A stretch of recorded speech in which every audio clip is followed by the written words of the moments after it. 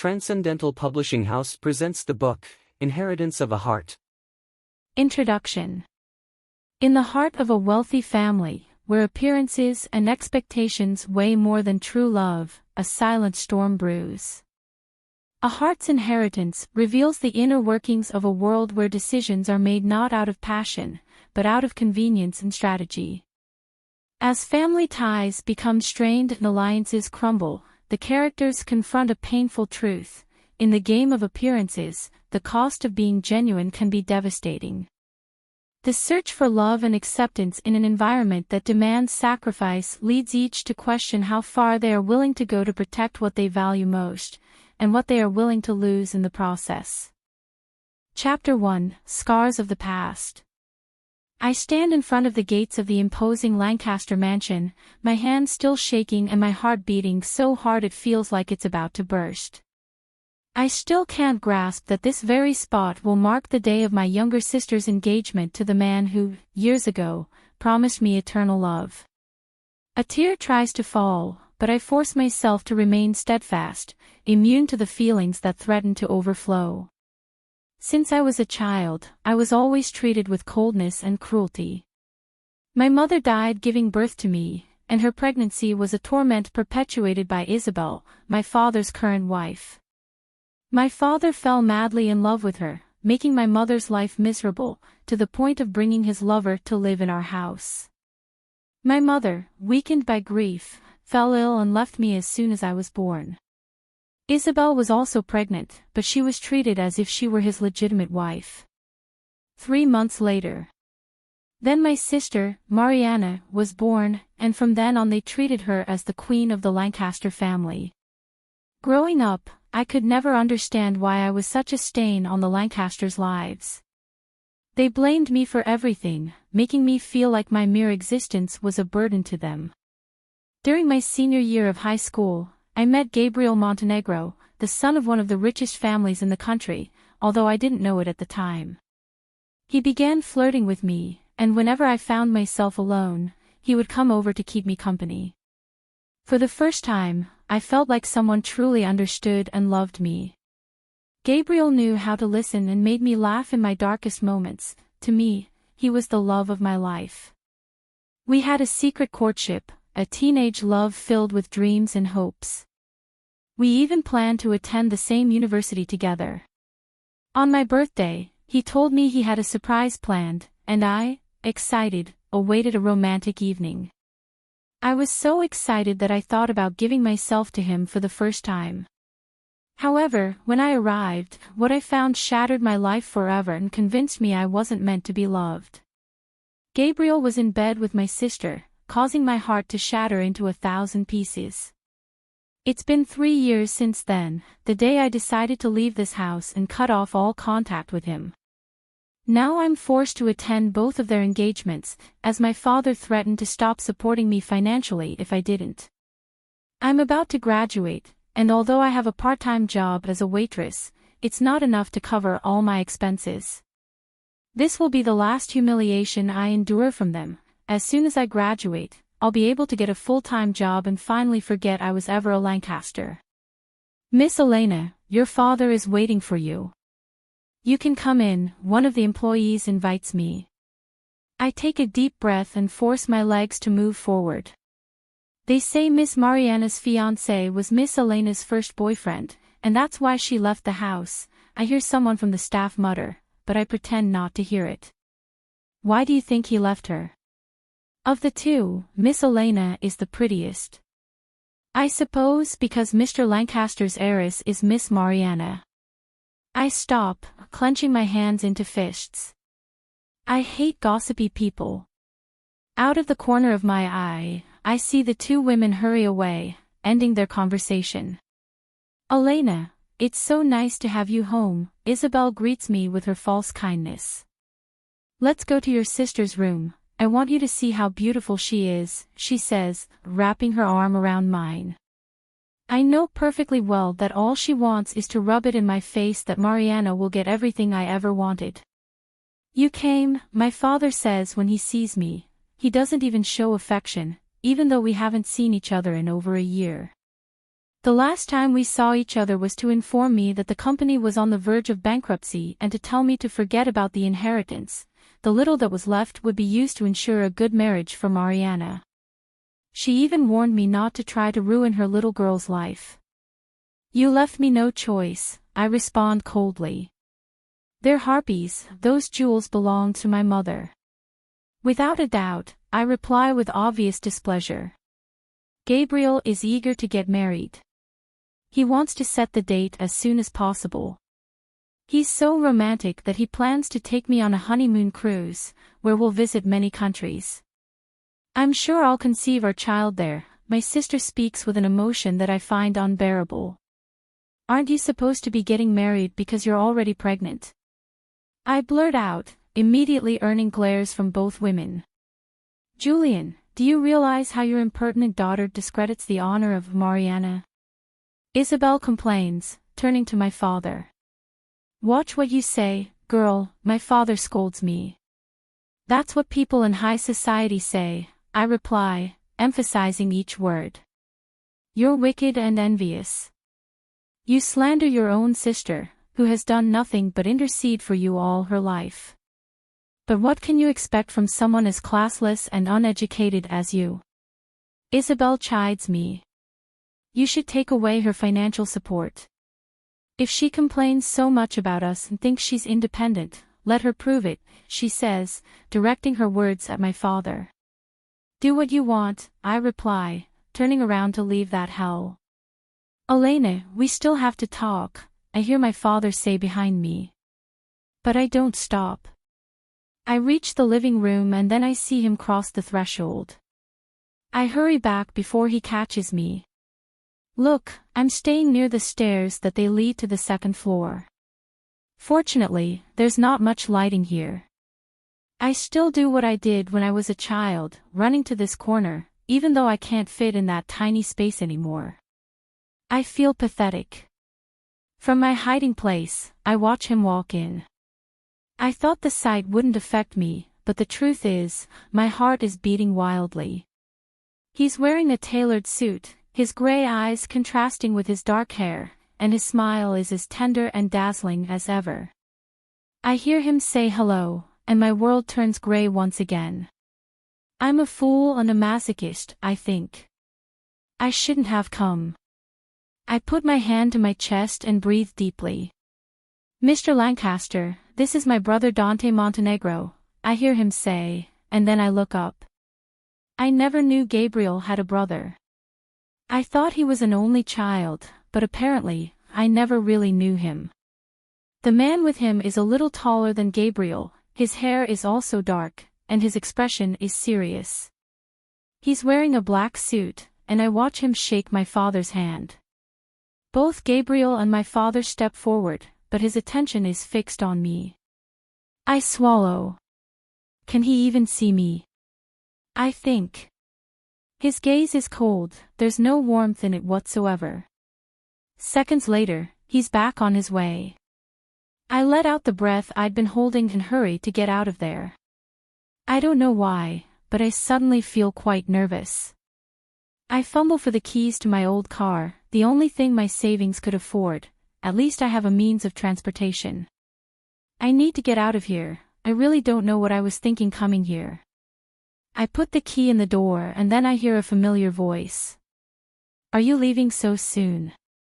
My heart almost stops, I don't even dare turn around. You never answered my texts, and then you blocked me from all your social media accounts. It was quite unfair of you not to give me a chance to explain myself. I take a breath and then slowly turn around to find myself, for the first time in 3 years, facing the man I once loved. I'm holding back my anger and frustration. It's quite cynical of you to say that I was unfair when he stabbed me in the back. I'm running late, move over, I say, ignoring what he just said. Elena, we need to talk. I smile bitterly. Between you and me, there's nothing more to say. He tries to take my hand and I pull it away. I searched for you desperately, but you disappeared from my life. I often wondered if you had just been a perfect dream. I snort. The bastard still has a way with words. Those sweet words were what sweetened the silly little girl, but I'm never going to believe him again. Yes, it was a fleeting and bitter dream from which I have already woken up. Now go, your fiancé is waiting for you. I respond coldly even though I am dying inside. I've missed you so much. Please give me a chance to talk. I know if you listen to me, you'll understand that I never meant to hurt you, she insists. And when is that? Before or after you announce your engagement? I know. Are you going to ask me to be your mistress? I ask sarcastically. I still love you, he says, trying to touch me, but I move away from him again. How many nights I cried, feeling like I was being torn apart from the inside, feeling like I was dying, feeling like I was gasping for air, wishing it was all a nightmare, longing to hear him confess that he loved me and that it had all been a mistake, but out of pride and dignity I walked away. Maybe I haven't completely gotten over it, but I will never become the person I hate the most. I'm not interested in anything that comes from you, I reply firmly. I stopped feeling anything for you a long time ago. Now go, your future wife and mother of your child is waiting for you. If you ask me, I'll call off the engagement right now, she insists. I know you still love me. I snort in denial. Stop wasting my time, I say, ignoring him. I dodge him, and when I go to open the door, I find a pair of gray eyes staring at us. In the light of day, I can better appreciate his enigmatic beauty. Dante Montenegro gives me a look.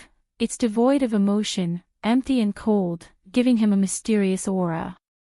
Gabriel follows my gaze and then tenses his jaw, then turns back to me. Never forget, Elena, that you are mine, he says in a warning tone, and I burst out laughing. Gabriel, what are you doing out here, love? It's Mariana who has arrived looking for her boyfriend. I cross my arms and look at Gabriel. Answer your girlfriend, I say in a challenging tone. We have a pending conversation, he warns me and then goes to meet my sister who now almost kills me with her gaze. I take a deep breath. I won't let this get to me again. I look up again to find Dante, but he's now here to be seen. That man is quite strange, but he's definitely too handsome. I get into the car and seconds later I am already moving away from that house of hell. I drive for over 2 hours and get to work. On weekends, I work the night shift since I get paid double. All this time, I've kept a low profile to avoid Gabriel Montenegro's notice. Besides, he and Mariana went to study in another state. I decided to stay and study at a state university. However, I left the city and live in a quaint little town where almost everyone knows each other. Even so, I'm sure he won't find me here. Put on your apron and serve table 5. My friend and colleague Anna asks me. Excuse me, I know you're just arriving, and your shift starts in half an hour, but there are just so many people. Don't worry, I say as I pull back my hair. That's what we're here for.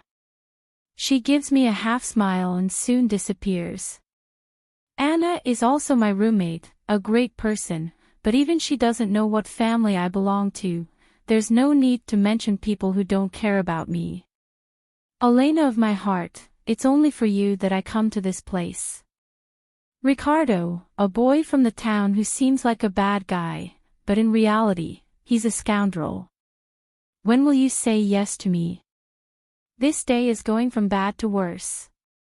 Dealing with this idiot always gives me a headache.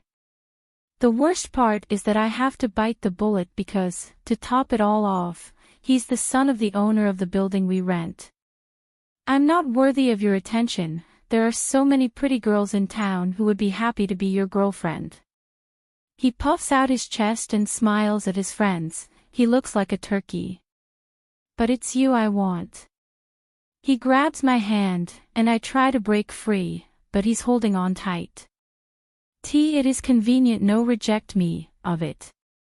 Otherwise you will regret it. I fake a smile and use all my strength to break away from him. I'm not afraid of you. No. Why?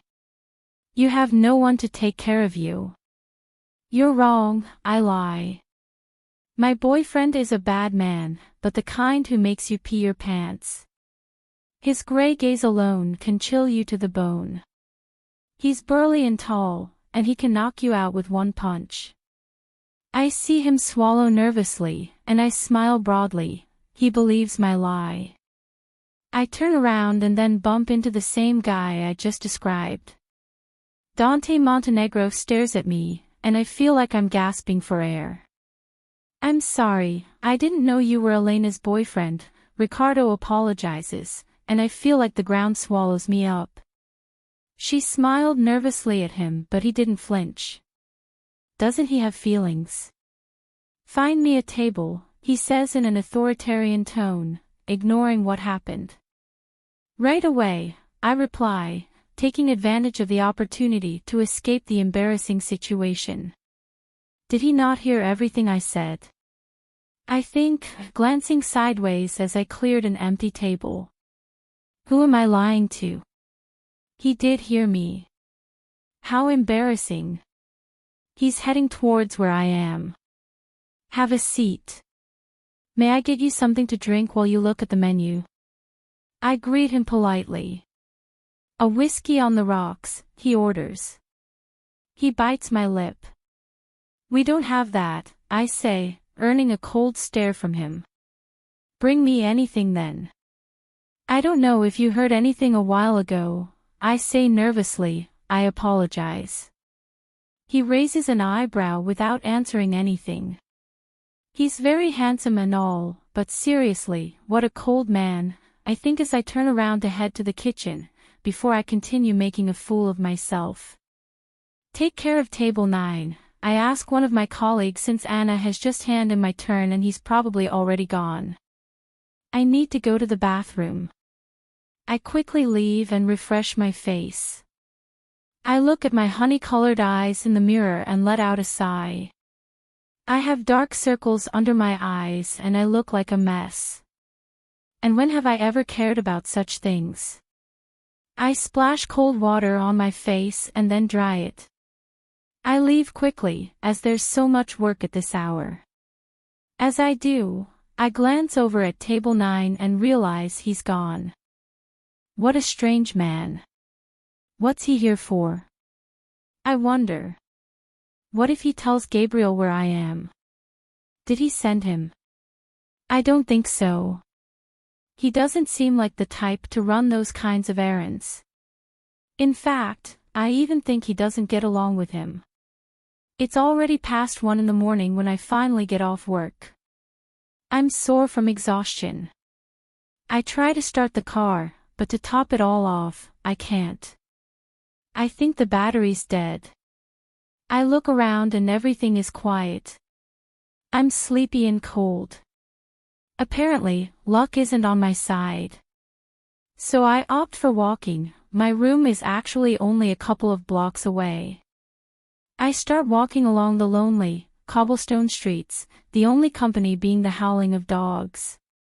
Why are you so lonely, Hottie? I hear someone say. I turn around quickly and realize they're 2 drunk guys. My heart is pounding, and I start walking faster. Come here, we're going to have some fun, the guy says as he starts following me. Now I'm no longer walking, I've started running, but the men are following me. I feel my pulse racing, my throat feels dry, and the heels aren't helping. It's at these moments that I curse the restaurant owner for making us work in high heels, but necessity compels one to accept these stupid rules. At one point my foot buckles and I fall to the ground. Despite the pain I get up quickly, but I have hurt my ankle. I look back and see the 2 men standing nearby. I take out my cell phone with the intention of calling the police. I hadn't thought about it because I was so nervous. Do you like putting yourself in danger or are you just too careless? I look up and that gray gaze that for some reason makes my breath catch is staring at me. Are you following me? I ask, my breath coming in short bursts. But he doesn't respond, he just walks a couple of steps behind me, and when the men see him, they act disoriented and go back the way they came. He turns back to me, his posture relaxed. I asked you a question, I insist.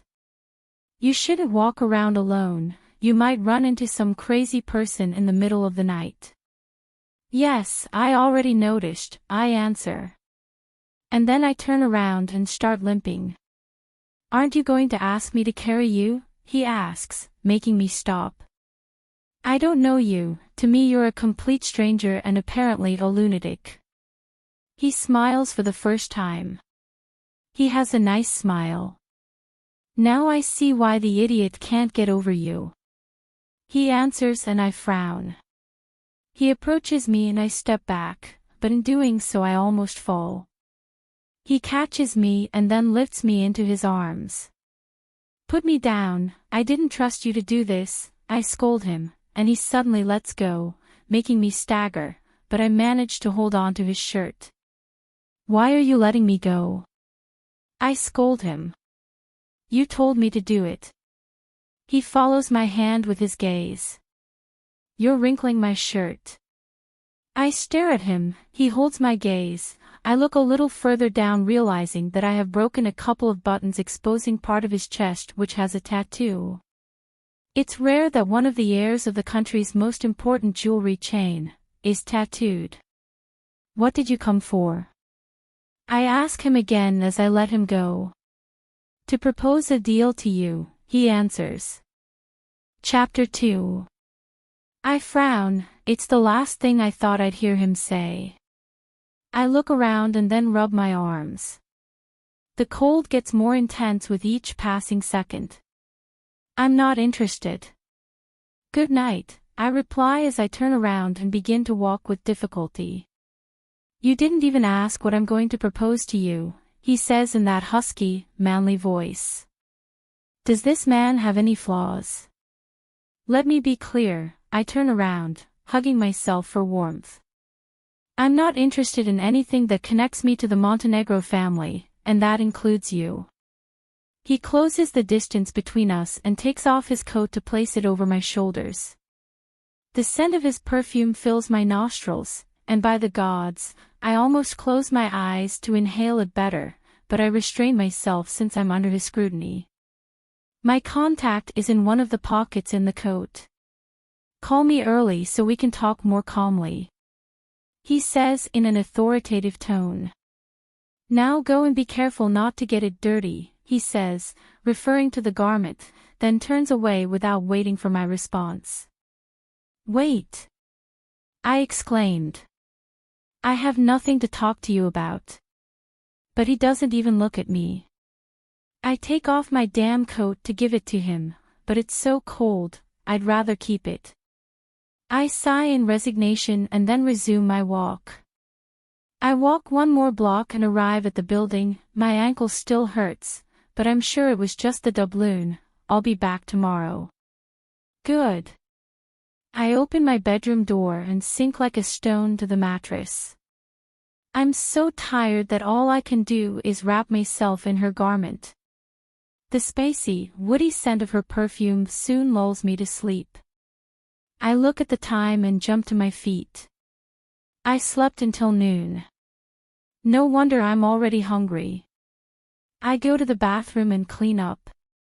Then, I put my hair in a messy bun and leave my bedroom, but I stop abruptly when I notice Dante Montenegro in the living room. He turns his head and stares at me, his gaze scanning me completely, and I feel my face change color. What are you doing here? I stammer, but he turns his attention back to my friend. I'm sorry, I can't offer you anything finer, but it's all we have, I hear Anna say as she pours her some of my favorite grape soda, which I rarely buy because it's expensive and tastes like wine, in my opinion. He tries the drink and then I see him make a face of disgust. I grumble inwardly. Apparently, he also has a discerning palate. It's Elena's favorite, right? You know. Rich, my friend speaks again, looking at him expectantly. It tastes like vinegar, he replies as he places the glass on the small table. I take a breath as I clench my hands into fists. He's conceited, he didn't even pretend to like me out of politeness, I think.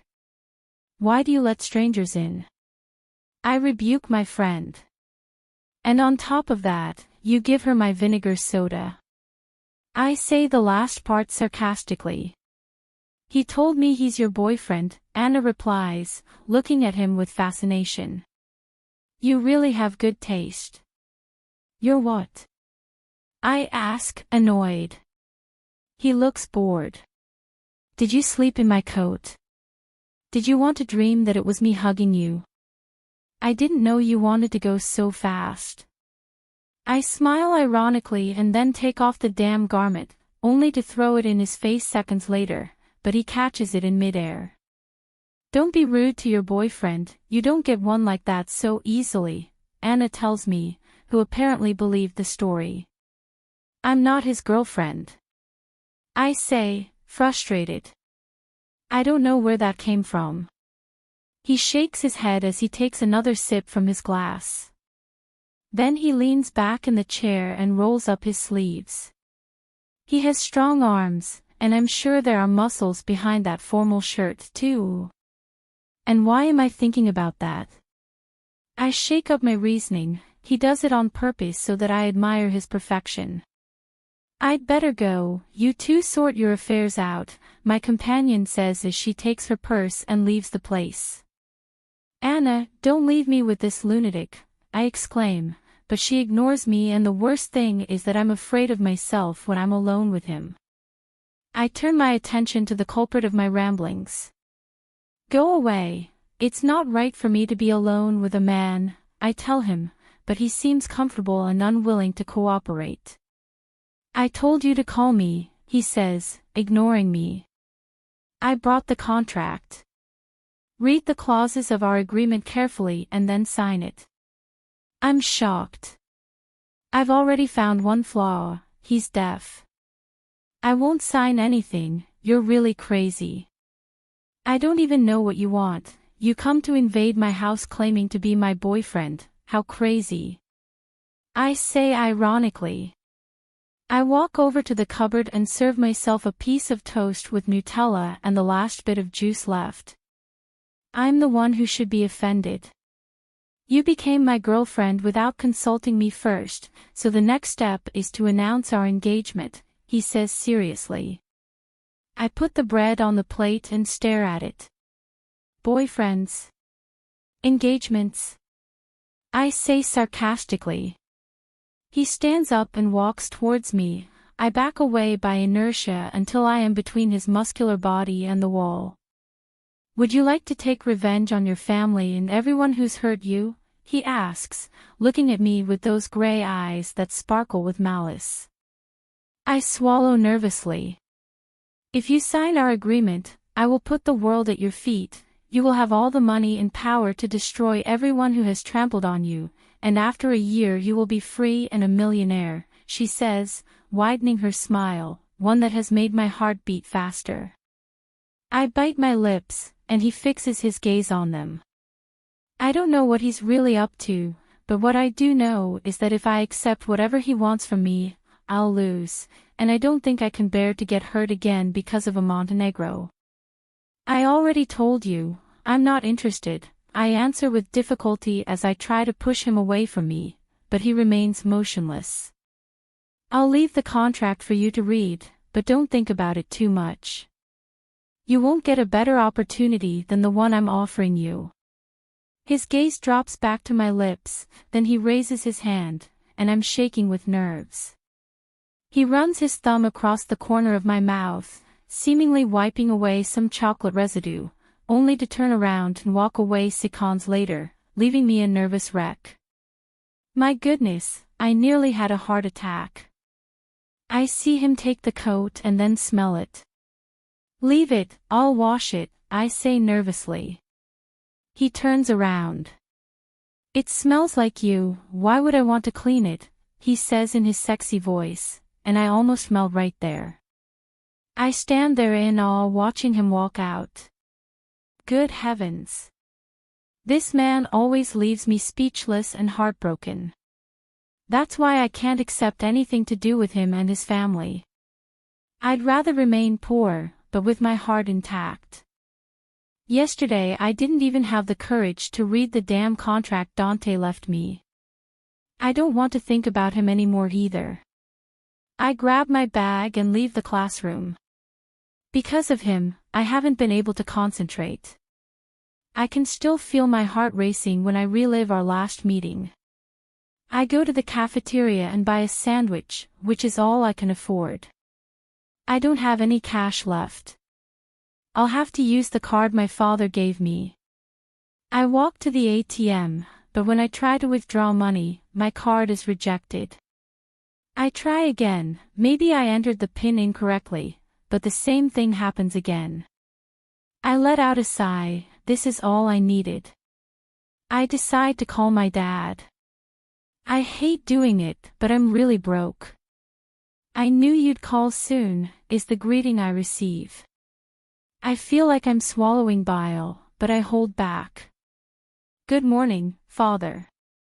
Do you know what's happening to my card? I ask, even though I know the answer. I warned you and you didn't obey me, he reproaches me.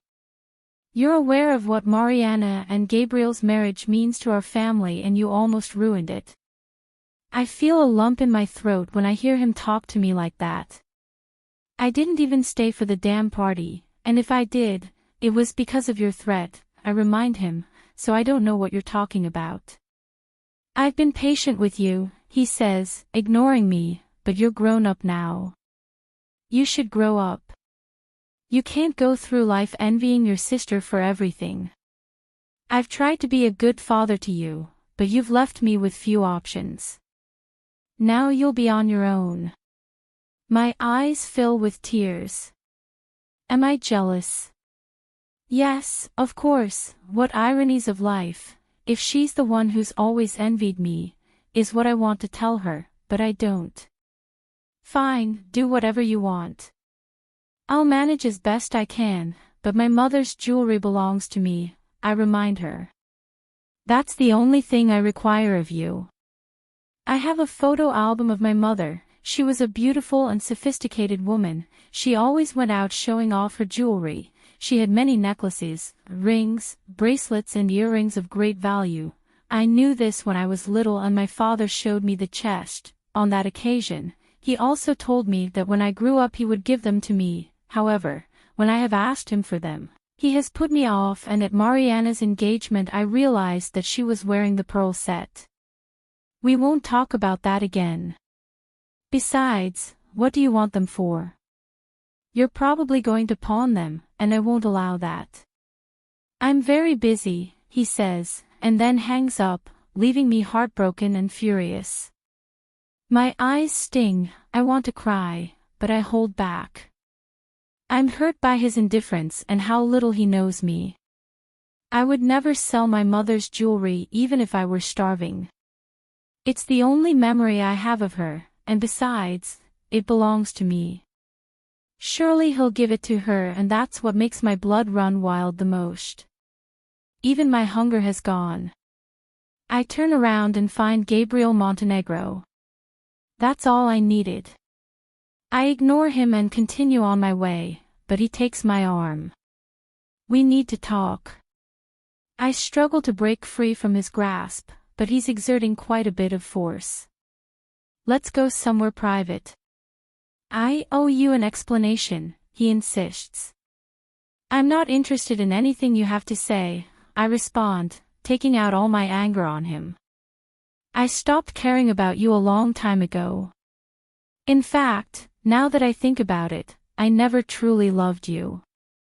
You were just a passing illusion that dissipated the moment I realized what a little man you were. Now let me go, or I'll start screaming and accuse you of being a stalker. I know you're saying that because you're mad at me, the shameless one replies, but we both know that you still love me, otherwise you wouldn't have escaped from the party. I smile ironically. You have such good self-esteem. I say sarcastically. Now leave me alone, I don't want anything to do with you. I struggle to get him to let go, and this time he lets me go. I'm not going to rest until you listen to me. He's speaking behind me, but I keep walking, ignoring him. I have to marry Mariana, and in doing so I'm going to inherit the presidency of the company, but you should know that who I love is you. I need you by my side, Elena, please don't push me away from your life, I know we can still be happy. I stop since I have to cross the street and the pedestrian light is red. Even so, I can't even see him, much less answer him. He doesn't deserve even that much from me. Besides, my stomach is in knots listening to him speak. He's practically proposing to me to be his lover. Elena, let's go somewhere private and talk about this. I know if you listen to my reasons you'll agree to be with me. She tries to take my hand, but I quickly move away and without thinking I cross the street, but as I do so a car stops abruptly in front of me. Elena, be careful. I hear him exclaim. I turn to look at the car, startled. The driver gets out and looks at me coldly. Dante Montenegro turns his attention to his brother and then turns to me. Honey, be more careful, I know you love to throw yourself at me, but this isn't the right way, he says flirtatiously while winking at me. I was speechless. He called me honey. Did I hear that right? What the hell are you doing here? I hear Gabriel question his brother. Go inside the car, Dante orders me, and for some reason I obey without question. Elena. Gabriel exclaims warningly, but I ignore him. I see Gabriel arguing with Dante, but the latter pays no attention. Seconds later, he takes his place behind the wheel and then starts the car. I still haven't finished processing what just happened, I've gone blank. Did you sign? He contract? He inquires, bringing me back to earth. I sigh in resignation. No, I reply indifferently, take me home. I need to rest for a while before I go to work. Have you eaten yet? He asks, ignoring me as always. Yes, now all I want is to sleep for a while, I reply. I'm craving a good steak, how about you? I roll my eyes. Yes, he is definitely deaf. I lean back in the seat and put my feet up on the dashboard. Put them down, you're going to scratch the dashboard with those heels, he says, and for the first time I sense some frustration in him. So he has emotions too, I think. I feel comfortable like this, but if it bothers you so much, take me home. He accelerates around a corner and I rush to get into a proper position. Drive carefully, I scold him, and he just sends me his cold stare. I cross my arms, annoyed. I'm getting impatient. He's moving away from the city. It was a bad idea to get in his car. I promise you that as soon as I get home, I'm going to read the contract and think about it. Now do me a favor and go back. I have to go to work, otherwise they'll fire me. I try to reason with him. Sign the contract and you won't have to serve those losers again, he replies indifferently. I left it at home, let's go back and I'll sign it, I lie. He opens the glove compartment and places the papers on my lap. Sign it. I look at him in disbelief. Nothing escapes this man. What you're doing is called kidnapping, I reproach him.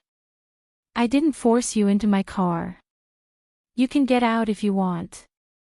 I see him put on his flashing lights, and seconds later he parks. I shake my head while smiling ironically. By treating me like this, do you think you'll achieve what you want from me? I rebuke him. You're practically abandoning me in the middle of nowhere. You were the one who complained the whole way. I had my destiny planned out, and you were the one who threw yourself at me. All I did was try to be nice. I opened my eyes too wide. You're amazing. I know, he replies coldly. He's conceited, and he also has a knack for turning things around in his favor, I think, frustrated. I'm not getting off, I reply as I turn my back on him. Out of the corner of my eye, I see a half-smile appear on his face as he resumes his walk. For a long time neither of us speaks. I close my eyes, since I'm honestly exhausted. We're here, I hear him say. I don't even know when I fell asleep, and I have no idea where I am. I look around and realize we're on private property. In the distance, there's a stretch of green fields, and in front of me stands a classical-style mansion. What is this place? I ask. Get down, I'll introduce you to someone important to me. What? I ask, scared. He looks at me amused and I am incredulous at his strange behavior. Chapter 3. I can't believe we've barely met and he already wants to introduce me to someone important to him. I'm scared, this man really unnerves me. I'm warning you now, I don't like children and I don't want to be a stepmother, I say without thinking. He raises an eyebrow. Why don't you like children? He asks curiously. I mean, I like them, I say, clearing my throat, but I'm too young to be a mom. I haven't even finished my degree yet, and my life is a mess right now. He stares at me. Are you going to introduce me to a boy or girl? Are you dad? I ask nervously. No, I'm not a dad, but I want to be one in the near future, he answers seriously, and I feel my face change color. I'm sure you'll find a good wife to fulfill your wish, I say nervously as I'm under the scrutiny of his gray gaze. Dante, come in, don't just stand there. I'm preparing a delicious barbecue. A man's voice interrupts us, and I thank heavens. Let's go, he invites me to come in as he places his hand behind my back, forcing me forward. As I walk forward, I realize that the person standing in the doorway of the enormous door, wearing an elegant suit, is an elderly man. From his bearing and elegance, I immediately deduce that he is a relative of Dante. Furthermore, now that I am standing in front of him, I can see the same gray eyes. Grandpa, I told you to wait for me, Dante says, and he clicks his tongue while shaking his head. I'm not a useless old man yet, he replies, then turns his attention to me. Good afternoon, sir. It's a pleasure to meet you, I say politely. Grandpa, meet Elena Lancaster, my girlfriend, he says, and I feel like I want to die of embarrassment, but first I'm going to kill him. He smiles tenderly. Gabino Montenegro, at your service, beautiful young lady, he answers, extending his hand, and I return the greeting. I look at Dante, so he's named after his grandfather. Let's see how that meat is, Dante says as he walks away, leaving me behind with his grandfather. You're the first girl he's brought here and I certainly like you, Grandpa tells me in a low tone. I smile shyly. I really like you too, I reply, and to my surprise, he puts his hand around my arm.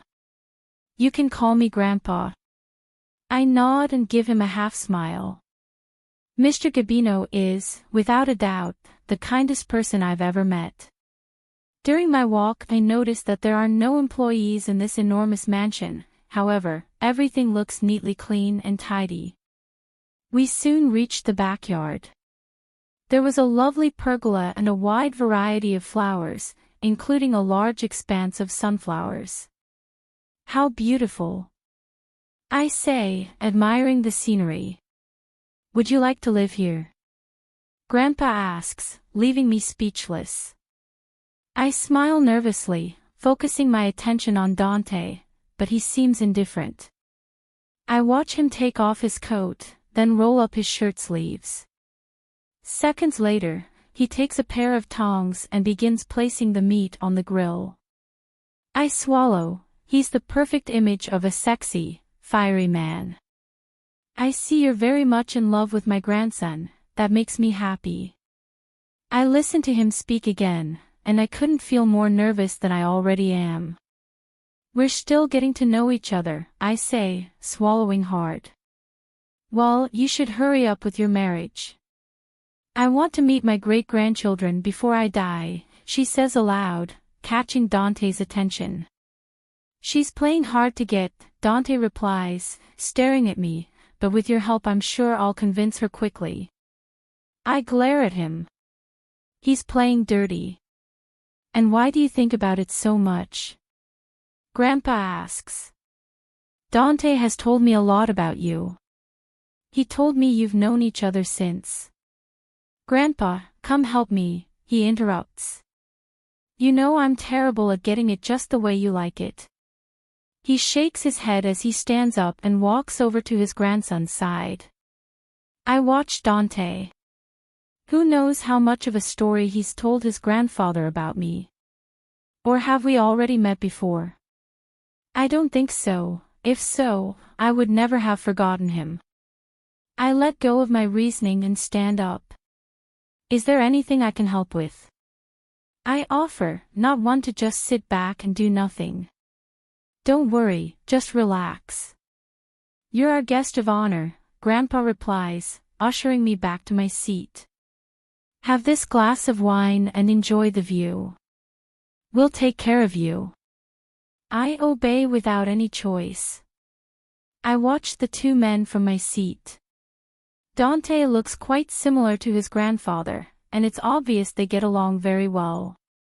For the rest of the afternoon, we spent pleasant moments. Mr. Gabino tells me about his youth and his one and only true love, his late wife, to whom he was married for over 50 years and, in his own words, still loves and misses very much. It's here that I most often see Dante's genuine smile. The one that makes my heart beat faster. Love grows stronger with time. You're just getting started, but I can already see that you'll be a happy couple with a large family, says Mr. Gabino, and I feel like I'm going to choke on my wine. That's what I told Elena, that we should hurry up with the wedding, to work on the children's part, Dante replies, making my face heat up. These days, young people have children first and then they see about marriage, like what happened to your brother, the old man answers, and I avoid Dante's inquisitive look. He has never questioned me about what I feel for Gabriel or not. I'm old now. In my time, we kept to ourselves until marriage, but I know that everything changes. The important thing is that they marry in love, and that part reassures me because I can see the love they have for each other in both of them. Dante looks at me, and I just nod nervously. I can't believe Mr. Gabino thinks that ice-cold man is in love with me. Dante isn't one to show his feelings openly. How are you so sure he's in love with me? I ask, earning a warning look from my executioner, but I ignore him. I know my boy well. I wouldn't have brought you home if I wasn't sure of his feelings for you. Yes, he loves me very much. True, darling, I say to annoy him. Grandpa, it's late. We'll visit you another day, he says, ignoring me. At least I've messed up by putting me in this situation. The three of us stand up. It was a pleasure meeting you, I say goodbye. Take good care of yourself. Come back more often, he replies. And next time, come prepared to stay. The sky is beautiful at night. Okay. I go ahead while Dante stays a little longer talking to him. After a couple of minutes he gets into the car and soon we are returning. She liked you, he says after several minutes of silence. I liked it too, but let me know next time, I scolded him. Besides, I feel bad for having lied to him. I cross my arms in annoyance. What did you lie to him about? He asks, and I snort. We're not dating, I'm not your fiancé, I won't marry you, and much less are we in love. We're dating, you confessed it yourself. If you want, we can skip protocol and get married right away. I snort and shake my head. Marriage is something important, one must be in love. Marriage is just an agreement to obtain a mutual benefit, he answers. You don't understand. Because I understand it well, I chose you to be my wife. I almost choked on his answer. What benefit would it have for you? I ask. Protect what interests me, he answers dryly. And that's it. I insist. He doesn't respond, he continues driving without even turning to look at me. Is your grandfather part of those interests or are you just doing it for the presidency? He parks as we arrive. Here, he says, holding out a card. There's no limit. Buy clothes and whatever else you need. I'm not going to accept anything from you, you don't even answer my questions, I don't really know what you want from me. I already told you, I chose you to be my wife and I'm just trying to take care of you. You chose me. Because, I'm sure any woman would be delighted to accept your proposal, what's your insistence on me? He sighs resignedly. We are equals and I'm sure we can understand each other. Well, you're wrong, I don't understand you, you're too secretive. Grandpa likes you, so I'm sure you're the one. I deny it again, smiling ironically. I'm the only girl you've introduced to him and you did it to get me involved, I reproach him. All the more reason for you to accept. That shows my intentions are sincere. What intentions? I don't know anything about you. I reply frustrated. Read the contract, I made my intentions clear there.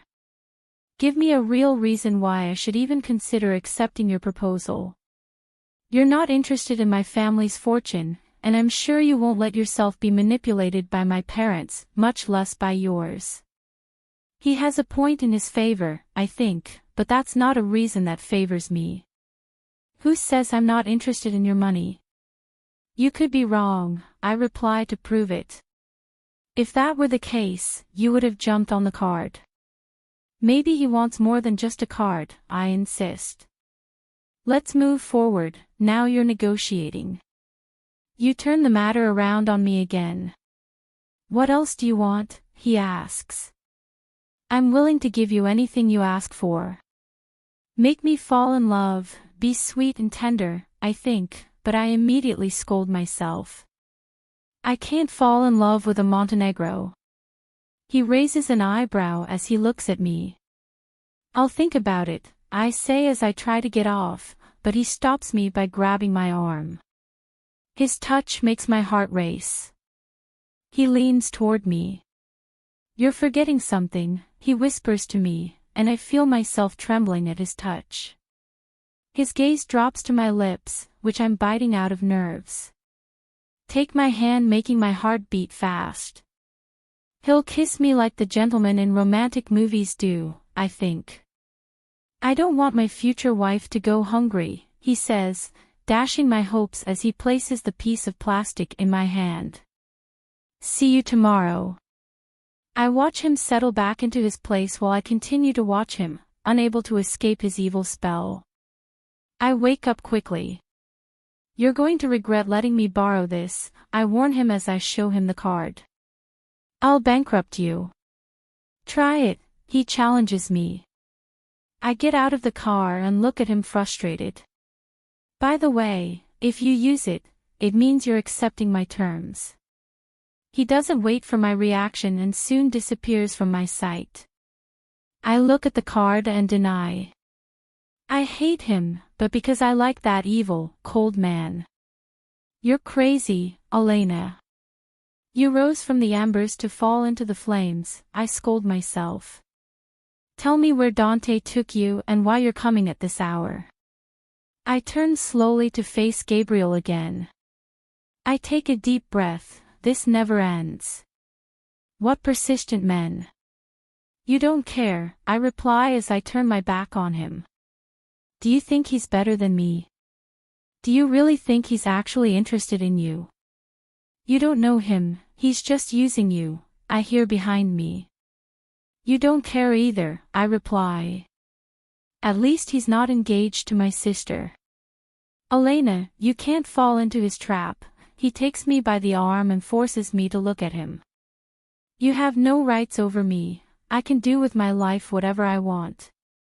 That's why you sold yourself to the highest bidder, he scolds me, looking at the card in my hand. So what? I confront him. If money is what you want to accept being my lover, I can give you much more, just name a number. I'm willing to pay you whatever you ask. I slap him with all my strength, even my hand is burning, but he deserved it a long time ago.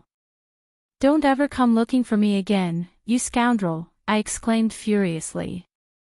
He takes my hand and pulls me against his body. I try to pull away, but I can't. I know I deserve that slap, but not for what I'm proposing to you, but for the past, he says confidently. I've loved you since the first day I met you, and I've never lied to you about that. A few years ago, I would have been happy to hear you say that. Now I'm not interested. I'm not interested in you, I assure him. I don't believe you, and even if you don't want it, you're going to hear it, otherwise I won't let you go, he says, pulling me closer to him, so close that I can even feel his heartbeat. I put both of my hands on his chest to push him away as I feel very uncomfortable. Let me go, I demand. Or are you an abuser too? At the last point he lets me go. You used to like my closeness. You said it, that was before. Elena, give me another chance to show you how much I love you, how much you mean to me. I shake my head while smiling ironically. Gabriel, leave me alone. There will never be anything between you and me. You decided to choose Mariana, now she's your fiancée, and I will never, not even in my wildest dreams, accept being your lover. Everything I've had to suffer has taught me that I deserve to be a priority and not anyone's second choice. And you think Dante will give you that? She asks sarcastically. He doesn't even know what love means. The only interest he has in you is to annoy me and our parents. He'll never love you, but I will. I don't care, I interrupt. He shakes his head. Do you know why I have to marry Mariana? I'm not interested in knowing. It's true that she's pregnant, he continues, ignoring my response, but besides that, I had to give you up in the past to protect you. My parents will never accept you as their daughter-in-law. They threaten to disinherit me and make your life miserable. I'm telling you this so you realize that Dante is only using you. You will suffer greatly in his hands. He won't protect you from our family. I feel a lump in my throat, but I suppress it. You protected yourself, I say ironically. Don't come telling me you did it for me. I turn around and take out my keys to get in. You don't understand, Dante is dragging you into a war where you will get hurt. I push the door, but he stops it. Worry about your fiancé. Don't interfere in my life again. You're just a stranger to me. The man I once thought I loved doesn't exist, he was just a mirage. I push hard on the door and this time he gives in. I won't give up. I'll show you that I truly love you. His words make me more angry than pleased. I close the door and drop to the floor, rubbing my face in frustration. Why does Dante insist on me if the Montenegro family doesn't accept me? Is Gabriel right? I need to know what the relationship is between Dante and his parents.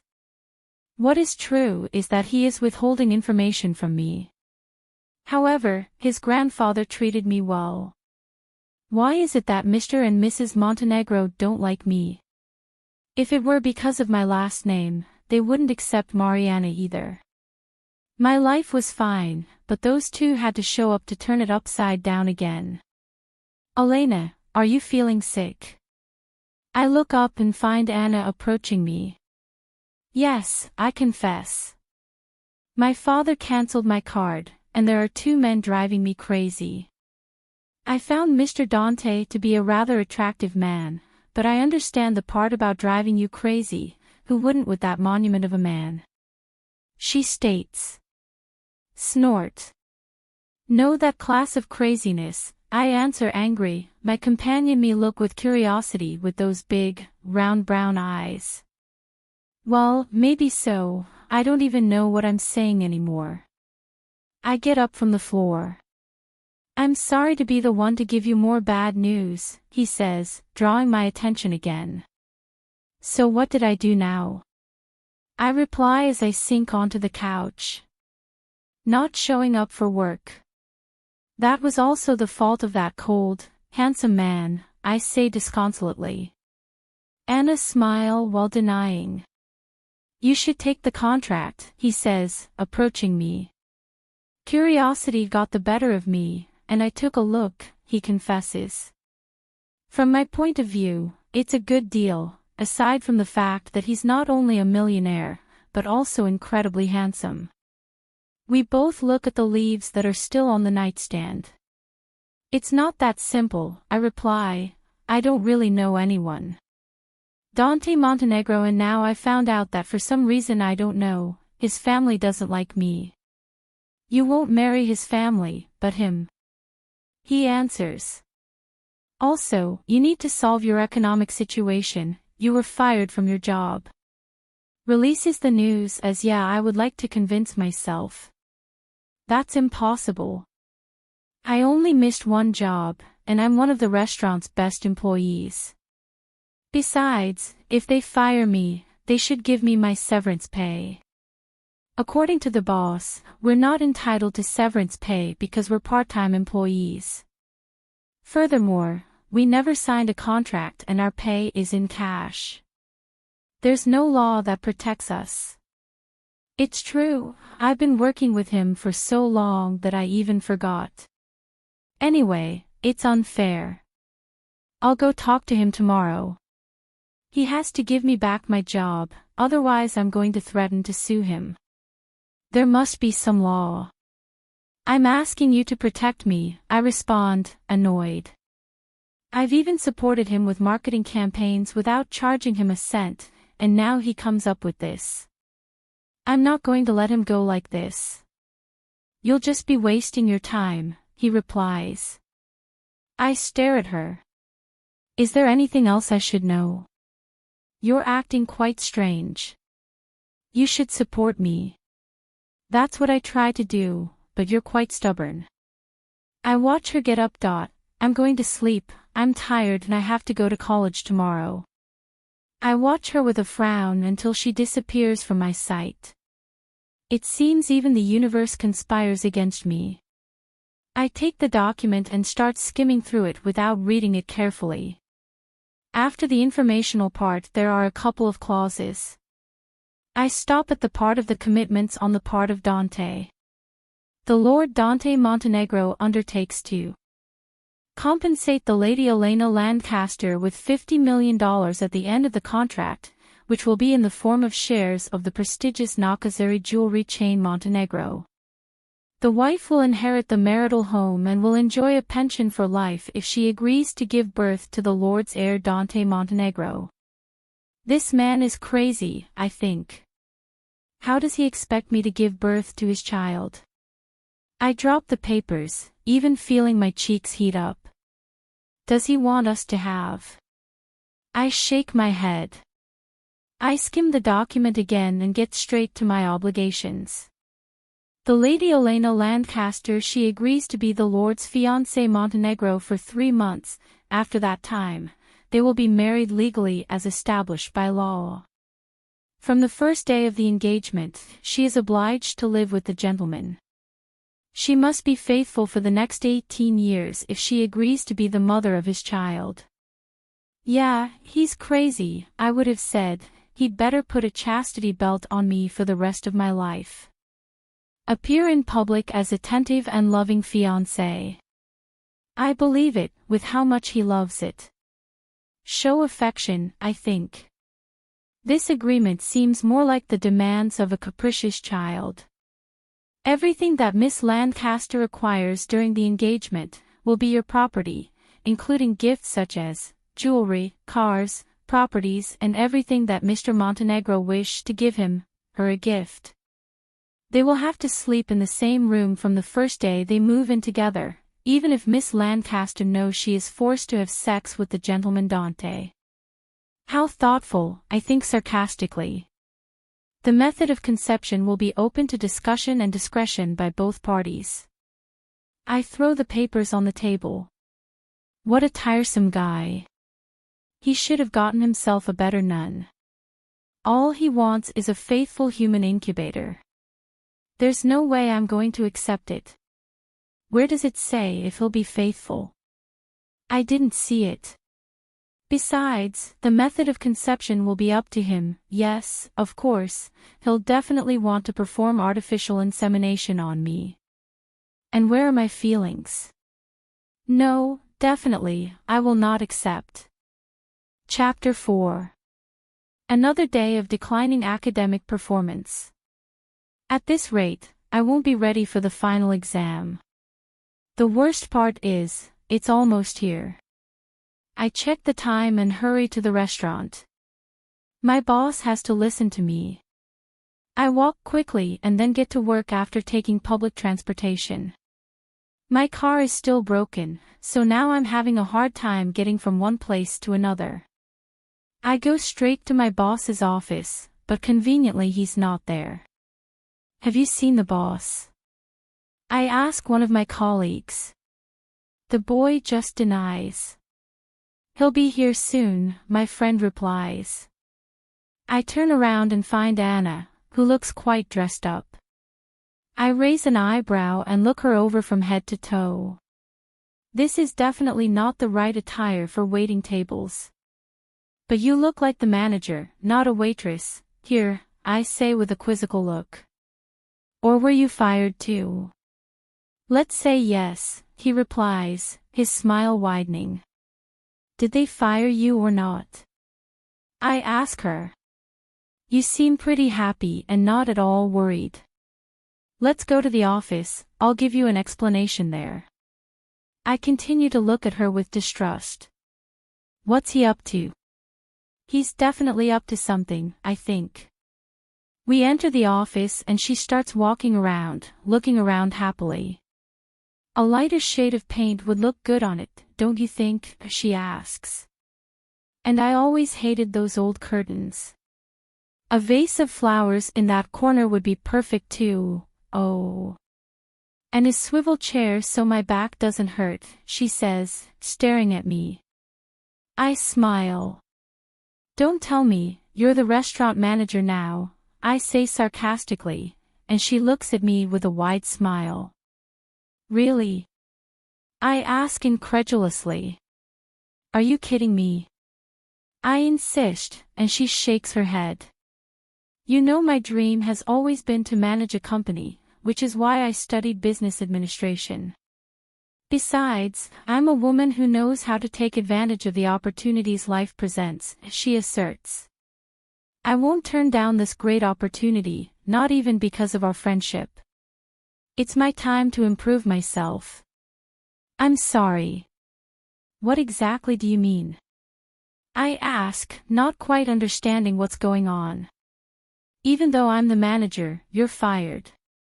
Besides, the lease expires in 8 days, and I won't be renewing it. With the job comes the opportunity to live in a luxurious building, which I've already accepted. I hope you understand and make the best decision. I smile ironically. And who is responsible for your good fortune? I ask sarcastically. Me, I hear his unmistakable voice. I don't have to look around to know that it's Dante Montenegro who has arrived. Good morning, boss, nice to meet you. Anna says, even holding up his chair for him to sit down as if he were a celebrity. So my vinegar-flavored juice paid off for you, I chide my friend. I knew all the attention wasn't in vain. Leave us alone, Dante orders Anna, while those gray eyes stare at me. She obeys immediately. Did you read the contract? He asks curtly. Did you buy this place to kick me out and leave me no options? I ask, annoyed. Because you ask something that is obvious. Reply coldly while he leans back in his seat. Gosh, he looks better now, or is it just my imagination? Stop thinking nonsense, you must be furious with him, I scold myself. Was it necessary? I insist. He keeps staring at me, I feel like his gaze is capable of stripping my soul bare and I don't like it at all. You even blackmailed my friend into moving somewhere else, I reproach him. That's dirty play. You're heartless. I cross my arms and snort. It's obvious that everyone is smart to accept a good deal. Are you telling me, silly? I ask annoyed. He raises an eyebrow. You have a bad habit of misinterpreting everything. I deny again. Answer my question, he insists. I look for the card he gave me and place it on the table. It doesn't matter what you do, but I won't agree to move in with you, much less pretend to be your wife, I respond haughtily. Besides, it's ridiculous to ask someone to be faithful to you for the rest of their life without offering something truly significant in return. He gives me a half smile. You can add or remove clauses, he says, staring at me. I swallow nervously. I can't even hold his gaze. What bothered you the most? He asks, standing up and coming over to me. Instinctively, I take a step back. The fact that you're not obligated to have sex with me or the fact that I don't mention whether I'll be exclusive with you. I swallow again. Neither, I respond nervously. Besides, it doesn't matter. I already told you, I'm not interested. I try to escape from there, but he blocks my way. Why? He asks. I'm sure you like me. Snort. You're sure? Of course, otherwise you wouldn't be trembling at my proximity. That reaction of yours only means two things, you like me too much or you're afraid of me, and honestly, I've already figured out it's the former. He takes another step and I take a step back. He smirks. I feel like a lamb about to fall into the clutches of its prey. Gabriel said you just want to use me. I say the first thing that comes to mind, otherwise I won't be able to resist. His expression changes, now he looks really annoyed. Are you still in touch with him? She asks with deceptive calm. I clear my throat. He was waiting for me last night, I reply, and I don't know why I suddenly feel the need to clarify the matter. I'm not really interested in anything to do with him, but what he said got me thinking. He turns around and walks back to his seat. I don't even know how to interpret his reaction. It's quite frustrating not knowing your true motives, I rebuke him, and now I'm truly furious. I feel like you're playing me. You never explain anything to me, and I don't know what to believe. I've made my intentions clear from the very beginning, he replies curtly. I love you, but you're one of those who needs to hear nice words and ignores actions. I smile in frustration. There he is again, making me look bad. Although sometimes it's necessary to talk, I respond, annoyed. There are things that need to be expressed and also clarified. I'm not going to allow you to use me and then discard me. Besides, I'm almost certain that some of the things your brother said are true. I turn around and slam the door behind me. Dante really makes me lose my balance. Did you accept? The one who claimed to be my friend asks as soon as she sees me leave. No, and don't speak to me, you're a traitor, I say without stopping. I leave quickly, walking without having a fixed direction. I feel like crying. I feel confused. I don't know why I'm so upset by the fact that Dante isn't clear about his feelings. Do I? No, I can't fall in love with him. I sigh in resignation. Maybe it's not love, but I like him too much. Because I'm such a fool, I've been immune to all my suitors, but he had to appear to turn my world upside down. I start repeating in my mind everything he said. Was I to blame for him acting like this toward me? I shouldn't have mentioned Gabriel, he's never brought it up, but, is it because he doesn't care? I sigh, my emotions are mixed, I don't even know what I'm thinking. I stop and look around, having walked too far without realizing it. The worst part is that I'm hungry and tired. I shake my head, feeling stupid. I have no right to make such a scene. We're not dating. I smile, he said yes. I start walking back since I don't have money for a taxi. My stomach is growling, and to top it all off, I think it's about to start raining. It's not long before the first drops of water fall.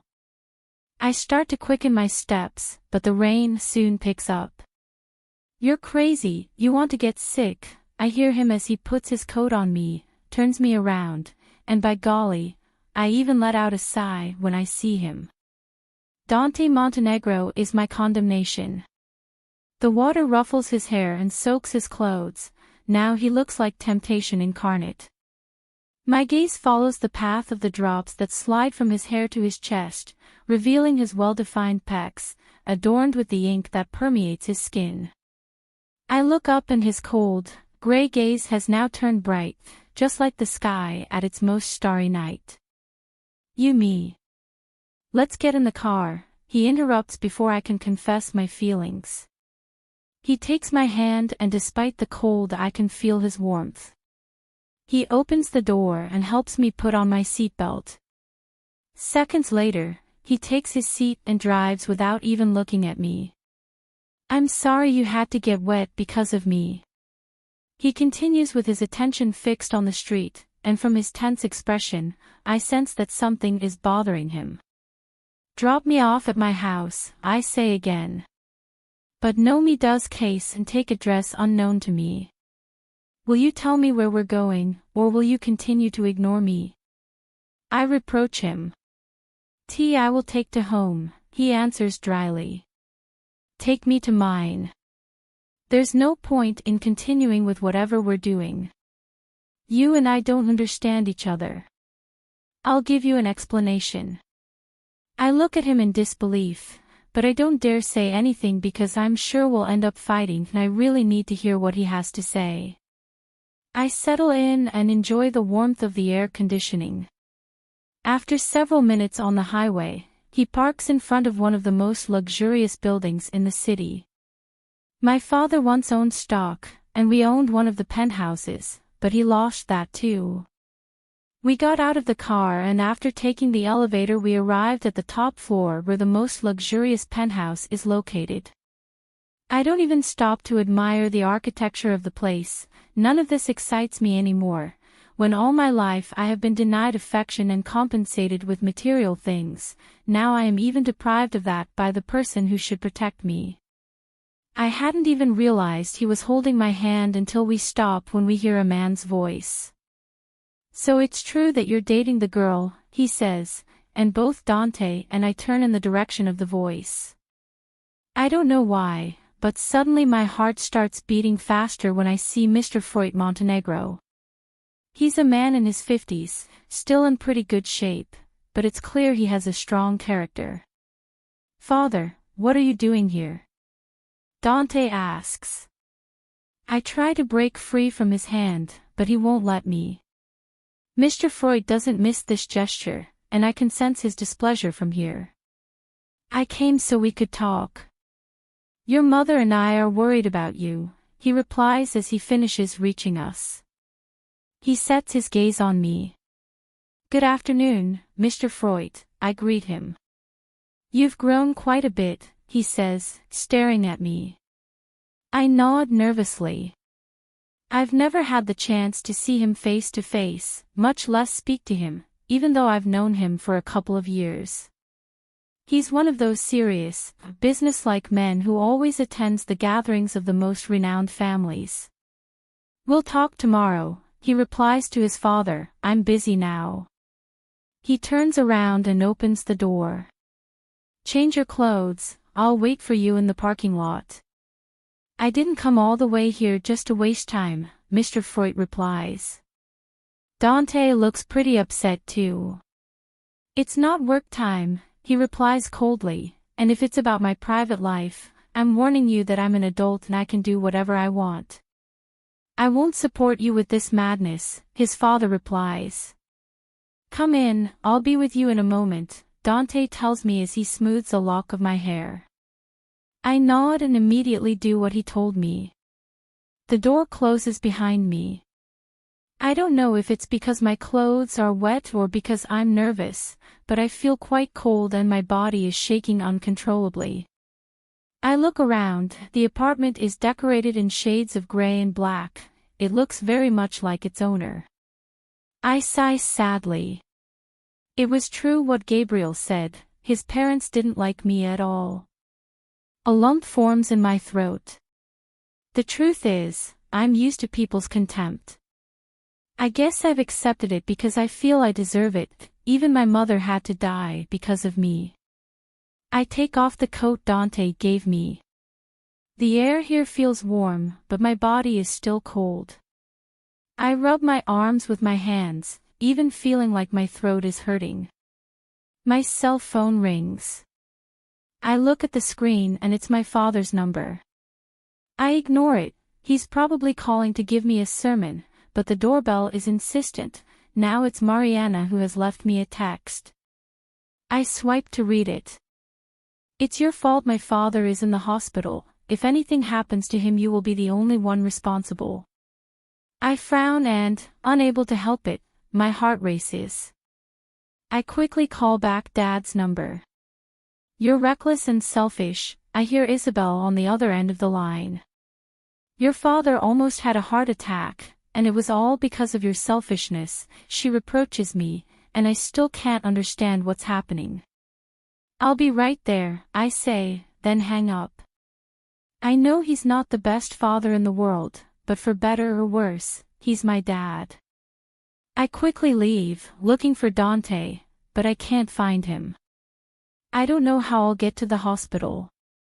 I don't have my car, and I don't have any money. How could I have been so careless about that? Now I regret returning the card. I get in the elevator and go down to the parking lot hoping to find him there. "Elena, I'm sorry about your father." I turn around and find Gabriel. I nod politely. Mariana probably already told him. "I'm going there, if you want I'll take you," he offers. "Okay, thank you," I agree without thinking. "So you don't get cold," he says as he tries to put his coat on me. "I don't need it, and besides, it'll break." I subtly reject him. "But your clothes are wet," he insists. "It's almost dry," I reply as I get into his car. Seconds after already we are on the way. "That you did in that building?" he questions. "I agreed to come with you because I had no other option," I reply. "But what let it be clear that I don't owe you any explanation about what I'd do with my life. Excuse me, but I can't help but feel jealous when I see you with him. Dante is my brother, and I know him very well, and I know that he just..." "I don't want to talk about it with you," I interrupt. Now I regret having accepted his help. "I'm sorry, I know you're going through a bad time. I just want you to never forget that I'll always be there for you. I care about you so much." I press my head against the window and decide to ignore him. My cell phone is ringing again, but this time it's Dante calling. I don't remember giving him my number, but I guess it's not hard for him to get it. What's wrong? I reply. That's what I need to know, he says, quite annoyed. Where are you? I told you to wait for me. A problem arose and I had to leave. I answer without giving further explanation. What kind of problem? He asks. Send me your location, I'll come get you. There's no need. If you're upset about what happened earlier, I can explain. It doesn't matter, we'll talk later, I say as I hang up. I feel pretty bad responding like this, but I don't want him to find out I accepted Gabriel's help. I have enough problems without bringing more on myself.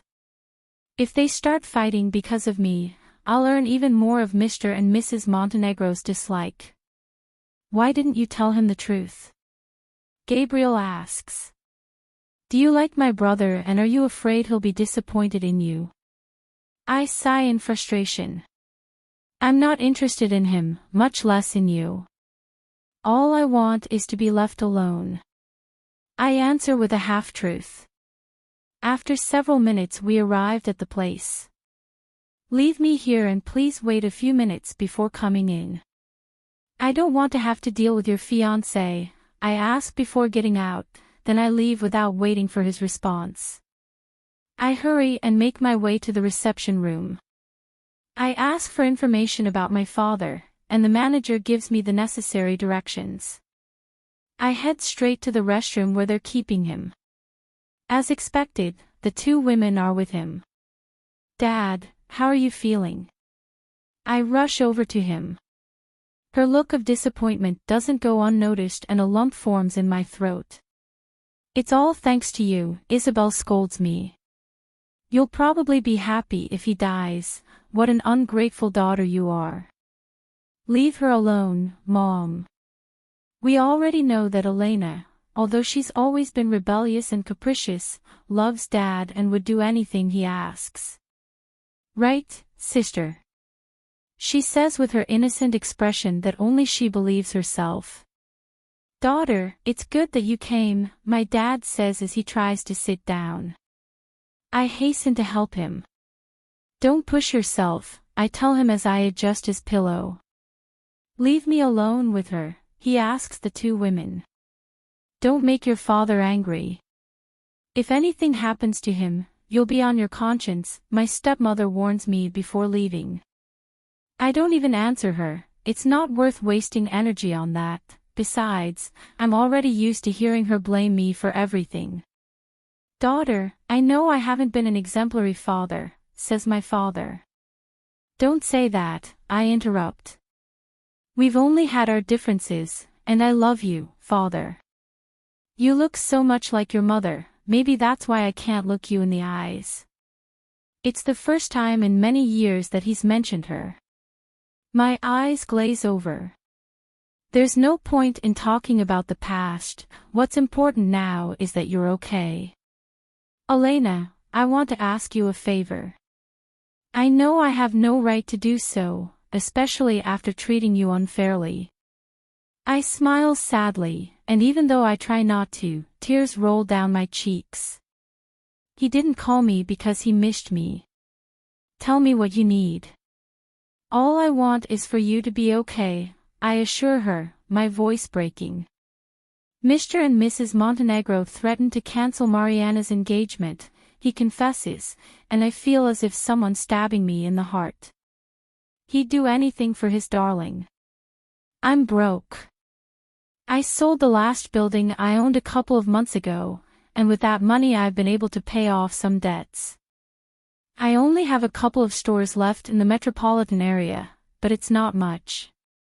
Gabriel and Mariana's marriage is my only way out.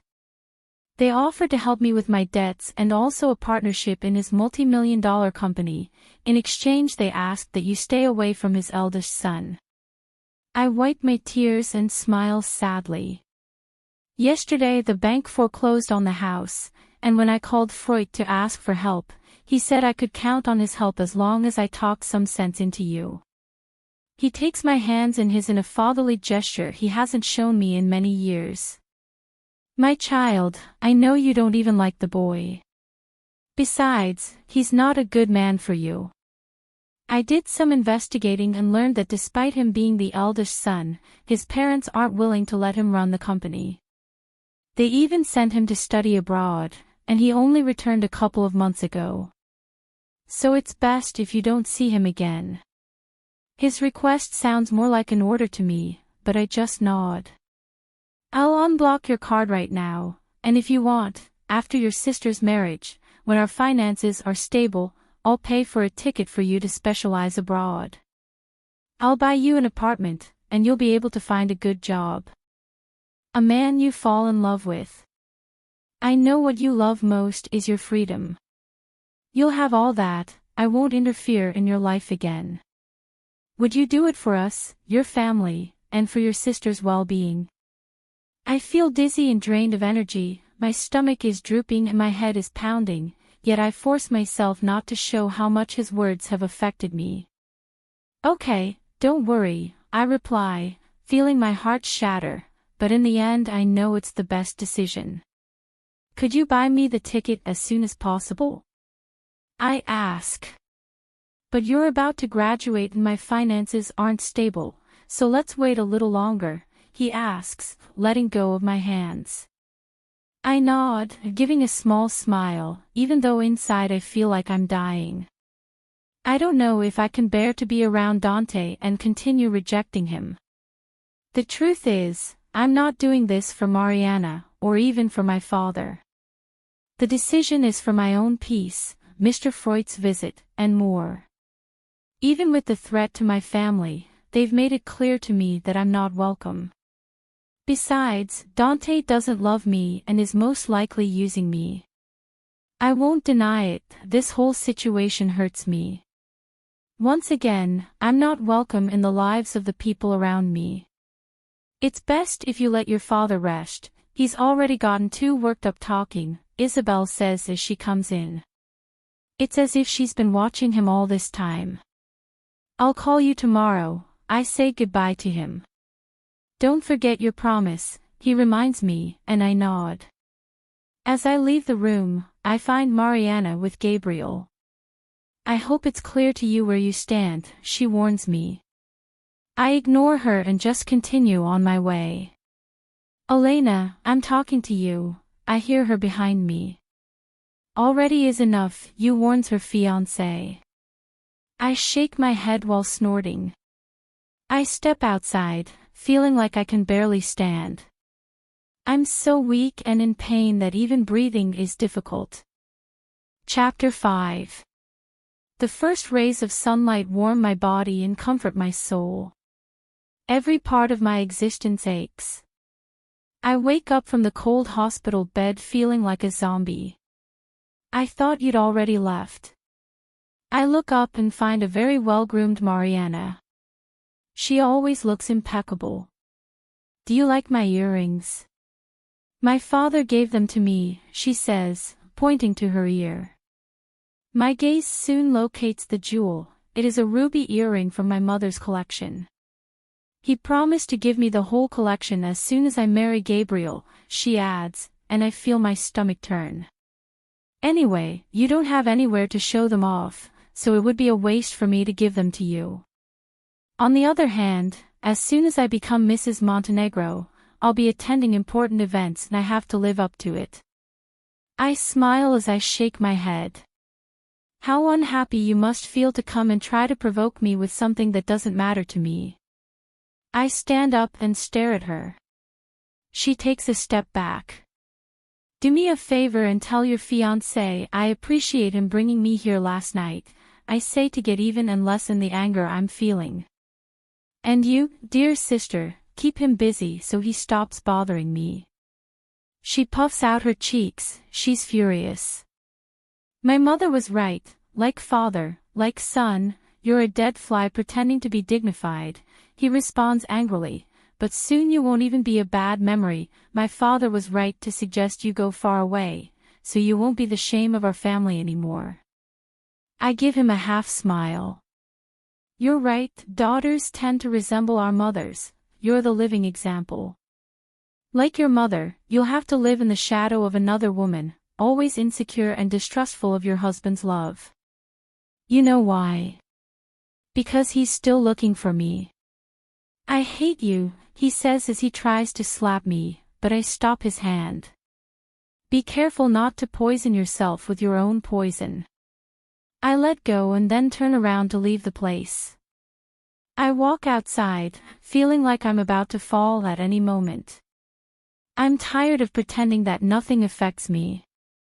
Knowing that my father denied me the jewelry to give it to Mariana has brought out the worst in me. I sit on a wooden bench and close my eyes, trying to recover. I don't even know why I stayed. In the end, my father won't even notice whether I left or not.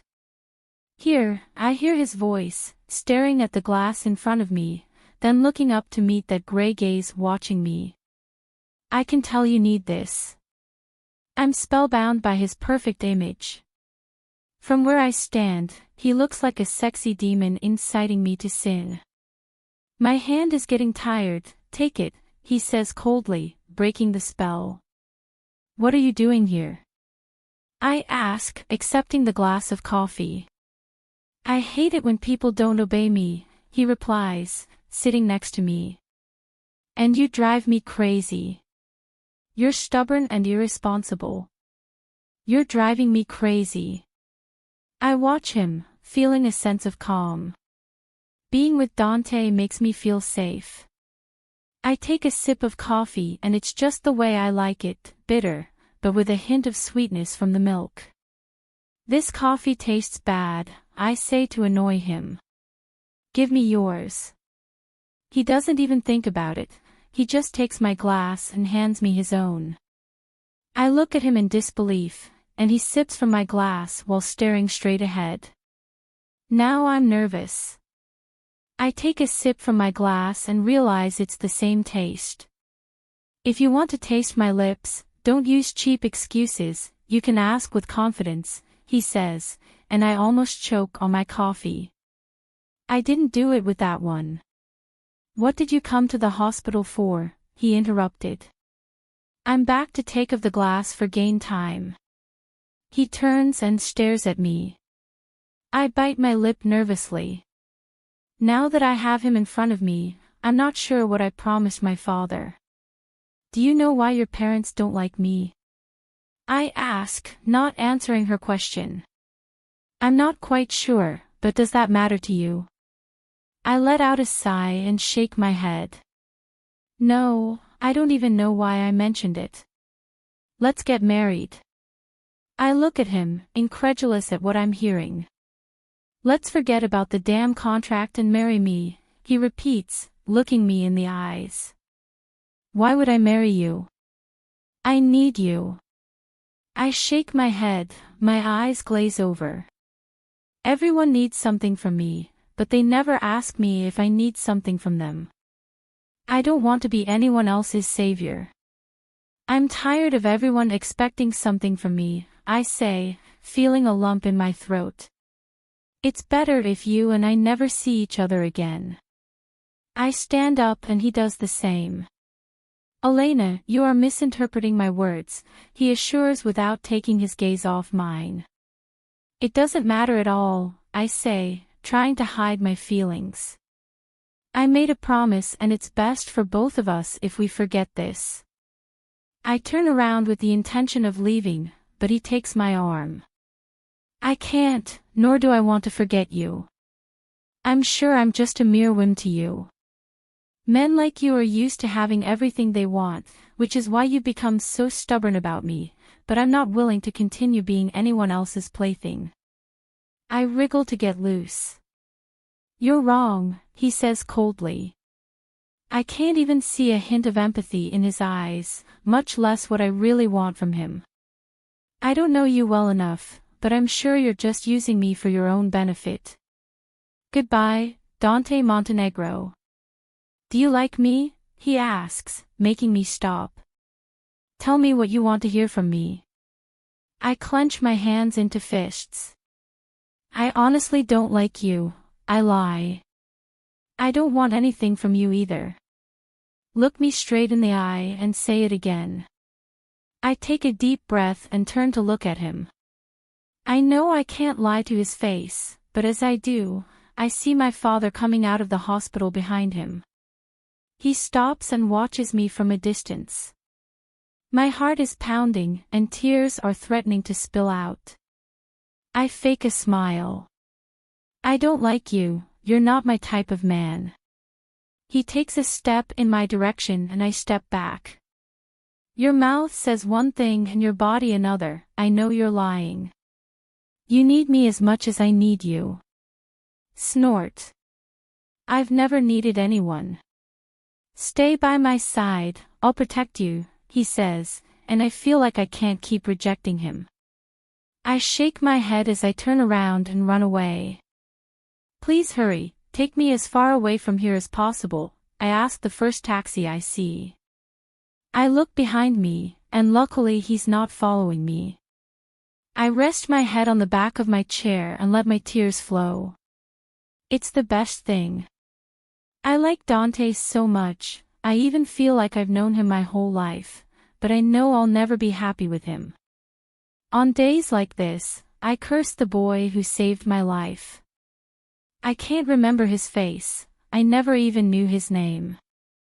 He just appeared like a ghost, and when I woke up, I was alone in the middle of the beach, feeling my throat burn from the water I'd swallowed. I was never able to thank him, but if I had him in front of me, I would cry out for him. Death would have been my salvation. Now I have to live under the contempt of the one who should have loved me.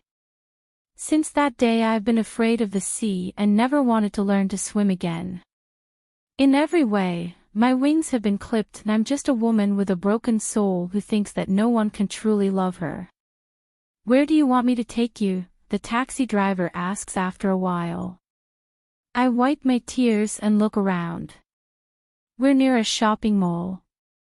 Leave me here, I ask him. I give him the card to charge and thank goodness he did that part. I get off and start walking through the aisles. My mind is blank. I wander around the mall for several hours, occasionally glancing at a couple in love walking hand in hand.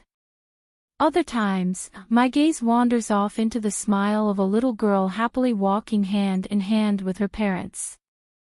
All of that was denied to me. Night falls and it's time to head back. I stop at the cafe, needing something sweet since I haven't eaten well in over 24 hours. Do you like donuts too? I hear a familiar voice inquire. I like the ones with fillings, although at my age they have forbidden me to eat them, but I don't pay attention to them, I'm not a child who should be controlled even in what I should eat. Mr. Gabino, I greet him sweetly. What are you doing here? I ask, looking past him, afraid of seeing his grandson. I like the pastries here, he replies as he approaches me. Can you keep a secret? He whispers, and I nod. No one can find me here, and I can rest easy eating what makes me happy. I give him a smile. Then sit with me and let's eat together. That's why I like you, he says as we sit down. After lunch, could you go shopping for some suits with me? I don't like the ones I have anymore. Of course, I reply enthusiastically. Did he come alone? I ask.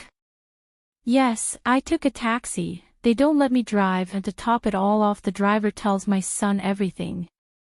That's why I ran away, and Dante has a lot to worry about, so I better not bother him with my nonsense. I take a bite of my donut while I debate whether or not to investigate further. I know I shouldn't care about Dante or his family, but I can't help it. I've noticed that Dante loves you very much, I'm sure it's no trouble for him to accompany you. I know, but he's done enough for me. He left his life abroad to come save me from his evil mother. My boy is good, but he has a hard time showing emotion, which is why I'm happy he has you, she assures, and I feel guilty. To save him? I ask curiously. He looks at me seriously and then smiles at me. Would you like to work for me? he proposes, leaving me speechless. I need someone to keep me company. You don't have to do anything other than keep me company. I'll give you a roof over your head and food, plus a juicy sandwich.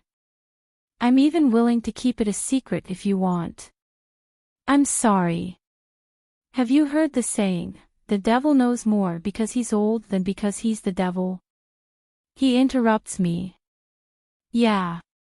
I know very well what's going on between you and my grandson, he confesses, and I don't know how to interpret that.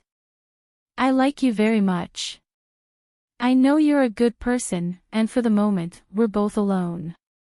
I sincerely wish I had your company and could get to know you a little better. What are you saying? Dante. There goes my little Elena again, just like her name. She is the fresh breeze of my mornings, the one who comforts my soul and the one who always escapes from my clutches. I turn slowly and find myself facing the guy who calls himself his father. Now, I understand his reaction. I walk with a firm step and reach him. Young Montenegro, it is a pleasure to greet you, says Mrs. Lancaster. You're even more handsome up close, brother-in-law, Mariana says, giving me her best smile. The other day I was pretty upset because you didn't stay for my engagement party. Since we'll soon be family, you should ask me out so we can get to know each other better. Excellent idea. Her mom supports her. My princess gets along very well with your entire family, all that's missing is for you two to forge a good friendship. Mr. Julian, I'd like to talk business with you, I address him, ignoring the two chatty women. I'll tell my assistant to schedule an appointment. I know what I have to offer interests you. Okay, I'll be waiting for your call, he answers seriously. I nod and then turn to leave. I don't like these people. If it were up to me, I'd send them to ruin to avenge my little girl. Wait. The girl takes my arm. I look at her with disdain. I don't know who she thinks I am, but I'm definitely not an idiot like my brother who would fall for her games. Could I have your number? She says, offering me her cell phone. I'd like to get to know each other better. I'm not interested, I reply, then continue on my way. I start my car, loving the roar of the engine. It's a warning that the biggest predator has arrived. I'm soon lost in the city streets. For now, I'll leave my little girl to calm down. I know her very well, and I know that if I insist, the only thing I'll achieve is pushing her further away. I've never wanted anything as much as I want her. My obsession began that summer afternoon when I saw her playing alone on the beach. Her loneliness was what attracted me. Watching her from a distance was what I did during those days. Her sandcastles were hideous, and her strands of tangled hair covering those beautiful honey-colored eyes weren't what attracted me the most. It was her stubbornness. No matter how many times the waves destroyed her castles, she would rebuild them. That was the first time she stole my breath. Getting close to her wasn't an option. I'm 4 years older, and all I would have done was scare her. But then, fate tested me. I don't know when. I lost sight of her for just a few minutes, and she wasn't there. I only saw Isabel staring out to sea with a big smile. I've been an excellent swimmer for as long as I can remember, and when I saw my little girl crying for help as she was swept out to sea, I didn't hesitate for a second. That was the first time my lips touched hers when I gave her first aid. When I close my eyes, I can still imagine the salty taste of her mouth. I smile to myself. Anyone would say I'm a degenerate. I call it fate. From the moment I saved her life, she was mine. I've had many women in my life, but I've never been able to get over her. Now that I'm back, I won't rest until I have her. I park my car in front of the Montenegro mansion and then head inside. My relationship with my parents is not the best. I've always been considered the black sheep of the family, but I'm not a sheep at all. I'd rather consider myself a raven, the same one I have tattooed on my chest. An animal associated with death and darkness. I stop at the doorway when I hear my mother's voice. What did Mariana tell you? Were you able to persuade Elena? I hear her ask. She promised her father she would go abroad, my brother replies. I clench my hands into fists, so that's why she looked so upset, but this time they won't get away with it. I won't let them take her away from me again. Dante, you came just in time to eat with us, my mother exclaims as soon as she sees me, trying to fake it. I'll ask the staff to set an extra place setting. Don't worry, Mom, I didn't come to eat with you, I respond coldly. I'm leaving, I have some unfinished business, Gabriel says goodbye. Lately, whenever he sees me, he runs away. He hasn't had the courage to confront me face to face. He knows perfectly well that he is the loser with me and that is why he plays dirty. I settle down on the couch and watch my mother say goodbye to her son from where I am. My father visited me yesterday. She walks around the armchair and then sits down opposite me. Did you send him? Bring me some tea, he asks one of the maids. You know perfectly well the subject is not up for discussion. I will never allow one of my sons to get involved with that girl. I look at her for a second and then shake my head.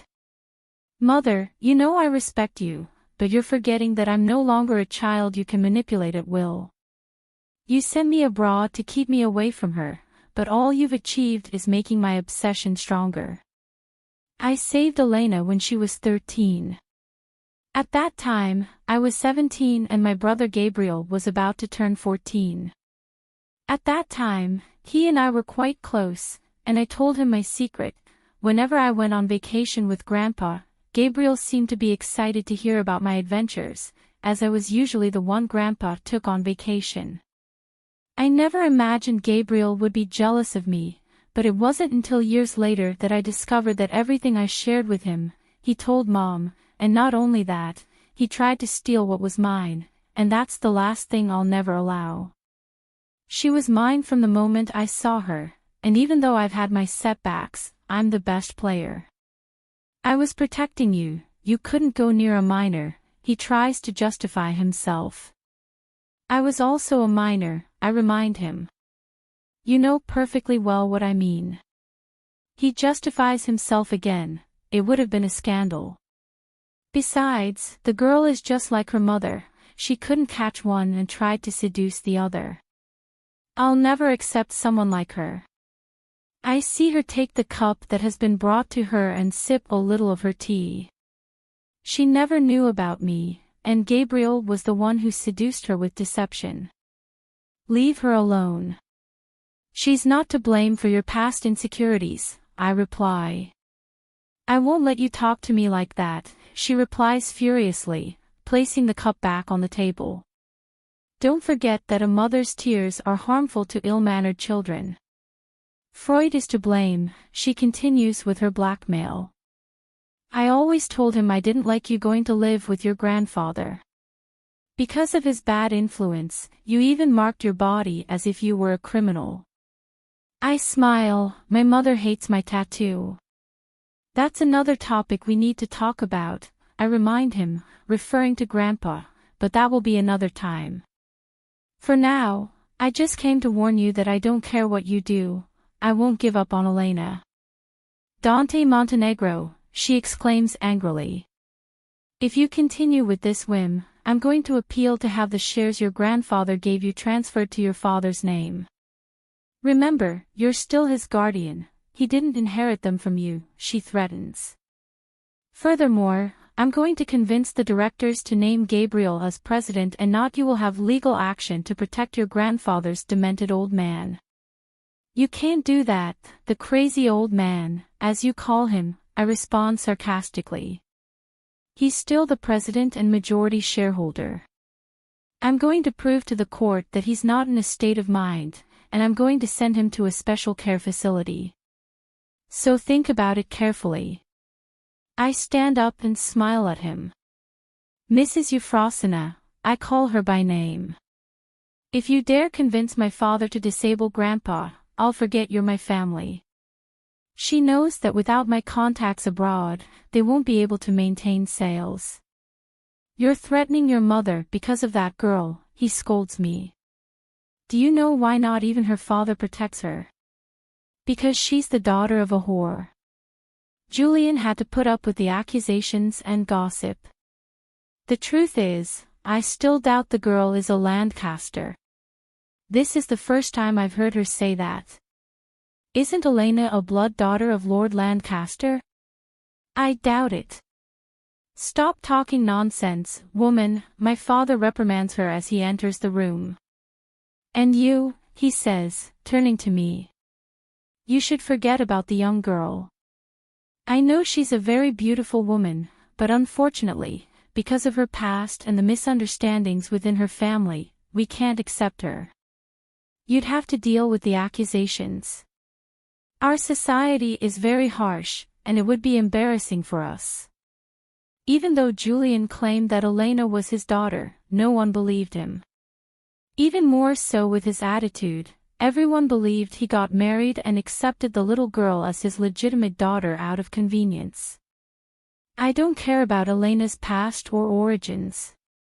I've made a decision, and I won't back down, I reply firmly. You're going to regret it, my mother insists. Julieta was my friend, and I knew her very well. That's why I'm telling you that little girl looks just like her mother and isn't good for you. My father sends her a warning look that doesn't go unnoticed by me. I know there's much more to that story that they won't tell me. The truth is, I'm here to protect the people I care about, and Elena is one of them. I'm leaving. I've heard enough. I stand up and grab my coat. I forgot to tell you that I've decided to run for president. You can't do that. My mother exclaims, you have your own company and you don't need it. I'll do a merger, I reply, to my father's astonished gaze. See you soon, I say goodbye to them. Dante Montenegro, you're going too far, my mother exclaims again, but I leave the place, ignoring her warning. Of course I will. I don't need the money and I've never minded running the company. I have my own branches abroad. But it's the only option left to me to protect Elena and Grandpa. As I start my car I call my lawyer, it's time to make my next move.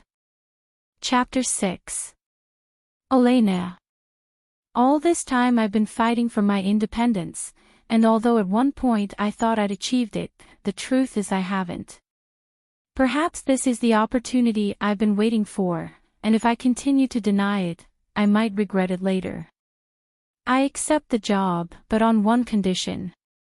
Mr. Gabino smiles at me tenderly. Very well, we have a deal now, he answers while extending his hand. Let's seal the deal. I'm a man of my word and I know you're also a woman who won't break her word. I take his hand, a little confused. His attitude is rather suspicious. You haven't heard my condition, I say as he squeezes my hand tightly and smiles broadly at me. Don't worry about that, I've already accepted your terms, but go ahead, say it, I can't back out now because we've already sealed our deal. Okay, my only condition is that you please don't tell Dante anything, I ask, avoiding his appraising gaze. I made a promise, and for my own good, it's better this way. That's it, he says, still holding me. Nothing will come out of my mouth, but keep in mind that he visits me often.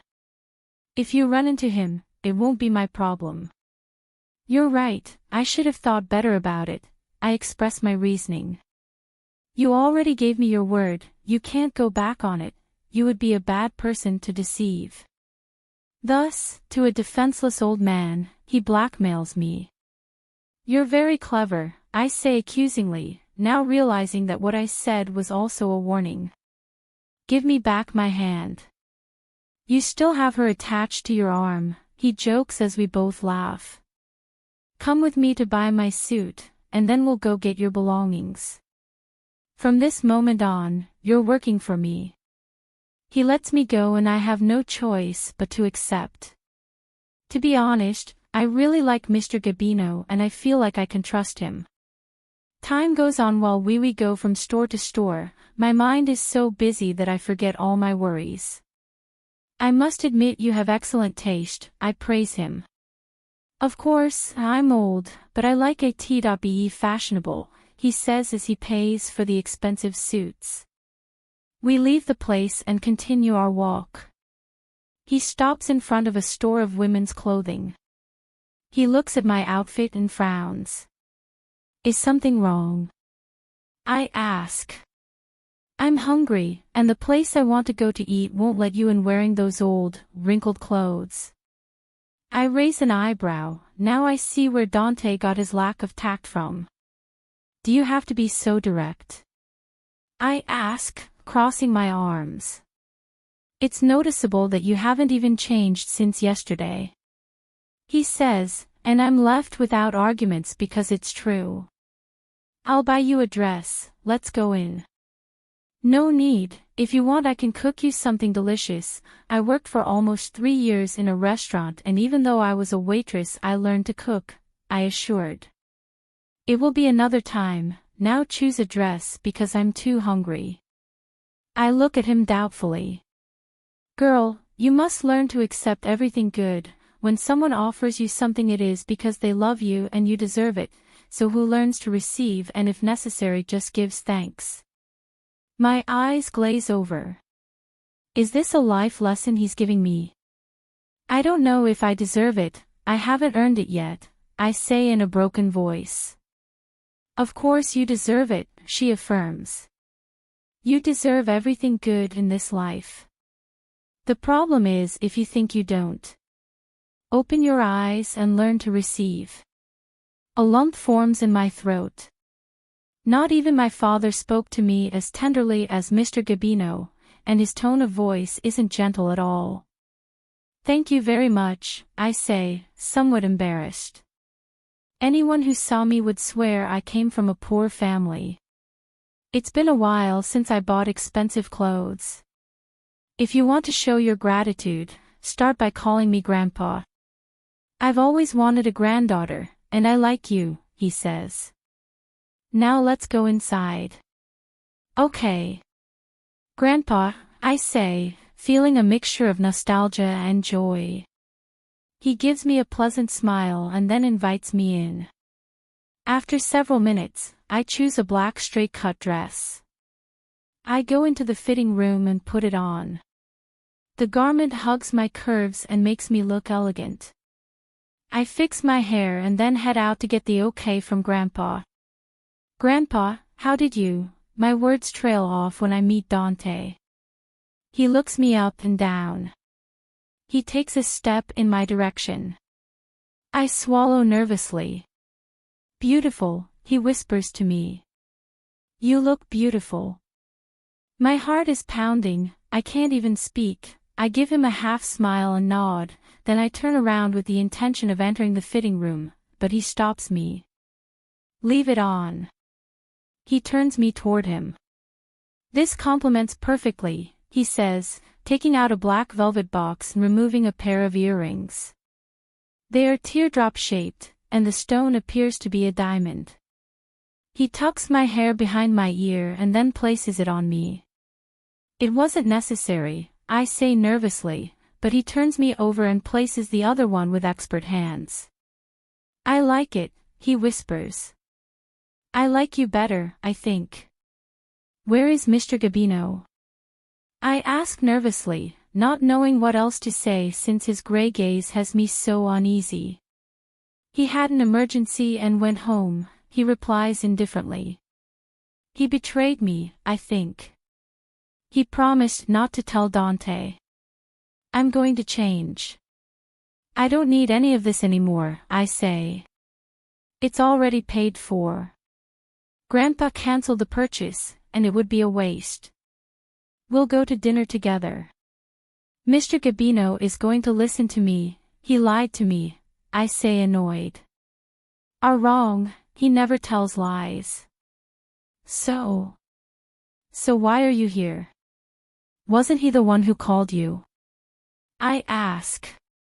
He comes over and brushes my hair. He seems to have an obsession with my hair. I like your eyes. Don't let your hair cover them. His voice makes my skin crawl. I sigh, trying to calm my emotions. You haven't answered my questions, I say with difficulty. He takes my hand. Let's get out of here. You and I have a date. He doesn't wait for my reaction and forces me to walk with him, still holding my hand. I don't remember accepting. I'm not asking you, he replies curtly. I don't like being rejected, so I always go straight for what I want. You should know that. I open my mouth and look at him in disbelief. What a way to win yours. I reproach him.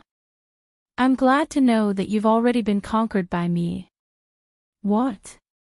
I didn't say that, you're putting words in my mouth, I reproach him. He shakes his head as he leads me to his car.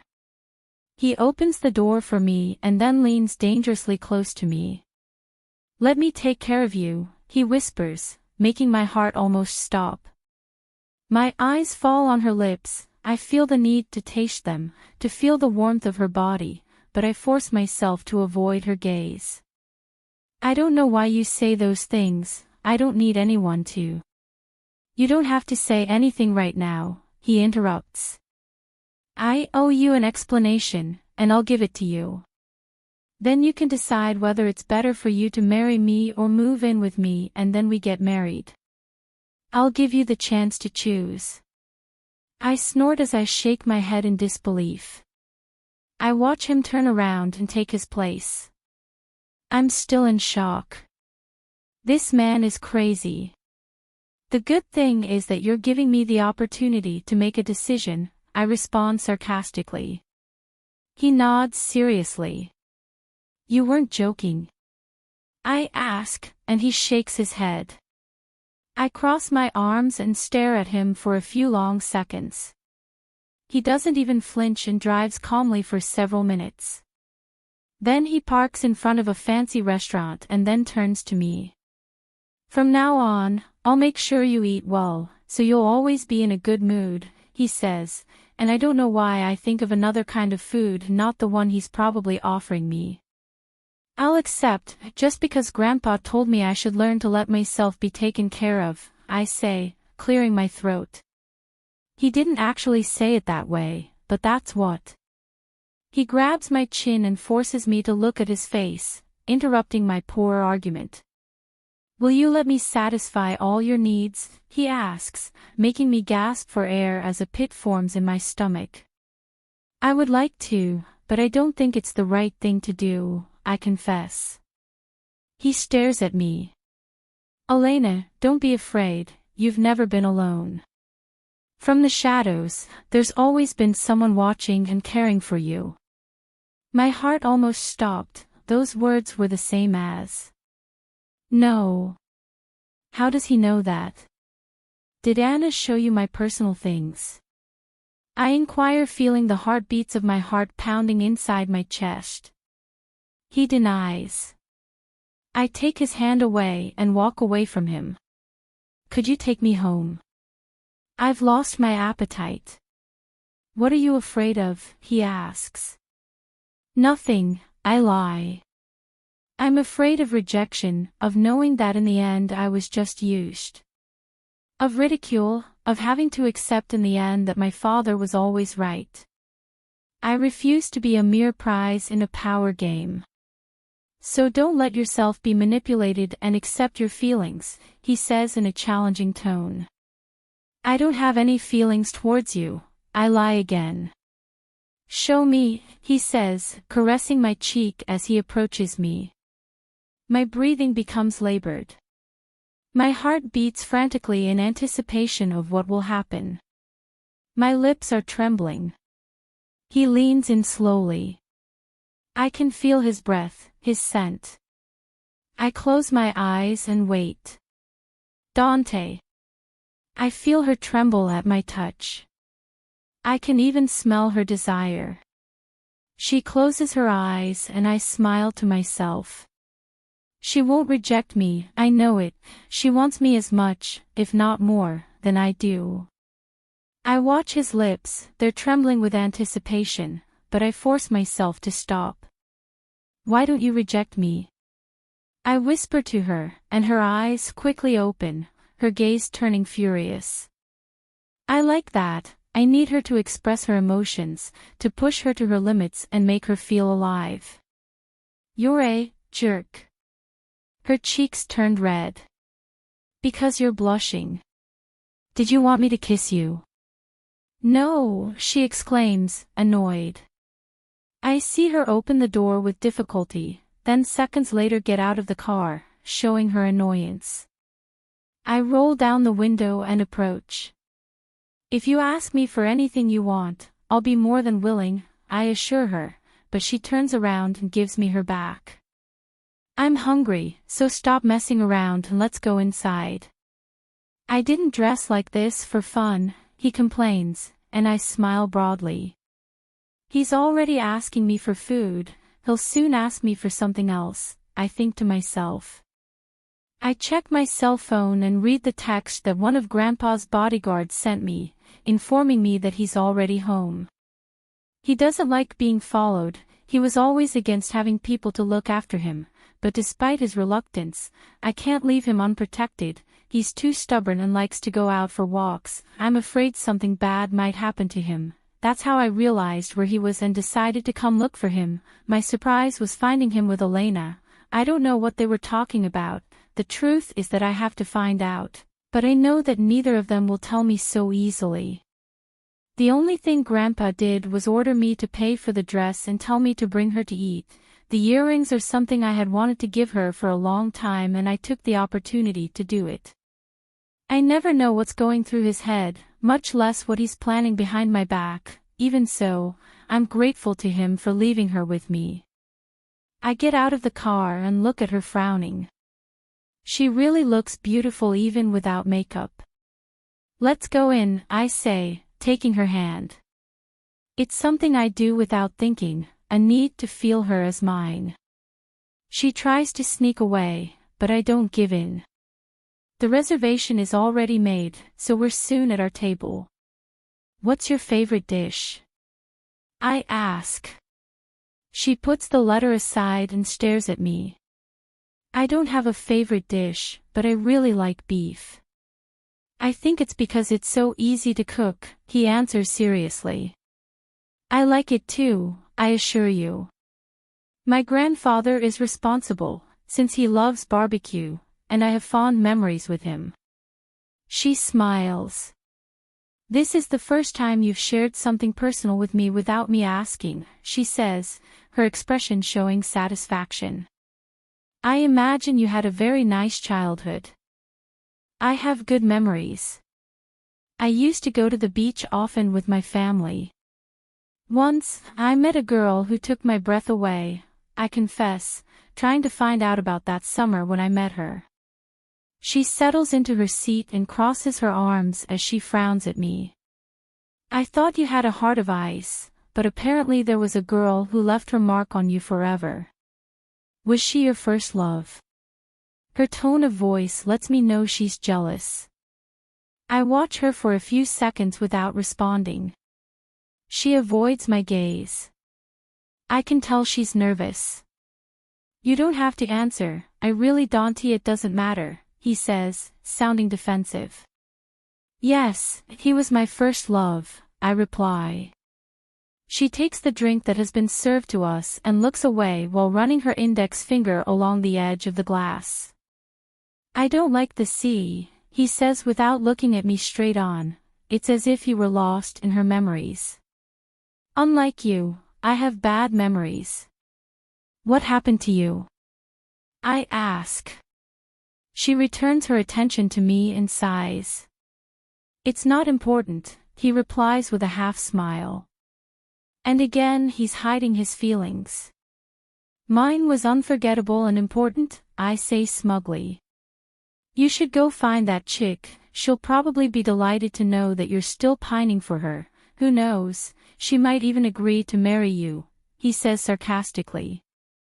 I don't think so, she's not easy to convince. I think you came with the wrong woman, you should ask her out on a date. She answers annoyed. Are you jealous? No, he replies defensively. I already told you I'm not interested in you, you can do whatever you want. But if you're going to talk about her, it's better if I go, he continues. Did you know that the worst mistake you can make is to leave? Talking about exes on a first date.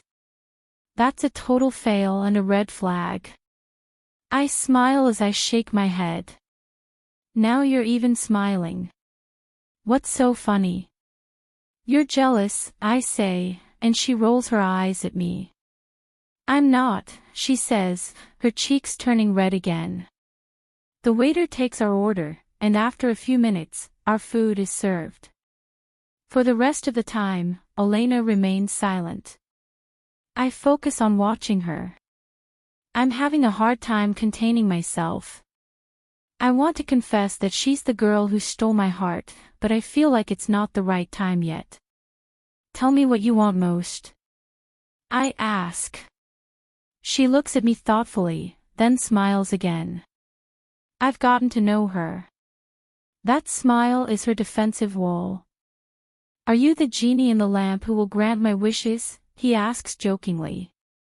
If you want to see me like this, yes, I will be your genie, I state seriously. She clears her throat. Her expression becomes thoughtful and a little uneasy. I don't know, he replies after a few seconds, and I know he's lying to me. When you know, tell me and I will do everything possible to grant your wishes.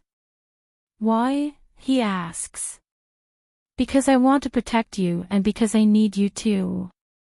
You confuse me so much, he says. Tell me why you need me. So I can protect you and also my grandfather, I confess. You know very well how our society works. I never intended to fight for the presidency.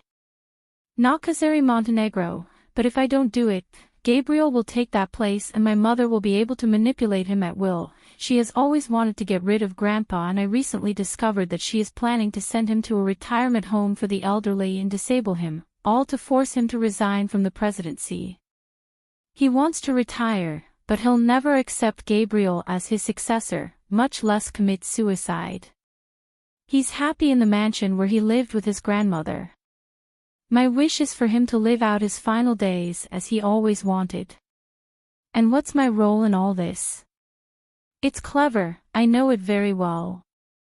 It doesn't matter if Grandpa wants to name me his successor, I must have the board's vote, but there's a catch.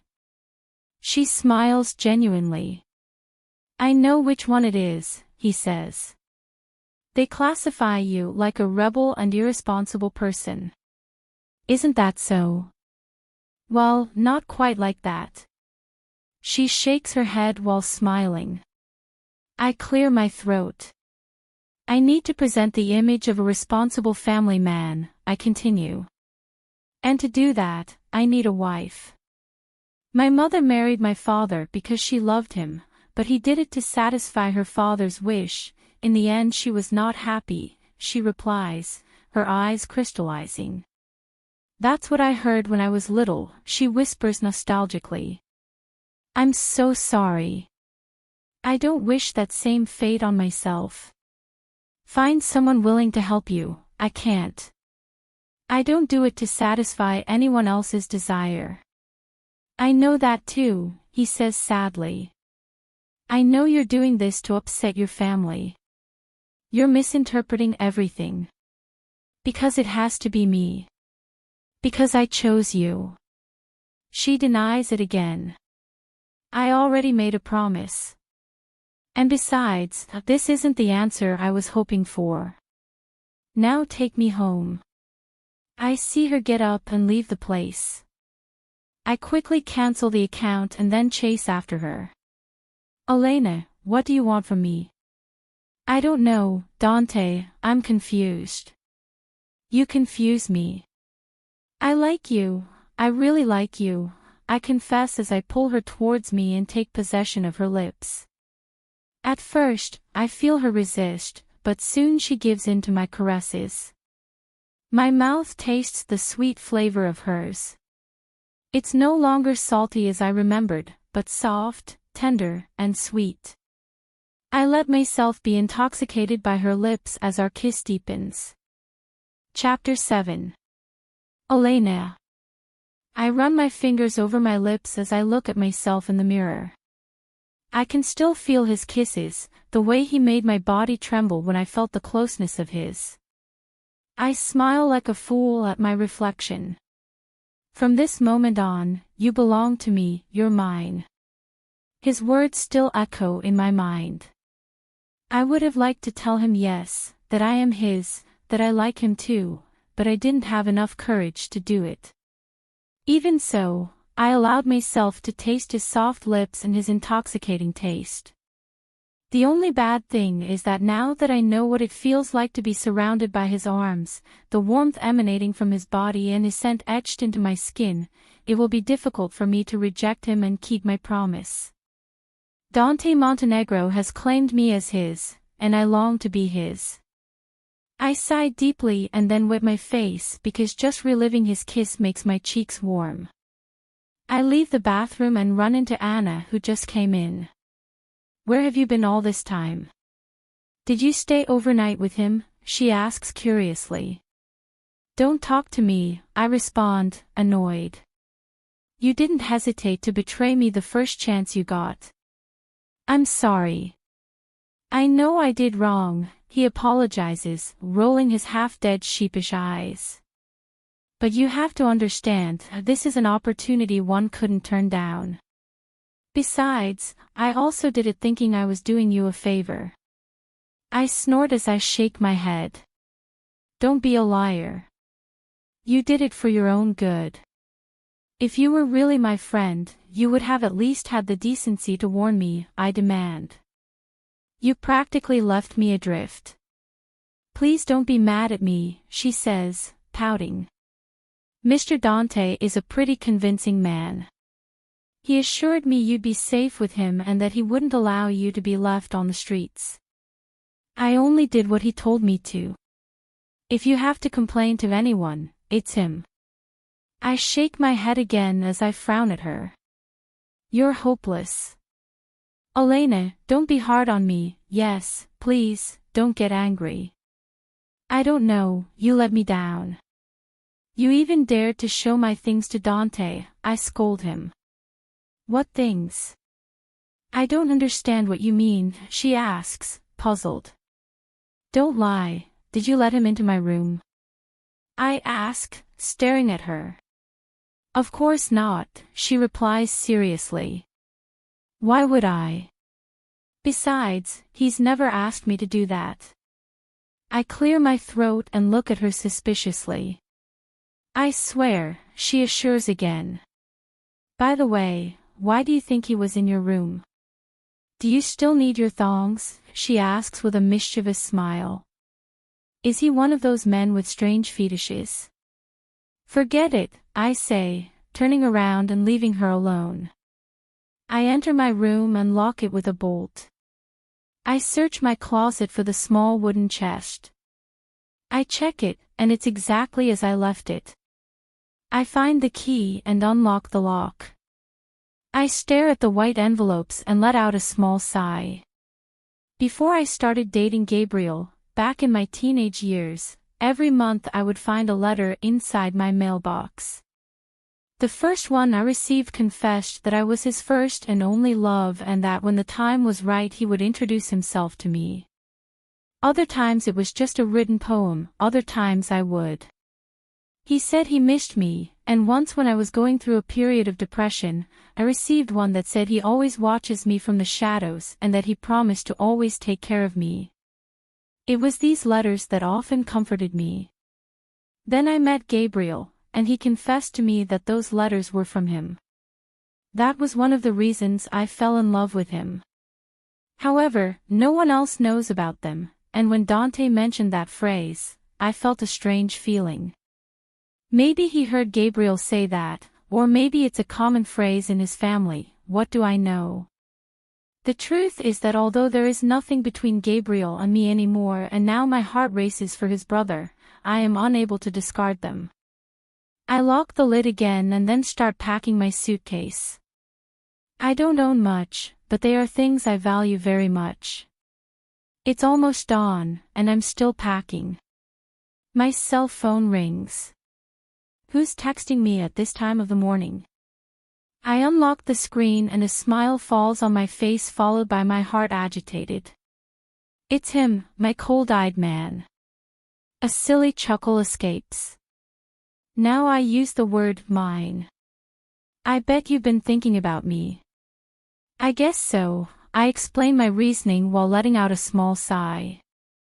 My phone vibrates again with another notification. You should have come sleep with me. I'm sure you sighed and regretted rejecting me as you read the text. I deny his statement. Is he a fortune teller, or am I just that obvious? What are you doing up at this hour? Looking forward to you. And you? A nervous giggle escapes my lips again. Studying, so don't interrupt me and go to sleep. Liar, I know you're thinking of me. I bite my lip as I continue staring at the screen like a fool. Elena, accept my proposal. I don't care if it's through a contract. I need you by my side. Accept it now, I'm being kind. Otherwise, you'll leave me no choice. You're mine, and I'll have you no matter what. My heart is pounding. I know I should be scared by his warning, but it's just the opposite. I'm so excited. I know I'm feeling sick. I lock the screen, not daring to respond.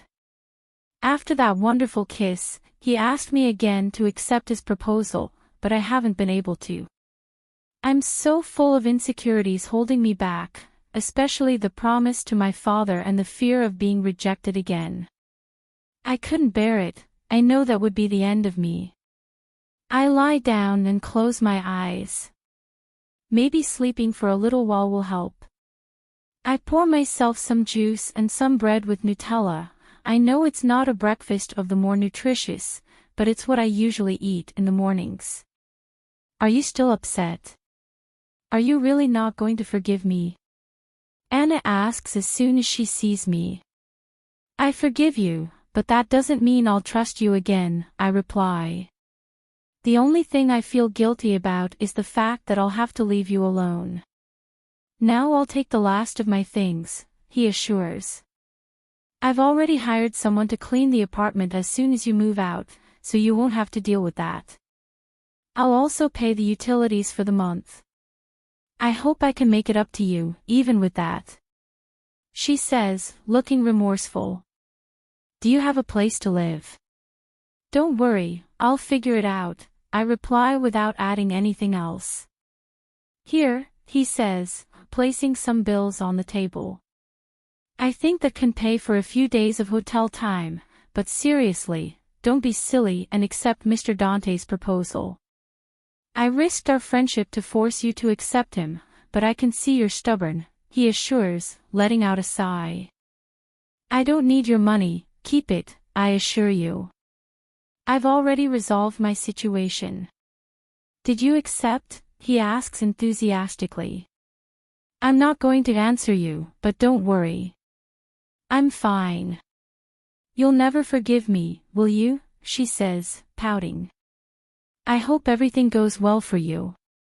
You're a good person, and I know you'll work hard at your new job, I tell her from the bottom of my heart, since, after all, she's been with me all these years, and she's been much better than my own sister. I feel bad leaving you like this. I assure you, everything is fine, I assure him again. Will you answer my texts and calls? He asks, and I nod in agreement while smiling at him. I see her take her bags. She looks a little guilty, but I know that Dante Montenegro never accepts no for an answer. Besides, she's right. It would be foolish to reject an offer that would change your life. It's for that very reason that I agreed to go work with Mr. Gabino. As soon as she leaves the place, I rush to finish organizing what I need to do, then call a taxi and head out to my new life. I stop in front of Grandpa's property. As always, it looks lonely, but I will take care of bringing it to life. He comes out to greet me. "Girl, I thought you weren't coming anymore." "As you rightly said, a promise is a promise, and I am a woman of my word." He smiles at me tenderly. "I knew you wouldn't let me down. Come inside, I'll show you your room," he invites me as he takes one of my suitcases. "Leave it, I can do it myself," I assure him, but he ignores me and helps me. "This will be your room," he shows me the place. I look closely. It is quite spacious and has its own bathroom, a small living room and a mini library. It even looks like a small house, inside the mansion. Although the decor is more suited to a man. "Is this one of the master bedrooms?" I ask the obvious. "Yes, it's the room that was meant to be yours," he answers seriously. "Thank you very much, it's more than I imagined. Not even in my own house, I had such a spacious and elegant room." I affirm. "Forget about that, here you'll have everything you deserve. I told you to call me Grandpa, now I want you to consider me one. Can I give you a hug?" "Of course." I rush over and hug him, feeling a wonderful sensation. Mr. Gabino is an exceptional human being. You know, not even my father has been this affectionate with me. "Thank you," I confess, my eyes crystallizing. "He probably loves you, but there are men who let themselves be manipulated. In any case, you don't need to share genes to be considered family, so from this moment on, I adopt you as my granddaughter." I nod, feeling very happy. "I'll leave you to get your things together. You're already familiar with the kitchen, so if you're hungry, they'll be here with lunch in a bit. I hope you'll join me. Little by little, you'll get familiar with everything." "I'll be there," I reply. I watch him leave the room, and as soon as I'm alone, I start looking through the books. Some are about finance, accounting, and everything related to business management, but I also find poetry books and some erotic romances. I put the last ones back and smile to myself. The person who lived in this room is quite interesting. I open the window to air out the room, then I check the closet. It's large, but there's a part of it that's already occupied. I get closer and see that it's men's clothing. Now I understand the meaning. The previous owner was a man. I pick up one of the shirts and smell it. It's a familiar scent. I inhale deeply, loving the way it smells. "You missed me so much that you even smell my clothes," I hear that unmistakable voice. I swallow nervously, not daring to confront him. Oh my goodness. That old man has tricked me again. I put the garment back in its place and try to calm my nerves. I slowly turn and face him. He looks handsome, especially with that nonchalant pose he's adopted. "I'm just tidying the closet," I try to justify myself. "The other day I noticed there were no maids around, so I offered to help Grandpa." He raises an eyebrow and smirks, making my heart melt with love. "You're not good at lying," he assures us as we close the gap. His gaze rests on my lips. I take a step back. Having him so close brings out so many feelings in me, and now the one what predominates is desire.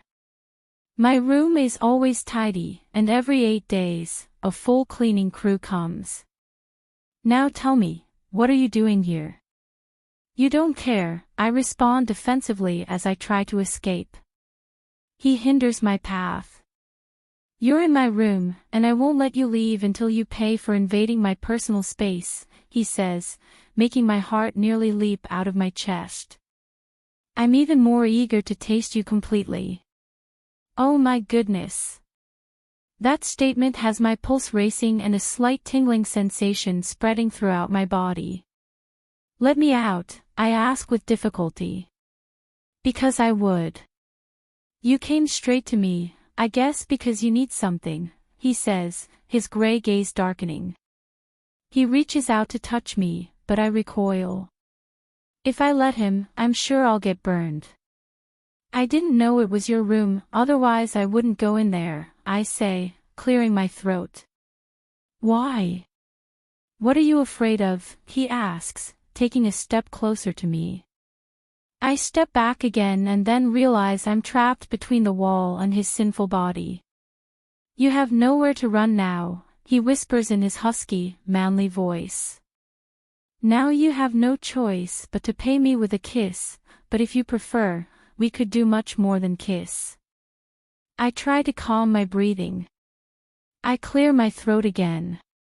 You're a stalker and a pervert, I scold him. He widens his smile. Really? She asks, a spark of amusement in her eyes. Anyway, you're the stalker. And why me? I found you snooping around my room and smelling my clothes. That's what stalking is all about. I snort as I shake my head. If you want an explanation, ask your grandfather. He tricked me. Now let me out. Only if you ask me to kiss you. I smile wryly. I don't need any kisses. I know it is. Are you a fortune teller or a mind reader? To be so sure of what I want, I ask sarcastically. The smell of your body is enough for me to know that you want me, he says, leaving me perplexed. Why are you taking so long? I hear the voice from Mr. Gabino outside the room. Is everything okay? Can I come in? He asks, and I feel a huge sense of relief. Yes. I exclaim, but then Dante grabs me by the chin and silences me with a kiss. I try to push him away, but almost immediately I wrap my arms around him and enjoy his caresses. It's a possessive kiss with a hint of aggression. We both break for air. He gives me a half smile of satisfaction, then turns and leaves. I breathe deeply, feeling that spark of happiness well up inside me. I deny it while smiling, even though I deny it I am madly in love with him. I fix my hair and leave a few minutes later. Are you okay? I notice you're a little agitated, even your cheeks are flushed, Dante asks me mischievously. It's true, the grandfather agrees. Do you have a fever? I shake my head while giving Dante a murderous look. It's clear he enjoys teasing me. Grandpa, I have a lot of things to talk to you about, I say, changing the subject. Of course, honey, but we'll do it after lunch, she says, wrapping her arm around mine. That boy is smart. It must have been the bodyguards who tipped him off that he had a visitor, she whispers to me softly. I look at him doubtfully, but he seems serious. Do I believe him? He wasn't the one who informed Dante. I see you're getting along very well, my beautiful, gray-eyed tormentor says. Will you tell me what this is about? I asked my new granddaughter to come visit me. I was lonely and needed someone to talk to, Grandpa replies. We arrive at the dining room and everyone takes their seats. Dante sits across from me, and I'm sure he did it intentionally. And why didn't you ask me? Dante asks. I know you're busy and have a lot of work, and besides, I like Elena. I do believe so. You haven't even agreed to let me hire staff, but you have her living in my bedroom. If the problem is your bedroom, I'll gladly give it back to you, I respond defensively. Don't worry, honey, he says, winking at me. The room has enough space for both of us. My cheeks are red as a tomato again, they even feel hot. Stop talking nonsense, I chide. I would never share a room with you. If it's me, don't worry, Grandpa replies. I was young too, and besides, the sooner I get a great-grandchild, the happier I'll be. Dante winks at me and I just want to disappear from the sight of these two scoundrels, who apparently have conspired against me. I'll serve the food, I mumble, not knowing what else to say or do. It feels so nice to have my two favorite people together, Grandpa says. You look so good as the lady of this mansion. Have you set a wedding date yet? I shake my head while holding back my laughter. Grandpa is excellent at acting. Did you ever want to be an actor? You're very good at it, I say accusingly. Not really. I liked being a jeweler more, and look, it made me a lot of money, so much so that I could support 3 more generations without having to work. So don't think about it too much and set the date, he replies, flashing a sweet smile, but I know he's a rogue who set a trap for me. If it were up to me, I would marry her. Right now, Dante replies. Marriage should be for love, not convenience, I reply as I pour myself some water. I agree with you, Grandpa says, and that's why I want you to get married. I know you both love each other.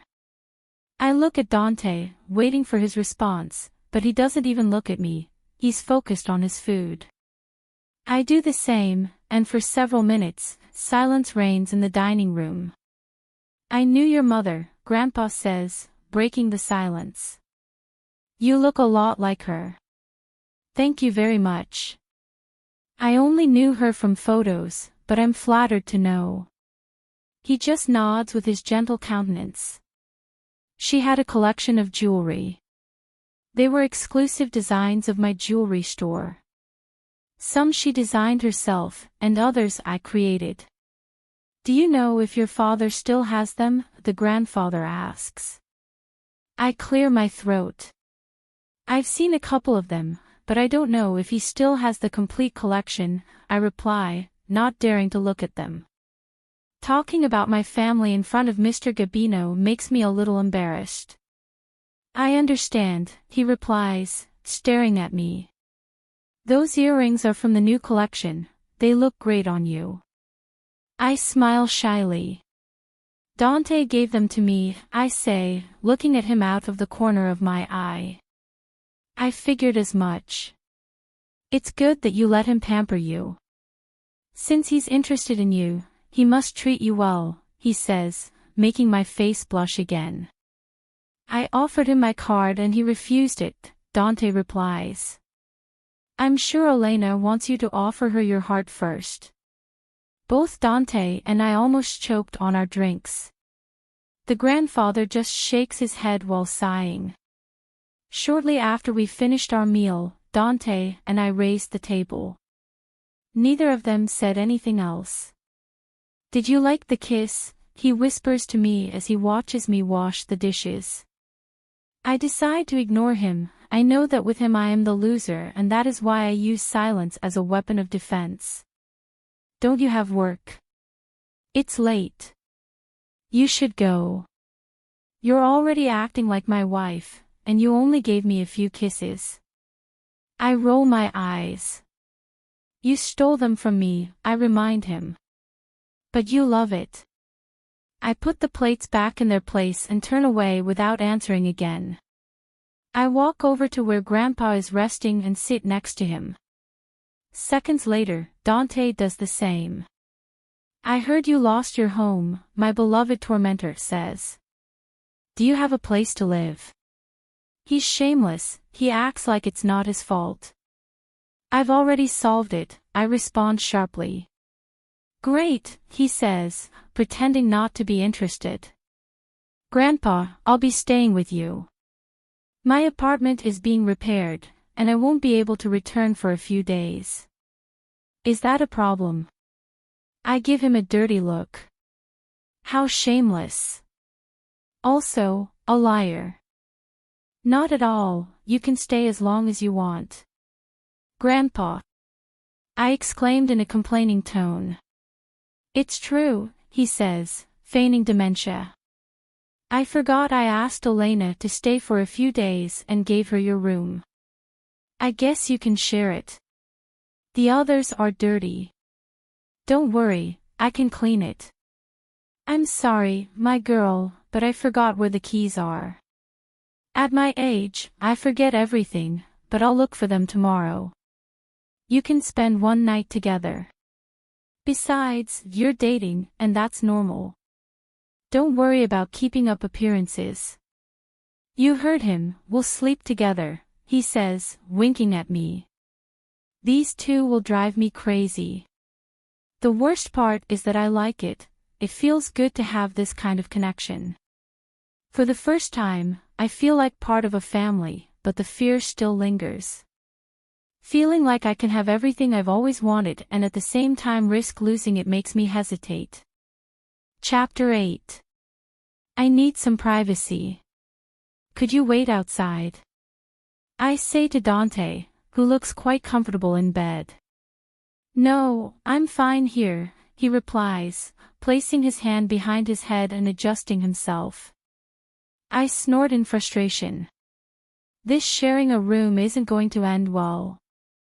I throw my suitcase on the floor and start looking for my sleep shorts. He straightens up and stares at me. Is that all your clothes? He asks, but I don't answer. I need to understand something. Why are you loyal to a guy who has never treated you well?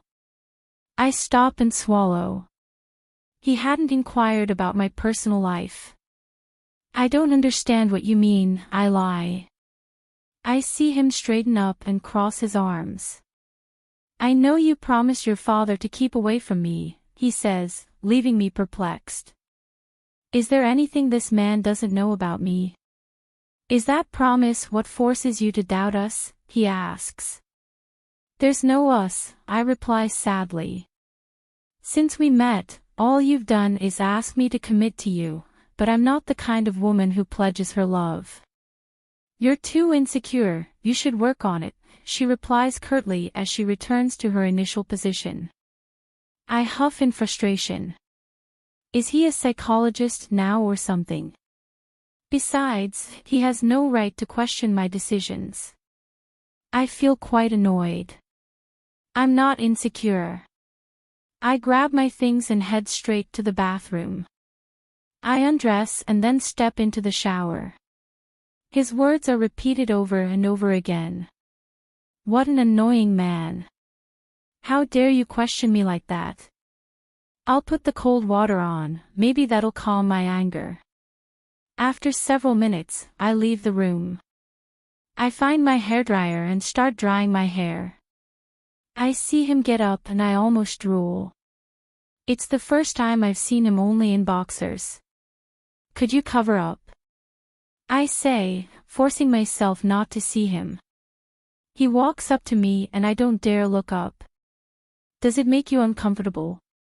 Of course. What I wanted to say a little while ago. I don't need you to give me explanations. I interrupt him, less naked, that way I won't take you seriously. Get dressed first and then I'll accept your apologies. I wasn't apologizing. I was just going to tell you that your family is using you. You should know better. He turns around and walks into the bathroom without waiting for my reaction. I sigh deeply. What bothers me most is that I have no arguments with which to defend myself, because even if I don't openly accept it, I know he's right. The sad thing is that, even knowing, it's difficult for me to refuse. I grew up thinking that I didn't deserve anything, that I was always the disgrace of my family, that I am obligated to do whatever he asks of me to deserve what I have received. Moving away from them was my first achievement, but I am still struggling with my own insecurities. It's difficult to change reasoning from one moment to the next, and although what Dante and Grandpa have shown me in such a short time is much more than what I have received in my life, fears continue to hold me back. I finish drying my hair and go straight to bed. I lie down on the pillow face down and breathe deeply. The sheets are impregnated with her smell. "What a sexy and provocative view," I hear him say. I quickly turn around and his image mesmerizes me. Water droplets still trickle from the tips of his hair as they continue their journey down his perfect body. In the middle of his chest, his tattoo stands out. It's some kind of bird, no, a crow. I bite my lip as my hands itch to touch it. His pecs are well defined, and those muscular arms are craving me. My gaze lowers to appreciate his well-defined abdomen, and that V in his groin invites me to sin. Given the hell that's been unleashed on me, this man couldn't be more perfect. "Are you done? Or do you need me to keep posing for you?" His voice brings me back to reality. My eyes meet his amused gaze and I have no choice but to pretend. I wasn't looking, I lie, and he gives me a half-smile. Gosh. His messy hair and that smile aren't helping. I clear my throat. "You're not going to sleep like that, are you?" "Why not? It's my room, and I feel quite comfortable sleeping in my underwear." He dries his hair with a towel and then walks toward me. Before he can lie down on the bed, I jump away. His gray gaze runs over me from head to toe. "Did you dress like that to provoke me?" he questions, looking at my bare legs. "You have a nice body." I cross my arms to cover my breasts since I don't wear a bra underneath. I've never been able to sleep in it. It's uncomfortable for me. "Do you think everything I do is to get your attention?" "Yes," he answers, amused. I snort as I shake my head. There's no point in arguing with him. I know that, as always, I'll come out on the losing end. "Like a good gentleman, you should sleep on the floor and I should sleep on the bed," I suggest. "Because I would do that. The bed is spacious, we both fit perfectly in it." "I won't sleep with you," I say. "What are you afraid of?" "I won't do anything you don't want me to do. It's not right for us to sleep together." "But only we will sleep," he says, looking at me fixedly, then smiles. "Are you thinking about something else?" My cheeks are blushing. "Of course not. Who do you take me for?" "I just don't trust you." "I'm sure you don't trust yourself."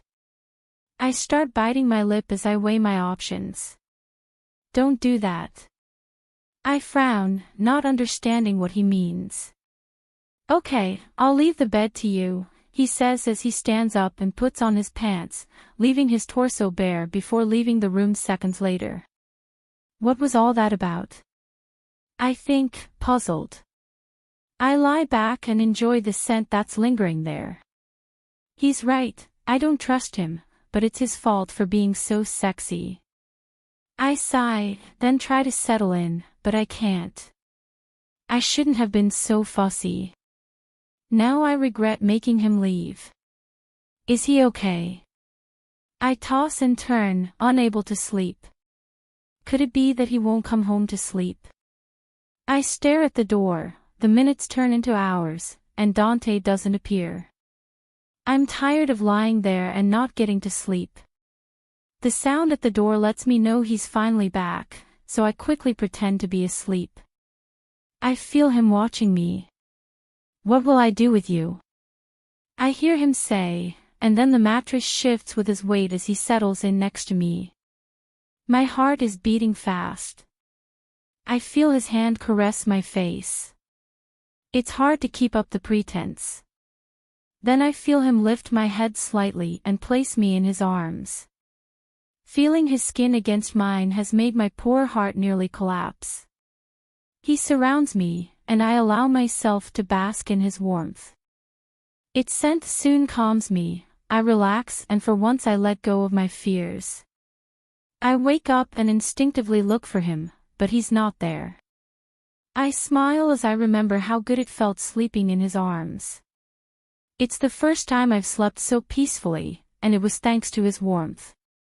I take care of my hygiene and, after being properly dressed, I leave the room. I look around for him, but he's not there either. Good morning, I greet my grandfather, who is reading the newspaper. Did you sleep well? He asks, looking at me curiously. I didn't feel it all night, I answer honestly. I look around, not daring to ask about him. He had to leave early for work. There are several pending matters, especially now that I'm proposing him as my successor, he informs me. I finish pouring myself some juice and sit down across from Grandpa. I really need to chat with him. Dante told me something about that, but there are many things I still don't understand. I know perfectly well how our environment works, and the image projected by the person who will lead a company, especially one as large as Diamond Trust, is of utmost importance to the partners, especially if they are conservative.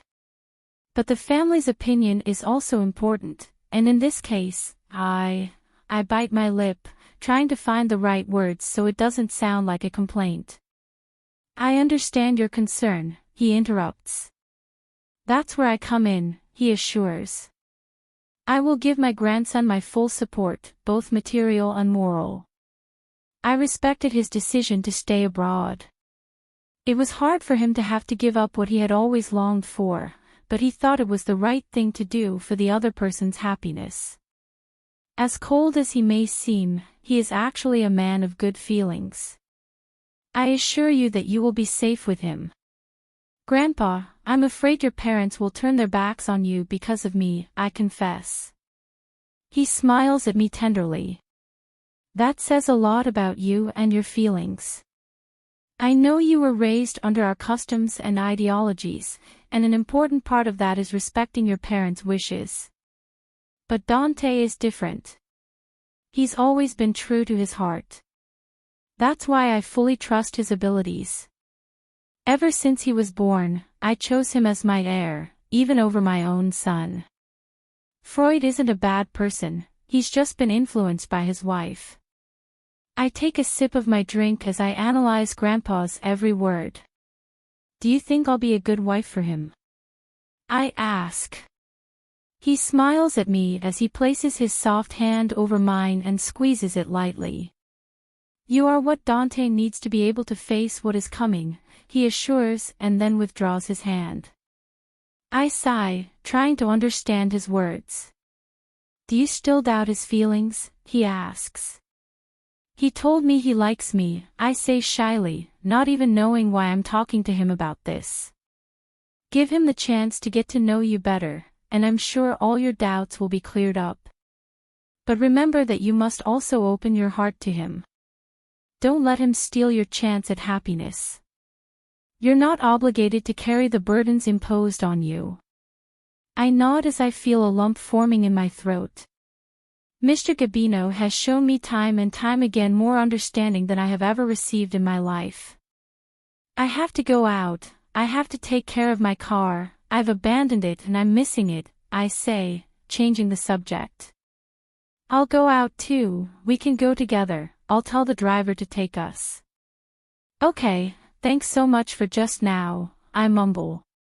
You don't have to be thankful, we're family, don't forget, he assures. Before I forget, here, it's a little cash. He says, giving me an envelope with money. I can't accept it, I haven't done anything to earn it yet, I say sadly. It's a preview. The dress was more than enough. He clicks his tongue as he denies it. I just told you, she chides me, you must learn to receive without thinking you must first give something in return. Besides, I didn't pay for the dress, my grandson did. I look at him in disbelief. Did he pay for it? Well, I didn't know. There are many things you still don't know about him, she assures, but I promise they're only good things. Now take the money and return that card your father gave you. My cheeks blush. I see you can keep secrets from me, but I can't, I say in an accusatory tone. Dante has a habit of taking excessive care of the people he cares about, and that includes knowing what they do. For example, me, I've never wanted a bodyguard. However, there are many bodyguard security all over the property, but they are hidden from my sight to make me feel like they obey my orders, he says, laughing. We both got up and left the place. Why don't you like having staff? Don't you feel lonely? I ask. According to our family tradition, women are the ones in charge of the household staff, and when I became a widower, it became my daughter-in-law's responsibility. She knew every step I took, since instead of servants, I had spies, which is why I kicked them all out. Now it's different with the security staff, since my grandson takes care of that. I understand, I assure you as we get into the car. It was very convenient for you to forget to tell me that last part when we made our deal, I say accusingly. He smiles mischievously. I didn't lie to you, you didn't ask, I kept my word. I sigh as I shake my head in amusement. You and your grandson are the same. After several minutes, I arrive at my destination. Don't forget this, he reminds me before leaving, giving me the envelope of money. I'll take it, but you must let me return it later. He nods. I say goodbye and then walk to the restaurant parking lot. As I do, I notice my car isn't there. I don't think that jalopy was stolen, and security here is pretty good. I go inside and look for Anna. She's in her new, renovated office. Friend, how nice to see you here, she greets me as soon as she sees me. I left my car in the parking lot, but it's not there. Do you know why? I ask bluntly. Mr. Dante had it towed, he said it made the parking lot look bad. I sigh in annoyance, who does she think she can do that? Thank you, I reply, then turn around and walk out. A young man named Gabriel was asking for you, he says, making me stop. What did you say to him? I ask, turning around again. I honestly don't know anything about you, he replies. You've been in quite a bit of demand lately, he says enthusiastically. I don't answer him, I just continue on my way. I reach for my cell phone and dial Dante. I have his number saved. On the second ring, he answers. Do you miss me now? I hear him on the other end of the line. No, I say in an annoyed tone. Are you sure? He insists, and I smile. Yes, I miss you so much, I wish you would kiss me goodbye, I think. I'm calling about my car. Where's it? I ask, not daring to express my thoughts. It was no good anymore, I sent it to the scrapyard, he replies, and I feel like I want to kill him. By what right? It's mine, I decide whether it's useful or not, I rebuke him. You always throw tantrums over such a small thing, he whispers to me.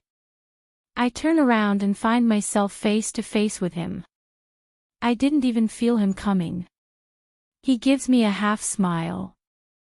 I clear my throat and hang up. What are you doing here? I ask.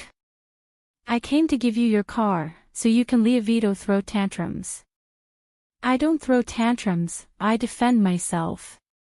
And because you have your little mouth stretched out. Do you need a kiss? I instinctively press my lips together. I don't pout, and I don't want kisses, I assure her. Are you sure? He insists. Where is my car? If you give me a kiss, I'll kiss you back. I shake my head while huffing. Or do you want me to give it to you? He asks, closing our distance. Last night you hugged me and didn't let go until dawn. Liar, it was you who hugged me, I remember, but I don't say it because it would expose me. I'm sure I didn't do it, I defend myself.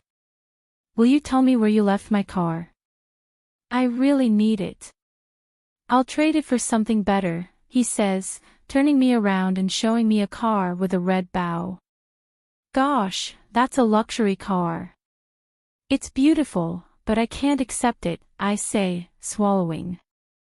Think of it as a gift for the wonderful evening you gave me, he whispers, making my skin crawl and my heart nearly leap out of my chest. He hugs me from behind and then takes my hand and puts the key in it. It's important to me that you get everything you deserve. Let me pamper you this once, he says again, in that voice that melts my heart. I turn my head slightly and his face is just a few centimeters from mine. Why are you doing all this? I ask with difficulty. Because I'm interested in you. My lips itch to taste his. I like you, I confess. He smiles and takes my chin. I feel the warmth of his breath the moment his lips brush mine. So it's not a lie, you sold yourself to the highest bidder. I told you, you're a bitch disguised as a dead fly. I hear a familiar voice. Chapter 9. I slowly turn around to face Dante. All my life I've been an obedient daughter, but it's never been worth it. In the end, I'm always pointed out as a rebel. Besides, I'm sure that Mariana will gossip to my father, and I even dare say that she will invent more than necessary, so I will give her exactly what she wants so that she doesn't have to lie.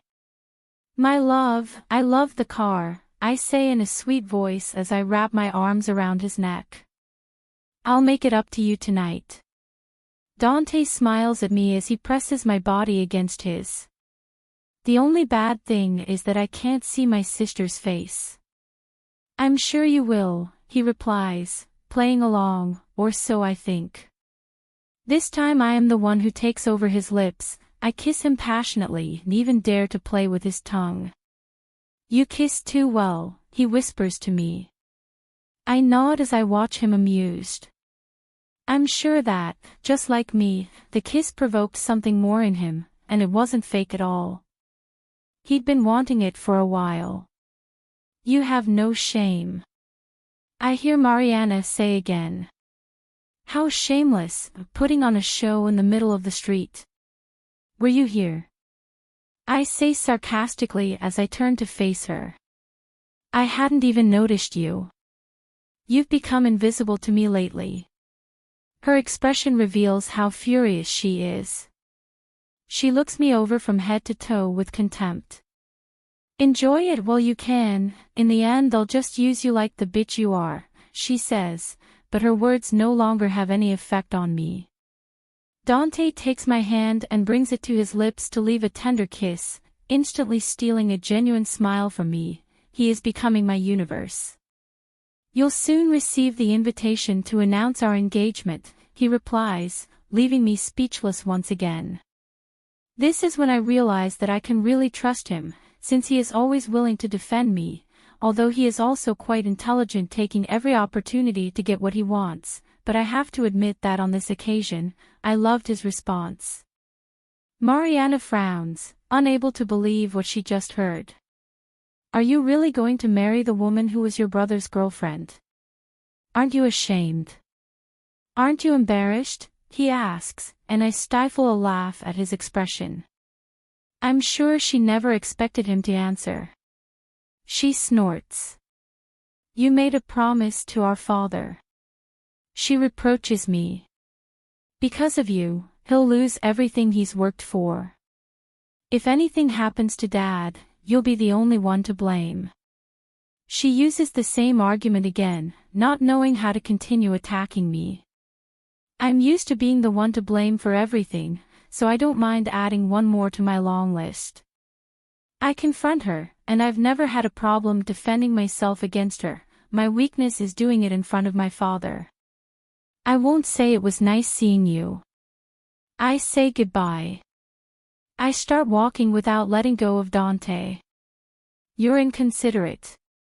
Dad is worried about you. He even sent me to convince you to go home. He thought you were having a bad time. He speaks again. I stop, but I don't even look at her. Dante watches me with his characteristic cold stare, but he still doesn't let go of me. You can tell him not to worry, I'm more than fine, I say and resume my walk. Mrs. Euphrosyne will never accept you into her family, she exclaims. Sooner or later, he'll leave you like Gabriel did. Come on, don't listen to her, she just wants to make you doubt, she encourages me while forcing me to continue on our way.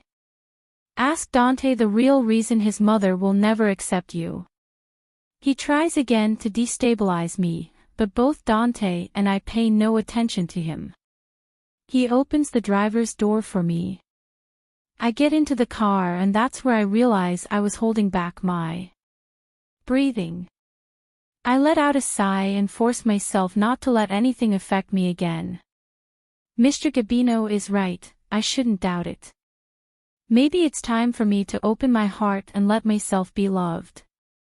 What's the worst that could happen? If it doesn't work out in the end, at least I'll keep the beautiful memories. Betting on love will be my reward. Are you okay? Dante asks, smoothing a strand of my hair. I look up and meet his gray gaze that I love so much. I will be, I answer sincerely. I love the car, thank you very much. He gives me a half smile. Would you do me the honor of taking me, my fiancé? He says as I watch him turn around and take the passenger seat. I smile widely. Then I sigh. I look through the glass, Mariana has already left. I'll get a call from my dad soon, but this time I'll be prepared for what's coming. I'll be your chauffeur now. Are you prepared to risk your life with me? I ask. From the moment I was born, he replies, and I smile at his exaggeration. Now let's go home. I look at him with my eyebrow raised. Aren't you working? I took the day off. All right. Fasten your seatbelt, the turbulence is starting now, I say, my lips curling into a genuine smile. I won't let Mariana's visit ruin my day. I hit the accelerator and soon we're cruising through the streets. Go slow, I hear him complain as we drive down the highway. Weren't you ready to risk your life with me? I chide him, amused. We have to get there safely, you still have to make it up to me tonight. I accelerate a little more. I didn't mean it. You can't play with my feelings like that. I smile widely. Nothing I said was true, so don't get your hopes up. You must fulfill my promise, you can't go through life calling me love and stealing kisses and then pretending not to understand. He says in an accusatory tone. I laugh again. I didn't know about this stage of yours. You look adorable, she teased him. I'm more adorable in bed, he says, winking at me. I shake my head as I focus my attention on the street, he never likes to lose. You don't believe me, she says, using her sexy, seductive voice. I can prove it to you tonight. I'm not interested, I reply, my cheeks flushing as I remember how good his bare skin feels and how much I love his smell, his warmth, his kisses. I deny, I can't be thinking about that, I must maintain my concentration. The kiss you gave me made it clear to me that you're lying. I roll my eyes and shake my head. After several minutes we arrived at Grandpa's property. Served, sir, I say as I pull into the parking lot. It wasn't the safest ride I've ever had, but it was the most enjoyable. I watch him approach me, my heart is beating strongly. His gaze rests on my lips, and I swallow nervously. He raises his hand and seconds later caresses my lips with his index finger, instantly leaving a tingling sensation on them and awakening desire in me. I swallow again. We need to talk seriously. Playing cat and mouse with you is fun, but I don't have time to keep doing it, he says seriously before walking away from me. I let out my breath slowly as I watch him get out of the car.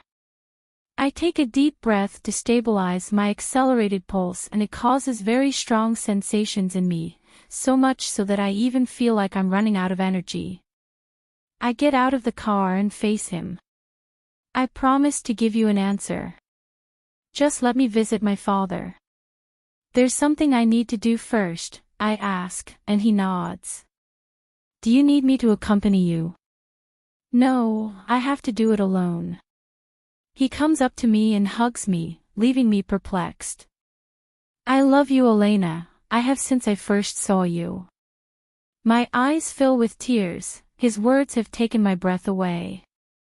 I close my eyes, and without being able to stop them, salty drops slide down my cheeks. He lifts my face and smiles at me. Then he kisses away every tear my eyes are shedding. What are you doing? I say, laughing shyly through my tears. Taste the sea on your lips again. Dante. I had to leave Elena. The unexpected visit from the Lancaster's youngest daughter didn't please me at all. I know my little girl has been struggling with her own insecurities.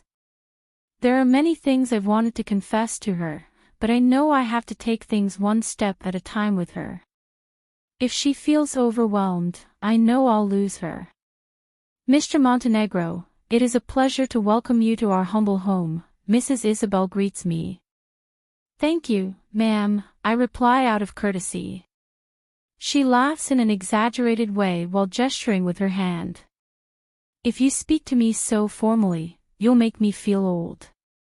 Be familiar with me, I have no problem with formalities. Excuse me, ma'am, but I can't be informal, since you're the same age as my mother, I reply seriously. And it's not because she deserves my respect, it's simply to keep the boundaries between her and me well established. Her smile fades instantly. Wait here, Julian will come soon. I walk over to the window and take in the view of Mr. Lancaster's office. Sorry if I kept you waiting. I turn slowly and find myself facing Mr. Julian. Good afternoon, I'm sorry I came without an appointment, I greeted. Don't worry, it's probably an urgent matter. Please sit down. I settle into my seat and he does the same. I'll get straight to the point, I say, placing the mortgage papers for the Lancaster mansion in front of him. When he sees what it's about, he gets quite nervous. My family still doesn't know that. Don't worry, I interrupt, I don't care about your private life, nor about the relationship between you and your family. All I want from you is Elena. He stares at the documents. I've never known how to protect my daughter. I know it won't sound credible, but the fact that I asked her to move abroad was partly to protect her.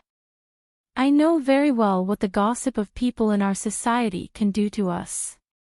Besides, her family is quite influential. If you persist with your affair with her, they'll destroy you. What I have with Elena isn't an affair, I say seriously. I care about her, and I'm determined to protect her. It's the same thing I said when I married her mother, but gossip destroyed what we had. Don't compare us, I respond curtly. You said it yourself, you've never been able to protect her. Besides, I didn't come to ask your permission. He looks at me in bewilderment. So you've come to threaten me. Take it as you wish, I am a man who goes for what he wants no matter what it takes to get me there, so it is better that you don't try get in my way or I won't hesitate to leave you on the street. He smiles. You inherited your grandfather's boldness. You're very different from your brother. Interesting. I won't waste any more of your time. That's it, understood, I say coldly. I try to get up, but he stops me. I'm curious to know how you got the papers to my property. The person I pawned them to is a guy with rather questionable morals. What's your relationship with him? I smile as I shake my head. You are in no position to question me, since you yourself have said so. He is a person of questionable morals with whom you have apparently had dealings. He clears his throat and frowns at me. Your family has me between a rock and a hard place, he says again. I have nothing against you. I would be the luckiest father to have the children of your family. Montenegro as sons-in-law, but your mother will never accept my daughter into her family. I settle back in. No matter what my parents do, I will be the one to take the presidency, and I promise you that if Elena sheds another tear because of you, I will not only throw you out on the street, but I will also make sure to reveal to the world the real reason why you ruined your family. And yes, this is a threat. Say, smiling broadly at him. He just nods while staring at me. I look up and see a photograph of Mariana behind him, but there is no photograph of Elena anywhere. By the way, I took the liberty of reviewing his finances. Since we're going to be family, I say sarcastically, it's only natural that I'd be worried about my father-in-law. Who are you really? He asks suspiciously. I told you, a son-in-law who cares about his father-in-law. I'm sarcastic again. I wouldn't like to see him in court with so much demand from your creditors, so to express my goodwill, I will send you an excellent offer in exchange for the late Mrs. Lancaster's jewelry collection. I know perfectly well that you still have it. He lets out a sigh. I'll be waiting for you, he replies. I knew he wouldn't refuse. After all, I'm sure you already have an idea of who you're dealing with. We'll keep seeing each other. I say goodbye. It goes without saying that Elena doesn't need to know what you and I have discussed. Are you leaving so quickly? I hear Mrs. Isabel say as I leave. I'd like to invite you to join us for tea. Mariana will be back soon, and I think it would be perfect for you two to get to know each other a little better. I'm sorry, ma'am, I have some business to attend to, I reply as I resume my walk without giving her any more time. I get into my car and soon I'm driving home. After several minutes, I arrive. I rush inside, and from the moment I cross the living room, a pleasant smell greets me. Did Grandpa hire a chef? I head straight to the kitchen, standing right in the doorway. What meets my eyes is the perfect picture. It's my grandfather with my little Elena, cooking. Well, actually, she's the one cooking. Try it and tell me if it's delicious, she asks. Be careful not to burn yourself. Blow like this, she says, stretching her little mouth, and all I can think about is stealing one of her delicious kisses. Perfect, it's perfect, replies the grandfather. Do you think Dante will like it? He asks, and I smile. Try it again just to be sure. Girl, if you keep giving me a taste, I won't be hungry, he complains. Besides, you'll make me fat. Where did you learn to cook so delicious food? It's one of my many hidden talents, she replies smugly. I love seeing her happy. Now more than ever, I know I'm willing to do anything for her. But don't be mean and try a little bit more, she asks again. The grandfather denies. I've already tried your cake, I also gave your salad the thumbs up, and although the baked ribs are delicious, I'll already be eating like half a pound of them, she complains again. And you still need to taste the rice. I need to know if it's cooked right, she says, and the grandfather pouts while crossing his arms. This is what I call home. It feels so good to come home and see her so relaxed and happy. I have no doubt, she is the one I need forever in my life. I'm glad you're here. Grandpa says as soon as he notices me. Come here, this woman is going to make my stomach explode. How did your urgent matter go? She asks me. That's the excuse I gave him before I left. That's it. I walk over to her and look at all the food she's prepared. It smells really delicious. She smiles shyly. I put all my effort into doing it, I wanted to welcome you with freshly cooked food as a thank you for what happened just now. The mere fact that you prepared it, it's already a great reward. Besides, I'm sure it's delicious. Go wash your hands, I'll set the table, he orders. You sound like the lady of the house. I put my arms around her waist and kiss her. What are you doing? She says, distressed. Grandpa is watching us. Don't stop for me, I'll go wash myself. He exclaims as he leaves. See, he agrees, so don't worry and give me another kiss instead, because that's what I love the most. She denies. That will be later, now hurry up, the food tastes better when it's hot. Don't think that just because you cooked for me I've forgotten your promise to make it up to you tonight, I remind her, then place another kiss on her sinful lips. She smiles at me and then shakes her head. Minutes later, we're enjoying ourselves as a family. It feels warm and comforting. Me loves this came, says she while drinking from his glass again. It's from Grandpa's private harvest. It's my favorite drink, he replies. A good wine is what keeps me going throughout the day.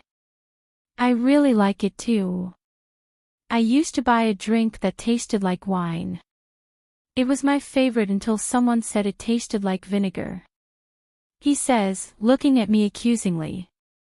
I just told the truth, it tasted awful. That's why you drank it all, he says accusingly. It was a sacrifice worth it, I reply, winking at him. I love watching her blush. I'm sleepy. All this food has made me go to sleep, my grandfather says goodbye.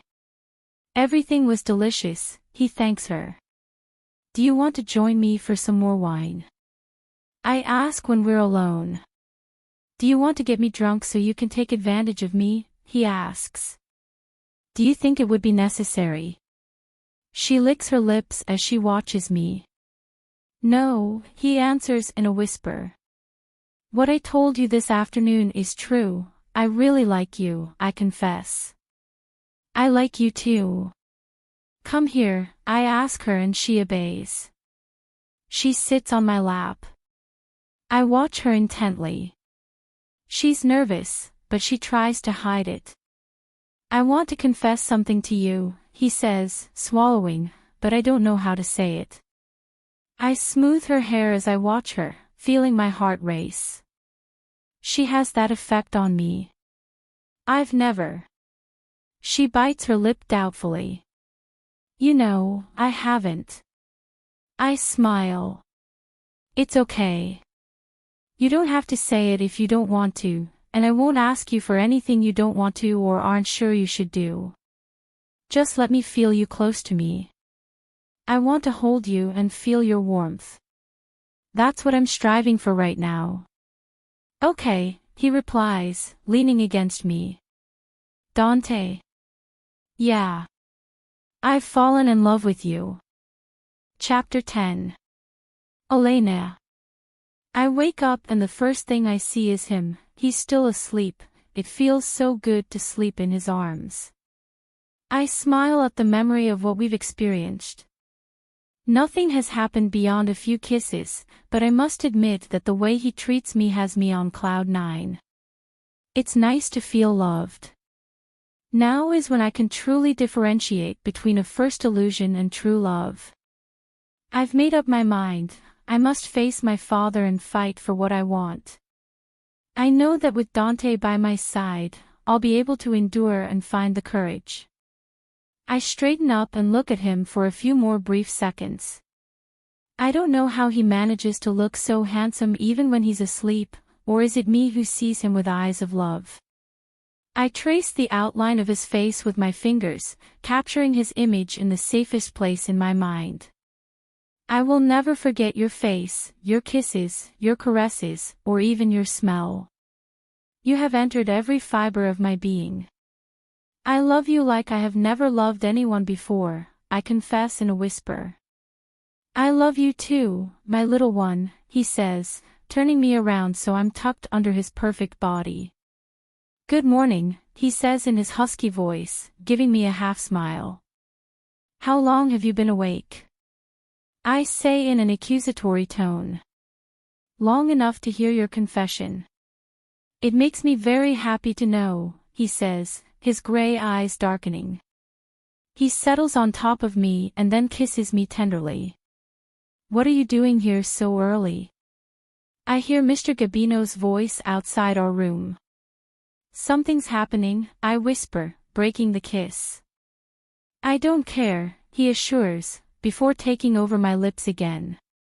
I need to speak to my brother right away. I know he's here. It's Gabriel, who sounds quite upset outside. Dante stops and then looks at me seriously. No matter what you hear outside, I don't want you to interfere. I'll go outside to receive the visitor. If you don't want to go out, you can stay here. In fact, it's better if you don't go out. He gives me another kiss and then stands up. I straighten up and watch him put on his shirt before leaving the room. I hurry up, take care of my personal hygiene, and then take off my pajamas to put on pants and a blouse. I untangle my hair and then approach the door. I can't hear anything anymore. Could it be that she's already left? I don't care if she's still here. I leave the room and walk towards the living room. I stop at a safe distance. Gabriel is still arguing with Dante. My heart has started to beat faster. I debate whether to leave or stay and listen without them noticing. In the end, I opt for the latter. I know you're just using her as your bitch to get revenge on me for taking her away from you, Gabriel exclaims. Took her away. I repeat in my mind, not understanding what he's talking about. Or are they talking about another woman? My heart is beating frantically, I even feel a pit in my stomach from nerves. Think whatever you want, I won't give you any explanations, Dante replies. I'm just warning you not to get in my way. This time, I'll take what's mine, no matter what. Now I realize that you deceived us all, Gabriel reproaches him. You made us believe you didn't care about the presidency, but all these years you've worked tirelessly to prepare the ground for your seizure of power. You're a master of deception. Brother, I warned you before I left, and you always underestimated me because I showed you my affection. I gave you one chance, but you failed. Now I don't care about anything. I'll just take what's mine, no matter what the cost, I hear him warn her. She's not yours. I know you'll end up hurting her, that's typical of you.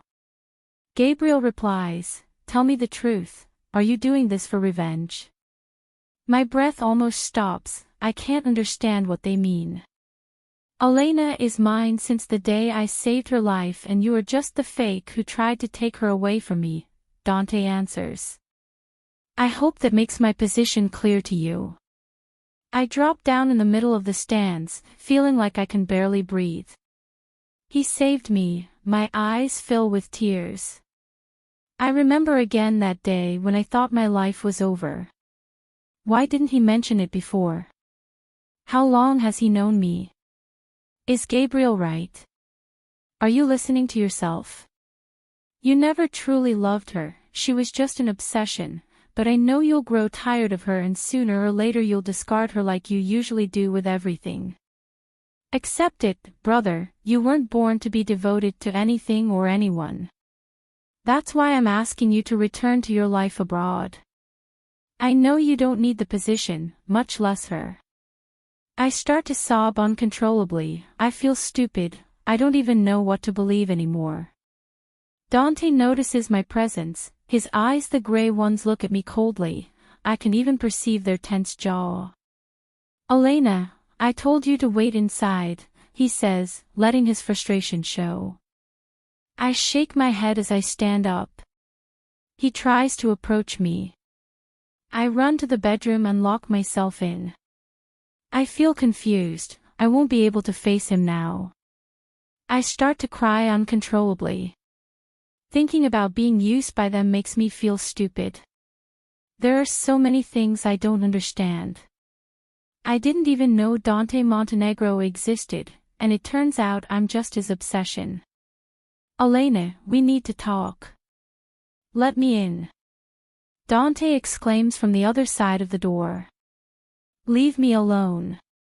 I reply, my tears continuing to flow. Dante didn't even admit to his brother that he loves me.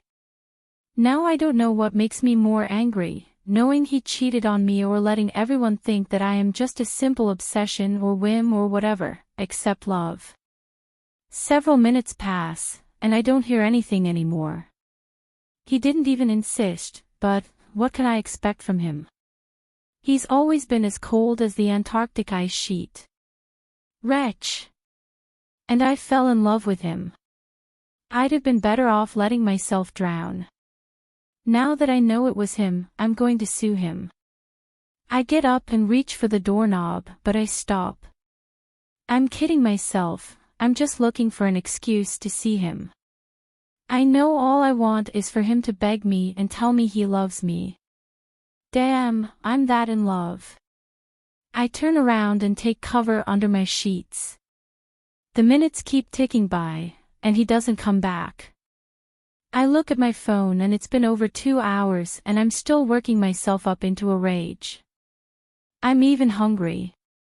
When I'm upset, stressed, or whatever, I get really hungry. I decide it's time, he's probably not even in the house.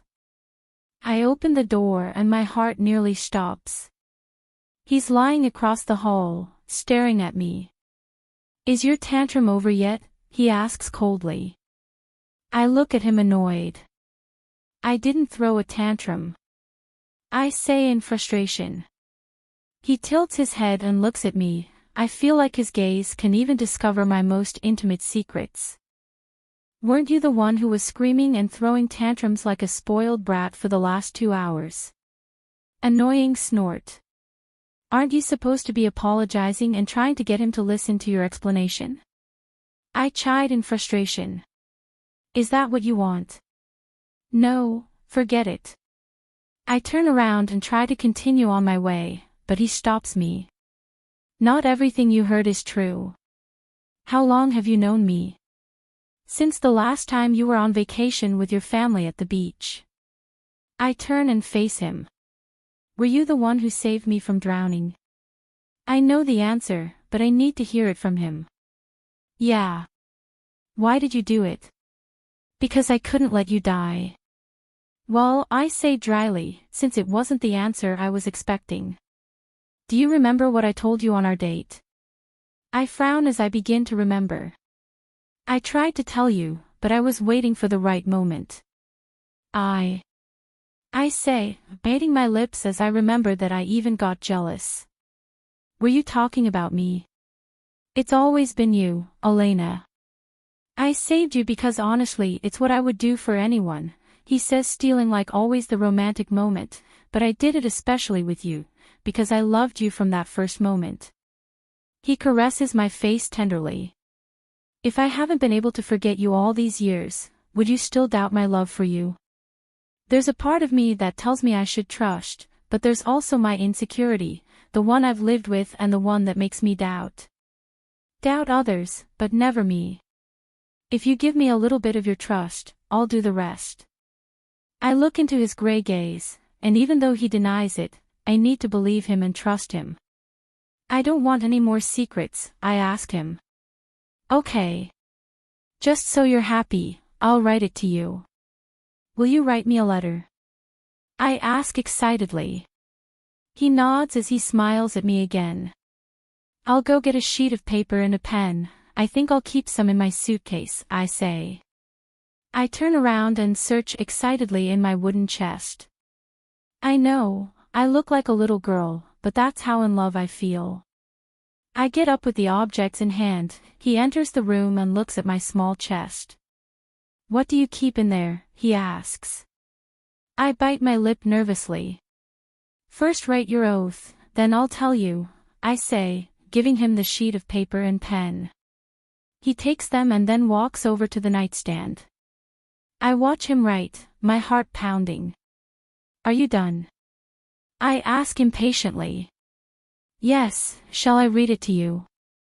No, I want to read it myself, I say, holding out my hand. He hands me the sheet of paper, my hands shaking while my pulse continues to race. I look at the 2 lines he's written, but I can't even read them because my mind has gone blank looking at his handwriting. That handwriting is unmistakable and unforgettable. I stare at him. Yes, I was the one who wrote you letters, he assures, reading my reasoning. I was going to tell you. I wanted to confess my love for you back then, but many things happened that prevented me. Then I saw you very happy with him. He speaks calmly. I always wanted you to be happy. Now I realize my mistake, and that's why I won't let you get away again. You can get all angry you want, he affirms, but you have no choice now. You're mine, and you won't be able to get rid of me. My eyes fill with tears. You waited until I was completely in love with you to tell me, I say, and I'm not blaming her. He comes up to me and wipes my tears. I confessed it to you a long time ago, but you weren't paying attention. I smile as I shake my head. That's true, I remember now. Do you hate me? He asks, and I shake my head. I can't, even if I wanted to. He takes my chin and looks at me. Do you love me? With every fiber of my being, I now know that without knowing it I have always loved you. I fell in love with the man who left me those letters. I am happy that it was you who wrote them. His lips kiss me tenderly, sealing our pact, one of love. Now I know I can't go back. I didn't sign his contract in ink, I did it with blood and from the depths of my heart. After a few minutes, we decided to go down to the dining room. Dante takes my hand and leads me there. Upon arriving, I notice Gabriel standing next to his grandfather. I can't help but feel disgusted. He's a fraud in every sense of the word. He lied to me, telling me they were his letters and that he'd loved me for a long time. Now I understand why he never wrote to me again. Gabriel looks at us with a raised eyebrow. As I've already told you, Grandpa continues, I decided to support Dante with my actions. I'm sorry if I ever made you think you would be my successor. Dante holds the chair for me, and although I feel a little nervous, I try to hide it. I decided to fight for what I feel, and it certainly won't be the last time I have to be in the same place as Gabriel or anyone else in his family, so I have to learn to handle the situation. Besides, I have to admit that I feel safe with Dante and Grandpa by my side. Dante pours me juice and then lies back in his seat. Don't worry, brother, for the first time we're going to play fair. We have the same chances of ascending to the presidency, so go calmly and tell my mother that she'll hear from me soon. Dante adds. You know perfectly well that it's a lie. With grandfather's shares and your branches abroad, the board won't hesitate to support you, Gabriel denies. Besides, you're using Elena to show shareholders that you are a reliable man who wants to settle down. Dante takes my hand in his, and I know he's doing so as a reminder that I should trust him. So I just keep sipping my juice and stay out of the Montenegro brothers' fight. It's what Dante told me to do, and it's what any educated woman, confident in herself and her fiancé, would do. Everyone must forge their own path to achieve their goals, Dante replies. As for my beautiful fiancé and future wife, I demand that you never mention her again in our affairs, he says, making my heart race. Elena, don't fall for their game. You'll be in the middle of a war, and the last thing I want for you is for you to get hurt again, Gabriel urges me. Keep the promise you made to your father. Are you done? Dante chimes in. If you're done, I'm inviting you to leave. This house is not yours. As a grandson, I also have the right to stay. As long as I want, he says in a challenging tone. Isn't that right, Grandpa? Mr. Gabino has remained silent and appears quite calm. Gabriel, tell me the reason why you want to stay at my house. if you don't have a valid and reasonable excuse, I'm afraid I'll ask you to leave, she says wisely, and although her voice is calm, it sounds authoritative. As always, you're putting yourself in Dante's shoes. You've never seen me favorably, he says accusingly. Now I realize you only deceived me while you were waiting for your favorite grandchild, but don't think you'll get away with it. I respected you greatly, Grandpa, and that's why I didn't support my mother at the time. Now I'm going to do everything I can to prove that you're not acting with good judgment so that your vote won't be valid. Do what you have to do, Mr. Gabino replies. I see him get up from his seat. He really looks furious. I can't believe I once thought I would love him and even shed my tears for an unscrupulous man. He finally showed his true colors, Grandpa says when the three of us are alone. I thought I'd have more time, but I see I must hurry as well. I'll call my lawyer, Mr. Ragnar, to get the inheritance underway. Grandpa, you don't have to do this, Dante urges. I know you love what you do. I promise I won't let Gabriel take over. I'll get the board to approve of me without having to take away what belongs to you. I'm so proud of Dante. Now I realize that beneath all that coldness hides a man with the purest heart. Don't worry about me, I'll be fine, he assures her. What can I do to help? I ask. Marry me. Get married as soon as possible. They both answer in unison. You guys always conspire against me, I accuse them, but in reality, your attitude makes me feel like I'm part of your small, loyal family. Even though I try, I can't help but feel nervous. Facing my father is something I'll be doing for the first time. I look up and see him on the second level, watching me from his office. I swallow and take a deep breath. I force myself to move forward even though my legs are shaking. As soon as I cross the threshold, I know there's no turning back. Mr. Lancaster is waiting for you in his office, one of the employees greets me. Continue this way, she instructs, treating me as if I were a stranger. Still, I don't say anything. In the end, this is what I've always been, a complete outsider to this family. I never felt part of it, and for the first time, I realize this and I don't feel affected. Miss Lancaster is here, he announces. I push open the door and see him sitting in his chair.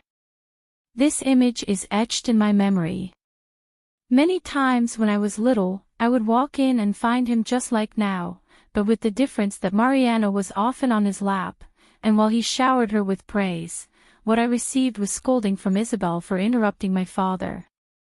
What hurt me most was seeing how he remained silent and didn't defend me. Now those memories seem distant and foreign. Little by little, I've been learning that I shouldn't beg for love. I thought it would take you longer to come visit me, he says seriously. Have a seat. I do what he tells me. How did you follow your heart? I ask, since despite everything, I care about him. I'm better, thanks for asking. I'm glad to hear it, I reply sincerely. Tell me the reason for your visit, he asks, and I thank heavens because I didn't know how to approach the subject. I've come to offer you an apology, I say, feeling my heartbeat accelerate. I won't be able to keep my promise. I've decided I want to fight for the love Dante and I have for each other, I assure you, letting out a heavy breath. Standing in front of him is a real challenge, and it's my duty to prove to myself that I deserve to be happy. He stares at me for a few long seconds, and when I think the scolding and complaints will come, his next words leave me baffled. If it's what you think will make you happy, I won't object, he assures me, and I feel like I'm dreaming. However, I think it's only fair that you know what you'll have to face. What do you mean? I ask, since there are many people interested in separating me from Dante. It's time I told you an old story. His seriousness has me on the verge of collapse. I'm listening. He lets out a small sigh and then nods. Before you were born, Euphrosyne, Isabel, and Julieta, your mother, were good friends, she begins her story. Julieta was the prettiest of the three, she assures, smiling nostalgically. And of course, everyone at school was interested in her, including Freud and me. The five of us maintained a beautiful friendship, but Euphrosyne and Isabel didn't hide their interest in us.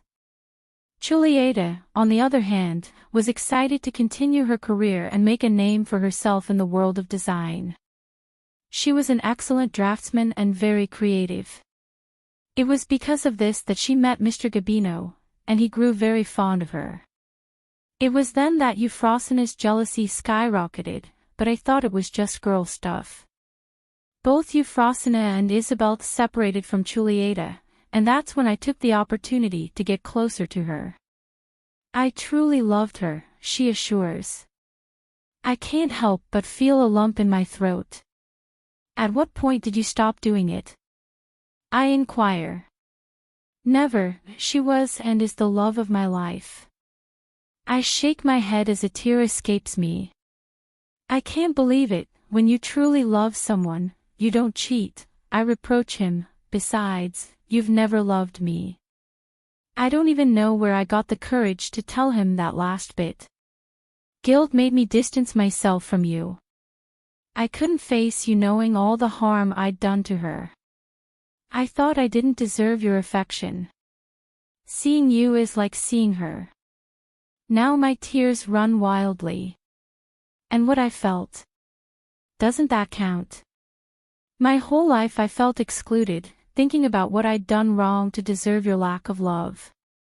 Now I realize my mistake, he says as his eyes crystallize. I was young and foolish. I was trying to win Julieta's love for several years. It was difficult for me to win her over. When we entered college she finally accepted me. We had plans for the future. At that time Euphrosyne was already Julieta's wife Freud. However, Julieta continued to frequent Mr. Gabino's house because she was excited about the idea of working for him. But soon after, she became pregnant, and rumors that the baby she was expecting was either Freud's or his father's spread like wildfire. I had often asked her to stay away from that family, that she didn't need the job. Your grandfather was quite wealthy, and although they were from the countryside, they owned many properties and buildings in the city, but she was stubborn. So I thought maybe there was some interest, and I believed some of the gossip. You should have trusted her, I chide him. Mr. Gabino is a man of integrity. She is, but at the time I let myself be blinded by jealousy. Besides, it wasn't easy having all my friends tell me to my face that my girlfriend was interested in a Montenegro and that she was the lover of both the old man and his son. I know it's no excuse, but I didn't know what to believe because no matter how much I begged her to back off, she wouldn't. During one of my drunken stupors, I messed around with Isabel, and she got pregnant too. All the harm they did to my mother was out of envy and machismo, I reproach him. My ego was damaged. I wanted to show the world that no one could make fun of me, so that's why even though I married Julieta, I continued seeing Isabel. I deny feeling all that pain that both my mother and I had to endure.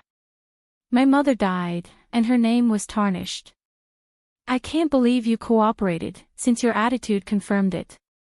I've loved you despite everything, but I don't think I can forgive you, I assure you, feeling that sharp pain in my chest. I was selfish, but you are my daughter, of that I have no doubt, but I had to tell you this, Euphrosyne will never accept you, her hatred towards your mother is strong, she will never forgive Freud for having loved her, much less that Mr. Gabino has treated her better than her. Besides, you are as beautiful as your mother. Now you know the truth, it is up to you to want to face the world for the love you have for Dante, but remember, if at some point you decide otherwise, I will support you. It will not be my redemption, but it will be my only proof of love. I see him open one of his drawers and take out a small green velvet box in the shape of a flower. Here, this is yours. Your mother designed it when she was pregnant with you, he says, holding out the box.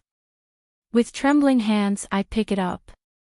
On the lid is my name engraved in elegant cursive letters. My eyes can't stop watering.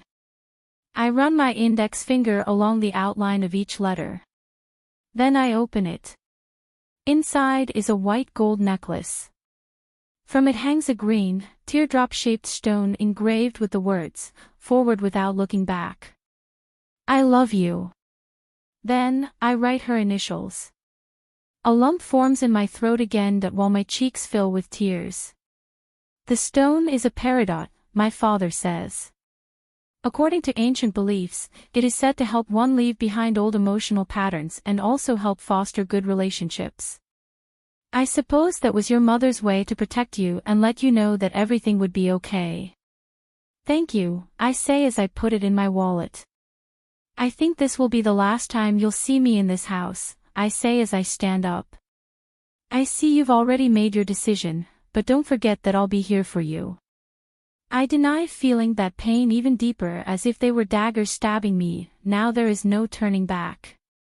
I waited so long to hear you say that they no longer apply to me. I won't say I'll never see you again. I suppose we will at some point, but our relationship as father and daughter ends now. I'll pretend I'm an orphan. I wipe my tears with the back of my hand. Actually, I have been one since I lost my mother.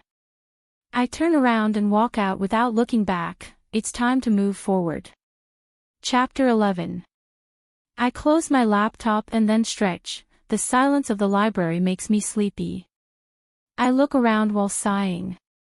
It's been over a week since I decided to move forward. Now I've resumed my studies, and my life has taken a new direction. For the first time in a long time, I feel calm and very happy. Dante and Grandpa have also been quite busy with the inheritance. I haven't asked much, but from their conversations, I know that Mrs. Euphrosyne has filed a lawsuit to prove that Mr. Gabino is mentally unfit and therefore unfit to make decisions. I can't understand how a person can live with so much resentment in their heart. Life is too short to waste it on hatred and bitterness. Many times you have to learn to let go. That's what I'm doing. I need to find myself, be happy, and heal my wounds. I take my things and get up. I didn't realize the time. I should hurry or I'm sure Dante will send his bodyguards to find me. I've told him many times that it's not necessary, but as always, he ignores me. I know there are usually two guys watching me, even if they try to hide from my sight, but I have to admit I love feeling valued and protected. I leave the place and it's already getting dark. I rush to find my car keys and as I go to get in, I hear the tapping of heels. I turn around and see Mariana. She actually looks quite pale and has dark circles under her eyes. She probably hasn't been having a good time. "I was waiting for you," he says as he continues to approach. "Stop right there," a burly, 6'6" man orders. Yes, just as I thought, I never walk alone even if I make myself believe so. It doesn't matter, she's my sister, I tell the man, but he doesn't move away. Mariana smiles sarcastically. "To think that was the life I dreamed of having, but because of your damn selfishness I'm about to lose everything," she says with tears in his eyes. "You didn't even care about your family. My father has even stripped me of my jewels and fired more than half of our employees. My mother is sick because father already warned her that we will soon leave the mansion and move to a smaller place. How can you go on with your life as if nothing is happening while your family is going under?" I let out a small sigh as I shake my head. Everyone gets what they deserve. Besides, everything you're saying is just nonsense, I respond dryly. There's nothing wrong with living in a small place, nor with not having employees, but you shouldn't worry. You're pregnant, and your fiancé will surely take care of you and the baby.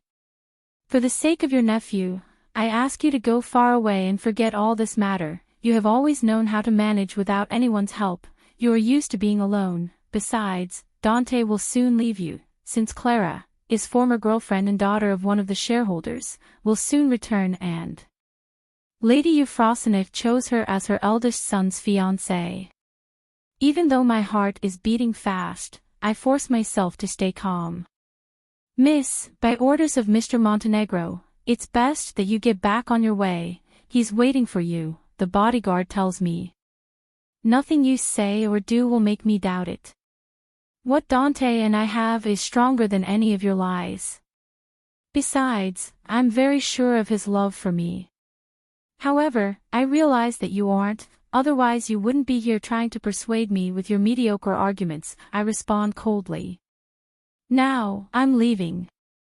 I can't continue wasting any more of my valuable time with you. I turn around and open the door, but I still hear his last insults. I don't know what you did to fool Dante and his grandfather, but what can you expect from the daughter of a bitch? You're following in her footsteps, but just like her you too will find the ending you deserve. The bodyguard closes the door for me, I take a deep breath, and then start the car. While I'm driving, I receive a couple of calls from Dante, but I don't answer. It's not that I'm doubting him, but I need to clarify my thinking a little. I knew from the beginning it wouldn't be easy, but even though I try not to feel upset, I'm still struggling with my fears. These days, things have been very nice between him and me. We've shared a bed, but we haven't been intimate yet, nor have we touched on the subject of our engagement. I know I was the one who told him I'd give him an answer after speaking with my father, but the lawsuit and everything else have kept him pretty busy, and I haven't found the time to revisit the subject. Besides, I've been secretly hoping he'd ask again. I park and get out of the car. As I do so I see Dante slightly leaning against his car, apparently waiting for me. Is everything okay? He asks as soon as he sees me. He walks in my direction and stares at me. I guess so, I reply, letting out a sigh. He pulls me in and gives me a warm, tender kiss. Let's go inside and you tell me what Mariana told you, he says, making it clear that he doesn't miss a single detail. He takes my hand and leads me into the house. And Grandpa? I ask, not seeing him, since he's usually waiting for me at this hour with a delicious cup of steaming hot chocolate and a couple of his favorite donuts. He was exhausted and went to bed early, Dante replies. I'm worried that he's under a lot of stress, I say, expressing my concern. He's an old oak, so don't worry, Dante replies. Now tell me what your sister told you. That strong man is a gossip, I snort. He's just doing his job. Don't change the subject and start talking. I know something's bothering you. You haven't even returned my calls. I bite my lips and look at him nervously. The usual, I say, trying to downplay it. That I'm the daughter of a bitch, that I'm selfish, and that you're soon going to be engaged to a girl named Clara. I stare at him to see his reaction to that girl's name. Do you know Clara? I ask. He keeps his expression neutral. He is so skilled at not showing his feelings that it is one of the things that always makes me nervous. Yes, I've known her since we were kids. But was she your girlfriend, or not? I insist. His gray eyes watch me with that peculiar intensity. Are you jealous? He asks, raising an eyebrow in a hint of amusement. No, I reply, crossing my legs. I'm just asking since it seems your mother has chosen her as your future wife. Yes, that's what I knew, he answers as if it were something unimportant. I frown. Why didn't you tell me? Because I have nothing to do with it, he replies nonchalantly. I've already chosen my wife, and that's you, he assures, making my heart race. Clara's just someone from my past. Besides, I don't think she's up for that kind of thing. So you don't have to be jealous, he says, winking at me. It seems you know her very well, I reproach him. Better come here and give me a couple of kisses, he says mischievously. I deny, feigning disinterest. Then I'll come for you. I watch him approach me and seconds later lift me into his arms. You're going to let me fall? I exclaimed nervously. Never, he assures me as he walks up the stairs with me in his arms. You're in shape, I say flirtatiously while caressing his strong arms. Shall I show you? She says flirtatiously. I bite my lip and smile. I'm sure my face leaves no doubt how in love I am and how happy I feel with him. Dante enters our room and places me on the bed.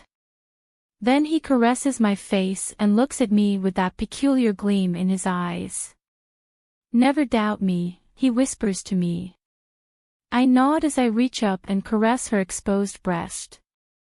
My father told me the reason why your mother will never accept me, I confess, since I hadn't told him anything about it.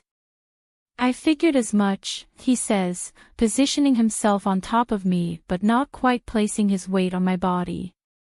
But we shouldn't think about that. We don't need our parents' approval. We have each other, and that's what matters. I smile as I nod. I like your tattoo, I whisper as I continue caressing it. Even though they're associated with death and darkness, he asks, his hand caressing mine. They also represent wisdom, intelligence, and protection, I respond tenderly. I feel safe with you. He smiles at me and then kisses my lips, making me feel intoxicated with love and happiness. Elena, we're leaving tomorrow, let's sleep tonight, he whispers to me and then takes over my lips again.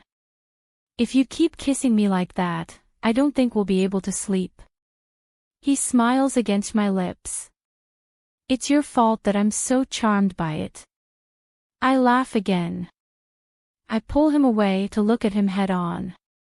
Where are we going? You didn't even ask if I could travel. Besides, I haven't made any arrangements.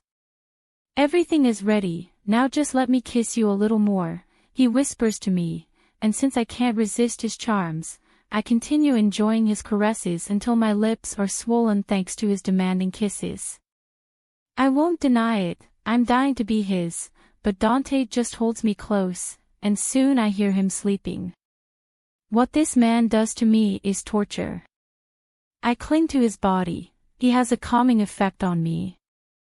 I get out of the car and look in amazement at the huge private runway. There are 3 private jets, one of which belongs to Mr. Gabino. Will you tell me where we're going? I insist for the 3rd time this morning. It's a surprise, Dante replies. I don't even have any luggage, I complain. I've already taken care of everything, you just enjoy the trip, he assures us. Our luggage is already on its way. I see one of his men carrying several suitcases, but none of them look like mine, so I guess I should relax and trust him. Everything is ready, you can board, receives one of the flight attendants. Dante takes my hand and leads me inside the luxurious jet. I'd flown before, but never on a private jet, and one as sophisticated as this one was beyond my reach. Your grandfather wasn't joking when he said he had enough money to support 3 more generations without having to worry about working even while living a life of luxury, I say in amazement. I was still being modest, he says, leaving me speechless. No wonder Mrs. Euphrosyne is fighting over the inheritance, I think without letting it out. I would have liked Grandpa to accompany us. Me too. But he has to take care of some matters in Nakazari, Montenegro, he says. I don't like leaving him alone. He isn't, I left my trusted men with him, and will be back in 2 days. At least tell me if it's a business or pleasure trip, I insist. Both, he replies, winking at me, causing my cheeks to blush. After a few minutes we are welcomed and given instructions before takeoff. I see Dante take out a box of gum and put some in his mouth. I didn't know you liked to chew gum. Didn't you have a childhood? I say jokingly. It's to calm your nerves and relieve the pressure in your ears, he replies. Try it, you'll see how it feels. Good, he says as he places some gumdrops in my hand. I do as he tells me while smiling. I love getting to know his human side. Soon we're in the air. I admire the landscape, which is getting smaller and smaller. During our flight, we were served delicious food and fine wine. Just being able to experience this with him makes me feel special. Let's sleep for a while, it'll help us recover the energy we'll need on our trip, he suggests.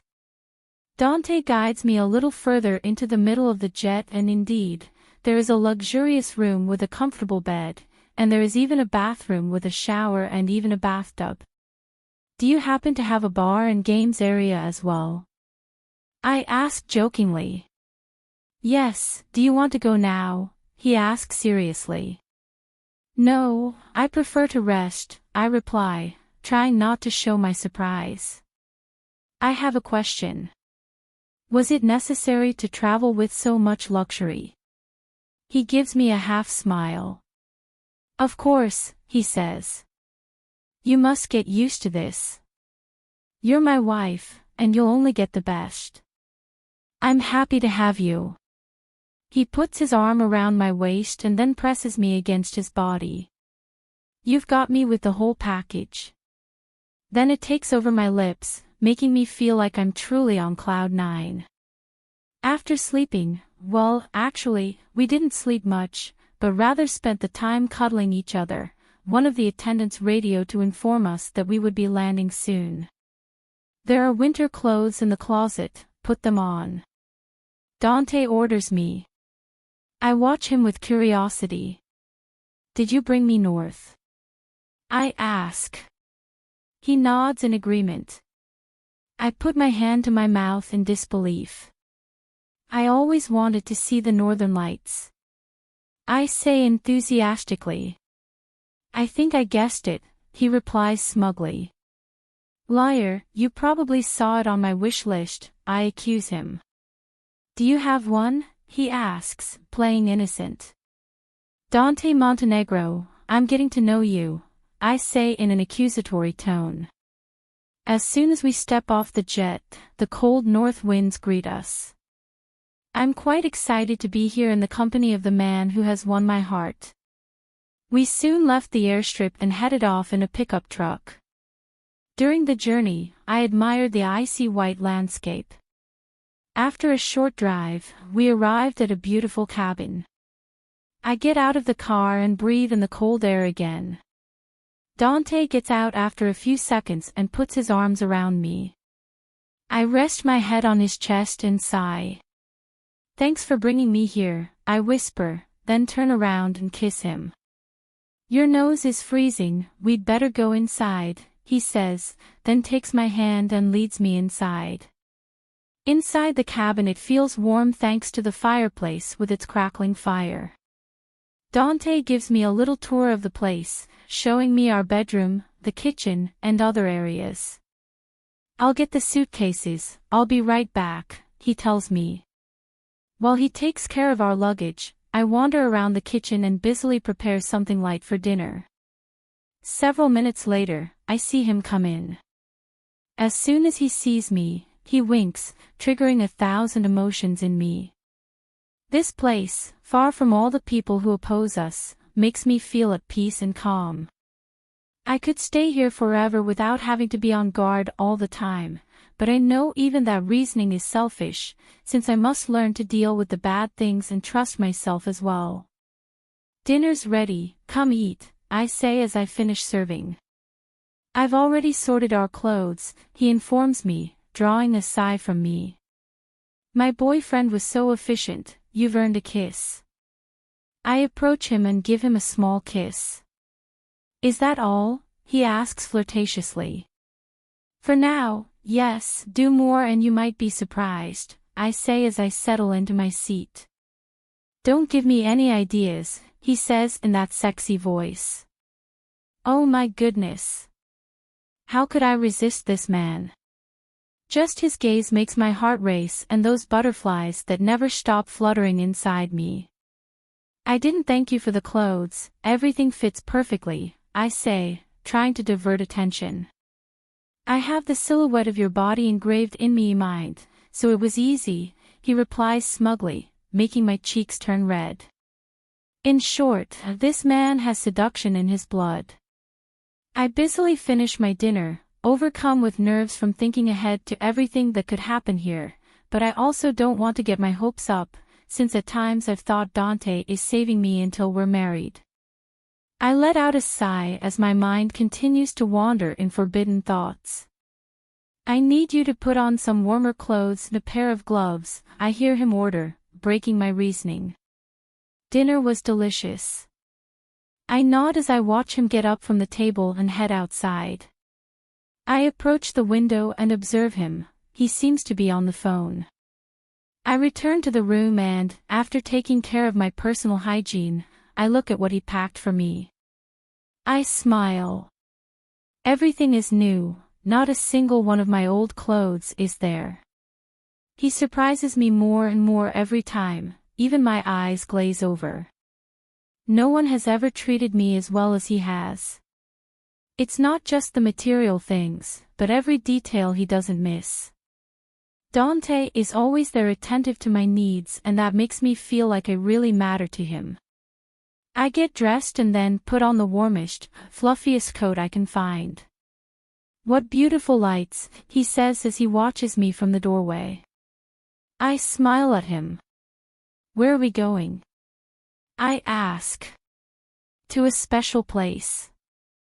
And so it is, my eyes are amazed by the spectacular view. The night sky is a dark canvas dotted with stars, but the most impressive thing happens when the lights begin to appear. At first, there's only a faint green glow on the horizon, but after a few seconds, the lights of the northern lights unfold in all their splendor. It's a sight that takes my breath away.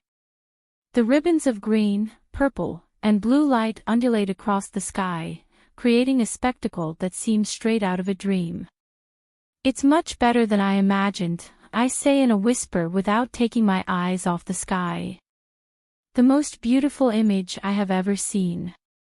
I hear Dante whisper. Yes, I reply, focusing my attention on him, and then I see him place one knee in the snow, making my heart almost jump out of my poor chest. Although in my mind and heart you have always been mine, I want to hear you confess it, he says, making her smile. I watch him open the small velvet box, revealing a beautiful red diamond. I'm yours forever and ever, I say with emotion. He takes my hand and after removing the glove, he slides the ring onto my finger. With this diamond as rare and hard to find as you are, my precious Elena, I give it to you as a symbol of my commitment and eternal love. He stands up and puts his arms around me, then our lips meet to seal our pact, with the sky and the white mantle that covers the earth as our most faithful witnesses. Chapter 12. Dante. Suddenly it starts to snow, causing our kiss to be interrupted. Heaven has given us its blessing, she exclaims as I watch her raise her face, letting the small snowflakes fall on her rosy cheeks. Then I watch her stick out her tongue trying to catch a snowflake. Try it yourself, it's fun, he urges me. I shake my head as I watch her with amusement. Without a doubt, my little girl is the most beautiful and precious thing I have in my life. You're boring, she says as she collapses into the snow. Do I look like an angel? She asks, tracing a silhouette with her arms. I lean over her and then brush the snow off her hair. You're my ice queen, I whisper. She throws her arms around me. Just because you're my ice king. I find his lips again, feeling all that desire I've had to repress, and even though we're in sub-zero temperatures, my body feels too hot. Let's go back to the cabin, I ask her, and she nods in response. I help her stand up and we walk down the small hill. As soon as we enter the cabin, the warmth of the place envelopes us. I help her take off her coat and, seconds later, I take her back in my arms. I love you, Dante, she whispers to me. I love you, my little one. Our kisses become demanding. I lift her into my arms as she wraps her legs around my waist. I caress her delicate skin with urgent need. I want you, I confess, hoping to hear his reaction. My love is pure and sincere, and I don't mind waiting for her as long as I want. I know she's still learning to trust, to open up to love, and I don't want her to feel like I'm cheating on her, forcing something she is not yet sure of. I want you too, he whispers. I look into her eyes, her pupils dilated, confirming her words. I caress her lips and claim them as mine again. Soon we are nothing more than two souls complementing each other, caught in the caresses and flames unleashed by the passion that consumes us. I treat her gently, taking the time to explore every inch of her skin, savoring her devotion and imprinting her sweet taste on my memory. Time stands still in that small space of a world that, despite being cold, melts around us with all the fire emanating from our love. The silence is interrupted by the sound of our surrender, of our pleasure that wordlessly seals the love we have now sworn to each other. And when our bodies succumb, I come closer and kiss her forehead. You are what my soul has always longed for. She smiles at me. You are what I always hoped for. I adjust her body to mine, feeling how it fits perfectly. There's no doubt, Elena was made for me. For the rest of the night and into the next morning, I've been searching for the pleasure of her skin again. I'm becoming addicted to the feelings I've only been able to feel with her. I'd like to stay in bed with you longer, I confess, but we have to attend an important party that's more like a business meeting. Should I attend? He asks. It's not mandatory, but I need you by my side. I want to introduce my wife to our partners. Besides, you'll have to get used to it. This type of event is common in our circle. She nods, although she seems a little thoughtful. You have nothing to worry about, I'll always be by your side, I assure her as I pull her towards me. She clings to my body. I'm afraid I won't measure up. I force her to look at me. Don't ever say that. I'm a lucky man to have you. You're also physically beautiful, so I'm sure I'll be the envy of many men. She smiles as her cheeks blush. Aren't you jealous? Yes, but I'm also very sure of myself and of you. Besides, my wife is beautiful, and I know she'll steal more than one glance. That's the price of having you. I am jealous, she confesses as she straddles me, possessive too.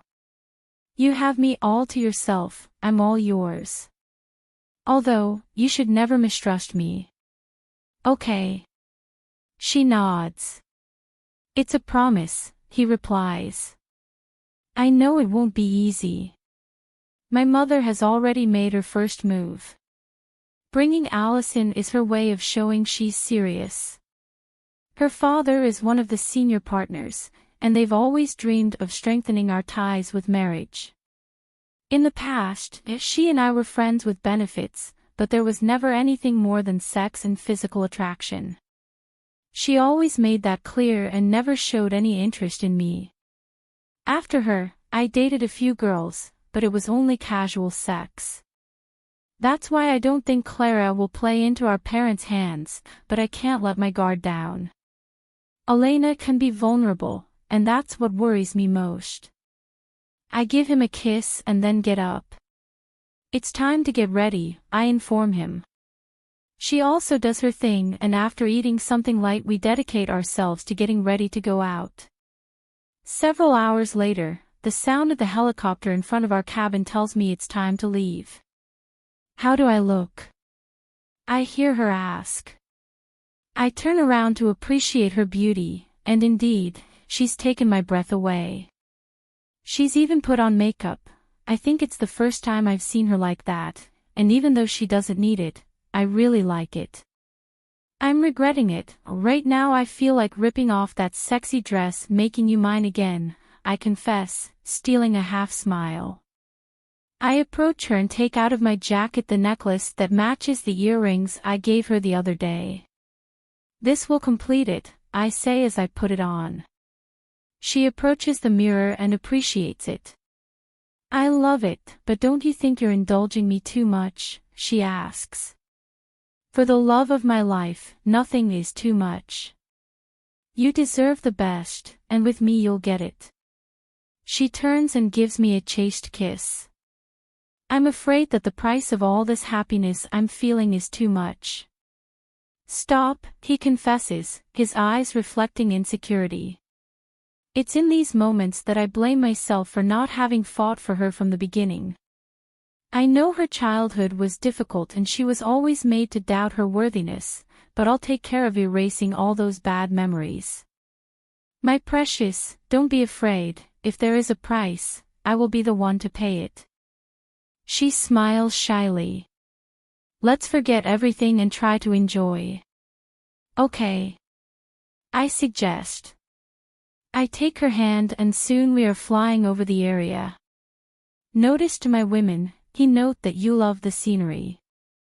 All this ice reminds me of you, he says, his eyes shining with excitement. Because despite its cold and imposing appearance, there is also warmth and purity. He answers, stealing a smile from me. I have been praised in many ways, but I have never been compared to something pure. I approach her, although right now I am pure fire, needing to be soothed by your skin, I whisper to her. Behave yourself, he scolds me while smiling mischievously. I was left wanting to make you mine in the middle of the heights, but when we return I'll fulfill my fantasy, I say in a seductive tone. You're making me blush, she says, fanning herself with her hand. Didn't you like what we did last night? I insist, because I love making her forget her insecurities and reminding her that she's really with me. Dante, that's enough. Answer my question, I order. Me charm, he says while he smiles at me. I know, I'm an excellent lover, I say smugly. She denies. Seriously, you're amazing. I widen my smile as I wink at him. And you love me, I add. Yes, and I love you, he replies. I take her hand in mine, letting her know that she'll always find warmth, trust, love, and protection in me. That's what I aim to be for her. Elena. Dante hasn't let go of my hand during the short helicopter ride, making me feel safe and immensely happy. When I close my eyes, I can still feel his caresses etched on my skin. Giving myself to him was wonderful and perfect. He treated me with tenderness, making me feel truly loved. It's because of these moments that my love for him grows stronger every day. I thank heaven for having placed him in my path. Now I am his, body and soul, just remembering him makes my heart flutter with joy. We've arrived, he announces. Dante helps me down, I hold his arm and together we enter the beautiful residence that looks more like a castle in the middle of the white mountains that rise behind it. At first I was nervous, but now I feel confident and happy. Upon entering the cozy and warm living room, the soft music and neon lights welcome us, giving the atmosphere an exuberant and sophisticated touch. Montenegro, it's an honor to have you here, a man with black eyes and dark hair greets him. The pleasure is mine, bimbo, he answers. Meet my fiancée, Miss Elena Lancaster. It feels so good to hear him call me his fiancée. Miss Lancaster, it's a pleasure, he says that while extending his hand in greeting.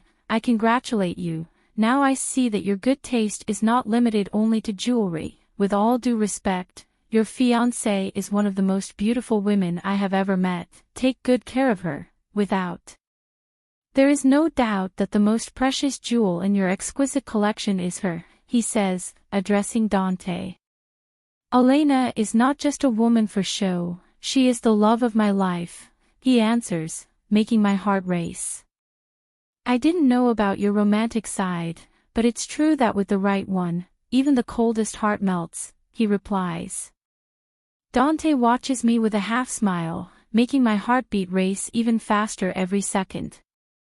Just when I think I can't love him anymore, I realize it's impossible. He's won my soul.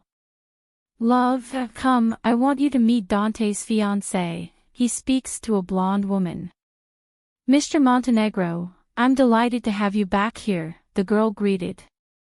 I imagine you're the lucky one to have won this man over. Elena Lancaster, nice to meet you, let me introduce myself. Sylvia from Bimbo, nice to meet you, she waves back. Come on, I'll give you a tour while these two strong men talk business. I look at Dante for his approval and he nods. This is the first time Mr. Montenegro has brought company, several of the girls you see there, he says, pointing discreetly. They've been eagerly awaiting this gathering just to see your fiancé and maybe find an opportunity to get closer to him. Although one of them already had her chance, it didn't seem to be anything serious. So stick close to him and learn to mark your territory.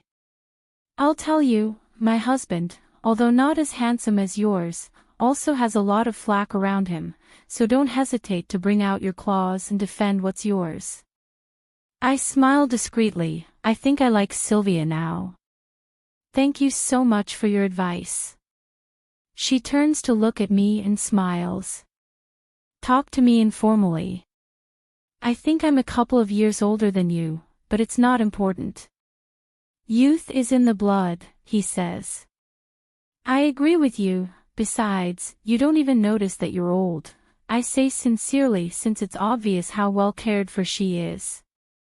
I love you already, he says, taking a couple of drinks and offering one to me. I also have experience, and I'd like to give you a few pieces of advice. Okay, I'm listening. She invites me to sit down. Learn to be selfish and put your own priority first. Every time you walk into a room, feel like a queen. Never let anyone make you feel less than you. Keep your chin up and believe it. There are many vipers in this world ready to spit venom and try to bring you down. So always keep your guard up. And finally, trust your partner. Honestly, it's clear Dante loves you, he says, looking past me. He hasn't let you out of his sight since we separated. It's clear he cares a lot for you. I tuck a strand of hair back into my hand and smile. I love him too, I confess. Oh my goodness. I hear her exclaim, let me see your ring. I extend my hand to her and she appreciates the jewel. I take it back. He doesn't love you, he loves you, he idolizes you, and everything else, she says, and her reaction seems exaggerated to me. This diamond is the most valuable precious stone, there are only 30 in the entire world. I'm serious, you hit the jackpot with this man. I know, Dante is perfect for me, I say with a sigh, and it's not because of the jewel, it's because of how he makes me feel. Look, he says in a whisper. The vipers want to know who you are. Hello, Miss Sylvia, the party is lovely, congratulations. A couple of girls greet her. Then they turn their attention to me. This is Miss Lancaster, Mr. Montenegro's fiancée. He introduces me to the girls. Nice to meet you, I greet politely. I didn't know Dante had a girlfriend, much less a fiancée, a blonde girl with blue eyes replies. Sylvia takes my hand and shows it to him. The diamond on her hand says otherwise, Clara, she replies, causing the girl to look at me with a frown. Clara, is she the same one Mariana mentioned? I think. Are you having fun? I hear Sylvia's husband say. I turn around and see that Dante has arrived too. Dante, darling, what a pleasant surprise to find you here. I see that Clara woman greet him with a kiss on the cheek. Clara, I didn't know you were coming today, he replies, a little surprised. My father came to represent Mrs. Euphrosyne, and I wanted to come to keep him company and learn the business, she says. I'm an only child and his future heir. Sounds good to me, he replies. I see you've already met my fiancé, he says, standing next to me. Yes, I congratulate you on your engagement, although it took me by surprise, she replies. Do you think we can talk privately for a moment? I need to discuss something important with you. Sylvia looks at me and makes a gesture indicating that I should mark my territory, or so I think, but I really don't even know how I should act. It will be another time, Dante replies, leaving me perplexed. I must go now, my fiancé and I are still tired from the trip. Are you leaving so early? She insists. You just came, and what I have to tell you is really urgent. He reaches out his hand to me, and I stand up. I feel him place his hand around my waist, making me feel safe. I'll see you tomorrow, he says, addressing Mr. Bimbo and ignoring Clara's insistence. Thank you very much for your hospitality, Mrs. Sylvia. A pleasure. Bring your fiancée tomorrow, I'd be happy to show her my jewelry collection, she says kindly. Sylvia, thank you for everything, it was nice meeting you, I say goodbye to her. Come to my private villa tomorrow, Sylvia invites us. We'll be delighted, Dante replies seriously. We soon left the place. Dante looked quite upset. Is something wrong? I ask when we're alone. I'm sorry about what happened earlier. I didn't know Clara was coming with her father, he replies seriously. My mother is going too far. Don't worry, I'm fine, I assure him, taking his hands. You make me feel safe. He looks at me with that gaze capable of breaking through any barrier. Maybe there will be a time when I won't be able to be by your side, no. No matter what they tell you, you have to know how to act. All eyes will be on you, and they'll take advantage of anything to attack you. I know, you don't have to worry about me. I'm not a child, and I know what I have to do, I assure her. Were you able to close the deal? I asked to change the subject. I haven't been able to close the deal yet. Apparently my mother is intervening and Bimbo doesn't know what to do. He has been the largest supplier of precious stones for Nakazari Montenegro, but there's a lawsuit filed and he's afraid of playing the wrong way, he tells me, showing concern. We shouldn't have left the party so soon, you should have tried to persuade him. It doesn't matter, my priority is that you're okay and don't feel uncomfortable. I approach him and stroke his hair while I stare at him, feeling that makes me see him as my everything, and to say that I love him is an understatement. Thank you for taking care of me, but I don't want to be an obstacle to your business, so next time, let me sort it out. I walk over to him and give him a kiss. You're not an obstacle, you're the love of my life, and my priority is taking care of you. But if you want to make it up to me, we can return to the cabin and pick up where we left off, he suggests in a seductive tone. Sounds like temptation, I reply flirtatiously. He asks to be returned to our new little nest of love, and once again our bodies become one, dissolving the cold and turning our world into a fire that burns with every caress. Chapter 13. Today is the last day we'll be here. The truth is that these have been unforgettable and unique moments, despite the minor setbacks. I finish getting dressed since we have to go to the Bimbo couple's villa. I go out to the living room and see Dante talking on his cell phone, looking very worried. As soon as he sees me, he finishes talking. Is everything okay? I ask. One of my men just informed me that Grandpa isn't feeling well, he tells me. Have you talked to him yet? Yes, but he insists he's fine and that he's just tired, she replies worriedly. What bothers me is that because of my mother's intervention, I'm afraid our stay will be extended. I have to return with the signed contract, and convincing Bimbo isn't easy. Grandpa is a strong man, you'll see he'll be fine, now let's get that deal, I reply, encouraging him. He relaxes and gives me a smile. Dante lost valuable time for me, so now I must do everything I can to help him. After a short drive, we arrived at the luxurious villa. It has its own skating rink and steep ski hills. Upon entering the property, the Bimbo couple gave us a warm welcome. Do you like skiing? Mr. Bimbo asks Dante. I haven't practiced it in a while and I'm not very good at it, he replies. This is where my husband gets competitive, Sylvia whispers to me. I look at Dante, he looks very self-confident as always. Shall we try it? Bimbo suggests. I think you're going to give me a good beating, but I accept the challenge, Dante replies. We'll go prepare the equipment, the host informs. Wait for me here, Dante asks me. Don't hurt yourself, that looks dangerous, I say with concern. He gives me a kiss and then smiles at me. I love that my wife cares about me, he says, winking at me. I shake my head as I watch him walk away.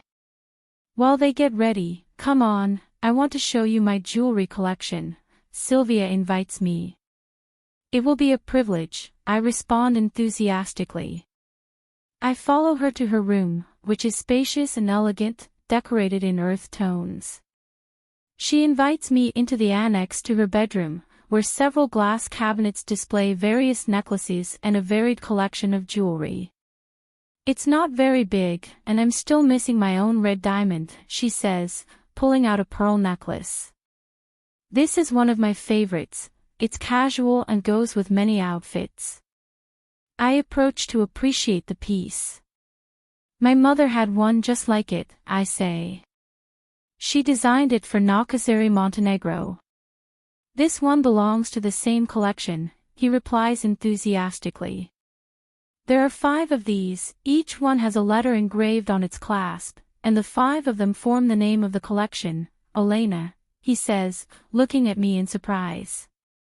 She called it by your name, that's why the pearls are there embedded in a gold drop simulating the Elena of Aquino in the morning. I'm sure the necklace you have is the R. I'd like to see your mother's collection, she's my idol, I greatly admire her designs. It's unfortunate she's no longer with us. It's the first time I've heard a stranger speak so highly of my mother, and it makes me feel so proud. Now I know there are still people who remember her for who she truly was, an intelligent woman with big dreams and talents. I have a necklace made with a peridot, my mother designed it exclusively for me, there is no other like it.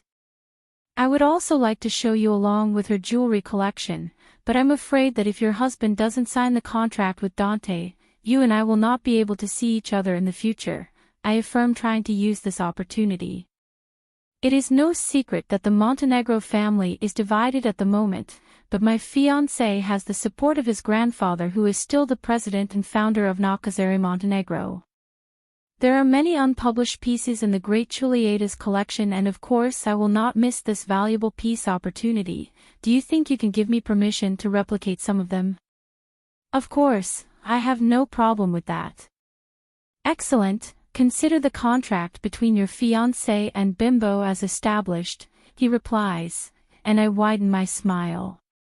I know the jewelry collection isn't in my possession, but if I have to return to the place I swore I'd never return to, I'll do it to help Dante and Grandpa. I'll see how I can convince my father. After seeing some more gems, we left the place. Sylvia seems even nicer to me, I have my mother to thank for that. Look, they're already on the ski slope, he says, pointing at the huge screen. I see Dante and Mr. Bimbo ready. Unable to help it, my heart races, the slope looks quite steep. In a moment, the men begin the race, and I'm out of breath. Sylvia seems to be having fun and I'm still holding my breath. I'm terrified of all extreme sports. Dante was ahead of his time, I say while admiring his skill. My man knows very well how to move. Sylvia smiles, and I watch her run toward the track. I follow her, and we both wait for our men to pass by. Seconds later, I see them coming like a cannonball. "You can do it, love," she shouts to her husband. "That's the way to go, honey, show him what you're made of," I exclaim while smiling. I feel liberated and euphoric. Both Sylvia and I continue to encourage our men. Dante passes in front of us and I applaud excitedly. Seconds later Bimbo catches up with him and in the end they end up arriving at the same time. I run towards Dante and he welcomes me with open arms. "You did it perfectly," I say, then give him a kiss. "Your cheers helped me a lot." "Did you hear me?" "Of course, that was the best part, hearing you call me, sweetheart."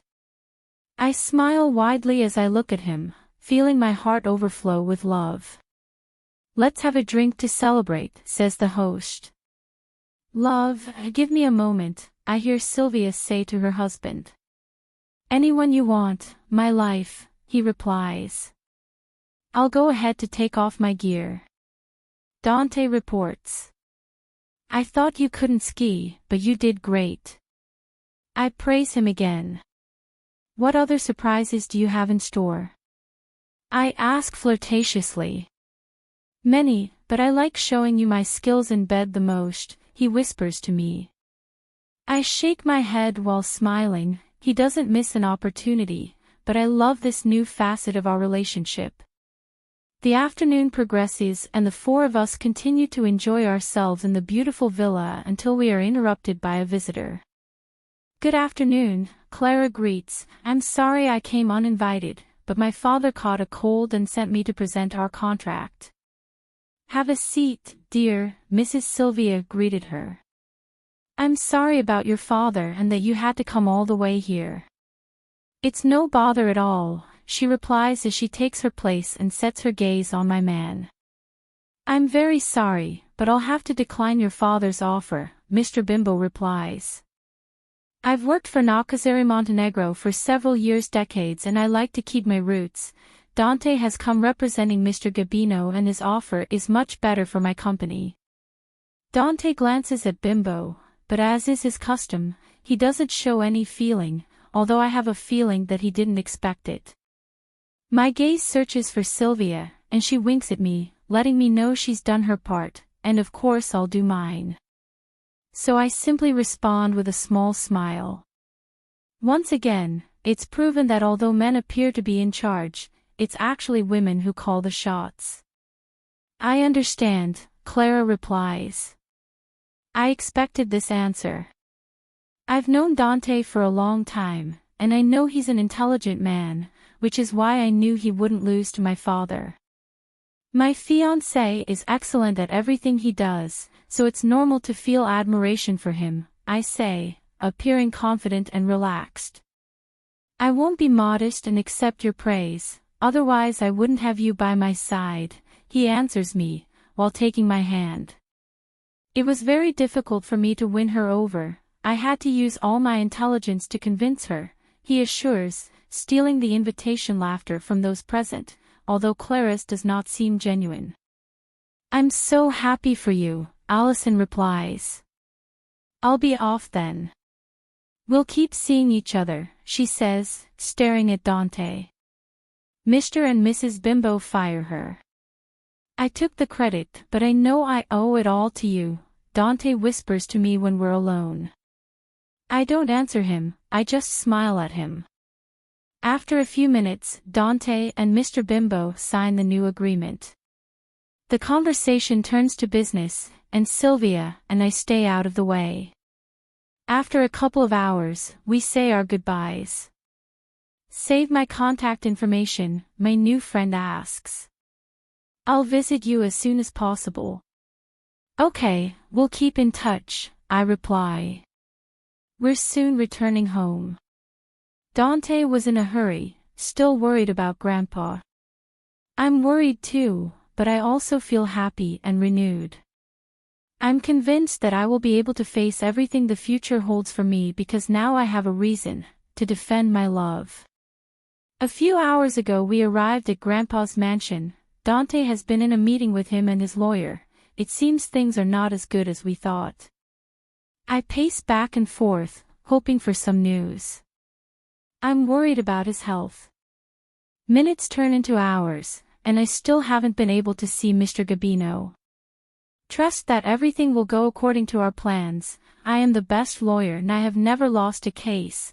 I hear Mr. Ragnar say goodbye to Dante. I know it will be, he replies. I quickly approach Dante. How is Grandpa? I ask with concern. He's stable now, but his heart isn't right, he replies, sounding distressed. Even so, he refuses to see the doctor because he's afraid my mother will win the lawsuit if she finds out he's not in good health. I don't really care about the inheritance, I just need him to be okay, but I don't know what to do. I feel between a rock and a hard place. I'm confident we'll figure this out. I encourage him.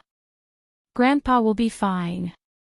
He's the only person who has always understood and supported me. If something happens to him She can't even finish the sentence as her voice breaks and her eyes crystallize. I hug him, feeling his pain as my own. I also greatly appreciate Mr. Gabino. I'll go talk to him. Dante nods. I turn around and hurry to his room. I knock softly on his door. Can we come in? Yes, go ahead. I walk into his bedroom and realize it's a bit dark. I'll open the windows. The weather is perfect and darkness is not a good advisor, I say as I carry out the action. I turn around and see him lying on the headboard of his bed, looking a little pale. You're just like your mother. Every action reminds me of her. I loved her like a daughter, but I couldn't protect her from the gossip. She was quite an intelligent and hard-working woman, he says, his gray eyes rather clouded. I walk up to him and give him a sweet smile. My father already told me what happened, and the only thing I have for you is gratitude. She fulfilled her dreams thanks to the opportunity you gave her. I'm sure that if she didn't resign knowing the slander, it was because she loved what she did.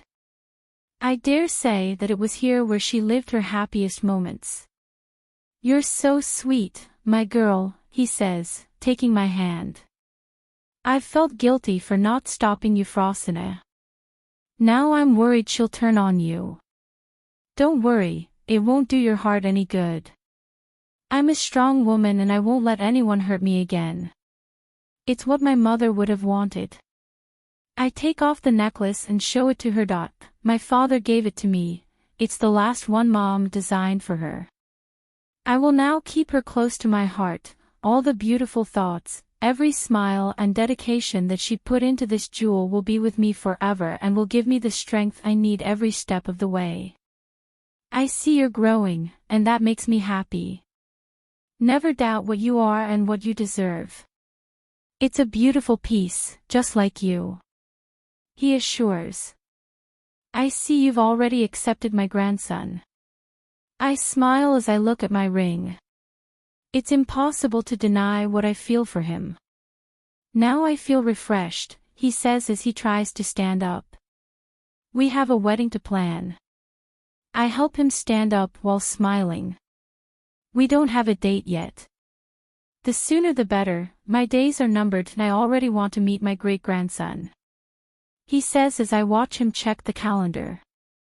You're taking advantage, I say, amused. Look at you, you don't even look sick. I don't have time to feel sick. He assures. In a month it will be my birthday, your marriage will be my best gift. I accept on one condition, I reply. That deals are doing to my backs. Dante interrupts us. You're slow, Grandpa scolds him. How come you haven't set a date for your wedding? Dante smiles at me tenderly. I wanted to ask your opinion on finding a good date, he replied. I cross my arms and watch them. They are planning as if they have the last word. My birthday, that's a great date, so you'll have a blessed marriage with lots of happiness, he replies. I think it's a good date, Dante says.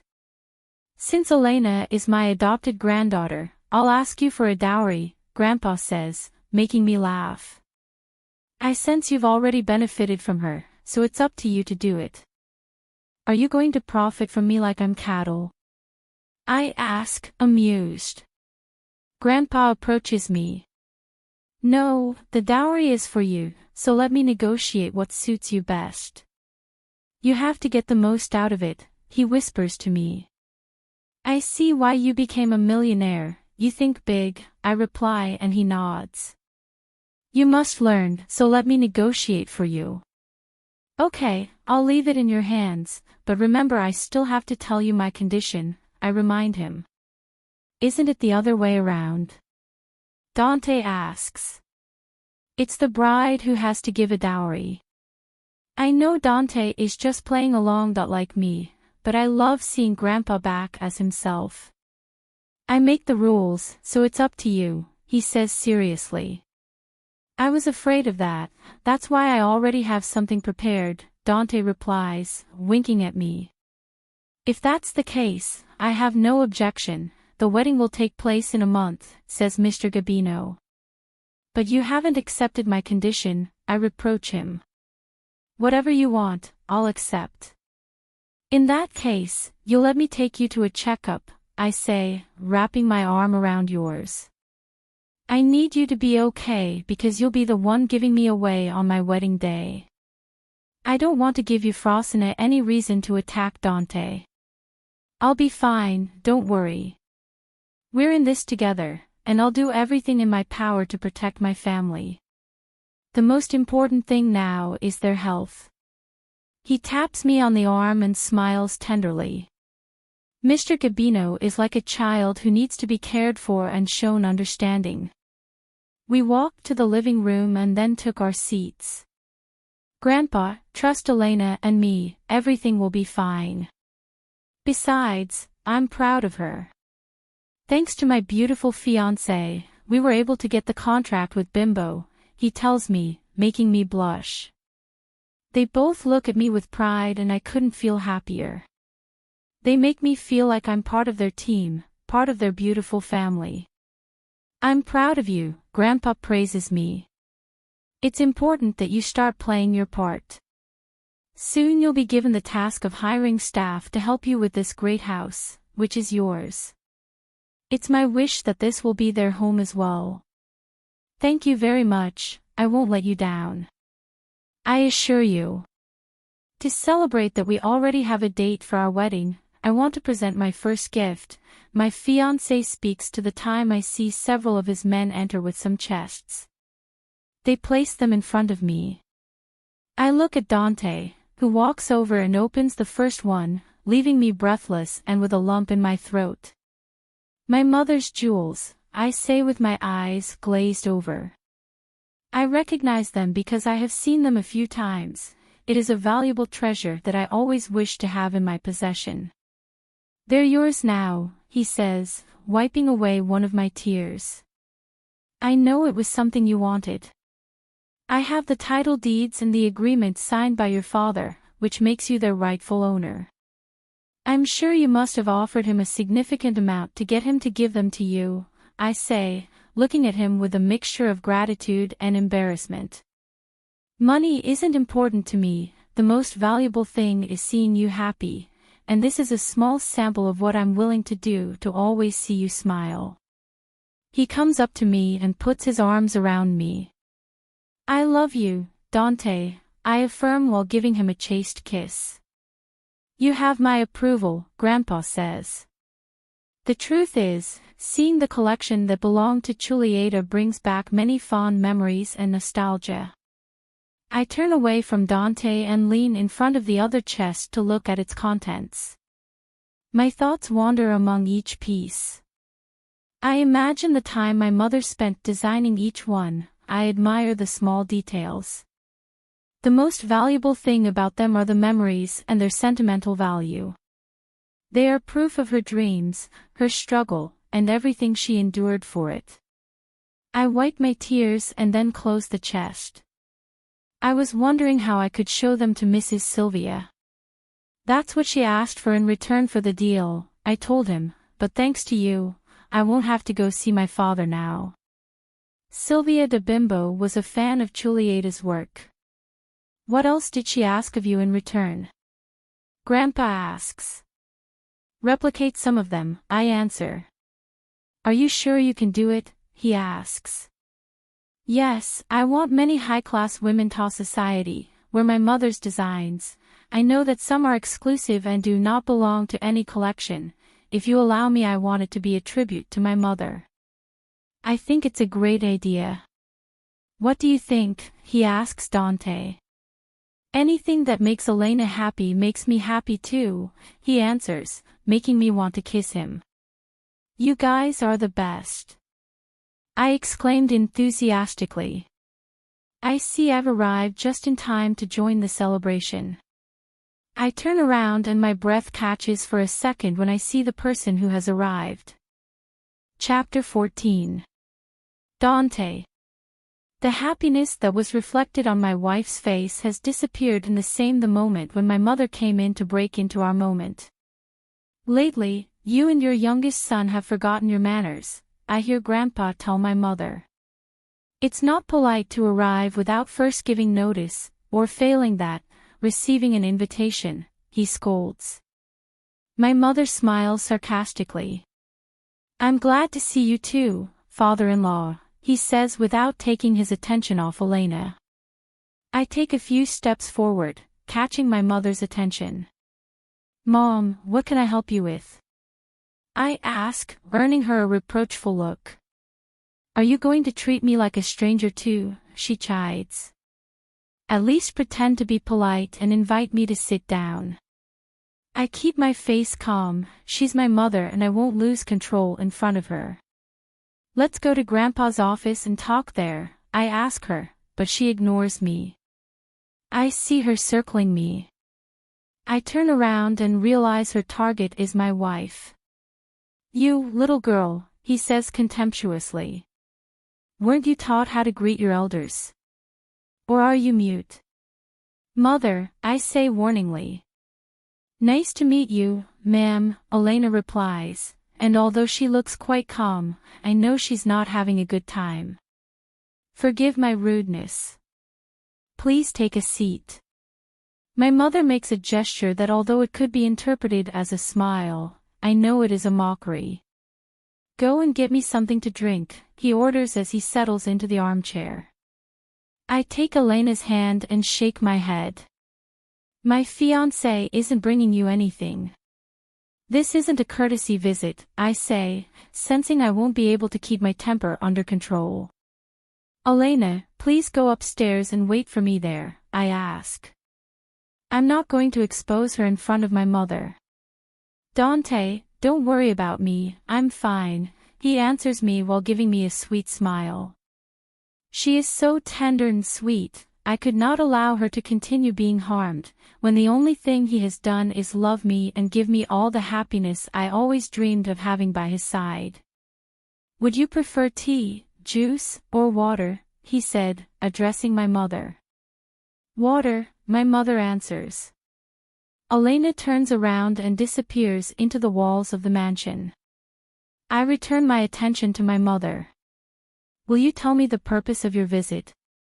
I ask. She looks at my grandfather, who is now concentrating on reading his newspaper. I know he can't stand my mother, but he tries hard to be a gentleman. I was worried about my beloved father-in-law's health, she replies, making my grandfather snort in displeasure, but he still doesn't look at her. I heard he was sick, and I wanted to come by to make sure he was okay. Grandpa places the newspaper next to him. To your misfortune, I'm better than ever, he replies in a defiant tone. You're such a clever person, he replies, feigning indignation. You know perfectly well that I care about you. I'm even making arrangements to transfer you to a special care center. There, you'll be cared for 24 hours a day, with doctors specialized in every area and top-quality nurses. My priority is for you to be healthy. Dead first, he replies, angrily. You devilish bitch, you won't get away with this. Get out of my house. I will never let them take me away from my home. He shouts excitedly. Grandpa, don't get upset, I hear Elena quickly enter, leaving the tray on the table. She takes his hand and tries to calm him down. That damn witch wants to take me away from my home, I won't allow it, Grandpa exclaims again. All I want is to take him to a place where he's well looked after, she justifies herself. His attitude makes it clear to me that he needs it, and besides, with a maid he's not enough to take care of two men, much less if she gets into their bed. Mother, watch your words, I warn her. Think carefully about what you say about my fiancé, or I'll forget that it was you who gave me life. Mr. Gabino, come with me to the gardens, I hear Elena speaking, ignoring my mother's insult. I need to pick some sunflowers, and who better than you to help me with the task? Okay, my girl, he replies. You escort your mother off my property, otherwise I'll have the security guards escort her out, he orders. I see Elena take his arm and leave the room. I confront my mother, who doesn't even show a hint of remorse. Don't blame me for telling the truth, he says, showing indignation. Your grandfather needs special care, and the brat is not worthy of you. Have you seen Clara? She's very pretty, refined and very polite. She is the perfect wife for you. Mother, I will not marry anyone else, but don't be Elena, she is the woman I love. I reply curtly. As for Grandpa, he's fine here. Any medical attention he needs will be available without leaving his home. I don't understand why he clings so tightly to this old, lonely house. Of course you know, I remind him. He loved Grandma, and all his memories of her are here. His will is to spend every day of his life here, and I won't allow you to interfere with that. I know very well that he needs medical attention, but I also know that if I let them take him away, he will die faster from sadness. My grandfather would not be able to bear being away from his home, that would be a death sentence for him, and my mother knows it perfectly well. This is also where the big bitch used to come, and now I see her clinging to the daughter who is undoubtedly just like the mother. She has no decency. I'm sure she's already messed with you, she says with disdain. Stop your slander, mother, I chide. Everything you've said is defamation, and you know it perfectly well. You don't know anything. Julieta was a slut, and her daughter is the same, he says in a challenging tone. Don't deny the fact that she's even been sleeping with you since the first day she moved here. I don't have to give you any explanations. All you need to know is that, whether you like it or not, I'm going to marry Elena. Son, he says as he takes my hands. A mother wants the best for her children, and I know that yours is just a whim. It's fine, you can have all the fun you want with that girl, but you should know that she is not worthy of being your wife. Clara is the perfect woman for you. I am willing to support you so that you can be the future president of Nakazari Montenegro, and I'll even stop interfering in your grandfather's life, but in exchange I need you to forget that crazy thing about marrying that woman. I let go of her and shake my head. I won't let myself be manipulated again. I'm not a child. That doesn't work for me. I've had enough with a Lancaster. She says annoyed. I accepted Mariana only because of my old friendship with her mother, but I warn you that I will never accept the daughter of that damn bitch. Mother, I respect you, but I won't let you influence my life. Stay away from us, don't worry. I'll take over the presidency, and both you and my father will continue to live your lifestyles. But if you do anything to harm the woman I love, I will become your enemy, I warn her. You're blinded by that bitch. What did she do to you? Is she that good in bed? Of course she is, that's what chicks like her are like. I wouldn't be surprised if she even gets pregnant to catch you. I take a deep breath. Talking to my mother is a waste of time. She doesn't understand reason, and I've already lost what little patience I have. There's nothing wrong with her getting pregnant before the wedding, nor is it something that would shock you since as far as I know I was born 7 months after you married my father. I reply, earning a slap from him. I smile at him without flinching, while I feel the burn on my cheek. I'm not going to let you marry her. He warns.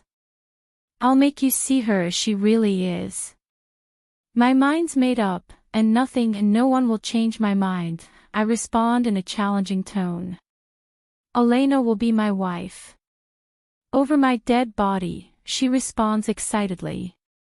Because of his mother, I suffered and even humiliated myself, and now because of his cursed daughter, you, my son, of whom I have been so proud and loved with all my soul, have offended me. Let go of the grudges of the past, mother, otherwise you will lose me. She denies it, then turns around and leaves the place quite furious. I clench my hands into fists. Controlling my anger was a real ordeal, but I'm sure of one thing, no one will harm my wife. They'll have to get past me first, and that includes my mother. Elena. I'm still so angry. That woman is worse than Isabel. I never imagined she'd be capable of provoking Grandpa.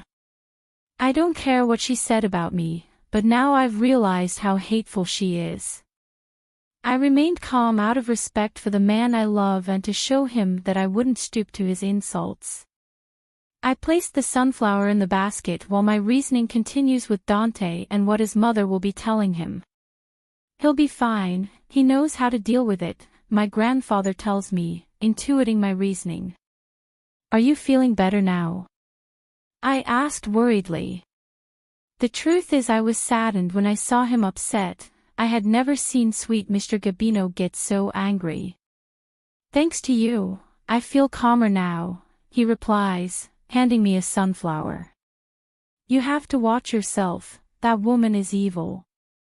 I smile at her understandingly, let out a sigh, and look out at the sunflower fields. I don't worry about myself. Thanks to you and your wise advice, I now have the courage to face whatever the future holds, I affirm. I feel secure in the love Dante and I have, but I'm afraid that, out of revenge, Lady Euphrosyne will turn on you as well. She's hated me for a long time and has never been able to get me down, so don't worry, but if you want me to be more at ease, promise me that you'll marry Dante no matter what happens in the future. Euphrosyne can be very Machiavellian, she asks me seriously. I trust Dante and I know he won't fall into his mom's traps, I reply, evading the oath. I don't know if I would be able to forgive a betrayal, no matter if it's a trap, I'm not ready for that. It was different with Gabriel, and it still hurt, thinking that Dante could do something like that to me. That would be the death of my poor heart. I love Dante like I never loved his brother. I understand you, he says thoughtfully. Or rather, promise me that you will no longer fall for Mrs. Euphrosyne's provocations, I ask him seriously. You should take care of your health, getting excited is harmful. I'll try, he says, giving me a sweet smile. You're a very valuable girl. I promise you that, just like my grandson, I'll protect you too. Or rather, I'll protect both of you. How can I help? I hear Dante's voice. I turn around, dropping the basket on the ground, then rush over to him, and when I'm close, I notice his cheek is swollen and he has a small scratch with a line of blood already dried. Does it hurt? I ask, feeling a lump in my throat and a sting in my eyes. He shakes his head as his gray eyes look at me tenderly. It's nothing, he assures. Are you okay? I nod in affirmation. Since I can't speak, I feel so angry, that woman.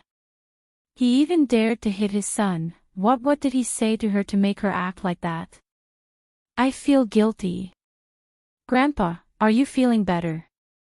Dante asks, turning his attention to him.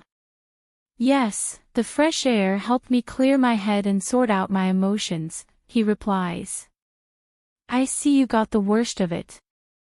I earned it, don't worry about it, he replies indifferently. We already have enough sunflowers and I need to rest. Let's go inside, suggests Mr. Gabino. I pick up the basket and walk a few steps ahead, leaving the two men behind. When I reach the kitchen, I busily prepare something to eat. I'm not hungry, but I'm so sad and at the same time upset. If Mrs. Euphrosyne were still here, I'd be capable of grabbing her by the hair. I'm that furious to see that she hit Dante, and I'm sure she did it because he defended me. No more of the kind and patient Elena. I have to bring out my claws to defend those I love. I left Grandpa in his room, Dante tells me. I wipe away the tears that have escaped me. I am one of those people who cry out of sentimentality, rage, and helplessness, rather than from the pain of a blow. Is he calm? I ask, not daring to face him. Yes, he's a strong man. I feel him hug me from behind. And he has us. He spins me around and smiles at me tenderly. Everything will be okay, don't worry, he assures me as he wipes my tears and then hugs me. I cling to him, rest my head on his chest, and wrap my arms around him tightly. I love you, I whisper. Me more, he answers. He pulls back a little and then kisses my lips tenderly. Having you with me is the best thing in my life. There is nothing and no one who can make me stay away from you. I would be able to bear it. Hell itself, knowing that in the end you'll be waiting for me. I gently caress her swollen cheek. I'll put some ice on you, I say as I step back to place the ice cubes on a towel. It's not that bad, he says. I've endured needles in my skin, blows so deep they needed stitches, he says, rolling up his shirt sleeve and exposing his arm. When I was a kid, I fell out of a tree and broke my arm. I needed surgery and nails to make it perfect, and I didn't even cry. I didn't wait for help either.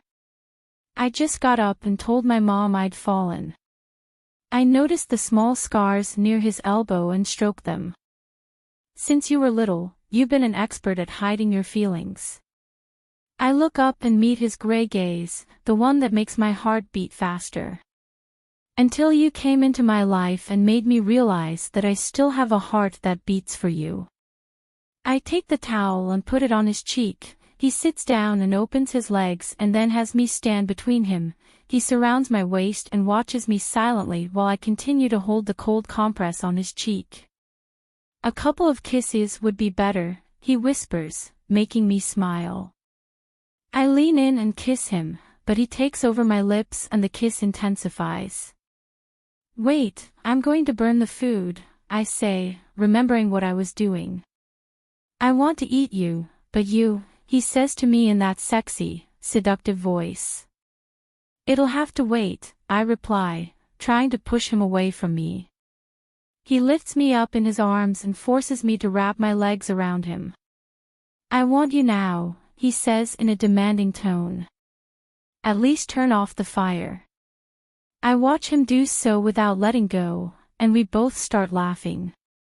We're going to burn the house down, and it'll all be your fault. What is on fire is my desire for you. He tells me and then captures my body between his. The following week passed without incident. Mr. Gabino agreed to let a trusted doctor check him out. Due to his age, his heart was a little weak, but nothing to worry about. They also had their first court date. Mr. Ragnar has shown that he knows what he's doing and we're winning. If everything continues like this, Dante will soon be named president. We're waiting for your appointment to make the arrangements so we can get my mother's collection out. I've been busy working on the marketing campaign. I want to do it ahead of time and as a project for my upcoming graduation. I haven't heard anything more from Mrs. Euphrosyne, but I can't let my guard down either. I save the project and close my laptop. Miss Lancaster, Mr. Dante is expecting you for dinner, the new housekeeper informs me. Mr. Gabino insisted that we hire staff, which was quite complicated to do since we had to ensure that none of the people came from agencies where Ms. Euphrosyne had influence. Thank you very much, I'll be right there, I reply as I stand up and then look at myself in the mirror. I fix my hair and quickly leave. Every day I feel happier and more fulfilled. My life is not only full of love, I've also found my own passion. How was your day? I greet my fiancé. A little hectic, but everything is going the way I want it to, he replies. I give him a kiss and take my place. Isn't Grandpa coming down for lunch? I ask. Sorry for the delay, I hear him speak before Dante answers me. I was busy checking with my lawyer some documents that I have to sign, he says as he places a folder on the table. What's it about? I don't remember having anything pending, Dante answers. These are the permits for the next collection, he says seriously. But that can wait, his grandson replies. You sign and stop questioning my decisions, the grandfather replies. Dante takes the papers a little strangely. Is this what your secret meeting with the lawyer was about? She questions him again. I see Mr. Gabino take the papers from him. Don't sign if you don't want to, I worked for fun, he complains, evading Dante. I hold back my laughter, they are both stubborn. I'll sign it, but I have to read it first, my fiancé replies. I'm very hungry, and the lawyer is waiting for these papers. I'll tell him we'll leave it for another day, says the grandfather as he stands up. He looks at the time and sighs sadly. I have to take my medicine, and I must have something in my stomach. I can't believe my grandson is making me angry, and even worse, distrusting my judgment. Where do I sign? Dante answers. Grandpa smiles with satisfaction. What's he up to? I think. I see him point at him and Dante signs without further investigation. Now you, he says, pointing to the place where I must sign. And why me? I question, earning an angry look from my grandfather. Girl, the jewels are yours, you must give us permission. Okay, I reply, then sign the document. All right, I'll take him to the lawyer, he says as he leaves the place with a smile from ear to ear. Grandpa is acting strange, I tell Dante as soon as we're alone. He's excited about the collection and probably wanted to get ahead on the paperwork. Let him do something, I'm glad to have him in his good mood again, my fiancé replies. I nod, understanding, but still not entirely convinced. It's supposed to take time, and Dante hasn't taken over the presidency yet. I drink a little water while my thoughts remain scattered. Don't worry, the worst that can happen signing a document without reading it from Grandpa's hand is that he'll give us an early wedding gift. He likes surprises, Dante assures me. As long as it's not a yacht, because I'm afraid of the sea, I say with a sigh. You have nothing to fear if you're by my side, he says. You're right, I reply, relaxing. I turn my attention back to the food and continue enjoying my fiancé's company. Sir, excuse me for interrupting you, an invitation has arrived, the housekeeper informs. He takes the card and reads it, his expression making it clear to me that it's not good news. Chapter 15. If you don't want to, we won't be attending. It's not mandatory, and I won't expose you, she assures me as she watches me try on the 5th dress. I'm not going to hide forever. I haven't committed any crime, and I'm not afraid of your mother's actions, I reply, a little annoyed. I'm nervous and quite stressed. Mrs. Euphrosyne organized a formal dinner with the partners of Nalkazari Montenegro to introduce his children's fiancés. Dante insists it's not necessary to attend, but I know if we don't, they'll start talking, and worse, it will take points away from my fiancé's support for the presidency, since they'd take it as a snub. Furthermore, according to Mr. Gabino, the partners are quite conservative, and it's important to show them that we're a united, trustworthy couple committed to our duties. I don't intend for this matter to cause an argument or disagreement between us, he says, approaching me and forcing me to look him in the eye. I know you're nervous, and I only want to protect you. All the people who have hurt you will be there. I know very well it'll be a nest of snakes, I say more calmly, but I won't give them the pleasure of letting them know I'm afraid of them. It's time to face my fears and prove to myself what I'm capable of, otherwise, I won't be worthy of a future at your side. You don't have to prove anything, I love you and having your love is enough for me. I love you too, Dante, I reply as I place my hand on his face, but we need to do things right if you want to protect Grandpa and me. This is the right way. I know he cares for me and protects me like the most fragile flower, one whose petals can wither and fall with the slightest wind, but I must leave my bubble and face the world I am born into. He nods, giving me a sympathetic smile. They all look perfect on you, he compliments me. No matter which dress you choose, you always stand out, my precious. He leans toward me and kisses me gently. You say that because you love me. I'm saying this because it's true. You're the perfect woman for me. He kisses me again and then looks at me with that shining gaze. I'll leave you to finish getting ready. I nod, then watch him leave the bedroom. I settle in front of the mirror and continue with my work. After several hours of getting ready, I am ready. In the end, I decided to wear a burgundy dress. It is a dark and deep shade of red that will make me stand out among those present. To complete the outfit, I put on the necklace, my mother's diamond ring, matching small earrings. I take a deep breath and leave the room, ready to show them the new me. You look temptingly beautiful, Dante whispers to me. I can only imagine destroying that dress while I make you mine. You look handsome and sexy too. I can't believe that formal suit makes you look so appealing, I reply, stealing a smile. Is that what you thought the first time you saw me? He asks flirtatiously. I smile shyly. He's perfect in every sense of the word.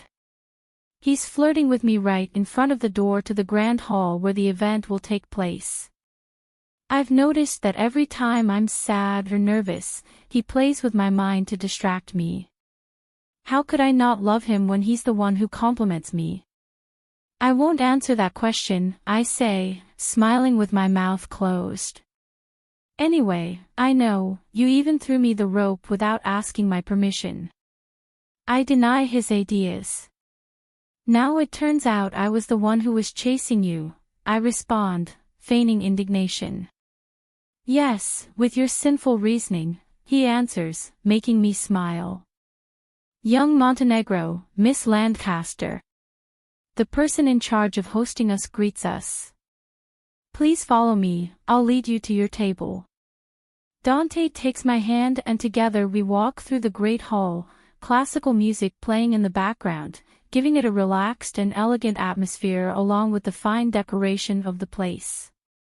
The host shows us our place, which is, in fact, the same table where the Montenegro family is.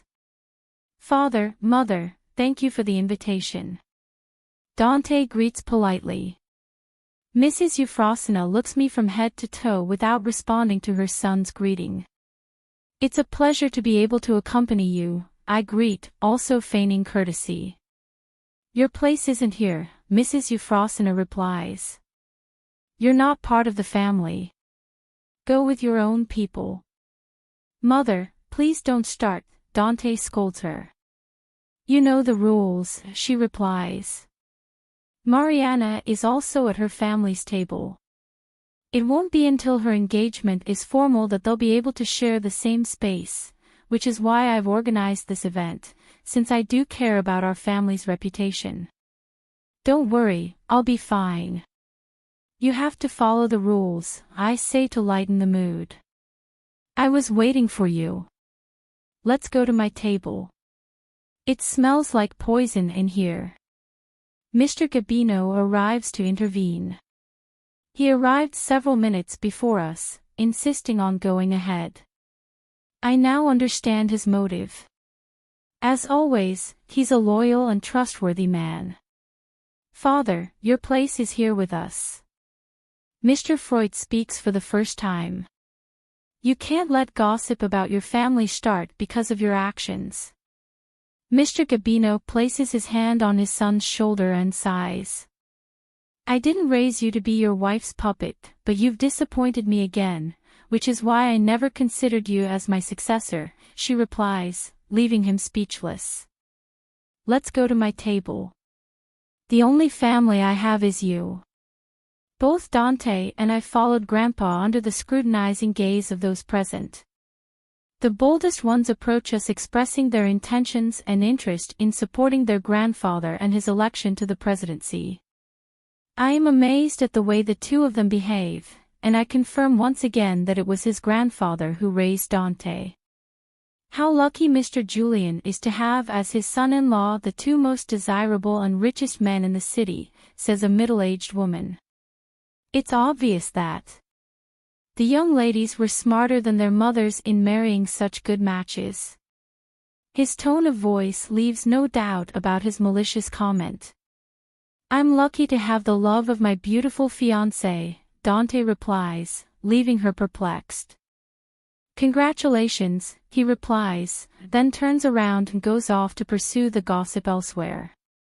The high society of my city thrives on gossip and slander, which is why I never cared about attending these types of events, much less interacting with them. After several minutes, we can finally relax. Mr. Gabino and my fiancé continue to discuss business matters and the large number of partners who support them.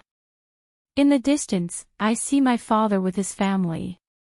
Mariana looks rather subdued, despite the fact that we've never gotten along. I'm not happy about her misfortune. Time passes slowly as dinner continues with long, seemingly endless conversations. All I want is to get out of here, but Mrs. Euphrosyne's announcement is still pending. I've been looking for you, you don't even deign to say hello anymore. I thought we were good friends. Here comes the one who was missing, Clara. I've been busy, but I'm glad to see you're okay, he replies. Mr. Gabino, the years don't pass by you, he greets his grandfather.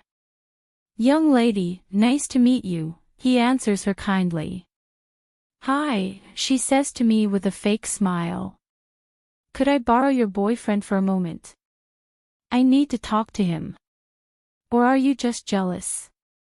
He's my fiancé, not some object of mine for you to borrow, and as an adult, he'll know whether or not to attend to your needs, I respond curtly. She snorts in mock indignation. I only mentioned it so I wouldn't be rude. Besides, I'm sure you couldn't possibly be jealous. That's just a sign of insecurity, the Viper replies. That's enough, Dante chimes in. Any information you'd like to share with me, you can do so here. Take a seat, and let's talk. He never lets me defend myself. I was about to tell him that it's better to be jealous and not a creepy bitch. Well, not really in those words, but it is what it is. Honestly, "It's my father who wants to talk to you," he excuses himself.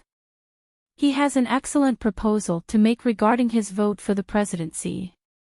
I know it's important to have the support of all partners, and I won't be the one to ruin that. "You should go," I whisper to him. I have always believed that the basis of any good relationship is mutual trust, and Dante has shown me that I can trust him. Grandpa nods, urging him to go. The three of us know that in order to beat Euphrosyne, we must take advantage of the opportunity she handed us on a silver platter. "I'll be right back," he says as he stands up. I see Clara wrap her arm around Theft Dante, and even though I want to avoid it, it bothers me. "He's a gentleman and he loves you," Grandpa says, giving me a small handshake. "Father, I need to talk to you." Mr. Freud arrives. "Okay, go," I say, seeing her look of doubt about leaving me alone. "I'll go out on the terrace and get some fresh air." I get up to give him privacy since I don't want to look like a rude person or worse, a woman afraid of being left without their protection. Thank goodness there's no one here, and I can relax for a moment. I breathe in the fresh night air while watching the city lights. It's a pleasant sight. "I was looking for a chance to talk to you alone." I turn to find myself facing Gabriel. "You and I have nothing to talk about." I answer to the time that try dodge it and get out of there. He grabs my arm tightly and forces me back. "I'm not going to let you marry my brother," he says in a threatening tone. "This topic is not up for discussion with you or anyone else," I respond bluntly. He smiles at me defiantly. "Guess what they're proposing to your boyfriend right now?" She says the last word with disdain. I don't care, there is trust between Dante and me. He clicks his tongue as he denies it. Big mistake. All he cares about is beating me, so I'm sure he'll think carefully before rejecting the offer. I smile as I shake my head. I know it's just a desperate attempt to make me distrustful, but I'm not going to fall for their game. Nothing you say will make me doubt what Dante and I have. You are nothing more than you're a liar and an imposter. I'll never believe you, even worse after discovering that even the letters that were the main reason I noticed you were written to me by your brother. He's the one I always loved without knowing it. What I felt for you was an illusion that dissipated a long time ago. He begins to close the distance, pushing me back until my body hits the metal railing. "Are you afraid of me?" he asks. "Or is it that you're afraid of realizing that you still love me and want me as much as I want you?" "You're crazy, leave me alone," I say as I try to push him away from me, but he doesn't move an inch. Yes, I'm mad with jealousy, with desire. I can't even think that he's already laid his hands on your body. It horrifies me to know that you've given yourself to him. Well, I did it, and I enjoyed it very much. Do you know why? I say defiantly. Because I love him like I've never loved in my life. So I don't care about his failed attempts to separate us. They'll never succeed. You're a bitch, he says, wrapping his hand around my neck without squeezing. I'll treat you like one. With his other hand he grabs my body and then forces me to raise my face. Don't you dare. Let me go. I exclaim with tears in my eyes, but he takes control of my mouth. I press my lips together tightly as I try to push him away with my hands. You see, she's a fox playing with my 2 children, I hear Mrs. Euphrosyne's voice. Gabriel is pulled away from me as a fist is smashed into his face. I'm still shaking, unable to process the situation. Dante Montenegro. Leave your brother alone, don't you see it's that slut's fault? I heard Mrs. Euphrosyne say again. I look around for Dante. He has Gabriel under his body while he is punching him barehanded. Never touch my wife again. I hear him exclaim. Mr. Freud arrives quickly and he and two security personnel separate them. Gabriel smiles at her even though his face is covered in blood. "Your wife?" he asks sarcastically. "She's just using you to get revenge on me. You didn't see the passionate kiss we shared." "You're a liar," I exclaim, feeling fury cloud my judgment. "You've always been the one who won't leave me alone. What they just witnessed was abuse on your part. I love Dante and I would never betray him, much less with you." I look at Dante with pleading eyes, but he doesn't look at me, his face looks quite tense and angry. "Shut up, girl, it's better if you go and leave my children alone, you're worse than your mother," he scolds me as he grabs my arm and starts pushing me. "You're nothing but a viper," I say with hatred. "You'll never get over the fact that my mother was better than you in every way. You'll die with hatred and resentment. And the worst thing is that even if it hurts, Dante and I will always be together." I see her raise her hand to hit me, but I stop her. She wriggles and I let go. "Mother, that's enough." I hear Dante intervene, then stand between us. "Elena, we'll go home immediately," he speaks coldly. "Even though you've seen with your own eyes what a slut she is, you still defend her," his mother scolds him. "Son, don't fall for that girl's blackmail. She's not worth it. Look how you've left your brother." "I never thought my family would be at odds over that girl," she says with disdain. "What I've seen is what you're capable of doing to discredit her." "I trust her and what we have," he replies, making my heart race and my eyes fill with tears.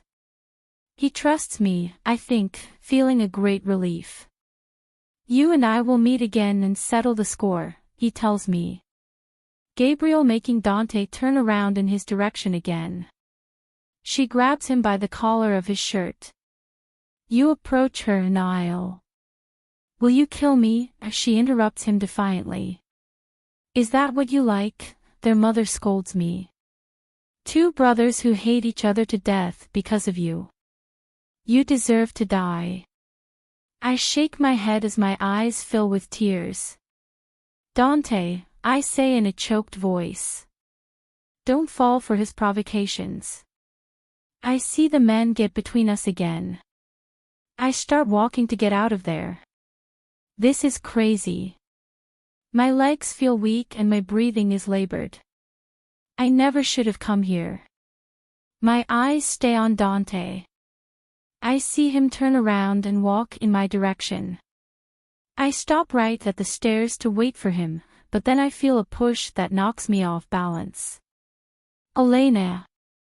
I hear Dante shout as he runs toward me. My body lurches back, I feel him grab my hand and turn, pressed against my body, and then we both tumble down the stairs.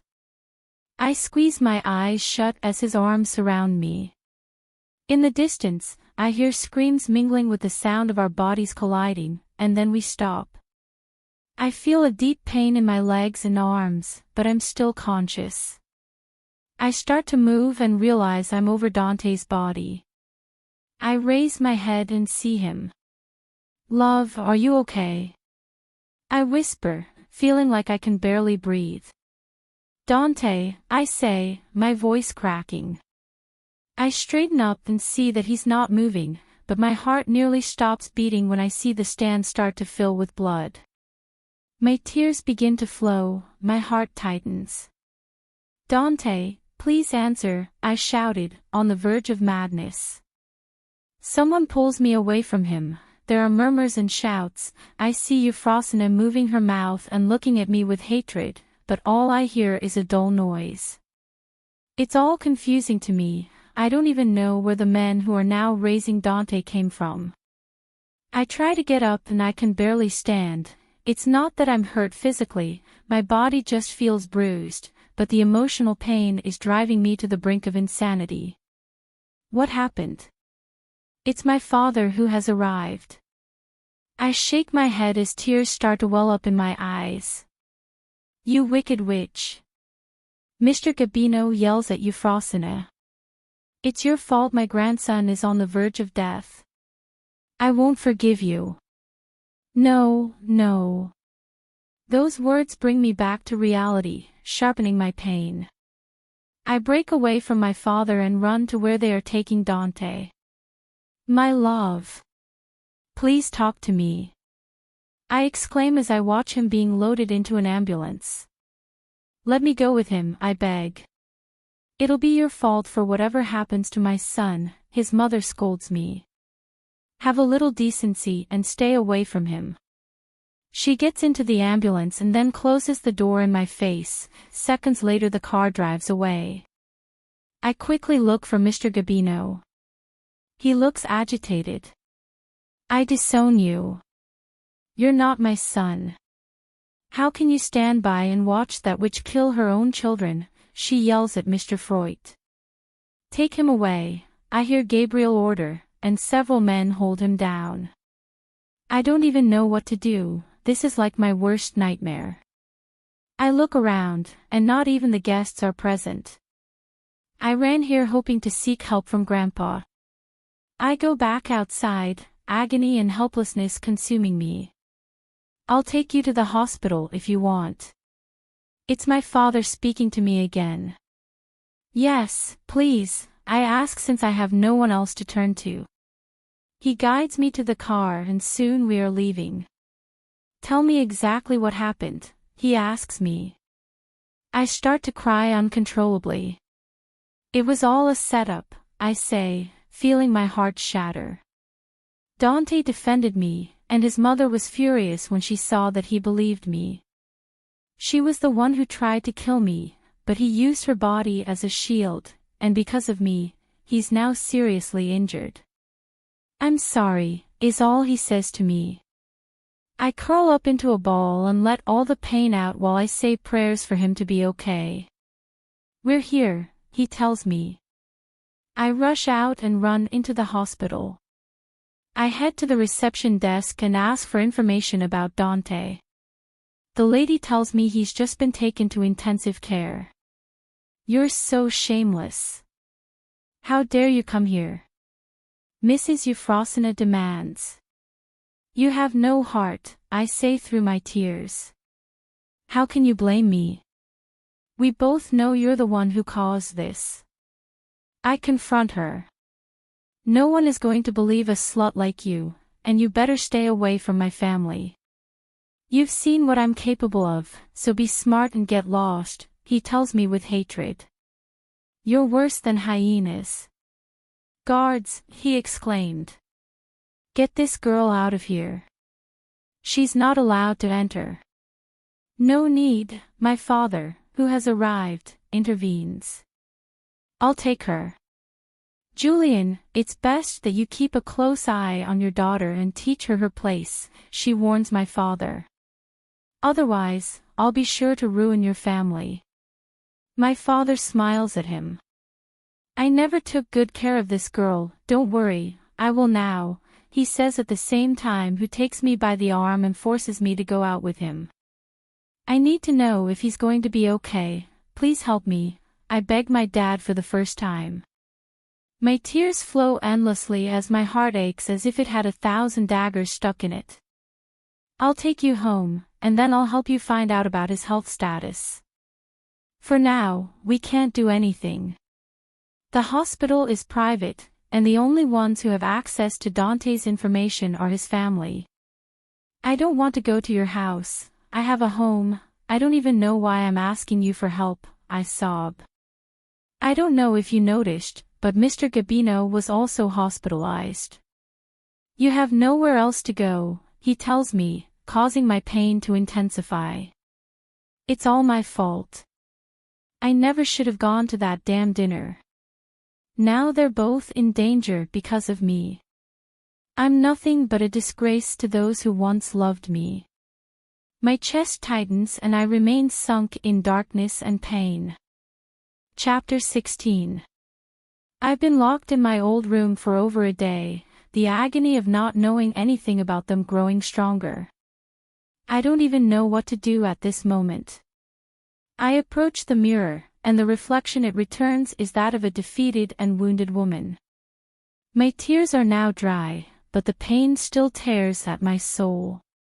A soft knock on my door draws my attention away. I don't answer. I don't want to see anyone, much less talk. Being here suffocates me. I've endured it because of my father's promise to help me with information about Dante's health, but as soon as my thoughts clear up and I hear from my fiancé, I'm leaving. The door opens anyway, revealing my sister's silhouette. Go away, I don't want to talk to anyone, I say, turning my back on him. I came to offer you help, I hear her say. I shake my head while smiling bitterly. I don't need anything from you, I assure him curtly. I'm going to talk anyway, she says, but I don't even look at her. I have a good amount of money saved up, and I'm willing to give it to you so you can leave the country. It's the best thing you can do right now. Elena, your life is in danger. Mrs. Euphrosyne is capable of hurting you, and Gabriel isn't the good, loving man I thought he was. I turn to face her, feeling a heaviness in my heart. Don't pretend you care about me, I confront her. Your only intention is to help that damn witch get rid of me. We both know that what matters most to you is securing your marriage, but I don't blame you. In the end, you were raised by a vermin and became one. She denies it while her eyes fill with tears, but it doesn't move me. It's been a long time since I believed in Mariana. I know I've hurt you, and I won't say I'm sorry, nor will I ask for your forgiveness, but I was also a victim when I fell into Mrs. Euphrosyne's trap.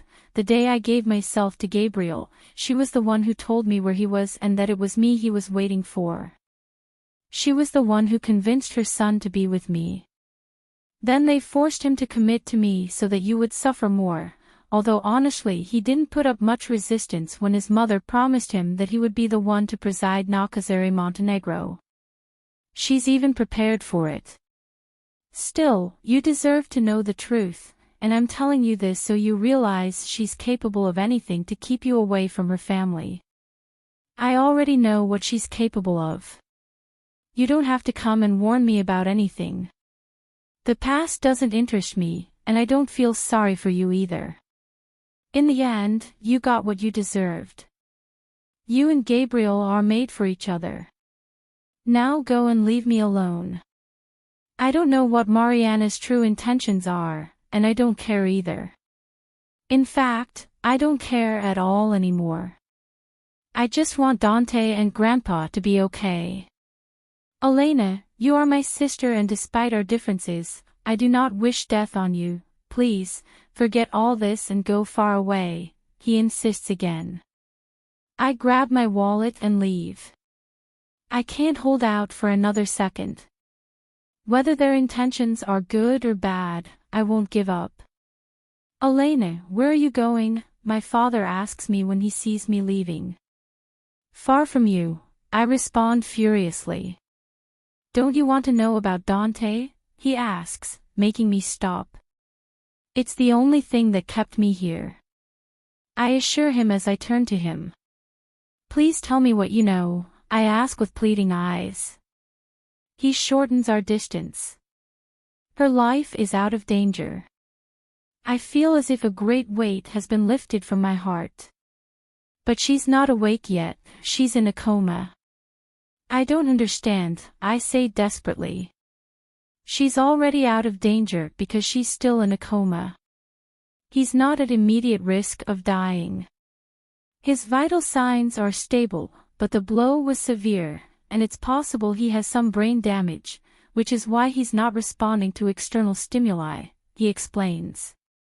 Elena, you have to think about yourself and your future. Dante could wake up tomorrow, but he could also wake up months from now. You never really know, and you can't keep exposing yourself. I shake my head as I feel my throat tighten. I don't care how long I have to wait for him, I'll find a way to be by his side, I'll never leave, I won't give up on him, I assure her. I was afraid you'd say that, he replies, showing concern. I'll do the last thing for you, he says, taking my hand and placing a piece of paper in it. I don't have the money or the power to defend you, but I owe you this. Find Grandpa, he'll help you. I won't forget this, I say, my eyes filling with tears. Take my car, he says as he hands me the key. I take it and thank you again. I know that my father never defended me, that he always put Mariana and her mother above me, but now, in the bitterest moment of my life, he decided to help me, in his own way, but he did it, although deep down I also know why his change of attitude. My father is intelligent and I'm sure he's already realized which side it's best for him to be on. I knew that since he agreed to sell the jewels to Dante. In the end, I don't care about people's goals as long as it means I have a little hope to help the only people who really matter to me. As I step outside, I head straight for the parking lot, but as I do, I see Gabriel getting out of his car. I rush to get in, but before I can, he intercepts me. I knew I'd find you here, he says. Step aside, I say with hatred, but he doesn't obey. Listen to me, I know things got out of hand. I never meant for you to get hurt. I care about you too much. What I said to you was in a fit of jealousy. I was drunk, and it's driving me crazy not to have you. I'm not interested in listening to you. Leave me alone. All I feel for you is hate. I try to move forward, but he grabs my arm. Dante is in a coma and will likely never wake up again, he assures her, showing no remorse whatsoever. You'll be left unprotected. I'm willing to forgive and protect you, you just have to accept me. Forgive me? I ask sarcastically. I'd rather die than accept anything from you, I say dryly as I try to break free from him. You're saying that because you're angry, but I assure you we can still be happy. In my arms you'll soon forget. Don't you understand? I yell at him. I hate you, I despise you, all I feel is repulsion. His grip is hurting me now. I see him grinning, his expression frightening me, still bearing the bruises, making him look like a real monster. You're not understanding, he says through gritted teeth. You're mine. Is something wrong, Gabriel? My father asks as he arrives. He smiles dryly. No, everything's fine, he replies as he lets go of me. Very well, my father replies. Your fiancé is waiting for you inside. Gabriel stares at me and then his attention turns to my dad. I take advantage of this and hurry to get in the car and leave. In the rearview mirror, I see that the two of them have stopped to talk. I just hope I distract him before he follows me. I drive, feeling quite nervous, and I try to calm down.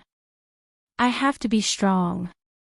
At a traffic light, I take the opportunity to check the address. It's a bit far from the city. But I don't care. I check again that no one is following me and then I set off. I drive for more than 3 hours until I reach the indicated place. I get out of the car and look around. It's a place surrounded by vegetation and high concrete walls. I check myself in the mirror and make sure I don't look so shabby. I have to think carefully about what I will say. If I ask to see Mr. Gabino, I'm sure they will deny me entry. I take a deep breath and get out of the car. At the entrance there is a fairly young guard. I fix my hair and approach him. Good afternoon, I greet. The visit isn't until 3 days from now, the rude man replies. It's better if you go back the way you came. Well, I didn't come for a visit, I said, feigning shyness. They told me they were hiring, so I came for the interview. You were misinformed. Are you sure? I really need a job. You know what it's like to be young, looking for an opportunity without experience. You must be here for the kitchen assistant position, an older man who has just arrived tells him. I turn around and wave. Yes, I came for that position. Let me see your ID, he asks. I bite my lip nervously, but I hand it to him anyway. He sees it and then looks at me seriously. Module 9, bedroom 3, he whispers to me, and I nod. Let her in, he orders the boy. He's waiting for me, I think, my heart beating frantically. I couldn't expect anything less from him. He's a strong, intelligent man. I rush inside quickly without stopping to look at anything. I reach the garden and look around, realizing that the place is large with small houses that are all around sections. I walk through the hallways for a few minutes and then notice the house signs. They're in order. I look for the number the man told me and quickly find it. I walk briskly before raising suspicions and looking lost. I enter the room and head to room 3. I carefully push the door open, and my heart nearly stops when I see Grandpa. Mr. Gabino, I say with concern when I see him with his lost gaze and a look of desolation. My girl, I thought you'd be a long time coming, he tells me, his eyes turning glassy. In 2 strides I finally reach him. I was pretty worried. I didn't know what to do, but my father helped me with the address, I told him. I also have to thank you for being so cautious about arranging with the guard in case I showed up, otherwise, they wouldn't have let me in. He lets out a small sigh. I'm not the one who should take all the credit. So who? Dante has been protecting me even in your condition, he says, his eyes filling with tears. The guard was the one who looked for me and told me that a couple of months ago, he'd gathered several guards from the different centers where he thought Euphrosyne might admit me, and he'd been paying them so that if anything like this happened, they'd put themselves at my service and let me know I wasn't alone. That's when I took the opportunity to tell him that if by any chance you showed up, he'd let you in. He's always tried hard to protect us, but now I don't know what to do to protect him. His mother has prevented me from seeing him, I confess, feeling deep pain and helplessness. I came to find him so we can find a solution together, but first I need to get him out of here. He nods. Find my lawyer Mr. Ragnar, he will give you the power I signed so that Dante and his wife would be my heirs legal, with that document you can request my discharge, he tells me. I'm not understanding something, I say, confused. What do you mean by Dante's wife? He and I aren't married. He takes my hand and looks at me fixedly. Do you remember the document I had you sign the other day claiming it was for authorization of the jewelry collection? She asks, and I nod in agreement. Well, actually, it was a marriage certificate, she says, smiling innocently. At this moment I don't know whether to laugh, cry, or thank him for his madness. Now I understand everything, I assure him, letting out a sigh, but why did he do it without consulting us? I didn't like Euphrosyne's visit at all. I suspected she was up to something, and I wanted to be one step ahead of her. Don't blame me. I know you and Dante love each other, and that was my way of protecting us. I hug him, feeling enormous gratitude. With our marriage certificate, I'll be able to see him. Now I have a weapon to fight that evil woman. I promise I'll be strong and help you get through this, I assure her with determination. I know you will. Now tell me what you know about Dante's health. I don't want you to worry, I know you could get sick if I tell you the truth. I haven't heard from him yet, I lie, but I'm sure he's probably recovering by now. Yes, he is a strong man and he will get through this situation just fine. I nod as I smile at him, though inside I feel my soul shrink knowing that he's still not awake. Promise me you'll stay calm if the witch comes to visit you, so you don't fall for her provocations, I ask. I'll leave now to speak with the lawyer. I will, but you be careful too, he's already shown us how low he can sink. After saying goodbye to Grandpa and getting the lawyer's address, I quickly leave the place feeling relieved that he will be under the protection of the person Dante hired. I have many mixed feelings. My thoughts wander to the past, bringing fear for the future. Everything is uncertain now, but I cling to the small hope of knowing that not all is lost. If Dante doesn't wake up quickly, at least I know I'll be able to take care of him and be with him. Every second I check the clock, anxiously awaiting the lawyer. It's been 3 days since I contacted him. I had to wait all this time because he wasn't in the country and wasn't aware of the situation. The good thing is that he has more colleagues who took care of rushing the paperwork, and I'll finally be able to take the first step, which is bringing Grandpa back with me. I have not had any more real news about Dante's health since he is not. I wanted to return to my father's house for fear of running into Gabriel. So during this time I've been staying in hotels and spending my days closely following all the information the media has shared regarding Nakazzari Montenegro. According to some news reports, Mr. Gabino is unwell and decided to take some time off for treatment, but they claim he's at his country house preparing for retirement. Regarding Dante, it has been said that he returned abroad for some pending business and that it is unknown when he will return. Therefore, Gabriel was named interim president while the future for him is determined. Nakazzari Montenegro. Good morning, miss, sorry for the delay. He greets me. On the contrary, I thank you for coming personally, I reply. I invite him to sit down, and after exchanging information, he hands me the power of attorney and the marriage certificate, which is already registered. With these documents, I can proceed legally. If you have any problems, don't hesitate to call me, he says goodbye to me. Without wasting any time, I drive to where Grandpa is being held. Today I'll finally be able to get him out of there. I pull in feeling excited, but my mood drops when I see Gabriel in the driveway. I was waiting for you, he says, looking at me with a satisfied smile.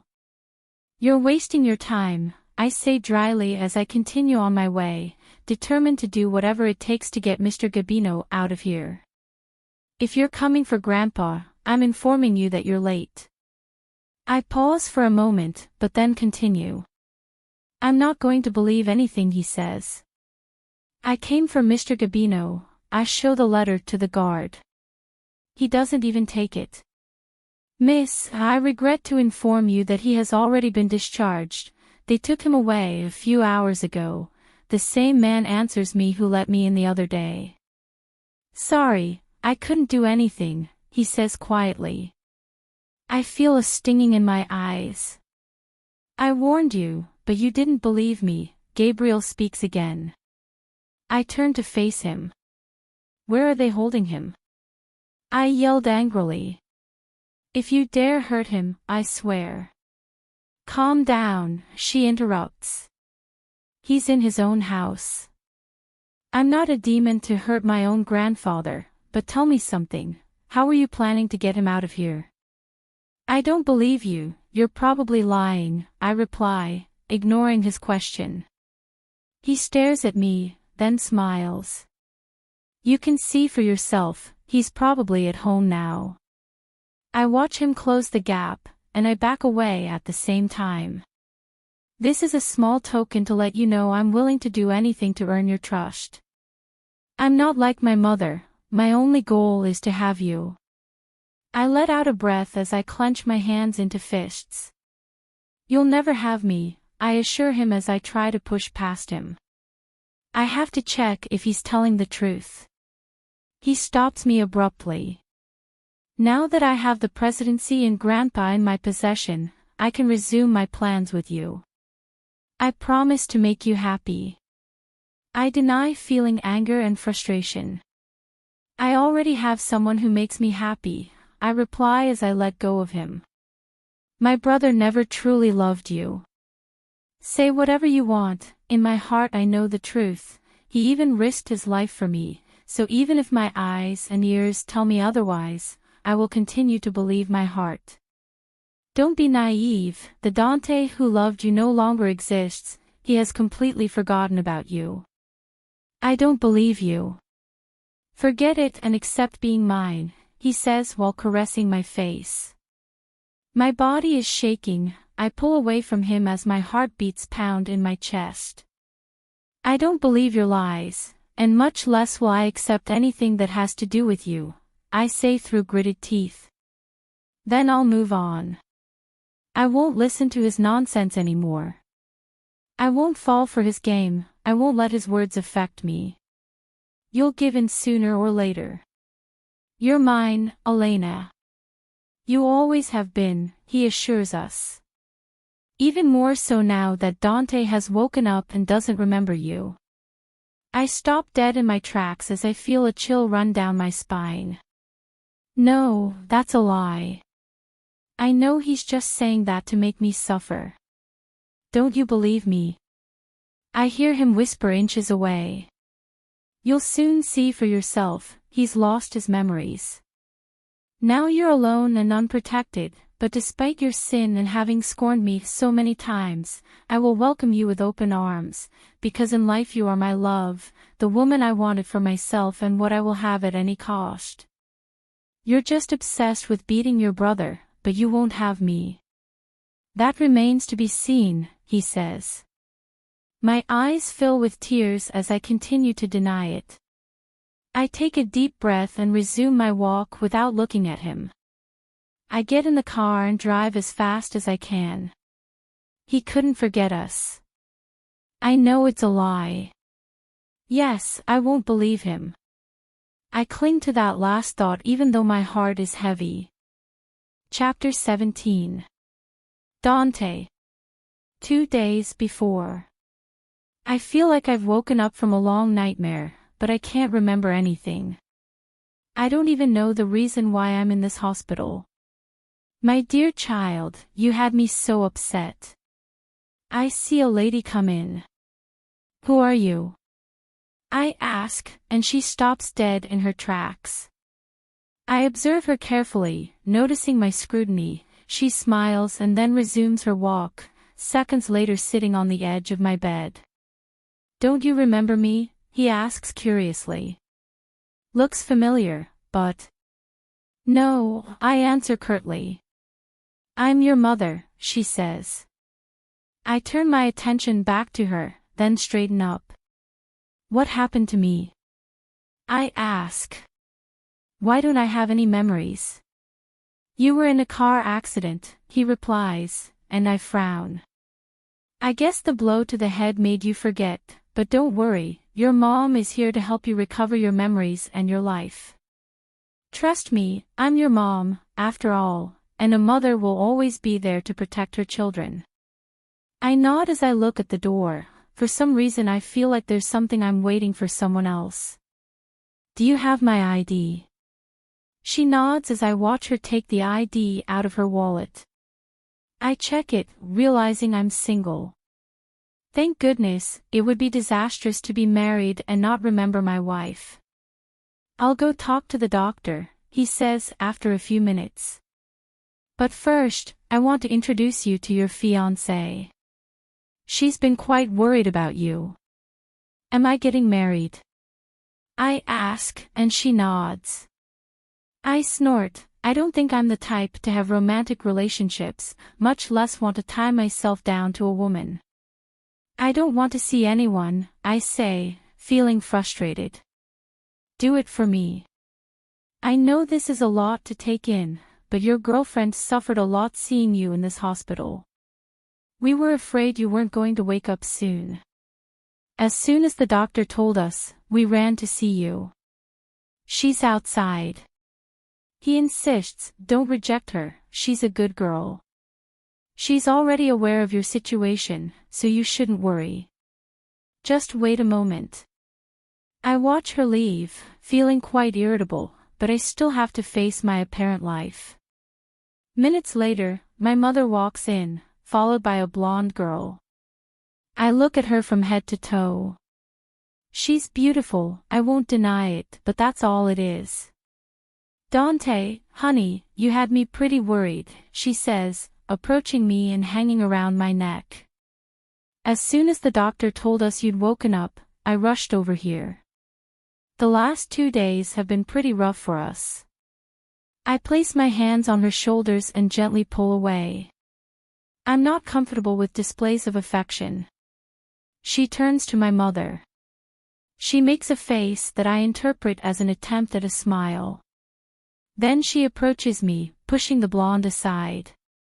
You and Clara love each other deeply, he assures while taking my hand, in which I interpret as a maternal gesture, or perhaps to calm me down. Their love was born when they were children. I have some photos in the house that might help you remember. Tonight I'll bring everything over for you to see for yourself. I turn my attention back to the girl. She smiles tenderly at me, but I still don't feel anything. I think that if my love is as they say, at least I should be excited to see her. My gaze falls on her eyes. They're blue, but I long for honey-colored ones. I shake my head. Where does that reasoning come from? I bring my hands to my head, feeling a sharp, sudden pain. Leave me alone, I say dryly. I know you need time to remember me, but I promise I'll be patient. I love you, Dante, and what I want most is for us to be together. I'm dying to be your wife, the girl says, looking at me sadly. I just need to be alone, I reply without looking at her as the pain is intensifying. The doctor will be here soon, my mother assures me. Let's wait outside, Clara. I don't even pay attention to them. The throbbing in my head gets stronger and stronger. When I'm alone, I get up even though I feel dizzy. Suddenly, I'm searching the drawers for anything that belongs to me, but they're empty. 2 strangers telling me about my life isn't something I can tolerate. I sit on the edge of the bed, feeling that sense of loss again. There's something important to me that I've lost, but I don't know what it is. In the following hours, the doctors came in to examine me. They explained that I was unconscious for approximately 48 hours due to a small swelling in my brain, which caused memory loss that was likely temporary, but they didn't give me any indication of how long it would take to recover. They recommended that I stay with the most important people in my life and rest. Perhaps this way, I could regain my memories after receiving the appropriate treatment. My mother returned with the photos as promised, and now I know I have a family I'm very close to, a father and a younger brother. She also mentioned a grandfather, but according to her, he's never loved us and has always been absent. Plus, I apparently come from a wealthy family and am in charge of managing the company abroad. There are even a couple of photos of me with the woman who is apparently my fiancé. It's too much information to process, perhaps that's why I feel like it's such a strange life for me. I need to be discharged as soon as possible, but that will depend on my recovery. I'm a young, healthy man, and according to the doctor, that will work in my favor, and I'll be able to return to my life very soon. It's been 2 days since I've been conscious. During this time, I've been accompanied by my girlfriend. She hasn't left my side day or night. She has sincerely shown me that she truly loves me, but I still don't feel anything for her. I feel a little sick seeing the effort he's putting in and me feeling so indifferent to his displays of affection. Are you going to shower? He asks when he sees me heading for the bathroom. I don't mind helping you. He's been repeating this for the last few days, and despite my rejection, he continues to insist so much that he's already got me sick. I appreciate it, but it's my memory that's failing me, not my hands, I reply, and she nods, appearing affected by my answer. I curse internally, I think I overdid it.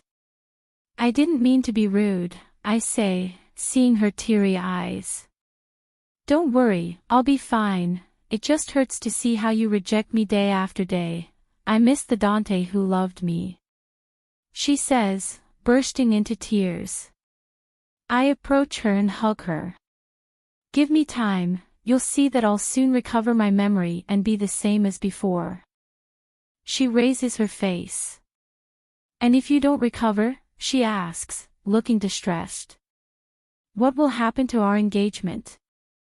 You'll still marry me?" I don't even know what to say to her. All I care about is my health, and no matter how hard I try, I can't feel any kind of affection toward her. "I'll recover, and everything will be the same as before." She looks at me and nods. I see her approaching me, her gaze fixed on my lips. I anticipate her intentions, let go, and then turn around and continue on my way, not daring to look at her. I know my attitude isn't what she expects from her boyfriend. I approach the mirror and examine myself closely. I don't understand why my heart doesn't even flutter when I have her near me. I let out a sigh and then take off my towel. I observe my body in the mirror. It's strange that, despite having been in a car accident, I don't have any other injuries on my body. I've lost my memories, but not my ability to reason, and there are many things that don't add up, and for some strange reason. I feel like they're hiding information from me. That's why I need to be released. I step into the shower and let the water fall over my head. I place my hand on the wall and close my eyes to feel the liquid run over my body. A loud buzzing sound fills my ears. Suddenly, I feel like I'm underwater. There's a little girl being pulled to the bottom. I swim toward her and then wrap my arms around her, feeling my heart pounding frantically. I quickly open my eyes and turn off the tap. I can still feel my heart pounding. I run my hands over my face and see her again. It's a little girl on the sand. I approach her and place my mouth over hers. I shake my head, feeling a little dizzy. I hold on to the sink. Is this a memory? I guess so, because it felt so real. I can even taste the salty taste of his lips in my mouth. I grab the towel and wrap it around myself, then leave the bathroom. Outside, I see Clara waiting for me. The throbbing in my head is now causing me to feel a little disoriented. Is something wrong? I listen to her, worried. "Get out and leave me alone," I exclaimed. "Dante, you're scaring me. Go away, leave me alone. I'm feeling pretty upset." "I'll go get the doctor so he can give you a painkiller," he says, and then I hear the door closing. I sit in the chair next to her and lean forward, holding my forehead. The image keeps repeating itself, making the pangs more intense. I see a sandcastle, those honey-colored eyes, that smile, then my lips on hers. I'm going crazy. I breathe deeply and even lose track of time as I try not to think. The sound of someone interrupting my room again infuriates me. "Don't you understand that I want to be alone?" I shout again. "I need my space." "Now you're even the one throwing a tantrum," I hear someone say playfully. "Elena." I park in front of Mr. Gabino's property. When I get out of the car, I see that the security guards are different. "Excuse me, miss, this is private property, you can't be here," one of them stops me. "If you don't let me in, I'll call my lawyer and, if necessary, the police," I say threateningly. Behind me, I see another car stop. He is one of the boys who looked after me, to be more specific, the 6-foot-tall strong guy.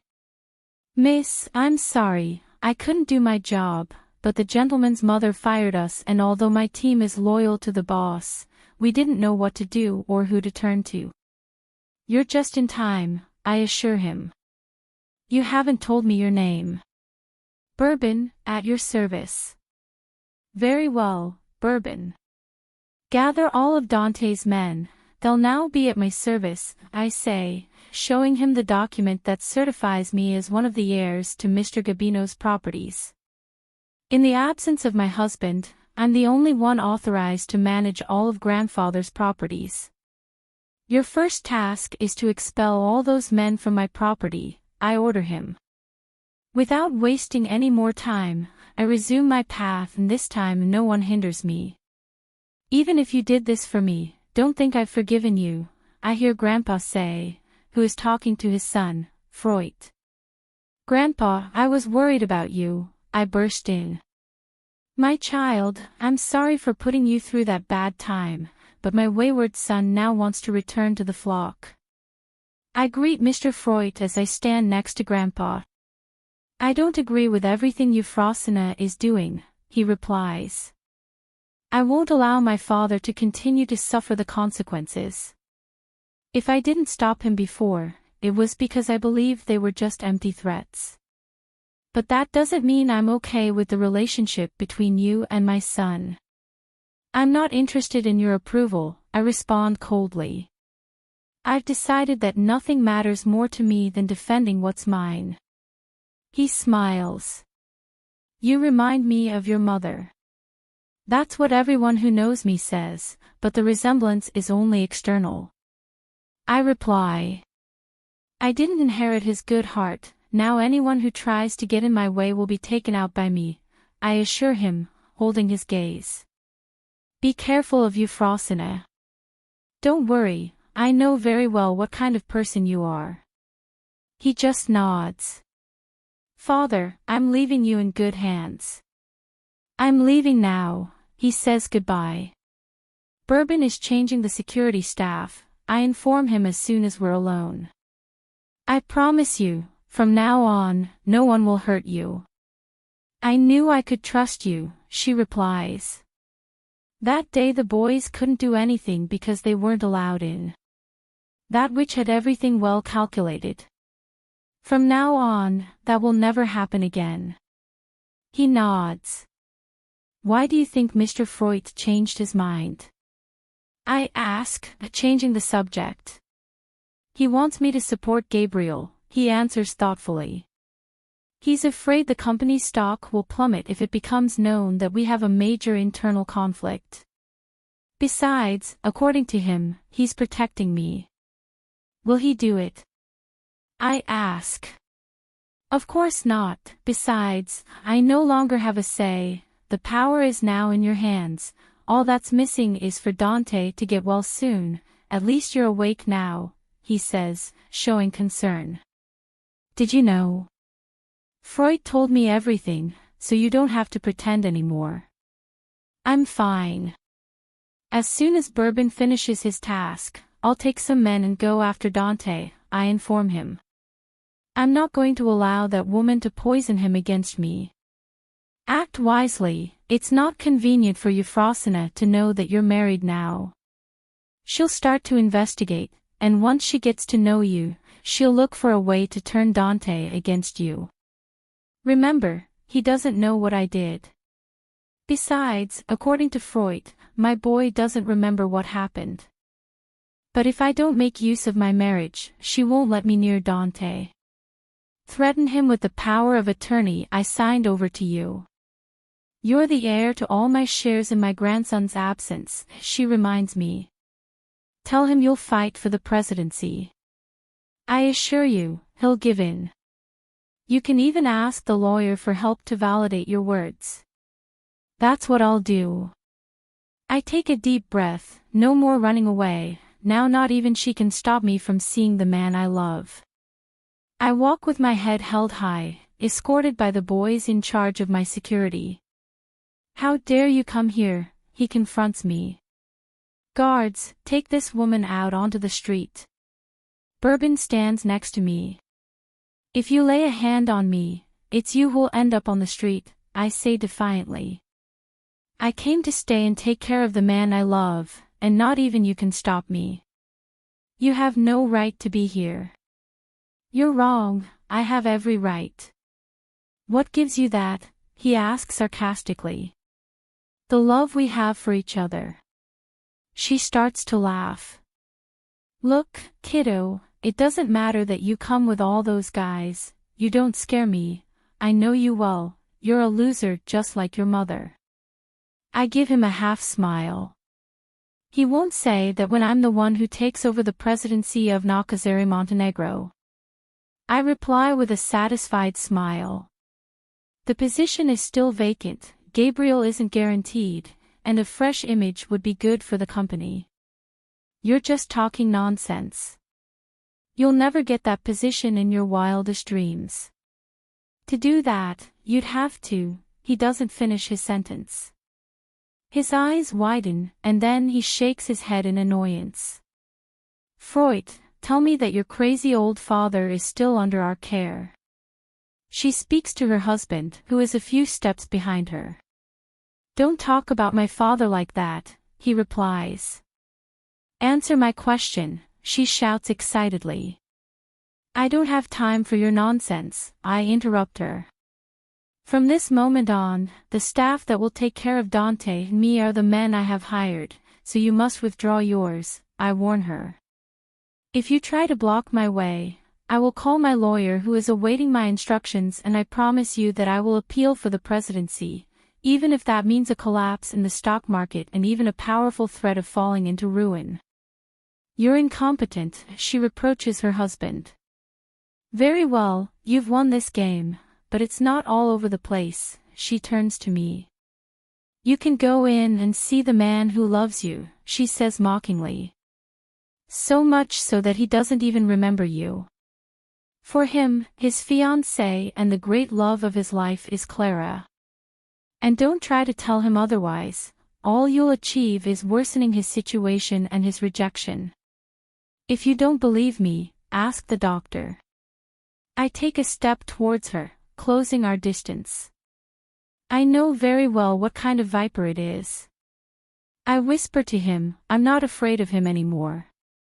And even if he doesn't remember me, I'll show them that I can make him love me again. Enjoy your victory, while you're alive. A death threat. I respond sarcastically. I already died once when you pushed me. So be very careful because I don't want your children to have to visit her in prison. You're daring, but you have no proof. I just smile back. She glares at me.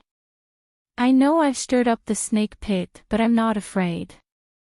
I'm tired of running away, of always having to keep my head down while everything that's mine is taken away.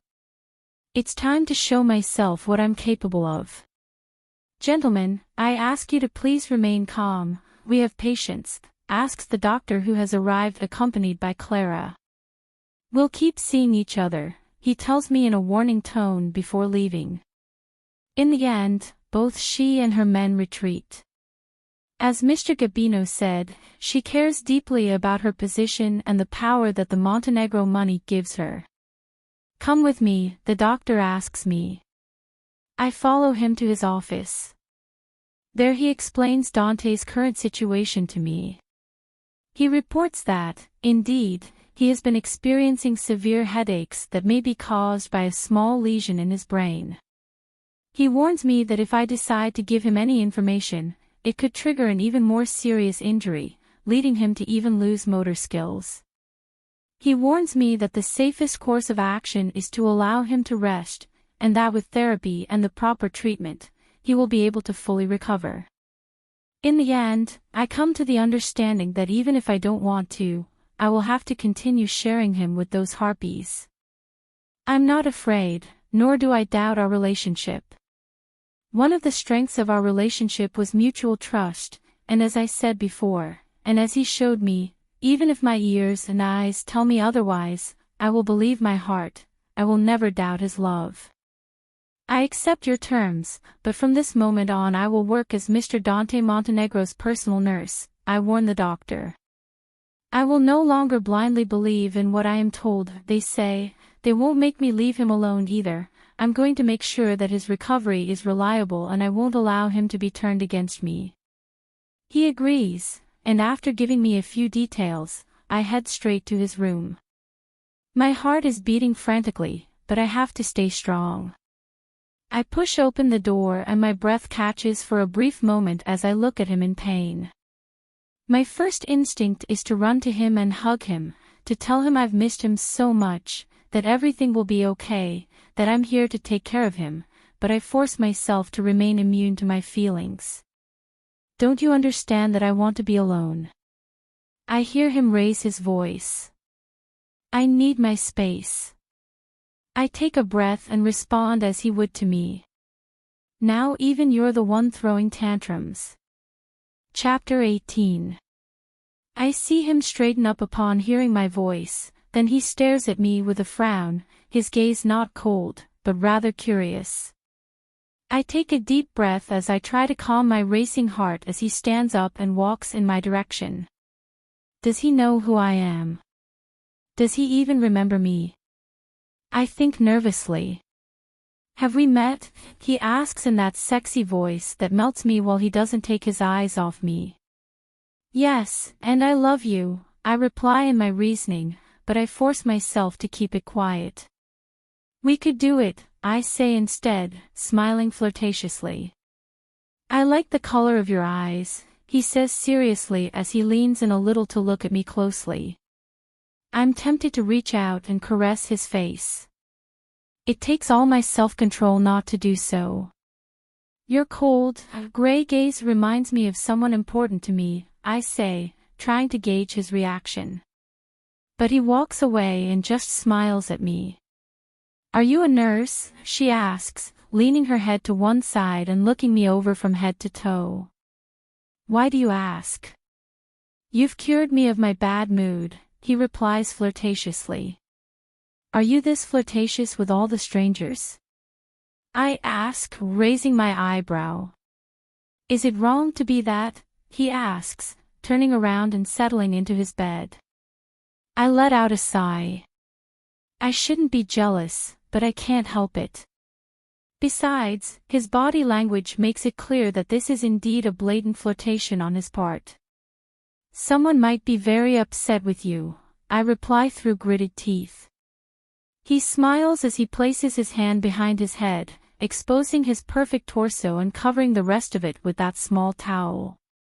Gosh, that reminds me of all the times his body was on top of mine. Is there any greater punishment than knowing that all of that is mine and yet I can't have it? Of the two of us, you'd be in trouble. It's unethical for a nurse to be flirtatious with his patient, much less look at him like you are looking at me now. I snort as I shake my head in disbelief at what I'm hearing. So it turns out I'm the one flirting. He nods. But I don't blame you, it's hard to resist someone like me. I take a deep breath as I shake my head again, somewhat amused. I knew he couldn't lose his good nature even with his memory loss. Only now it will be much harder to resist and hide everything I feel for him.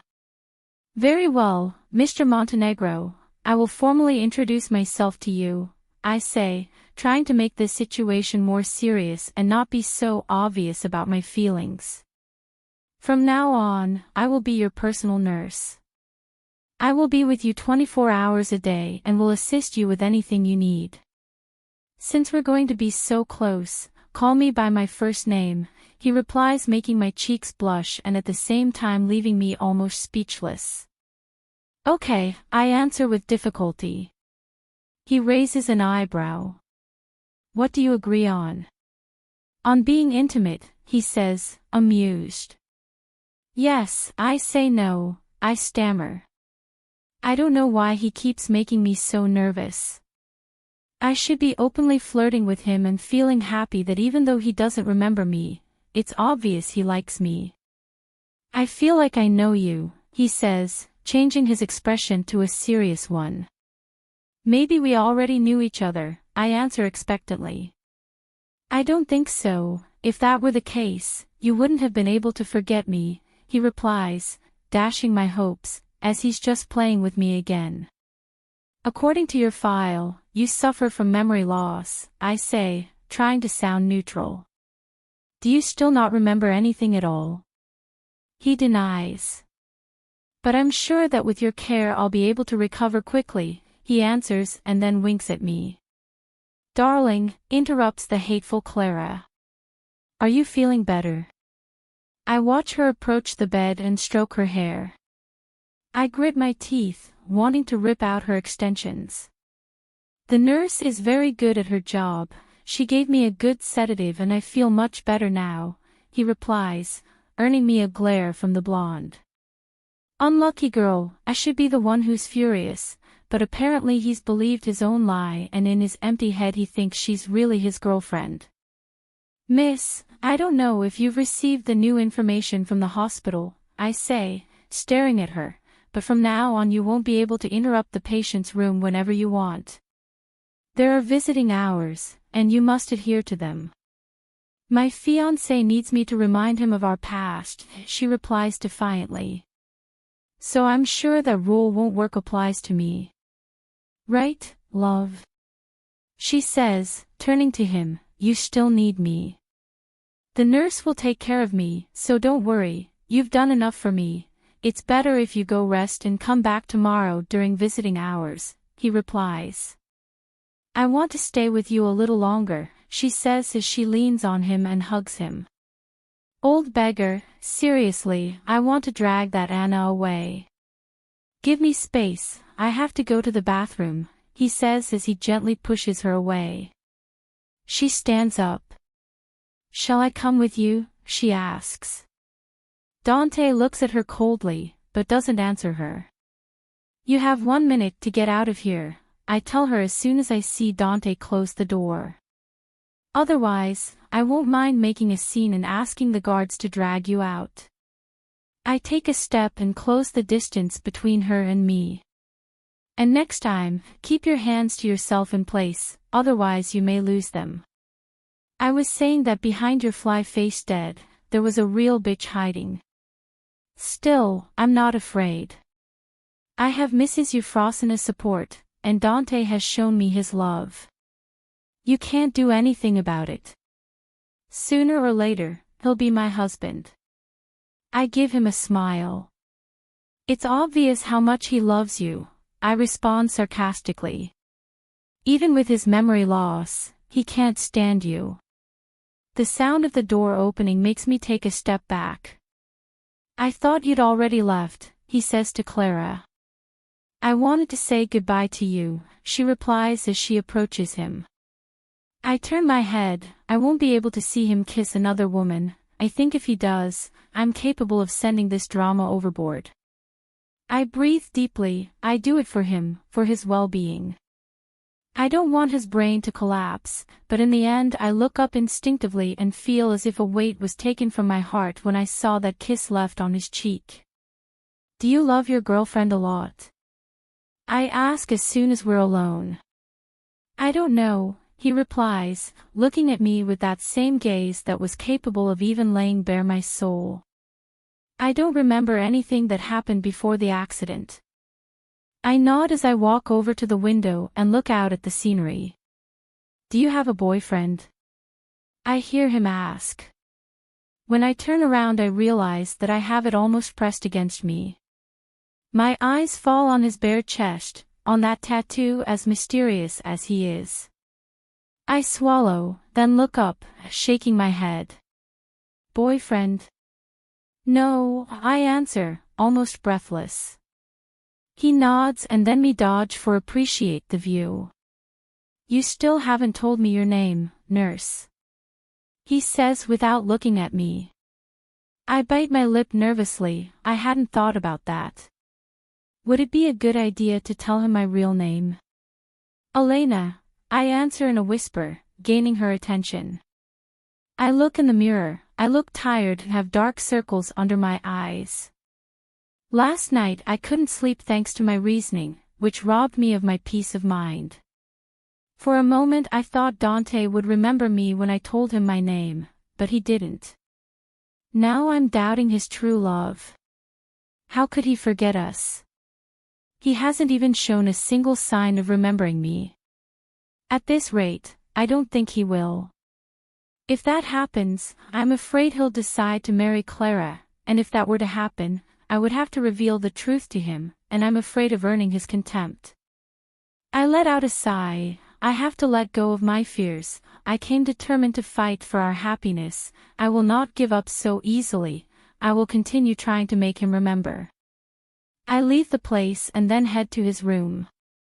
Last night I had to stay with him, at least I had him a few feet away. His rehab room is quite spacious and there's room for more than one bed, which is a good thing. He slept peacefully, while I was wandering around like a ghost. I was waiting for you to shower, he says as soon as he sees me come in. I raise an eyebrow and cross my arms as I stare at him. I meant I need you to help me shower, he says, looking at me slyly. I don't see in the report that you have any injuries that would prevent you from doing it on your own, I reply seriously. Although inside I want to accept it for the chance to touch his skin, I know that if I do, it will only make me suffer. My desire to hug and kiss him is already difficult to contain. What's happening is that I have a severe migraine, he replies, placing his hand on his forehead and lying back, appearing weak. And it's making me dizzy, which is why I need your help. I shake my head in amusement. Could it be any more tender? My beautiful torment, only you are capable of turning this misfortune into a new opportunity to fall in love again. I'm going to give you a painkiller, I reply. I go straight to the place where the syringes are and begin to prepare the injection under Dante's expectant gaze. I'm not going to let you stick that big needle in my ass, he warns me as soon as he sees me approaching him. Turn around and cooperate if you want to relieve yourself, I say seriously. You don't even know how to inject, he complains. How do you know? I ask, perplexed. I don't know, but your face gives you away. You have a wicked look on your face. I can't trust you. Besides, you just accepted it, and you call yourself a nurse, she complains again. I start laughing. He has that effect on me, making my days bright and full of happiness. I like seeing you smile, he whispers to me while looking at me with those beautiful eyes gray. So much so that you also make me happy. I see him approaching me, caressing my face, making my heart beat strongly. Dante, you me. My mother and my girlfriend will be here soon, he interrupts, making me swallow the last word. For a moment I thought he remembered me, but again disappointment sets in as I realize he doesn't. I feel him walk away from me, leaving me with that feeling of loss and sadness. He heads into the shower, and when I'm alone, I sink into the chair. A lump forms in my throat as tears threaten to spill out. I force myself not to cry. I knew it wouldn't be easy, but it pains me to hear him refer to another woman as his girlfriend. I wipe the tears that are now escaping from my eyes and take the opportunity to call Mr. Gabino. My dear, how are you? He asks on the other end of the line. He's already aware of what I've decided to do. I informed him last night. I'm at ease because I now have a security team at our disposal, and they have strict orders not to let anyone into the mansion without grandfather's authorization. I can't lie to you, I feel very sad. He doesn't remember me, he's completely forgotten about me, I say as I begin to cry. Be patient, you'll see that little by little he'll remember you. I want to hold on to that little bit of hope, but what if it doesn't happen? I hear him sigh. He will, don't doubt it. The sound of the door lets me know he's already leaving. I'll call you later, take good care of yourselves and don't forget to take your medication, I say goodbye. I wipe my tears and clear my throat, I don't want him to see me like this. I turn around and almost fall over in shock at seeing him completely naked. Put on a towel. I say, turning my back on him. Have you never seen a naked man? He asks. Yes, but it's not right for you to go around showing off your things, I answer. Are you uncomfortable? He whispers, making me gulp when I feel him behind me. Why are you doing this? I ask without turning to look at him. You have a girlfriend, and you and I are supposed to be strangers. What are you trying to prove? You like me, he replies. I don't just like you, I love you too, I think. I turn around and see that he has already put on pants. Let's assume you're right, I reply, trying to decipher his behavior. What do you feel about me? I still can't figure it out, but I have to accept that I love your company and I really enjoy seeing you laugh, plus your eyes remind me of someone I've seen in my dreams, he answers, taking my breath away. What's my dream? I ask, my eyes glazed over. My dear child, I missed you so much, euphoria interrupts us, having arrived. He looks at me for a few more brief seconds, then turns his attention to his mother. I see him greet you with great affection. Is it her heart that remembers me? Is that why she's acting this way toward me? I let out a small sigh and focus my attention on what's happening outside the window. I hate with all my might having to share the same environment as that witch. I turn around and leave the room. I don't want to hear their lies, I won't let their poison splash on me. Bourbon, stay alert, for now don't let Clara enter the room, I order and he nods. I won't give in that easily anymore. I'm going straight to the principal's office and walking in without even knocking.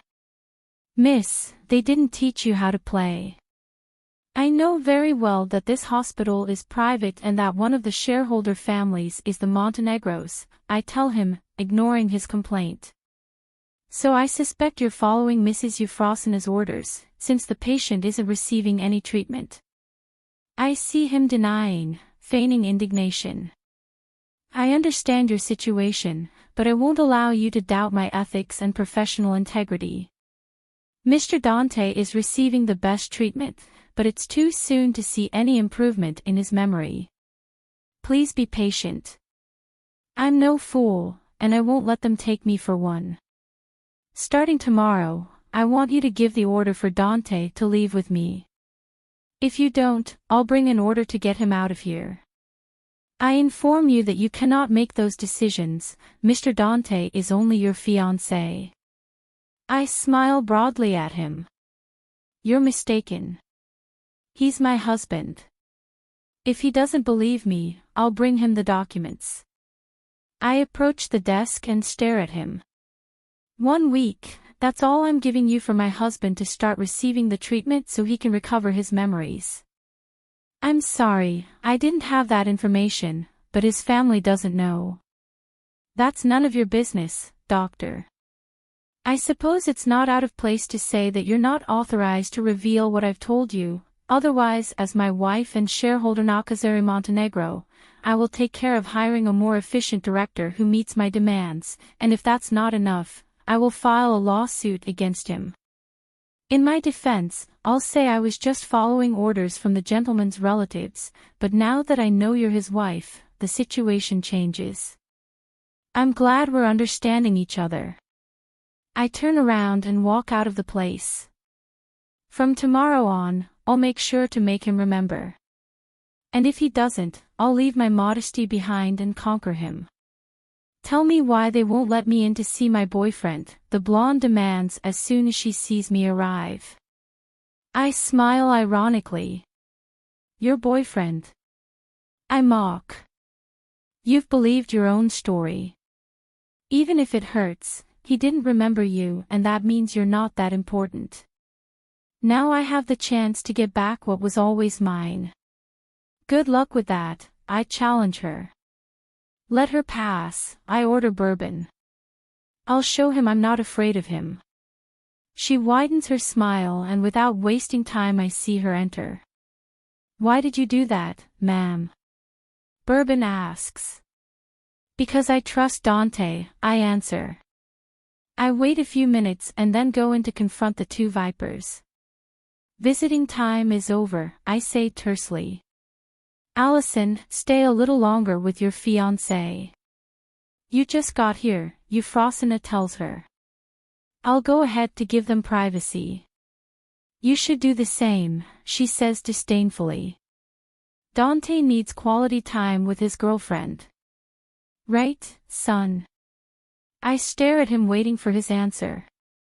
I just need a few more minutes, he says, making me feel a pit in my stomach. You heard him, nurse, Euphrosyne tells me, showing a triumphant smile. I grit my teeth and, without saying anything, turn around and leave them alone. I don't stop until I realize I'm already far away from them. I know he thinks she's his girlfriend, but it hurts me to see him push me aside for her. I must remain strong, even though all these feelings confuse me and even make me feel dizzy. One moment I feel like I can touch heaven, but the next moment it sends me straight to hell. Keeping my truth to myself is taking its toll on me. Chapter 19. Please don't leave me, I beg you. She's an imposter, I'm your wife, I plead when I see him holding Clara in his arms, but he just looks at me with contempt and then turns his back on me. I fall to the ground, crashing my knees into the stones, which dig into my skin, but the greatest and most heartbreaking pain I feel is in my heart. I shake my head as my tears flow wildly, Euphrosyne's laughter echoes, I put my hands to my ears as I repeat over and over again. No. Please. Don't leave me. Are you okay? I hear his voice echoing now. Elena. I feel my body shake. Wake up. I open my eyes and see the protagonist of my nightmares. I still feel like crying so much. I rush to him and wrap my arms around him, pressing my face against his chest, and I can't help but burst into tears. Calm down, I can't stand seeing you cry, he tries to comfort me. You were just having a nightmare, but it's over now, everything's okay. No, nothing's okay, I sob. He strokes my hair and lets me vent. I let out all my frustration, my pain, my anger, and I cry like a little girl lost in the dark. Dante lifts my face and wipes my tears away, seeing myself reflected in his gray eyes makes me vulnerable. I lean toward him, needing to feel his lips, his warmth, but just as I'm about to kiss him, he pulls away.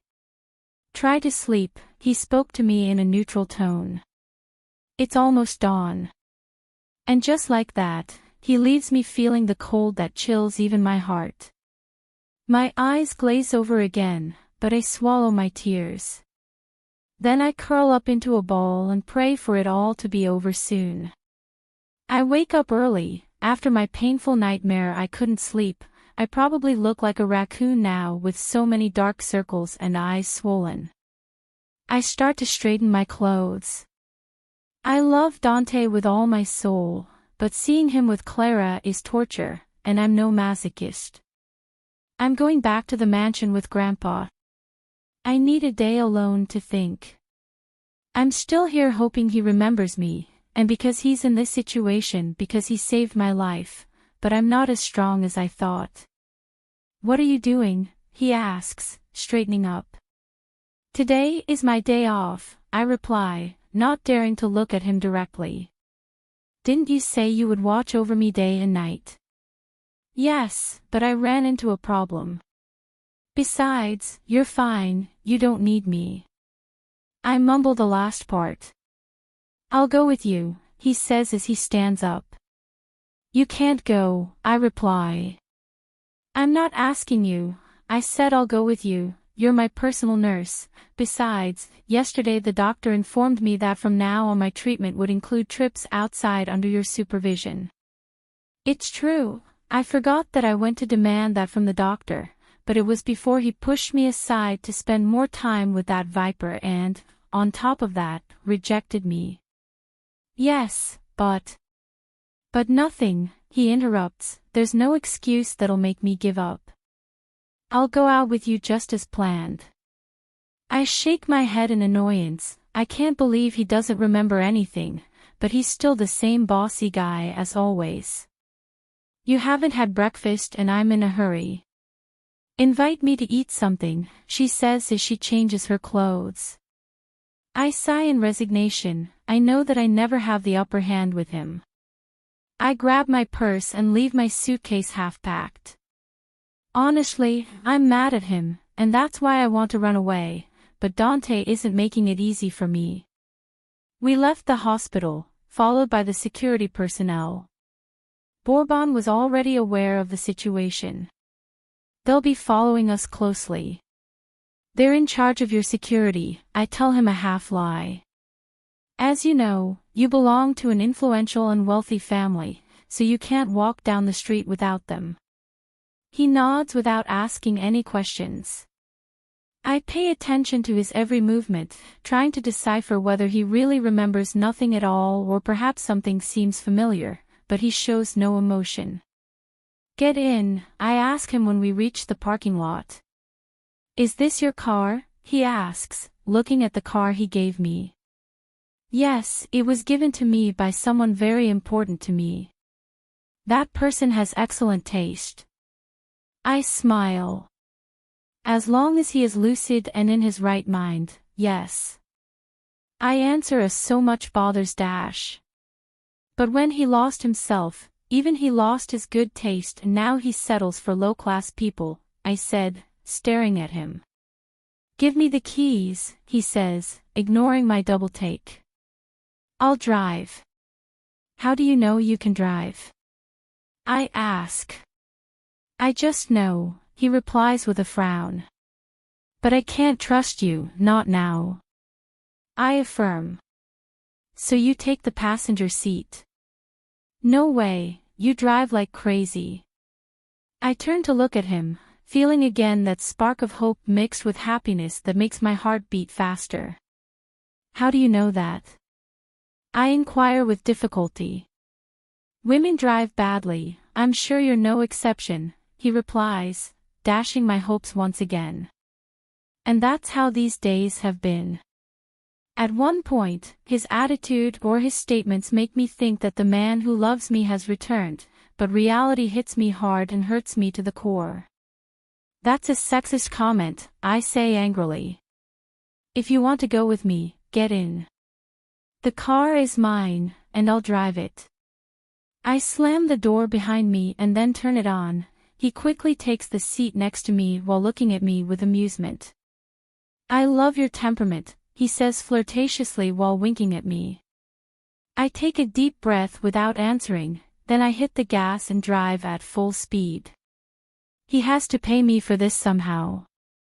Slow down a bit, or are you trying to kill me? He complains. Are you afraid of leaving your girlfriend? I question him annoyed. I'm afraid of losing the love of my life, she replies. I take a deep breath. I won't get my hopes up again, it's probably just another comment, something to persuade me. I already lost mine, so dying would be a gain, I reply, my lips curling into a half-smile. Are you sure about that? I hear him ask. I look at him for a few brief seconds. Every day I'm becoming more convinced that this is the case, I reply, returning my attention to the highway. The silence that follows weighs on my heart, but I force myself to remain unbothered. After a few seconds, I see him close his eyes and lean back in the seat. I drive for over 30 minutes, occasionally looking over, realizing he's fallen asleep. Maybe he's not getting enough rest either. I park in front of the mansion and look at him. He's still asleep. We're here, I say as I touch him to wake him up. He straightens and then stares back at the mansion. For a second, I feel his gray eyes glaze over, but maybe it's just the reflection of the bright light. Whose property is this? He asks. We're trying to get your memories back, so I brought you to your grandfather's home, I reply, trying to calm my nerves. Turn around, we're going back, I don't want to be here, he replies curtly. I won't do it, you have to face your past, I answer firmly. I said turn around and let's go back. He says, looking annoyed. I'm starting to think you're the one who refuses to get your life back, I scold him, my eyes filling with tears. He doesn't even look at me, much less respond. You know what? Do whatever you want, Dante, I'm not going through with this anymore. I get out of the car and slam the door. I'm trying not to shed any more tears, I feel like I've cried enough. Besides, I didn't even want to bring him with me. He insisted. I was just about to call you. Gabriel approaches me, having gotten out of the car parked in front of mine. I frown, not recognizing his vehicle. I'm not in the mood, so please spare me the trouble, I say, trying to brush it off. I need Grandpa to sign some papers for me, but they won't let me in, he answers, looking at me curiously. Are you okay? No, especially with you here, I say, letting out an exasperated sigh. Give me the papers. I'll give them to him to review. When they're ready, I'll send them to you, I say, holding out my hand. I heard that Grandpa put several shares in your name, he says without giving me the documents. I lower my hand and start walking away, ignoring him, but he stops me by the arm. I ended my relationship with Mariana, our relationship was never going to work out. I don't love her, you're the love of my life. I'm not interested, I reply as I try to break away from him. I look toward the car, if my Dante remembered me he would have already come out to defend me. Sir, you're not allowed to touch the young lady, Bourbon, who has just arrived, warns him.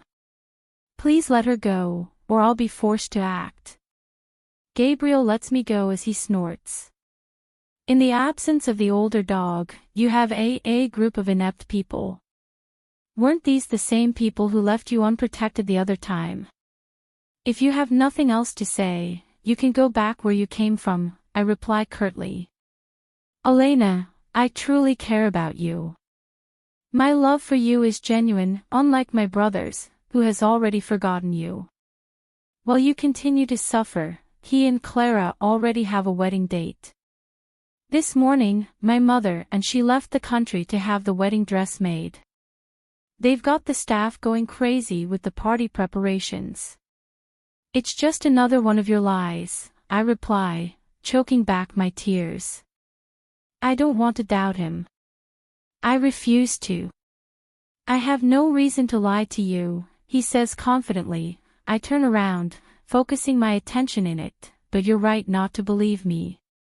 In the end, all I want is for you to come back to me. I'm willing to marry you. Even though they think I'm my mother's puppet, I knew how to play it cool. I waited until the last moment. Now that I have the power, she won't be able to stop me. I will protect you. With me, you'll be safe, and we can be happy. I see him take a step closer to us. I don't back down. He raises his hand and gently caresses my face. Believe me, Elena, I love you, Gabriel says. Don't touch her. I hear Dante's furious voice. I turn to him, incredulous at what I've just heard.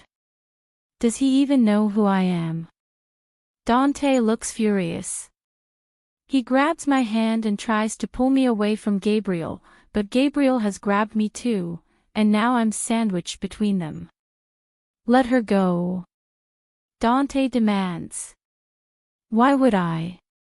She's just your nurse, and you're getting married soon, Gabriel challenges him.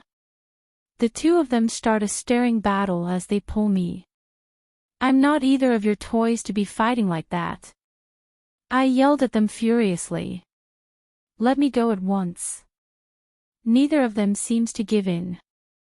I look at Gabriel. I'm not interested in anything that comes from you. You're a disloyal man, I could never love you. Now let go of my arms, or I'll order the boys to subdue you by force. You heard her, she's not interested in a scoundrel like you, Dante tells his brother. And why are you interfering? Do you think you have any right to me? I question him, trying to figure out if his attitude is because he remembers me. Answer him, brother, I want to know too, Gabriel challenges him. Dante's grip loosens.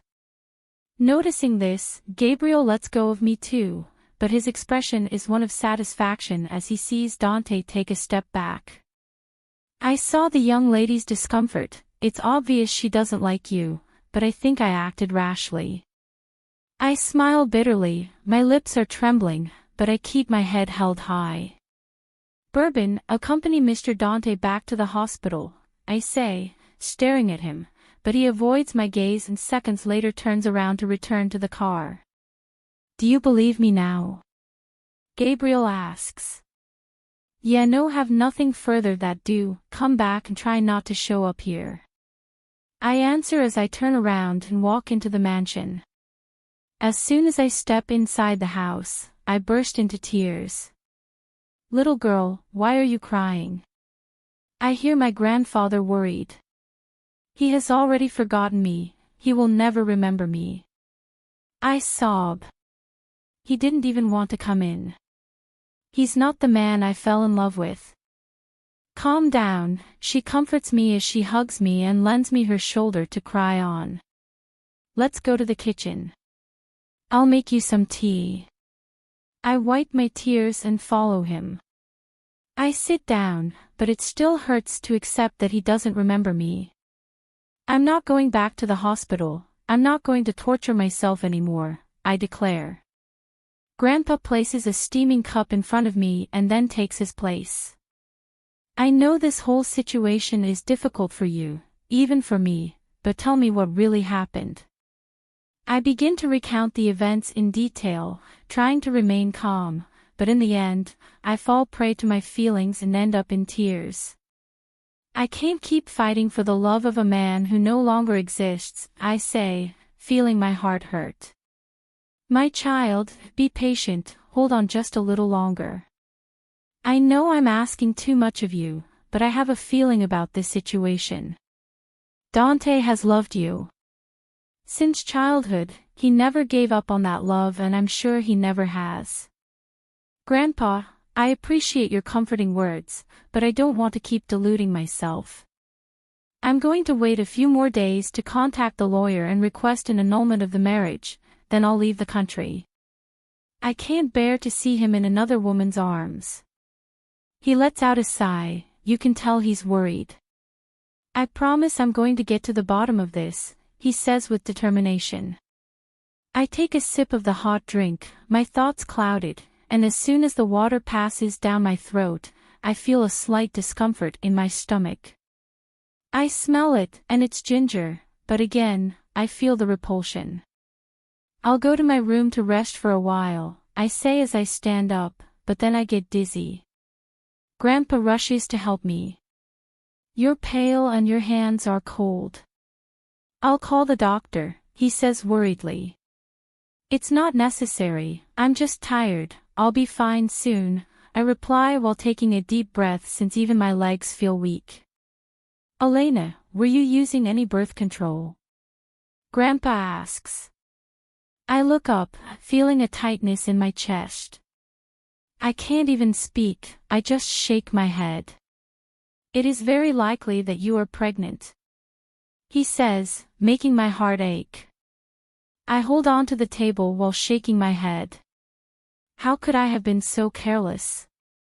I'm not going to pretend I didn't know the consequences of unprotected sex, but I felt so in love and secure in what he and I had that I didn't give it any thought. Now this is beyond me. We're probably getting ahead of ourselves, and this is just stress from everything I've had to go through these past few days, I reply, trying to convince myself, mostly. Anyway, you have to take care of yourself and as soon as possible you should also make sure whether it's a pregnancy or not. I would be happy if you were with me, but I'm afraid of the future, of his rejection, of his lack of love, I'm even afraid that he's really determined to marry Clara. If he really believed his mother's lies, I myself will go show him the marriage certificate and force him to fulfill his responsibilities. In the midst of my pain, I smiled when I heard Grandpa speak. He makes me feel protected. For the rest of the day, I stay at the mansion. Having Grandpa's company is a real comfort to me. I was even able to sleep for a while without nightmares, and now I feel much better. I approach the mirror and observe my body. I have mixed feelings. On one hand, I feel happy thinking that within me there may be the greatest proof of our love, but there is also the fear and uncertainty of a painful future without him. I let out a small sigh. I'll have to make an appointment soon to be sure. I'm going to wait a bit, though. My period could come at any moment. I've generally been pretty erratic, and I've even forgotten the date of the last time I saw him. I don't usually pay attention to those details, since for me, not having them is a gain. I hate that part of my nature. The ringing of my cell phone interrupts my thoughts. I see the screen and it's Mariana's number. I frown. She's probably just calling to blame me for her misfortunes. It's typical of her. I decide to ignore it. I already have enough of my own problems. I put my phone aside, but it still hasn't stopped ringing. I check it, and there are already 3 missed calls from her. Is she that desperate to reach me? And now what have I done to you? I respond angrily. You should grow up and stop blaming yourself. Help me, she sobs. I need you, please. Her words leave me stunned. It's the last thing I thought I'd hear from her, but she really sounds desperate. Where are you? I ask. I'll send you my location, he says in his weak voice. Please don't be long. I stare at the message and realize it's a clinic, but it's located in one of those seedy neighborhoods. I bite my lip, wondering. What's she doing there? I grab my bag and rush out. I'm not stupid enough to go alone. I'll bring my bodyguards. Are you going out? Grandpa asks. Yes, I reply and quickly tell him what happened. You can't trust her. I know, that's why I'm telling you where I'm going. Mariana has always gotten me into trouble and we've never understood each other, but I don't blame her entirely since it was Isabel who raised her to hate me. Be careful, he warns me. I nod in response and without wasting any more time, I ask one of the boys to take me to the indicated place. I get out of the car and look around, even the streets look dirty. I call Mariana and she answers immediately. I'm already there, but I don't see you. I'm leaving now, he answers with difficulty. The rusty, old metal door opens. Mariana looks pale and her lips are chapped, barely able to stand. I rush over to her and hold her up. The boy she was with also helps me with her. What happened to you? I ask with concern. Her eyes fill with tears as she denies it. Ma'am, the bodyguard warns me. I follow her gaze and realize that Mariana is losing a lot of blood. What did you do? I yelled nervously at her. She just shook her head as she collapsed. Let's take her to the hospital right now, I ordered. Drive fast, I don't want her to die like this. I call the principal and ask him to have everything ready after I explain my sister's situation. We arrived at the scene in record time, the nurses helped her, and soon gave her an injection to stop the bleeding. The young lady had an illegal abortion, the doctor informs me after waiting more than 30 minutes for news. Luckily, she was brought in on time, and we were able to control the bleeding. We already gave her a blood transfusion, and now she's stable. She asked to see you. I nod. As much as she hurt me, I can't be happy about her situation. After all, she's my flesh and blood, a woman who fell victim to an unscrupulous man who left her at his mercy. Deep down, I'm grateful she saved me from that liar. Elena, please don't tell my mother, much less my father, she asks me as soon as she sees me. I approach her and sit next to her. Why did you do that? You could have died. Gabriel told me that this child was not his and that I should get rid of him, that he would never marry me and that if I continued to insist he would kill me and even destroy me. To my family, she says, bursting into tears. I was scared. That family is evil, so I did it, but I was already too far along in my pregnancy. I murdered my son. I'm a monster. I know I'm unforgivable, but I'm already receiving my punishment.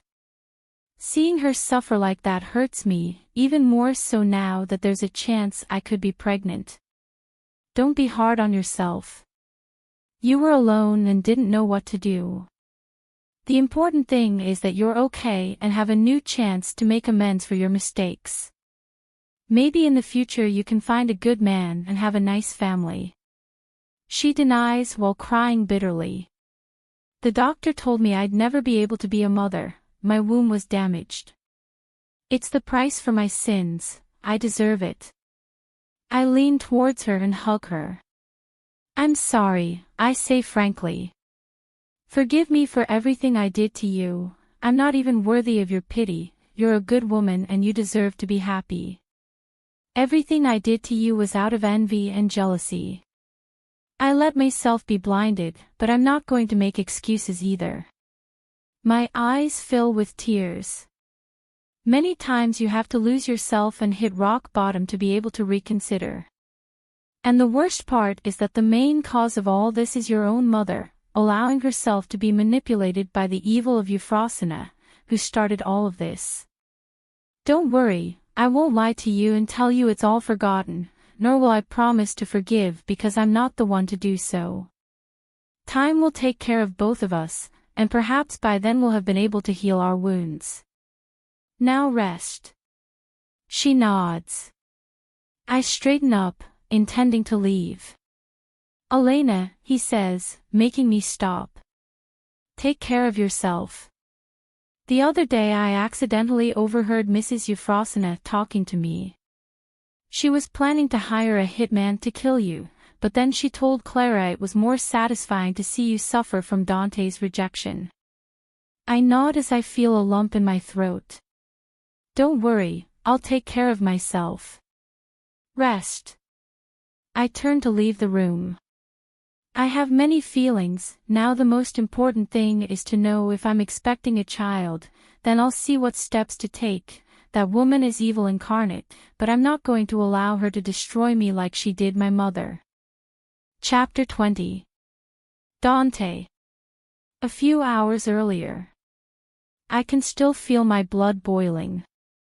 I couldn't even bear to see Gabriel touching my wife. Yes, my memory is working properly. I recovered my memories of the day she showed up at the hospital. As soon as I saw her walk in, I knew she was the woman I was waiting for, but I wasn't entirely clear about everything. So I started digging into my past, and everything made sense again. The first night with her just a few feet away was torture. I wanted to tell her the truth, but I had to suppress all my feelings and continue with the conversation. I could never forget the love of my life.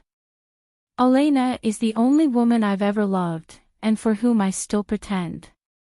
It hurt my soul to lie to her, but it's the only way to protect her. I still haven't been able to forget the anguish I felt when I thought I'd fall down those stairs, nor have I forgotten that my own mother was the cause of it all. Now that her guard is down, I'm taking advantage of the opportunity to gather all the evidence I need to put everything in its proper place. She's my mother, and I can't take direct action against her, but a few months ago I secretly started a project and am close to obtaining all the paperwork to complete it. Not even Grandpa is aware of the situation, although I know he won't deny it. Especially now that all the shares that were his belong to me and my wife. That title sounds nice in my mind, and it will sound even better when I pronounce it with my lips. I smile as I stare at Elena and Gabriel, who are still arguing. She thinks I don't know that the paper I signed was a marriage agreement. I know Grandpa perfectly well, and nothing slips through the net of me. I've always been one step ahead, now is no exception. Soon Nakazuri Montenegro will be absorbed into my own company, an empire I've been building during my years abroad. That way, no one will be able to interfere with my becoming president. At first, I wasn't sure if it was a good decision, and I thought I could protect my grandfather's legacy and maintain Nakazuri Montenegro, but my mother made me see things differently, and this will be my final masterstroke, the last resort I'll use to protect my grandfather and the woman I love. To the world, I'll look like the villain who ruined his family, but I don't care, they don't deserve my attention. Now Clara and my mother are busy preparing for the wedding, a wedding that will never happen, but I needed to get underway to convince them that I've truly forgotten my wife. I know she'll be furious with me, but I know she trusts me and will forgive me. Every tear she's shed weighs on my soul, but if I had followed my heart, I would be here now. We would still be hanging on by a thread. My mother is not a woman to be underestimated, that has become clear to me. I see my wife enter the house. I really want to see Grandpa, but he would easily spot me. Besides, if Gabriel sees me enter, he'll realize I'm pretending. You really don't remember anything? My brother asks, leaning out the car window. Mom won't be pleased to know that you're visiting Grandpa's house. That man has never loved us, I tell him, ignoring his question and emphasizing what my mother has told me. He looks at me curiously. What are you doing here? He asks. The nurse brought me here without asking, according to her. It could help me recover my memories, but I honestly don't believe it. Besides, I would never be in the house of the person who made my mother's life miserable. He nods while smiling with satisfaction. Do you like the nurse? He asks. Wretch, I really want to wipe that damn smile off his face, but I can't ruin my plans. I had to muster up the courage to leave Elena alone with him, but my revenge will come. I'll enjoy seeing him defeated and his pride wounded when he loses everything he believes is his. I won't deny that she's an interesting woman, but she's a bit too plain for my taste. Besides, I'll soon be marrying Clara, who has been my sweetheart since childhood, I say with a smile. I can see you like her. I don't just like her, I'm in love with her, she'll soon be mine. For now she's just upset about some misunderstandings, but she'll get over it, he replies while evaluating my attitude. I know he's still testing me. I'm glad, in fact, I promise that if I get the chance I'll speak highly of you. That would be great, tell her I'm her best option and that no one will love her like I do. Okay, I'm glad to help my little brother with his conquest, by the way. Where do you know her from? Were you the one who recommended her to take care of me? I ask, knowing I'd win an Oscar for my acting, even though every word I spit out leaves a bitter taste in my mouth. Yes, it was me, but I warn you, I saw her first, so she's mine. Damn, I hate it when he says, mine. I just nod while faking a smile. Are you going back to the hospital? He asks. Yes, I have nothing to do here, I reply. I won't take up any more of your time. I promise to visit you. I'm very busy with the presidency right now, it's quite a demanding job. Let's go bourbon, I order the bodyguard. This drama has turned my stomach, but I have to go back and pretend I don't care about her or Grandpa. Gabriel stands there watching us. I'm sure he wanted to make sure I left. For now, my secret is safe. My cell phone starts ringing, it's that annoying Allison. Honey, how are you? Missing you, I lie. Honey, I miss you too. I was trying on some dress styles and they're all dreamy, she begins her chatter. I lean back and close my eyes, the image of my wife in the cabin as I made her mind flashing through my mind.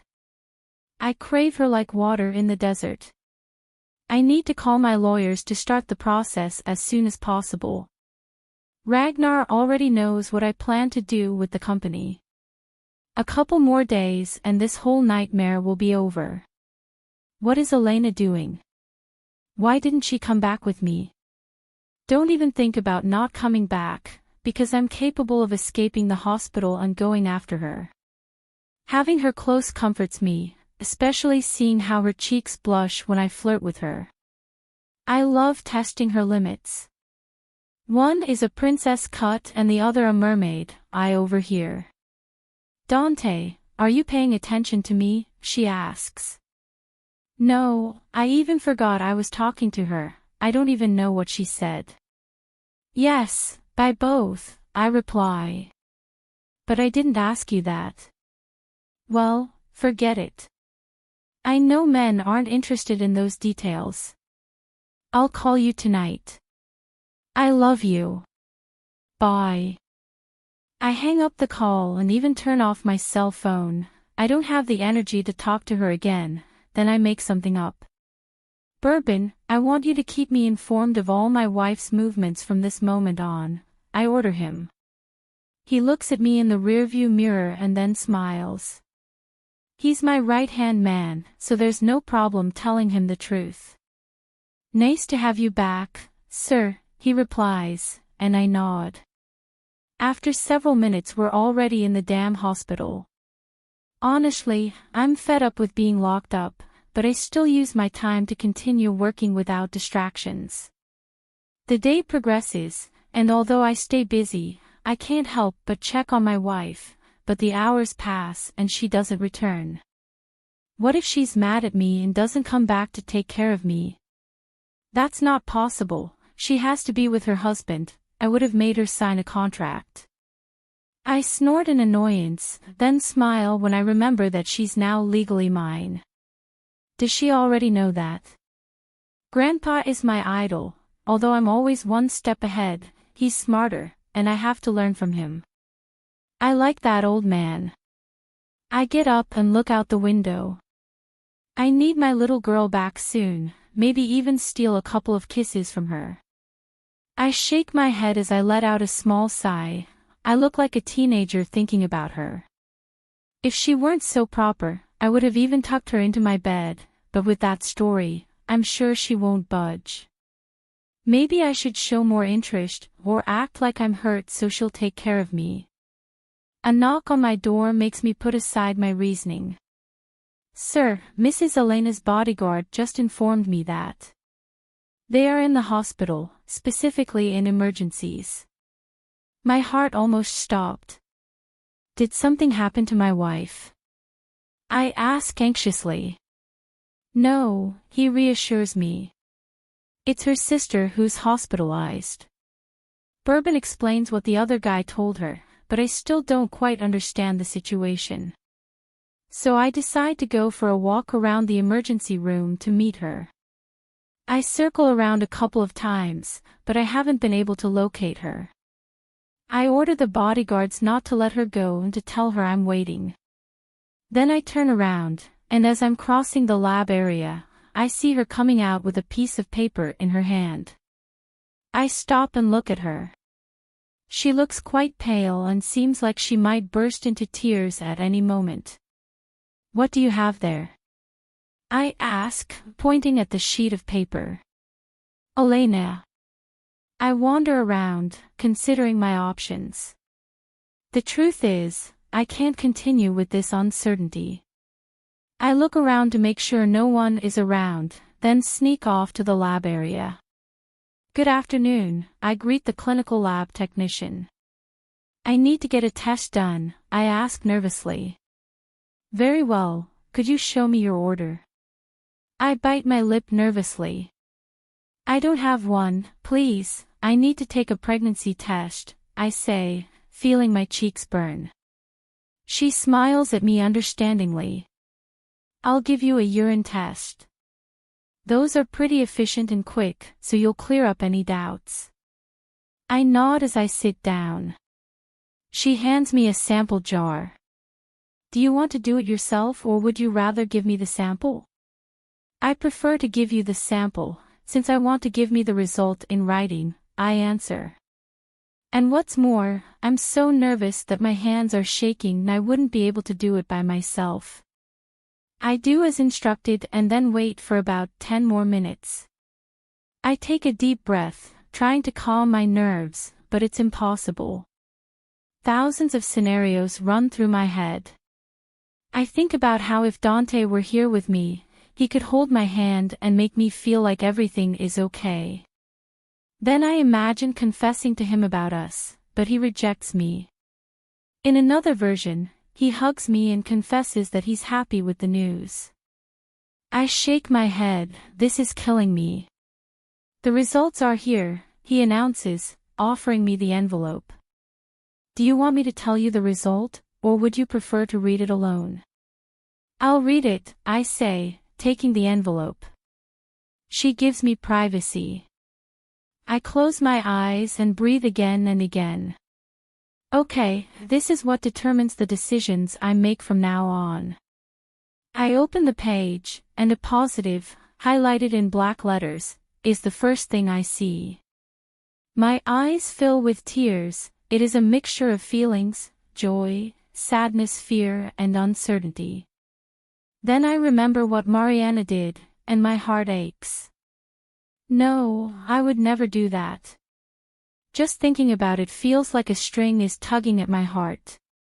We'll be safe, my little one, I tell him with all my reasoning. I'll protect you with my life even if your father doesn't remember us. I wipe my tears and leave. A lump forms in my throat again. Why did it have to be like this? I need Dante with me, this isn't fair. What do you have there? I hear his voice. I look up, and he's staring at me, frowning. I open my mouth to respond, but I don't know what to say. Besides, I'm sure I won't be able to speak right now without bursting into tears. So I just shake my head at him as I quickly fold the paper. Give it to me, I need to see what's got you on the verge of tears, he says in an authoritative tone. It's none of your business, I answer with difficulty. I'm just your nurse, a stranger, why should you care? I reply bitterly, so much so that without realizing it I'm already crying. He closes our distance and pulls me against his body. Breathing in his scent calms me, but I quickly push him away. I don't need your pity, I reproach him. Let's go to my room. He doesn't wait for my answer and takes my hand, forcing me to walk. Why is he acting like this? Dante is confusing me so much. I want you to tell me why you were leaving the lab, he orders as soon as we get to his room.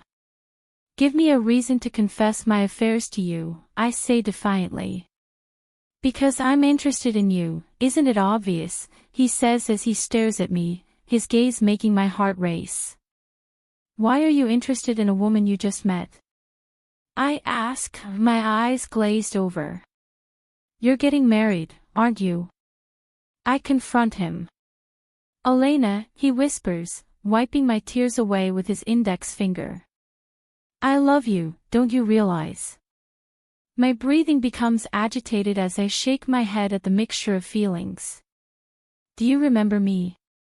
I confront him. I'm warning you, you have to tell me the truth, otherwise, you'll see me walk out that door and never come back. I swear. My chest burns, while in my throat I feel the oppression that makes my eyes cry. He looks at me without saying anything, there is indecision in his gaze. I've lived through a long agony, I've felt like my world has turned dark, I've also felt lost, guilty at times, but not anymore. I have a reason not to fall into desolation. Goodbye, I say, turning around, determined to get out of his life forever. I reach for the doorknob to open it, but he slams it shut and then hugs me from behind. I've never forgotten you, you're my wife, the one I've loved all my life, he whispers to me in a broken voice. My tears are flowing wildly, I want so much to hear him say those words, but I also feel hurt and cheated. I try to break free from his grasp, but he holds on to me tightly. Elena, don't condemn me to live without you. I've tried to protect you, and that's why I couldn't tell you before, but I can't stand to see you suffer anymore, he says, his voice full of pain. I wipe my tears, but they keep coming. That just means you've never trusted me. You see me as a woman who can't defend her love. Your deception pains me to the core. You made me think you didn't love me. I turn and face him. His gray eyes look like the sky about to unleash a storm. You have to listen to me. I've been working on a plan that won't fail, and when that happens, no one will be able to make us damage and we can be happy as we had planned. I deny bitterly. Is your plan to marry Clara and make me your lover? I say with hatred. You're not the man I fell in love with. No, you're misinterpreting everything. Did you give her your word to marry her? I question him. Yes, but I don't want to know anything else, I tell him as I feel my heart shatter. I step away from him and take the envelope out of my wallet. I'm not the type of woman who keeps secrets from the man I love, because unlike you, I believed in our relationship, that together we could face the world, but I was wrong about you. I placed the paper on his chest. Goodbye, Dante Montenegro. May you be happy. Those words hurt me more to say than to him, but I'm not going to allow that. Once again a Montenegro mocks me. I turn around to leave, but he holds me tightly, his arms surround me, he presses his forehead against mine and those beautiful gray eyes begin to shed tears. I'll never let you leave me. Hate me if you want, but don't leave me, he says pleadingly. You're right. I should have told you the day you arrived, but the memory of what happened stopped me.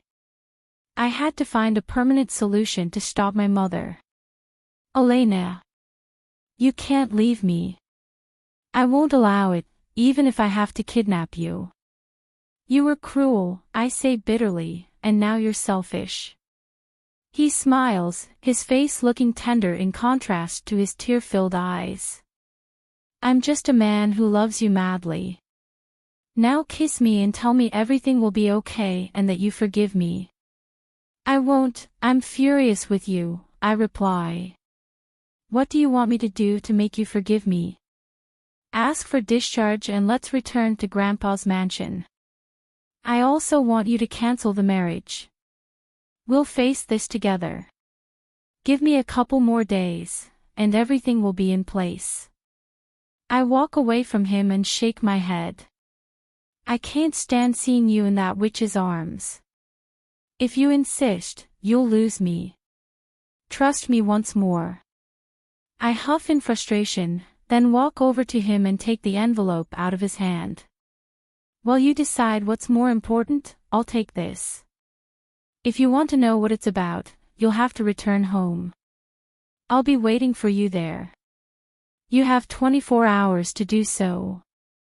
Now let me out. I need to be alone, I say firmly. I wipe my tears and this time I leave without looking back. Chapter 21. As soon as I close the door, I hear the sound of several things falling abruptly to the ground. I know he's upset by my attitude, but I'm even more upset by his. I quicken my steps and head out to the parking lot. Looking at my car, I remember I left Mariana in the recovery area. When I get home, I'll call him and then send my driver to take her home. For now, all I want is to be as far away from Dante as possible. Maybe that way, he'll realize his mistake and think things through. If he wants me to trust him, I expect the same from you. Let's go home, I order my bodyguard and he starts the car. I let out a sigh as I reread the exam. I still can't believe there's a life growing inside me. I have to be strong for my baby. I won't let anyone else walk all over me anymore. As soon as I get home, Grandpa greets me. It's clear he was worried about me. Did you fight with that girl again? Your eyes are swollen, he asks me. It's not because of her, I reply. I need to talk to you. Come inside with me. I have something to tell you too, he says thoughtfully. You speak first. He hands me a folder, he seems worried. Nakazari Montenegro will face a multi-million-dollar lawsuit, he tells me with concern. Gabriel has just signed the authorization of a new budget that is beyond our reach, according to him, to expand to the other continent, but what he doesn't know is that this financing is the ruin of our company and the only solution to avoid going under completely is to let it go. Nakazari, Crow's tears, absorb us.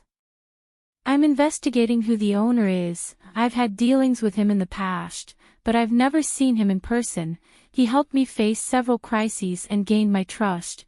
It was through this same company that Dante opened several branches in The Foreigner, but it's only now that I realize they belong to this mysterious company. What worries me most is thinking that my grandson worked so hard to maintain my legacy and now nothing will be worth it. When he recovers his memories, Nakazari Montenegro will no longer exist as such. What I handed over to them is a company in ruins and many problems. I walk up to him and take his hand. Don't worry, Dante will find a solution. Besides, it's not your fault, it's Gabriel's, and his greed, to prove he's better, sank the company. I hope so, but the more time passes, the more we won't be able to get out of this problem. I know that Dante could reach an agreement with the president of Nakazari, Crow's tears, he says, but he hasn't recovered yet. He's already recovered his memories, I tell Grandpa, but according to him, continuing to pretend and even putting his magnificent wedding with Clara into action is the best solution for his plans, I say, unable to avoid feeling annoyed. Since when did he recover? Grandpa asks. I begin to tell him everything I know, omitting some parts. I see Mr. Gabino think for several minutes. I have to talk to Dante as soon as possible. No one knows what I just told you, not even Gabriel. I was about to contact the lawyers to come up with strategies to defend us, but I feel like my grandson is behind this. Dante would never ruin his legacy. The grandfather gets up and starts walking thoughtfully. He would do it with a backup plan, he says. Destroy what's already damaged to rebuild something with better seeds. Anyway, we'll find out. I gave him an ultimatum: if he doesn't come back within 24 hours, he can forget about us. Us? Grandpa asks, paying attention. What do you mean? I bite my lips nervously. You were right, I'm pregnant, I affirm, feeling that small anguish. I was almost sure, I'm not wrong about those things. I want to see my great-grandson or great-granddaughter running through all the halls. He answers enthusiastically. I smile as I imagine the scene. I imagine that Dante this happy with the news, he says, looking at me intently. I avoid his gaze. I didn't tell him, I confess. Because you did it, he already knows who you are, you shouldn't have hidden it from him, she scolds me. I wasn't going to do it, but it's his fault. He insists on going ahead with his plan to get married, I say, feeling more anger than sadness. I can't stand seeing him with that witch anymore. Grandpa smiles as he approaches me. You're quite jealous. I'm not. But he hid something important from me. He doesn't trust me. He thinks I'm weak and that I can't fight for what he wants. Ours by your side. You yourself have witnessed everything I've suffered these days. I feel cheated. I'm not going to minimize your feelings, but I want you to think about his, too. Dante has had to make many decisions throughout his life, and he's always had to put others first. Why do you think he has a hard time showing his emotions? Well, for the same reason, since he was a child he learned not to let his feelings show because he was afraid they would be used against him. You're the love of his life, and I'm sure all he's doing is protecting us. Trust him. Besides, you're forgetting that he can't get married, he's already married to you. At this last point, his smile widens. I snort in frustration. I know he's partly right, but Dante needs to learn to trust me. A good relationship is built on mutual trust, knowing you have each other's back. You live or die together. I really want to rub the marriage certificate in that old woman's face to wipe away her shriveled smile that he puts every time he sees me, I say annoyed. I'd like to see that, he replies, smiling mischievously. We both started laughing. When I talk to Grandpa, everything seems simpler and less painful. I'm going to pull out her extensions and leave her bald, I say, and he smiles out loud. I'm sure you did it as a child. Once, but I got a good spanking, I say, smiling. Dante is very good at fighting, he's capable of defeating a pair of men without help. So my future great-grandson or great-granddaughter will be very strong too. I put my hand on my stomach and smile. I was scared, but now I feel calmer and happier. And you'll be the best doting grandpa, I say, and he nods. What do you think if we celebrate your pregnancy, suggests Grandpa. I want you to wipe away all those tears, it's time for you to start smiling. Okay, besides, I'm really hungry. I haven't been able to eat anything decent all day. I'll take you to the best chicken restaurant, they also sell delicious desserts. You'll make me look like a balloon. I say, pouting. You will be soon, he says seriously. At least pretend to be considerate and comfort me by saying that it won't be like that, or at least that I'll still look pretty, I complain. Dante will tell you that. Besides, the most important thing for you is that your baby grows up healthy. I sit with resignation. What baby are you referring to? They interrupt us. Long ago. Dante. I bang my closed fist against the mirror in front of me. I can't stand the thought of seeing my wife suffering because of my decisions, but it also angers me that she doesn't understand that all I want is to protect her. Seeing her cry because of me made me confess to her that I have recovered my memories. She is my weakness, but also the one who has given warmth to my heart. Sir, are you all right? It's Bourbon who has entered. Where's my wife? I ask, not answering his question. He left the hospital a few minutes ago. According to the car's GPS, he's headed toward Mr. Gabino's mansion, she replies. I'll go get the doctor to treat his hand, it's bleeding. No need, we'll leave right now, I order. Take care of all the paperwork for my departure. Okay, he replies, then puts my order into action. I look at the mess I've made, but I don't even notice the pain, because what hurts me the most is the fact that I left go to Elena, making her believe that I don't care enough. I turn on my phone, and as soon as I do, I start receiving several notifications of missed calls, including ones from Clara and my mother. I ignore them. But the one from my lawyer alerts me. I return the call, it must be something important. Mr. Montenegro, I've been trying to contact you, we ran into a problem, he tells me as soon as I answer. I hear you.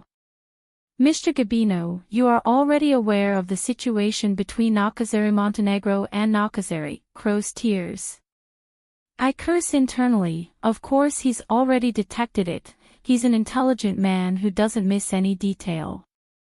Do Gabriel and the management know about this? I ask thoughtfully.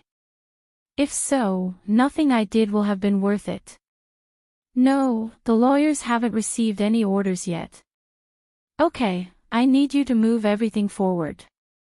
Surprise won't help anymore.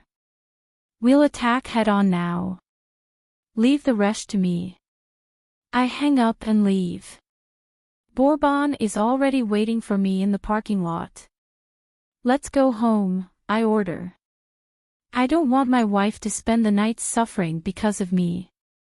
She gave me 24 hours, but I can't wait to be with her. As soon as I get out of the car, I rush inside. I hear her talking to Grandpa in the living room, so I head over there. It's good that they're both together, so I can take the opportunity to reveal my plans. Besides, I'll make it clear that I even know about our marriage, so she'll believe me and not think I ever considered marrying Clara. I smile to myself, I'm sure she'll be pleasantly surprised to see me. I step through the door, but the next words I hear leave me perplexed. The most important thing for you is that your baby grows healthy, I hear Grandpa tell him. What baby are you referring to? I ask, staring at Elena. Grandpa rushes over to me. I look behind him, my wife looks nervous and somewhat bewildered. You little rascal, why did you trick us? You had me worried, Grandpa scolds me. I'm sorry, I know my methods can be misinterpreted, but my goal is the same, to keep you safe, I reply. I know you've always acted in good faith, and that's why you have my complete trust. Now is no exception. Thanks, Grandpa, I reply, looking again at Elena, who hasn't said a single word. I'll leave them to talk, says Grandpa. No, please stay, I beg, I have something important to tell you, but first I want my wife to answer the question I asked. Grandpa widens his smile. You don't miss a thing, he says, tapping me lightly on the back. I sensed you realized what you signed the other day. You're made for each other, Elena reproaches us in an accusatory tone. I should have guessed you were plotting against me, but I'm surprised, she says, shaking her head. You've been doing it ever since I met you. He crosses his arms and snorts. You look adorable when you're angry, I say as I close the distance and hug her. Doesn't it make you happy to know you're now my legal wife? In my defense, I did it because I knew that woman would do anything to separate them, and besides, a cautious man is worth twice as much, the grandfather excuses himself. Well done, Grandpa, I reply. Thank you for helping me capture my precious Elena forever. She denies it, but a half-smile appears on her lips. Are you mad at me? Yes, but I already knew about the marriage, she confesses. Grandpa told me when you were in the hospital. I'm sorry about what happened now and the other days. I don't want you to be sad because of me. I'm here for you. Together we'll face whatever comes our way. I thought I had lost you forever. She confesses, her eyes filling with tears. I couldn't bear the thought of seeing you with. I interrupt her, taking possession of her lips. I taste her tears, making my heart shudder and my instinct to protect her even more savage than rational. I'm here and we'll never be apart again, I assure her as soon as I stop kissing her. She nods, and I wipe her tears away. It hurts to know she's had to be strong all these days, thinking I didn't care about her anymore, but the thought of losing her forever drove me crazy. Dante, I have something to tell you, she says, her eyes glazed over as she looks at me. I'm pregnant. My breath stops for a second. Now everything makes sense, even his bad mood. It's news I've been waiting to hear, but it's arrived sooner than I thought. Now you're stuck with me, you can never leave me. My plan worked perfectly, I say, smiling. She frowns. Did you plan to get me pregnant? She asks. Yes, because you think I wasn't careful, I whisper. Besides the fact that it was lovely to feel you unencumbered, I was also planning for this to happen. She pushes me, but I don't let go. Behave yourself, Grandpa is here, I say, looking in his direction, but he's busy looking at the newspaper, although his expression tells me he's having fun with us. You are evil. How could it not be you who will grow a belly like a balloon and then those pains that they say are unbearable? He complains. Even if you gain 100 kilos, you'll always be my precious Elena, and as for the pain, you can get an epidural, that way you won't feel as much pain. I'm not going to gain all that weight, she says, pouting. I'm fine with the injection, I won't be in so much pain, and that won't make me any less of a mother. Of course not, besides, I don't want you to suffer for anything in the world, I say, giving her a kiss on her stretched little mouth. Dante, never hide things from me again, he asks me. I won't, I promise. She nods. But I'm still thinking about punishing you for getting me pregnant on purpose, she warns me. Because you want to punish me, we both enjoyed it so much. She snorts. I give her another small kiss and then wrap my arms around her. I'm so happy about the idea of being a father. It's the greatest gift you could give me. I swear that both you and our baby will be safe, I say, feeling like the luckiest man. Now I feel an enormous need to protect it. If I could open my skin to keep it inside my body until everything is where it belongs, I would do it. What matters most right now is protecting my wife and our baby. I'm happy too, even though I felt scared at first, but with you by my side it's better, she confesses. Here I am before the 24 hours you gave me, I reply, and she nods. I give him one more kiss and then turn towards Grandpa. I have something to tell you both. I really thought about it carefully and I think it's the best option we have right now. I say, trying to give my grandfather an explanation before revealing that I also hid information from him. I know what you're going to say, Grandpa replies. Your tattoo and the company name are closely related. I don't know how I didn't realize it before. I sit nervously as I feel a bit guilty. I don't know if his statement means that he supports me or feels disappointed with me. Chapter 22. Dante. Grandpa, my intention was never to ruin Nakazzari Montenegro, I tell him sincerely, but I feel cornered. Even though half the shares are ours, both my mother and Clara's family will continue to be an obstacle. We may win this battle, but problems will resurface. At first, I came back with the vision of making the merger and leaving Nakazzari Montenegro as the main company, but for have under my control all the partners who are against me, I must let them. Nakazzari, Crow's Tears will take over your company. I'm sorry I let you down. He gives me a light tap on the shoulder as he nods in understanding.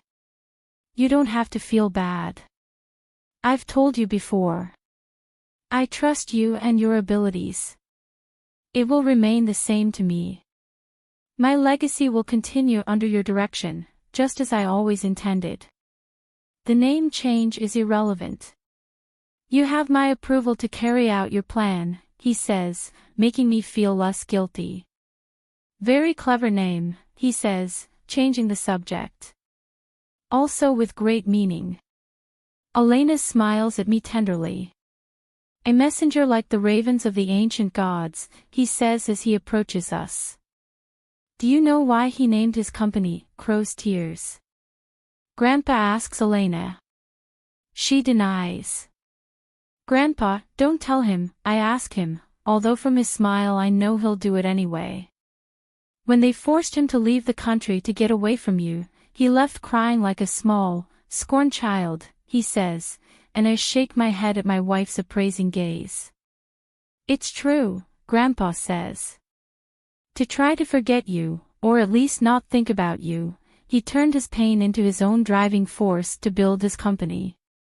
He gave up his happiness in favor of yours. That's why it's called Tears of the Raven. Or am I wrong? She questions me. I don't answer her. Grandpa is very clever and easily deduced everything as it was, but I won't allow my wife to see me as a crybaby, or I'll lose all my charm. Did you really cry? Elena asks. Grandpa is exaggerating, besides I was a teenager, I excuse myself. Yes, you cried, she says, widening her smile, and I shake my head. I see her lean towards me and then she kisses me on the cheek. You are the man who has loved me the most, and also the man of my dreams, the one I love with all my heart. I am so blessed to be your wife, she says, making the boy who always loved her feel immensely happy because he has finally reached his star, the one he always looked at when he thought of the girl with the sea-flavored lips, and making the man I am now feel proud to start a family with the love of his life. I'm the lucky one to have you, I reply. You will make this poor old man cry. The grandfather complains. I'm glad to see you found true love in this life. I had a beautiful love too. Now she's waiting for me. Maybe soon I'll be reunited with my beloved. She still has to meet her great-grandchildren, so she will have to wait many, many more years, Elena answers. An old oak tree like you can still live for hundreds of years. He smiles tenderly. Elena came to this house even to make Grandpa regain his will to live. Well, now let's order something to eat and celebrate that our family is complete, Grandpa suggests. I won't go to bed crying, much less hungry. For the next 2 hours, we spent time as a family.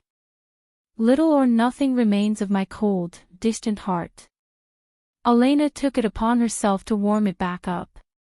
I know that ever since I returned, my goal has always been to have her, but I was far from thinking that youthful love would become more than an obsession. My life would never be complete without her. I'll leave you, I'm going to rest, Grandpa announces as he stands up. We'll go to rest too, I reply. I begin to undress in front of my wife who watches me intently. What happened to your hand? He asks. I noticed it while we were eating, but I also noticed you were trying to hide the wound. He takes a few steps towards me and checks me out. It's nothing, just a few minor scratches on my knuckles, I assure her, downplaying it. Now what I need is for my wife and I to consummate our marriage. I wrap my arms around her and hold her close to my body. She strokes the edge of my tattoo with her index finger. I lose myself in her full, pink lips that invite me to be devoured, in the curve of her mouth that lifts as she smiles sideways. Then in those honey-colored eyes that look at me with a renewed sparkle. Do you remember I told you I'd punish you? He asks mischievously. You never mentioned it, I respond flirtatiously. I'm sure what you said was that you were dying for your husband to spoil you all night. I never said that, she complains. I'm still upset, and as punishment, you'll be sleeping on the couch, she says, pointing at the small piece of furniture. Be thankful I won't send you to sleep outside. But I don't fit in there, don't you see that your husband is a big, muscular, strong man, handsome and also very, very tough, I say, winking at her. If you have any doubts about how resilient I am, I can prove it to you, I whisper as I place a couple of kisses on her skin. You won't change my mind. For tonight, we'll sleep separately. That will serve as a warning to you, he tells me. I snort as I shake my head. Elena, your husband is seriously injured, I say, showing her my hand. Don't be mean and heal my wound, otherwise I'll die of heartbreak. She denies. Are you trying to take advantage of me? That's not fair, you're a profiteer. If you give me lots of kisses, I'll feel better. You have to take care of me, I'm still recovering. She smiles. You look adorable pretending to be sick, that's the only reason I forgive you, he says, making my smile widen. She loves watching her cold man melt before her. Help me with the zipper on my pants. I can't use my hand. Do you want me to help you bathe too? She asks sarcastically. I'm all yours, do whatever you want to me, only your kisses and caresses are capable of healing my cold heart. She comes up to me and puts her arms around my neck. Dante, I love you, I'm really happy you're here with me. I missed you so much. Knowing you were near and not being able to touch you was a real torture for me, I confess. How do you think your mother will take it when she finds out you cheated on her? She asks worriedly. Let's not think about that for now. Let me pamper you and enjoy this moment with you. Let's pretend no one else exists in this world but you and me. And I need her to put aside all her worries. I also want to make up for the days when we desire each other, to appease our desires while I melt into her body. I am aware of it won't be easy to deal with my mother since I have a blood bond that is too strong. She is the woman who gave me life, but I won't let her harm my wife or the baby that is forming in her womb. They are both my priority.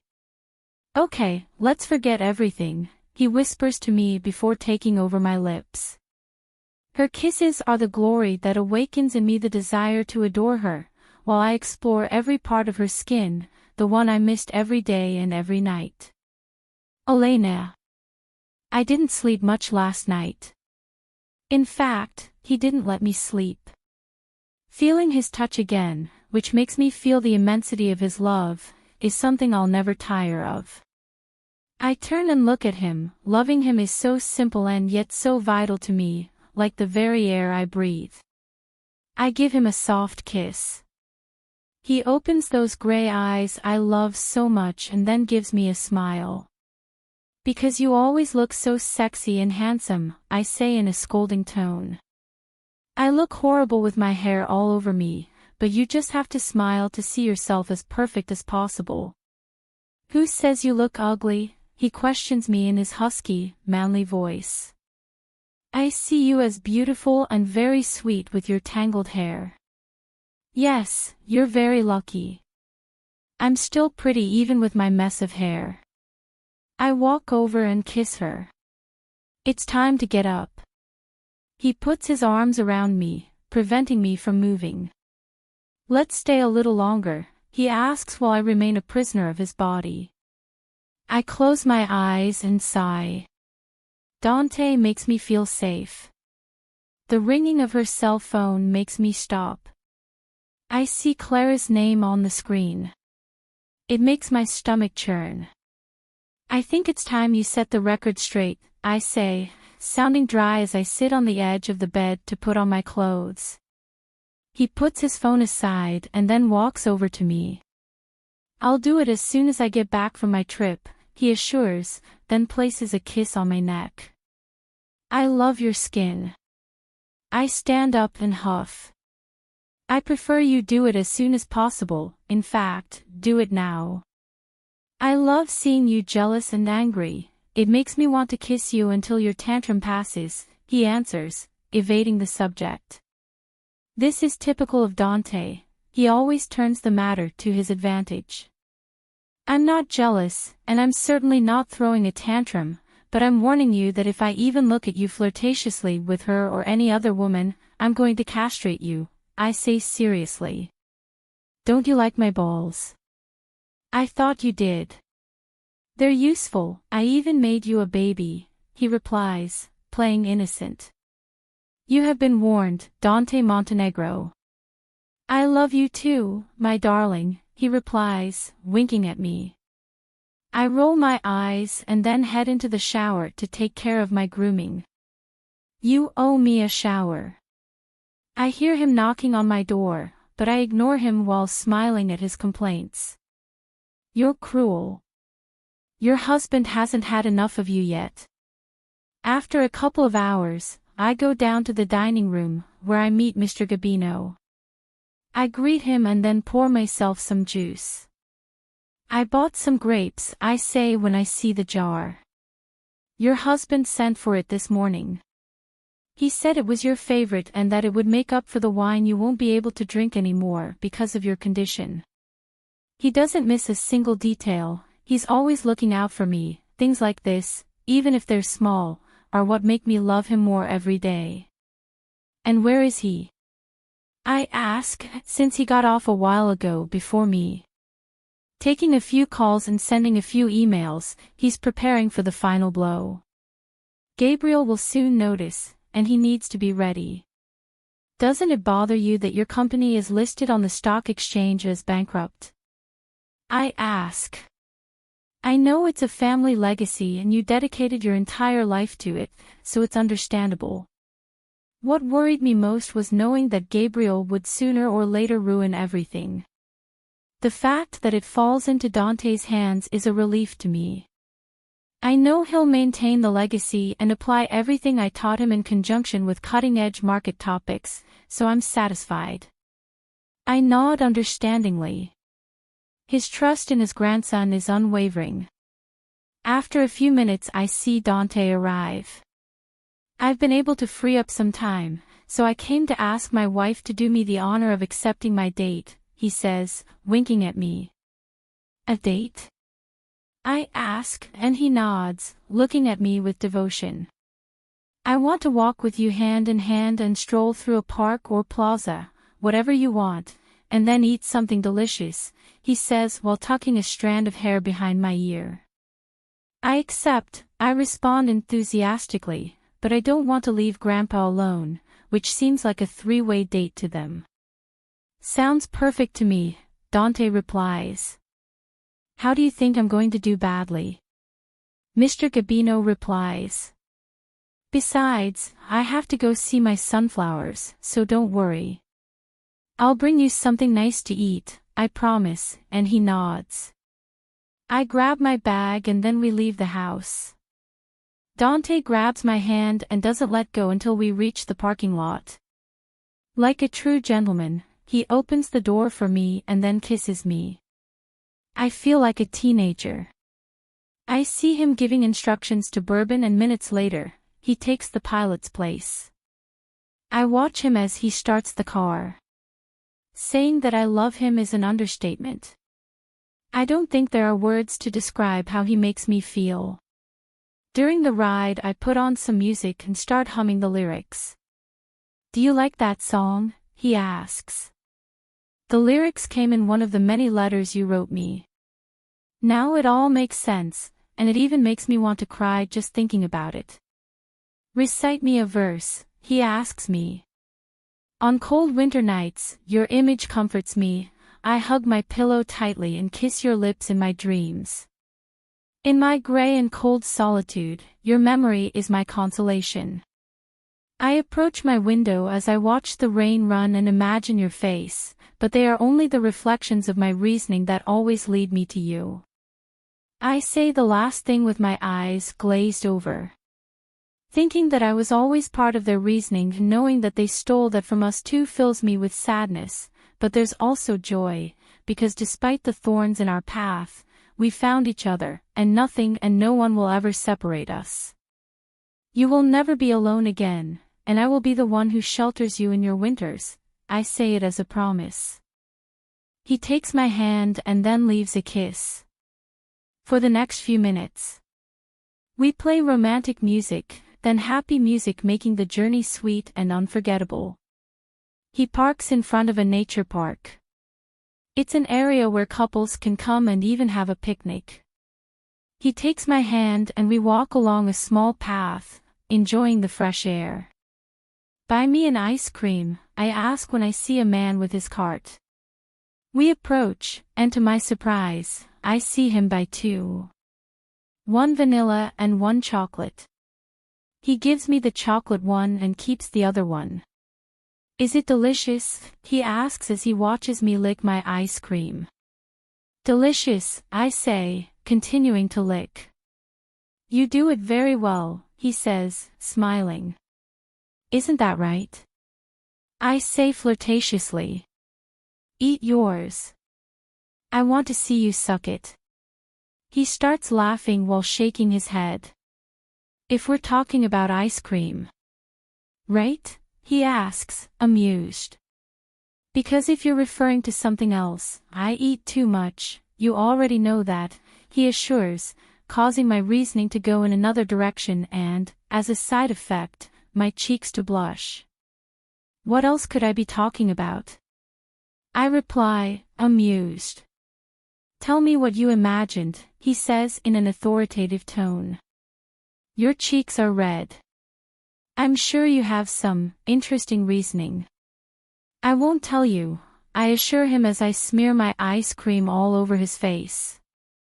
Now clean me with your tongue, he orders, trying to hold me back, but I start running. If you catch me, I'll do it. I'll lick everything you ask me to. You already said it, he says. I run like my life depends on it while being chased by my man. I feel like I can't go any further and I stop. I see that he's about to catch up with me and I start to laugh. I thought you'd look fun running, but you look sexy, that's unfair, I say, my voice breaking. He winks at me and when I see that he's going to catch me I try to dodge him, but his arm surrounds me and then we fall to the ground, although I fall on top of him. We started laughing. We can't keep doing this. Remember, I'm pregnant, I tell her. That's why you've already lost. You made me fall on purpose. My baby is strong, plus his daddy served as a mattress, and in my favor, I gave you such a good time last night and my baby didn't come out of his pouch. Don't say that, they'll hear us. He turns and leaves me under his body. I don't mind, besides it's true, let them know that your husband takes good care of you, she says smugly. You're crazy, well actually I knew that since that night you chased me. I wasn't chasing you, I was just looking out for my own business. It wasn't yours. He smiles. You always have been. It's okay, I have always been and always will be yours. I love you, he whispers to me, then his lips capture mine. Often, the most magical and happy moments come in the company of simplicity, especially when you're with the person you love. Now I feel like I no longer owe anything to my teenage self. Chapter 23. Dante. It's time to face my people. I look at the facilities of the old building, the place where all the administrative area of Nakazari, Montenegro. It won't be easy, but I must stand firm. These days of tranquility with my wife have helped me recharge the energy I needed to take this step. I put on my jacket and continue on my way until I reach the boardroom where they are waiting for the CEO of Nakazari, Crow's Tears. Good morning, gentlemen, I'm sorry to have kept you waiting, I greeted, leaving everyone perplexed, but my grandfather is less clear. Dear managers, I present to you the owner and CEO of Nakazari, Crow's Tears, Mr. Dante Montenegro, my grandfather formally introduces me. This has to be a fucking joke. Gabriel says excitedly. No joke, my lawyer here will present my proposal which is mainly focused on keeping employees and not creating a crisis for the Montenegro family and their partners, I explain as I take my place. Everyone here knows perfectly well what a lawsuit would mean. It would consume not only years but also financial resources, and the end result would be the same, with the only difference being that their families wouldn't be ruined. The senior partners are starting to talk amongst themselves. I know this world and I know the last thing they want is to go bankrupt. What you're proposing is to ruin your own family, Gabriel scolds me. It's clear that the profit goes solely and exclusively to the partners. Grandpa, he says, addressing him. Don't you see what your precious grandson is doing? His company will absorb ours, leaving us bankrupt. The way out he's offering excludes us. You should have thought of that before doing business without knowing about the subject. You were the one who led Nakazari Montenegro is bankrupt, the grandfather replies. Your mismanagement didn't measure the consequences. You signed a multi-million-dollar agreement that you weren't qualified to accept solve, you were blinded by the desire to surpass your brother. Those present begin to talk, agreeing with the grandfather. You're wrong, Gabriel defends himself against the accusations. My goal was and always has been to take the company to a larger scale, to expand into other countries, but my brother here set me up. How can you trust someone who even betrayed his own family? You took on responsibilities that were not yours. I answer, you were in charge temporarily. You should have consulted all the decisions with the grandfather beforehand and you didn't. The only thing I did was intervene so that the families that depend on Unakazari Montenegro will not be left out in the cold. It was a difficult decision, but my grandfather raised me with values that always put the interests of his workers before my own. That's why I have his support, and I hope to count on yours as well. You have until the next meeting to decide which side you'll be on. Several of the directors and partners approach me to express their support. Others simply walk away. I am very honored that you will soon be part of the Carter family. Clara is happy with the engagement, so it goes without saying that I can only express my unconditional support. The girl's father tells me, Mr. Carter, I have been friends with your daughter since I was little and I have a lot of respect for you and your family. But my mother and Clara took advantage of my memory loss to make me believe things about my life that were not true. I regret to inform you that I cannot marry her because I am already a married man. He denies it, you can see he's upset. I can't believe that little girl dared to ridicule our family like this. I always hoped the Montenegros and Carters would form a family alliance, but I didn't raise Clara to get involved with a married man, much less take advantage of the situation to make you believe she was his fiancée. I know he is a conservative man and would never allow a scandal. You've known me since I was a child, and you know I'm a man who always speaks up front. My commitment to her is my mother's invention, and for that I apologize. But I can't keep a promise I didn't give, since at no point did I approach you to ask for your daughter's hand in marriage. You're right, I'm also guilty of overlooking those details. I just saw my daughter excited and happy. I'm not going to say that I feel guilty since they were the ones who tried to take advantage of my situation in the first place. I have an excellent proposal for you, I say, handing her a folder of documents. I know Clara is a very good administrator and could work in the new branch abroad. It would be good for her family to be away from any social pressure or slander that may arise in the future. As one of the main partners, it's in your best interest to take on this administration. You are an honorable man, I will discuss it with my family. Then we said our goodbyes. I know she'll have no choice but to accept it. I've been able to turn the situation to my advantage. If Clara is the smart girl I knew in the past, she'll accept it willingly. In the end, she's just my mother's pawn. I leave the place in the company of my grandfather. You had this whole circus planned from the beginning. Gabriel approaches me again. Don't think I'm buying into your memory loss, but don't think you're winning. I won't give up. Do whatever you want, I reply, but you'll only sink. You still have the chance to agree to leave through the front door. Son, I just got back from the airport and I heard about the crazy things you're doing. My mother interrupts us, just getting out of the car. I'll go ahead, my grandfather says goodbye to me. I watch him leave with his driver and bodyguards. I know he hasn't forgiven my mother, and I understand perfectly. She's hurt us so much. Now I have to deal with this situation, which I know is the most complicated of all.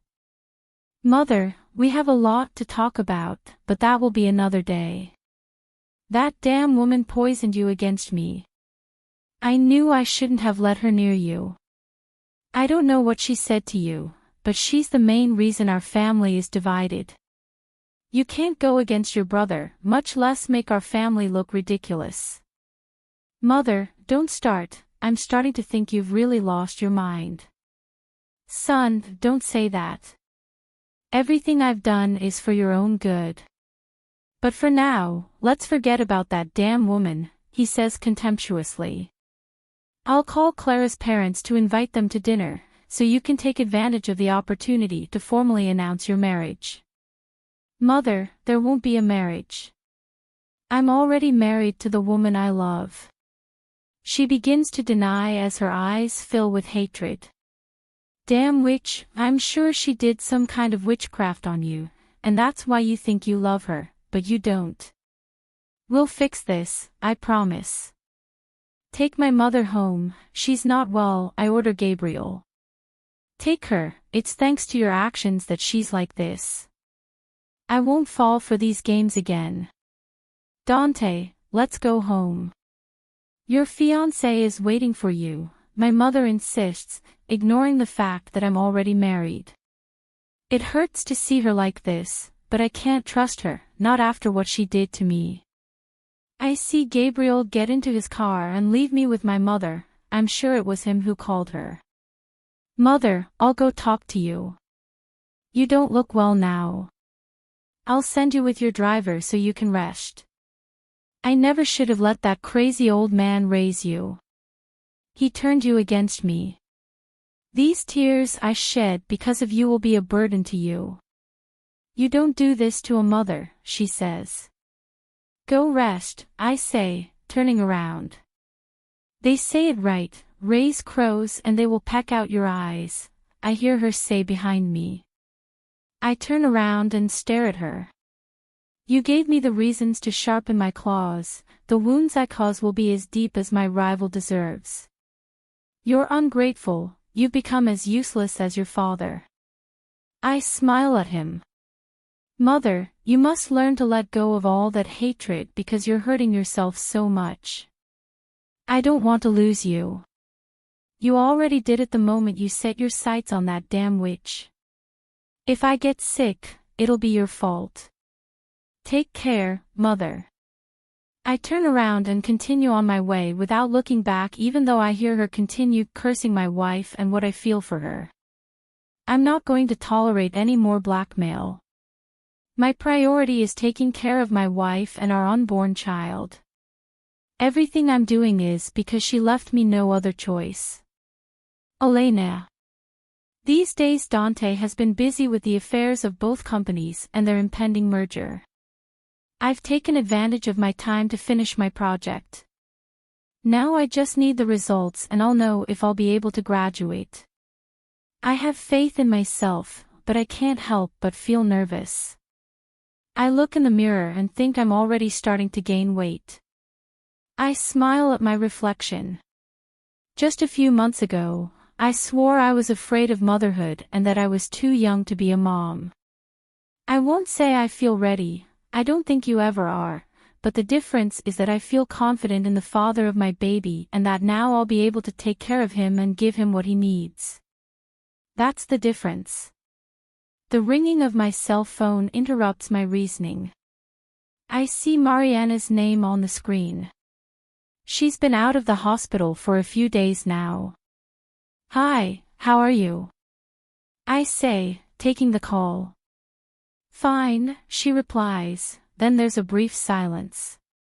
Neither of us are used to these calls. Last time I didn't thank you for taking care of the hospital bills, she says after a few seconds. You don't need to mention it, I did it because I felt like it, so you don't owe me anything. I'm also grateful, she says, and I know that's saying something coming from her. I called because I wanted to tell you that my dad sold the mansion and will be leaving town soon. Mom's pretty frustrated, but I feel great. In fact, I think I need to. Where will they go? I ask, because even though I want to avoid it, I still care about my father and my sister. In the rural area, Dad had a lot of debts, but he's paid them all off. He used the little he had left to buy a small house. We'll leave tomorrow in case you want to come say goodbye. He's missed you a lot lately, even though he doesn't say it. I'll think about it, I reply. I hang up and sigh. I'm not going to say I'm happy about what they're going through, but I think it's a good lesson for Isabel and my father. I have nothing left to say about Mariana. I leave my room and walk to the garden, where I see Mr. Gabino sitting enjoying the cool breeze. "Can I join you?" I ask, and he makes room for me in his chair. I gaze into the distance, green mountains rising majestically as they are illuminated by the sun's rays. I feel a true peace, but deep down I know it's only the calm before the storm. Mrs. Euphrosyne has already returned from the trip, and although Dante hasn't spoken to me at all regarding this, I know she is furious and will not make it easy for us. "Are you worried?" Grandpa asks me. I'm afraid of the actions Mrs. Euphrosyne is going to take. I'm sure she must hate me more than ever for everything Dante is doing. She hates everyone, but don't worry, Dante is the one who needs to learn how to handle things with his mother. She tried to throw me down the stairs, and Mariana told me she was planning to hire a hitman to kill me, I confess. "Did you mention this to Dante?" he asks. I haven't had the chance to do it, but he must already know what she's capable of. He knows it, and that's why he's acting this way. They left him no other option. I just hope Euphrosyne doesn't try to cross the line again, because this time she'll definitely lose her son. I sigh as my gaze remains distant. "Grandpa, do you think I should forgive my father?" I ask. It's not that I hate him. For most of my life, I just wanted to earn his affection and approval, but meeting you and Dante made me see life differently. I understood that love should be mutual and you shouldn't beg for attention. I also learned to love and trust myself. Now he's leaving town, and I don't know if I'll ever see him again. Last time, he helped me, and I don't know if that small gesture was worth that much to me, so now I'm thinking about it. It's normal for you to feel that way. There are wounds that, even if they look healthy on the outside, still bleed inside. He made many mistakes, but I think he was also punishing himself. He never knew how to protect you, but that made you become who you are today, a strong, brave woman with a big heart. Don't think about forgiving him, because you should forgive yourself. Deep down, you felt guilty about his rejection, since you were led to believe since you were a child that you were the cause of that heartbreak. You're always right, I reply, smiling. I'll go say goodbye. Maybe this way I can let go of that part of my life. If that's what you want, that's fine. Don't forget to take your bodyguards and let Dante know you're leaving, he reminds me, and I nod. I leave the mansion following Grandpa's instructions. I haven't even gotten in the car when my phone starts ringing. "Where are you going?" my controlling husband asks. "I was just about to call you," I reply. "I'm going to say goodbye to my father. You'd better wait for me. I'll be leaving the meeting in a couple of hours, then I'll walk you there. I don't want you to go alone. Love, I'm bringing my bodyguards, and I won't be long. You don't have to always be looking after me. I know you're busy, and I need to be independent too." I hear him sigh. "Okay, send me your location and call me when you get back," he says in an authoritative tone. "As you command, my captain," I reply while smiling. "I love you, my darling. I'm sorry for neglecting you, but I promise that as soon as everything is resolved, we'll take a few days for ourselves. Don't worry, I know you have a lot of work. We'll do lots of things together later. I love you," I say, and then hang up. I feel very blessed to be his wife, although our marriage was quite peculiar, but honestly it's not something that matters too much to me. A good relationship doesn't come from a big party or a luxurious wedding, it comes from true love, trust, and complicity between the couple. I get in the car and drive to the Lancasters' old estate. I get out and look around. It feels somber and alien. I walk inside and notice it's empty. The easement is gone, and only the hear a woman's crying echoing off the cold, high walls. "Hello," I exclaim, standing halfway across the room. "You came," Mariana greets me. I nod, feeling a little uncomfortable. "Dad's in the garden, trying to calm Mom down.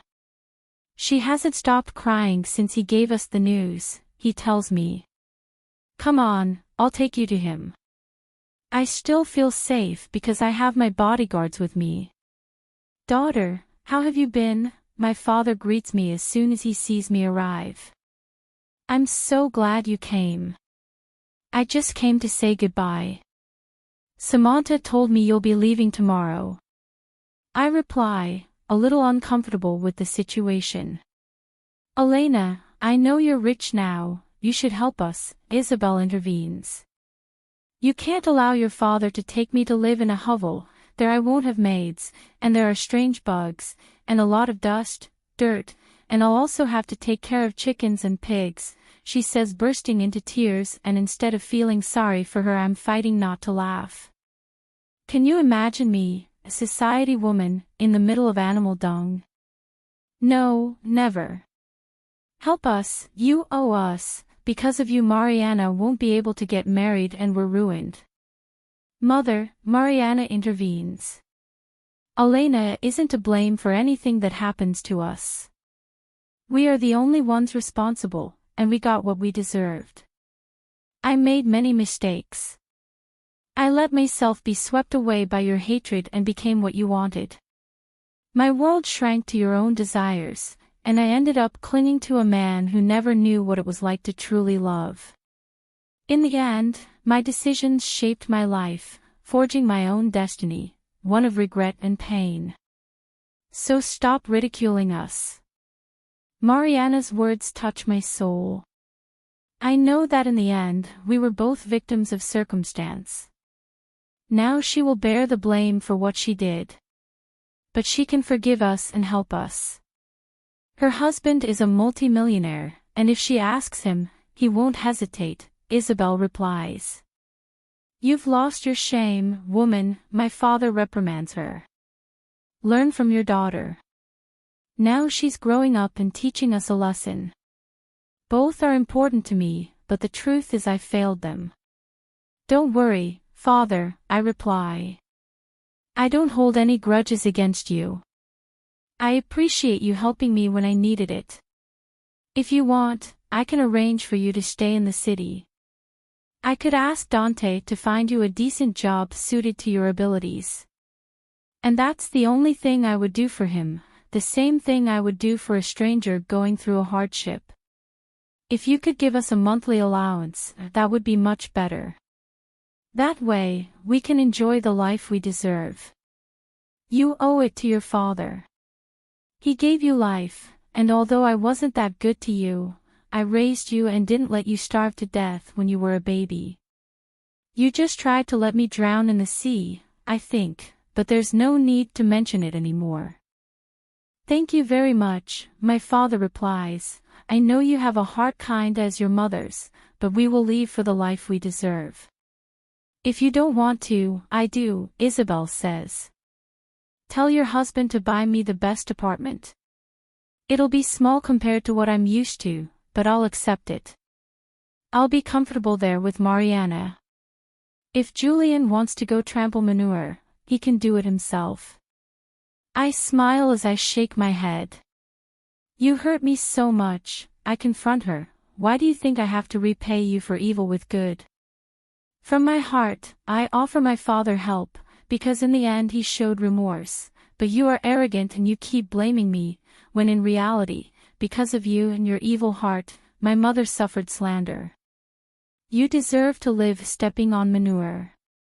Every time you feel miserable, think of me and everything you did to us. I knew you were evil, behind your innocent face lurks the devil." I smile at him again. "Say hello to your sisters, the snakes are quite abundant there, ooh. They know how to be with you, and they may even accompany you at night. I've heard that they climb up onto rooftops and then slip under the sheets to steal the youth and beauty of their victims, but you don't have to be afraid, you're already old and ugly. "Julian, your daughter is making fun of me," she complains. My father only denies, showing regret for Isabel's behavior. "You'll have enough punishment putting up with your wife," I tell my father. "I'm leaving now. Be well. Take good care of yourself, Elena," he answers me. "I'll walk you out," Mariana offers. We walk in silence. We reach the parking lot, and I turn to face her. "If you go with Dad, you won't be able to finish your studies because you're not staying," I tell her, and I can't help but feel sorry for her after what happened to her. Her eyes fill with tears. "I can't stand being around Gabriel. He hurt me too much," she says, tears streaming down her cheeks.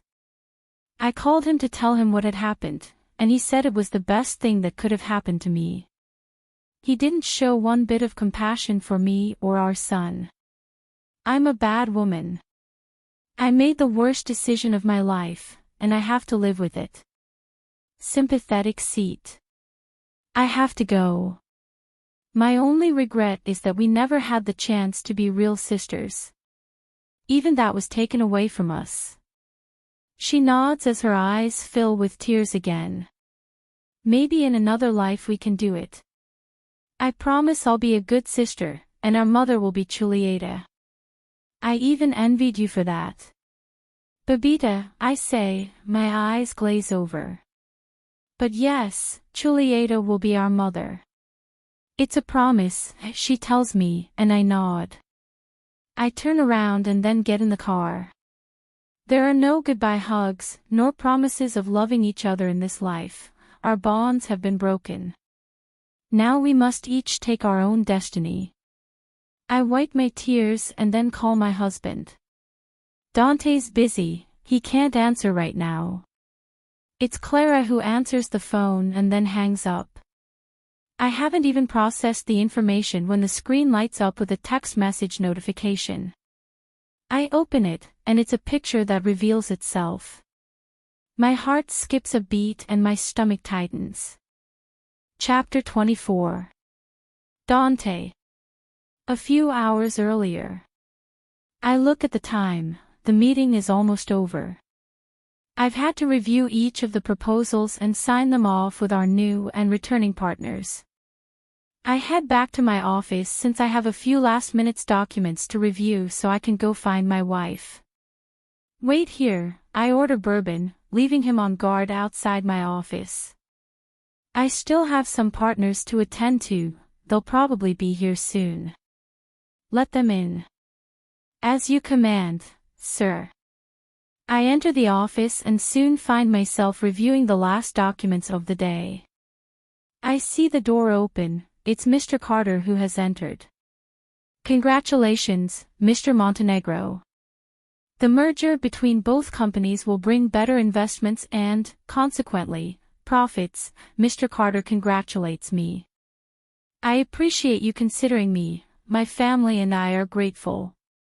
This project is a great opportunity." "I'm glad you accepted my proposal," I reply. "It would be foolish of me not to." Nakazari, Crow's Tears is a solid company with a large market. I shake his hand and then he says goodbye. Everything is going just as I planned. Now only a couple of signatures are missing to complete the paperwork to merge both companies. I approach the glass window and check my cell phone. According to my wife's location, she's already with the Lancasters. I didn't insist on accompanying her because I know there are battles that must be fought alone. Elena needs to break ties and let go of that family that never supported her. That makes me think of my own mother. I know I have to face her one last time, and it won't be easy, but it's time to make it clear to her that from now on, I'll be the one who dictates the laws. "Hi, how are you?" I turn around and find Clara. I haven't had the chance to talk to her. I assume Mr. Carter already informed her of my decision. I even thought she wouldn't dare confront me after trying to take advantage of my situation. "I thought you were busy moving," I reply as I return to my spot. I place my cell phone on my desk and look at her seriously. I came to thank you for everything you're doing for my family. I didn't do it for you. Mr. Carter actually has nothing to do with your decisions. Besides, he's one of the majority shareholders, and this agreement is the best option for both parties. But you already know that, so I don't know what you're doing here. You can't blame me for what I did. I've always loved you, he apologizes. I was there for you in your darkest moments, I was your unconditional support. It didn't hurt me much to be thrown away like it was nothing. Besides, you ended up using me as a distraction again, so we're even. I thought more of you than I thought. I thought you were smart and wouldn't play along with my mother's games, but I was wrong about you. Since I was a child I dreamed of being your wife. I tried to settle for being your friend, your lover, the woman who always accompanied you on lonely nights. I even had to endure being called by name when you were drunk and thought I'd never love you back. I contented myself with thinking you'd be mine one day, but you never valued me. As soon as you had the chance, you came back for it. You never stopped to think about the harm you did to me, she says, tears in her eyes. Clara, I never promised you love, I was sincere about my feelings, I always saw you as a friend, I didn't even plan for our relationship to become sexual. I remind him. I don't want to be a jerk by reminding you why we had sex. I didn't force you, and you even enjoyed it. Dante, I'm not even asking you to love me, just let me get back what we had before. I need you, I want to feel you again. I watch her start to take off her blouse as she approaches me. Every time we had sex, it was because I was drunk. I'm not making excuses, but I was single, and Elena didn't even know I existed. But now it's different. I love my wife and I will never cheat on her. Clara, don't make me regret the decisions I've made. Get dressed, I'm not interested in you as a woman. No one has to know, he says, closing our distance. She has your love. I just want you to make me yours for one last time. I push her away from me. I won't fall for your games. I know my mother sent you to make my wife think I'm cheating on her. Clara, don't take me for a fool. I don't know what you're talking about, besides, you owe me, you made me believe you would marry me, I got my hopes up and I even have the damn dress as a reminder of your mockery. The joke was on you and my mother when you tried to make me believe it was you I loved. I won't say it again. Leave my office and tell my mother that no matter what she does, my wife and I trust each other, I warn him as I turn my back on him. I won't accept managing that damn branch, if you think that will clean your conscience for having publicly humiliated me, I hear her say. I'm not interested. That has nothing to do with me, I reply, looking outside through the window. It's a deal between your father and me. You can work everything else out with him. But I don't want to see you here again. There's no room for and thus, not even a working relationship. Okay, I won't humiliate myself anymore. He replies, but I will never forget this. I turn around and see that she has already adjusted her blouse. I honestly thought you were smarter. I repeat. Don't try to fight me. Because even though the agreement between your father and me is already signed, I can use other methods to compensate you, I say sarcastically.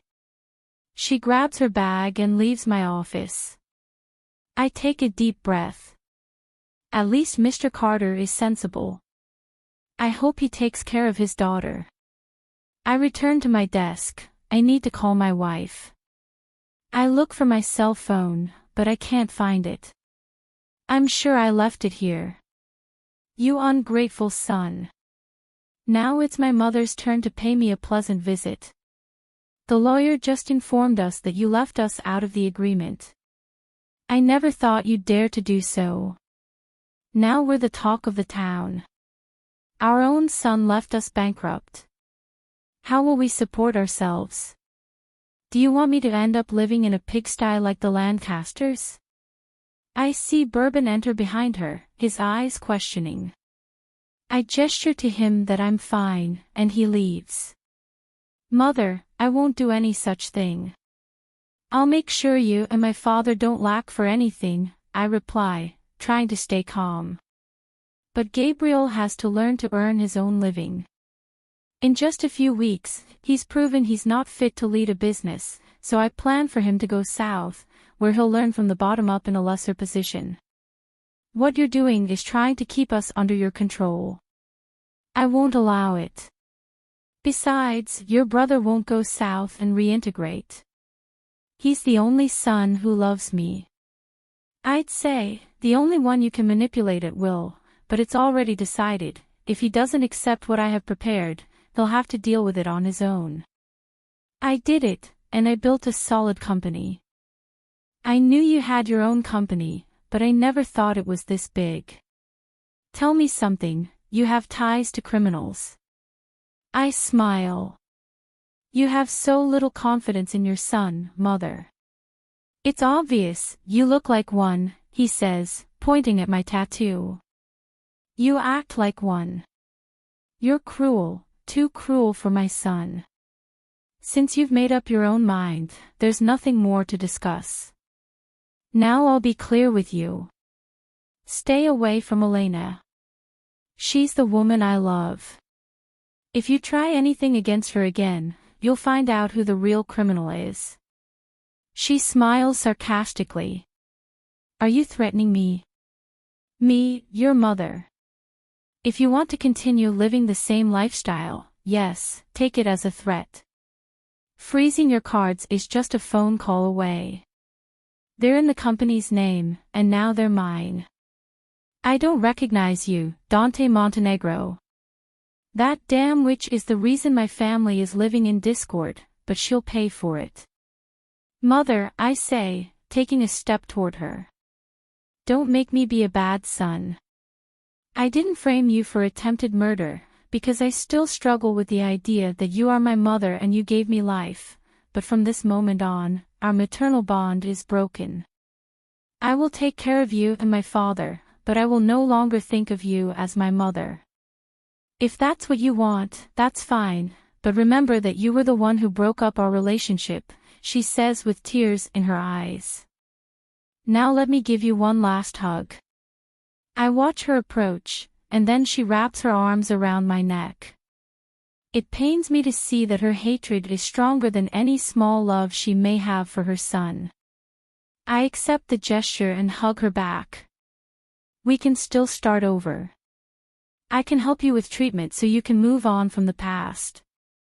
I offer him one last chance. I'm not crazy, or maybe I am, I hear her whisper to me as I feel a prick in my neck. I'm starting to feel dizzy. Mom, what did you do? I say, trying to hold on. I desperately search for my cell phone to dial the emergency number and contact Bourbon, who's standing guard outside my office, but I can't find him.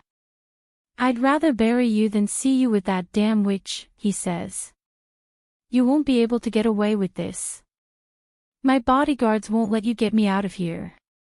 That's the last thing I say before I faint. Elena. My hands are shaking as I look at the image of Dante in a coffin, surrounded by candles and flowers. My eyes are filling with tears, a cold sweat runs down my spine, and I even feel like I'm gasping for air. No, this can't be real.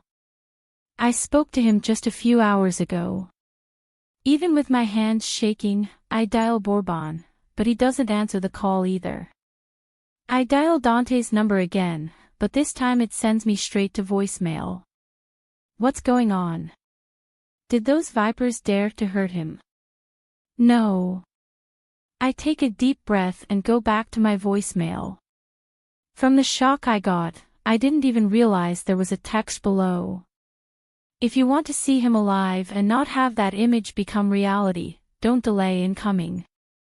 Followed by a location. Ma'am, is something wrong? The bodyguard asks me. They just sent me an image. I think Dante is in danger. I'm trying to reach Bourbon, but he's not responding. Go to that address, I order after giving him the directions. I need to know what's going on. Could you show me the picture? He asks. I show him my cell phone and he looks at it closely. Let's not waste any more time. I'm afraid of what that woman is planning. That photo is a warning. Ma'am, the image isn't real, it was made with AI, he tells me. It's a hoax. I know, but I still have to go find him, I reply, feeling helpless. Do you think he's still with the company? I ask, thinking it would be almost impossible for them to get him out, considering he was carrying his bodyguards. I'll contact Mr. Dante's security. Give me a few minutes, he asks.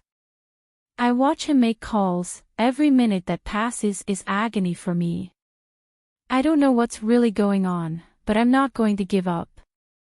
Security is already coordinating a search for Mr. Dante. According to what I've heard, they received a direct order from him to come guard her. They were already halfway there, but they just returned, he tells me. We must hurry, he says as he takes the wheel and we resume our journey. That must have been a trap. Did Bourbon answer you? I ask. No. I bite my lip out of nerves, even feeling dizzy, but I force myself to be strong. He saved me many times, now it's my turn. How many men are at our disposal? I ask. Mr. Dante has 4 men, there are 6 of us guarding you. He says, pointing in the rearview mirror. I do indeed see another car following us. Plus the staff at Mr. Gabino's mansion. Tell them to prepare themselves, I won't let my husband get hurt. After a few endless minutes, we arrived at the company building. Security was already searching the entire facility, but couldn't find him. I went straight to his office and noticed some documents scattered on the floor. Ma'am, I've failed again. It's Phillips who's arrived. His face is stained with blood. Tell me what happened, I order. He begins to recount the events. Mrs. Euphrosyne was with him for several minutes. Then several armed men entered the building. There were more than a dozen of them. They weren't security, they were hitmen. I didn't dare open fire on them because the workers would have been injured. They took my weapons and hit me on the head, which made me lose consciousness.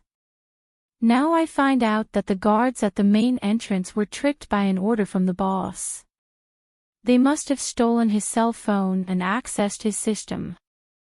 I'm sorry. Don't worry, she went too far this time. Dante got complacent, thinking I'd be her target. Now we need to beef up Grandpa's security and wait. I don't think she'd dare hurt her own son. She wants me. I just heard about the scandal. It's Mr. Freud who has arrived. What's going on here? That's what I want to know, I reply. Your wife has kidnapped your own son, she's threatening to hurt him. Now tell me you didn't know. I face him. He puts his hand to his head, looking quite worried. Euphrosyne suffers from bipolar disorder. Her situation has been worsening lately, she's starting to see hallucinations, but I never thought she would act against Dante, he answers, quite affected. Why are you only saying this now? She could be very dangerous, I reproach him. For fear of scandals, I hid that information from my children. I thought I could handle the situation. Really? I say sarcastically. You've always been his puppet. Now I realize he was actually afraid of his wife. Because of you and because you put people's opinions first, your son is in danger, I reproach him. It's my fault, he says sadly. It is, I respond furiously. I'll call the police. I don't care about the scandal. This has to end right now. Give me a few more hours. I think I know where she has him. I'll go and convince her she's doing something wrong, he asks. I don't trust you. I'll go with my security detail, and if I have to give the order to shoot, I will. I will show no mercy to a woman who has done nothing but harm. Elena, how are you? Gabriel appears now. I was worried about you. I don't trust him, or anyone, really. You're right, I'll go and file a complaint. No, I could care more about a scandal than my own son, says Mr. Freud. I'll go find Dante, I replied to Mr. Freud, ignoring Gabriel. He nods, and then I see him leave the room. You can't put yourself at risk, Gabriel intervenes, blocking my path. Your life is in danger, but Dante's isn't. I assure you my mother won't do anything to him. Not only is she involved, Clara is too, she was the one who answered the call. I answer. Besides, I'm tired of hiding, it's time to face her. Let me go to Mr. Carter's house, I'll see if I can find Clara, as long as you don't move from here, Gabriel asks me. Why do you want to help me? Wouldn't you be the one who benefits the most if something happens to your brother? I question him. I'll be whatever you want, but not a murderer, he defends himself. Really? It wasn't you who ordered my sister to kill your own son, no. I trust you. I'll do this on my own. Gabriel just denies it, he looks frustrated. That's different, he replies through gritted teeth. I don't care. I won't argue with you any further. All I care about now is finding my husband. I turn around and leave the room. I won't trust either of them. Gabriel is a lying opportunist, and Mr. Freud is a coward. How could he keep such important information to himself? Mrs. Euphrosyne isn't just evil, she also suffers from a mental disorder.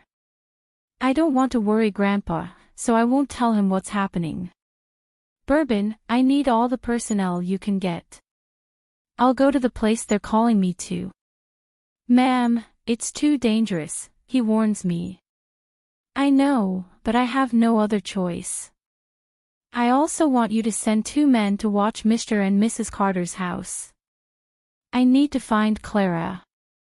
As you command, madam. I leave the building accompanied by the security personnel. I give them the order to take me to the address they've told me to meet. When we reach the parking lot, we are surrounded by several armed men. Bourbon stands in front of me to protect my physical integrity. I don't mean for anyone to get hurt. I'm just taking you to see your boyfriend. I look at the person speaking. Ricardo, you're on the wrong side, I say, recognizing him. He is the boy from the town where I lived. Elena of my life, so long without seeing you. He says mockingly, your evil boyfriend turned out to be easy prey. Where do they have it? I ask. Come on, I'll take you to him. No, ma'am, this is very dangerous, Bourbon warns me. That guy is a criminal. I'll be fine, I'm not going to allow any bloodshed, I'll try to activate my location so they don't tell me lose the trail, I need you to take all our men.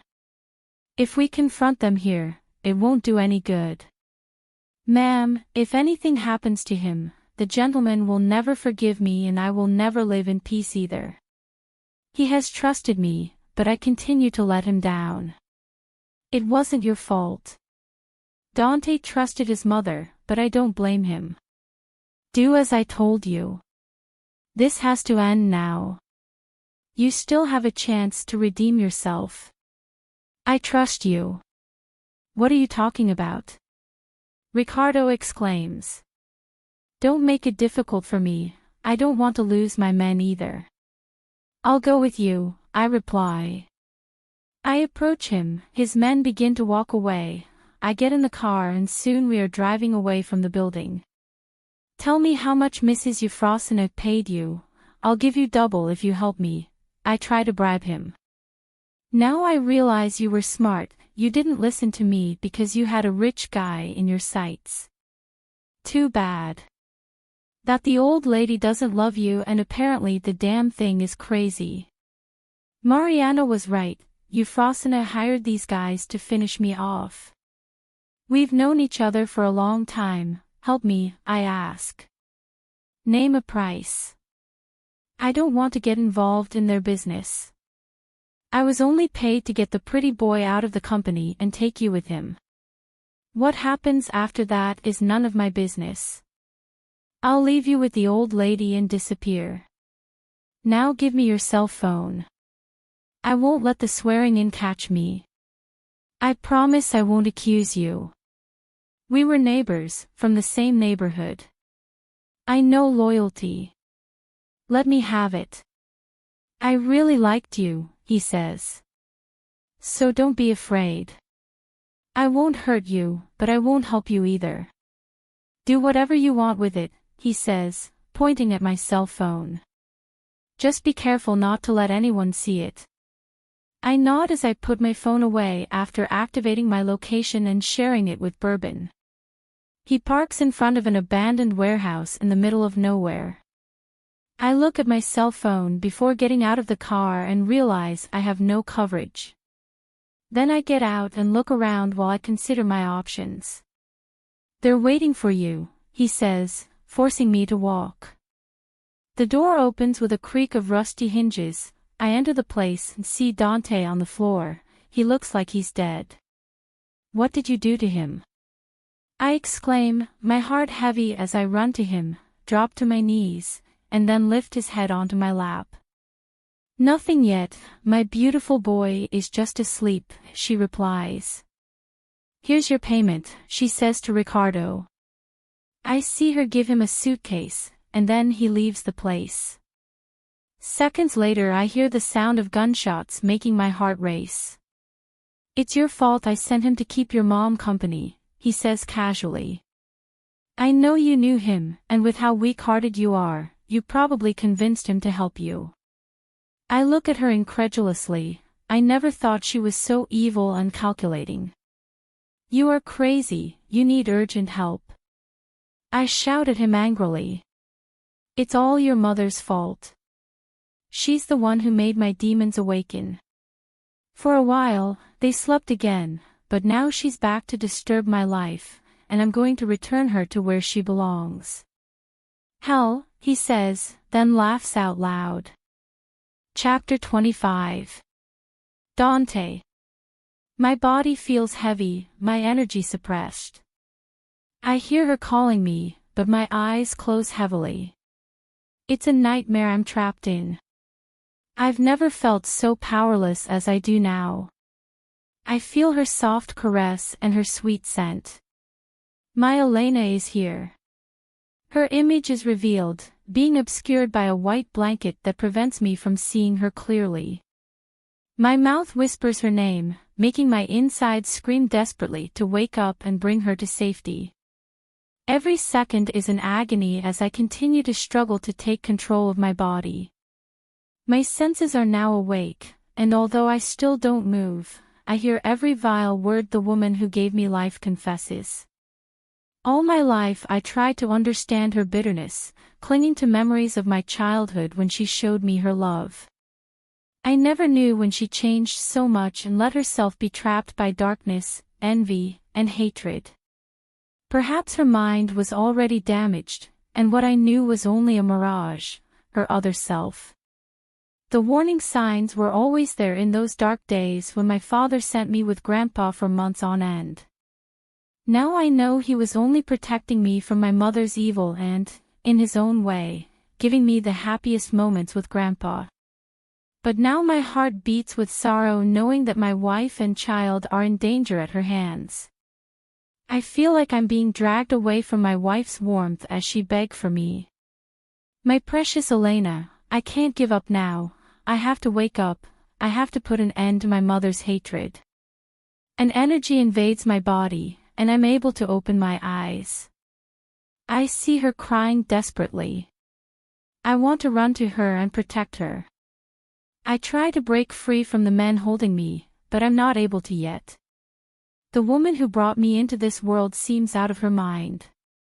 I hear her condemn my wife, making my heart race. I beg her with tears in my eyes. I appeal to the woman who once existed. I try to touch her maternal side, but it's no use. It's here that I realize that the woman standing before me is no longer my mother. Euphrosyne died for me from the very moment she decided to stick that needle in my body. Bring the poison, I hear her order that it's clear he's enjoying our suffering. No, this is crazy, I exclaim, feeling my blood boil. Let me go. I squirm, but the guys force me to sit down in one fell swoop. I breathe. Deep down, fear turns into hate and hate into energy. They won't listen to you, they are loyal to me. Euphrosyne replies. Now show Dante how much you love him and drink the poison, she tells Elena while offering her a vial of clear liquid. Sacrifice your life for his, otherwise you'll watch him die. A better version of a love story with a tragic ending. She looks at me in despair. Her eyes glaze over, causing her cheeks to become wet with tears. A gun is placed on my head. On the count of 3, Euphrosyne tells him. If you don't drink it, my son's death will weigh on you for the rest of your miserable, pathetic life. Remember, he who lives suffers the most. Put an end to this and set the one you love free. Don't listen to her. I yell at him. I love you, Dante, I will always love you, he says as he takes the bottle. Forgive me for what I will do. Never in my life have I felt so afraid until now. It is an agony that oppresses my soul and suffocates my heart. Elena, look at me. I shout desperately. Trust me. She looks at me, her tears still rolling down her cheek. Do it, sacrifice your life and show him that your love is sincere, Euphrosyne continues to incite her. The silence of the night is interrupted by several gunshots. I see my wife, and she smiles at me. I trust you. Elena yells at me as she takes the cap off the bottle. My heartbeat is pounding in my chest, I don't know what she's planning to do. Trust me, she exclaims, landing a right hook on Euphrosyne, knocking her to the ground and then subduing her seconds later. Let my husband go or I'll make this crazy woman swallow the poison, she threatens, placing the bottle near her rival's mouth. I see Euphrosyne try to move, but Elena ends up knocking her out with her bare fists. Between the guys' astonishment and doubt at the loud gunshots they hear. Outside, I take the opportunity to disarm them. I point the gun at them. Get out of here. I order, firing my gun into the air. The 2 men run away when they see I'm not joking, and I fire repeatedly to scare them off. Then I turn around and hurry to my wife, who still has Euphrosyne under her control. Are you okay? I ask, hugging her and pulling her towards me. I was so scared, for a moment I thought you'd actually drink the poison, I confess, feeling as if a weight has been lifted from me. Silly, I would never do anything to harm our baby or you, he says as he caresses my face and then gives me a tender kiss. I hug her tightly, to convince myself that she is with me. I see Euphrosyne open her eyes and grab the bottle Elena has set aside, intending to swallow it. I quickly take it from her. I'm not going to let you drink it, I warn him. My little one, do you still love me? Do you care about your mother? He says, smiling with obvious madness. No, but I won't make it easy for you, you have to pay in life for what you've done, I reply. Elena stands next to me, having her support gives me the courage to do what I should have done from the beginning. I'd rather die, he exclaims. I'm not going to let people point fingers at me or judge me. You put an end to this. Pull the trigger and let me rest, he demands. That way you'll get your revenge. I'm not a murderer like you, I reply. Drop your weapons and put your hands up, you're surrounded, I hear the officers who just entered warn us. We do what we are told. Bourbon enters with my other men. Okay, officer, this is my boss and his wife. I see Euphrosyne try to run for the gun, but Bourbon moves quickly and grabs it first. The officers restrain her and then handcuff her. We've got the situation under control, my bodyguard informs me. I'm sorry I'm late. The important thing is that my wife and I are fine. Thanks for the help, I reply. Let's go home, my darling. I tell my wife.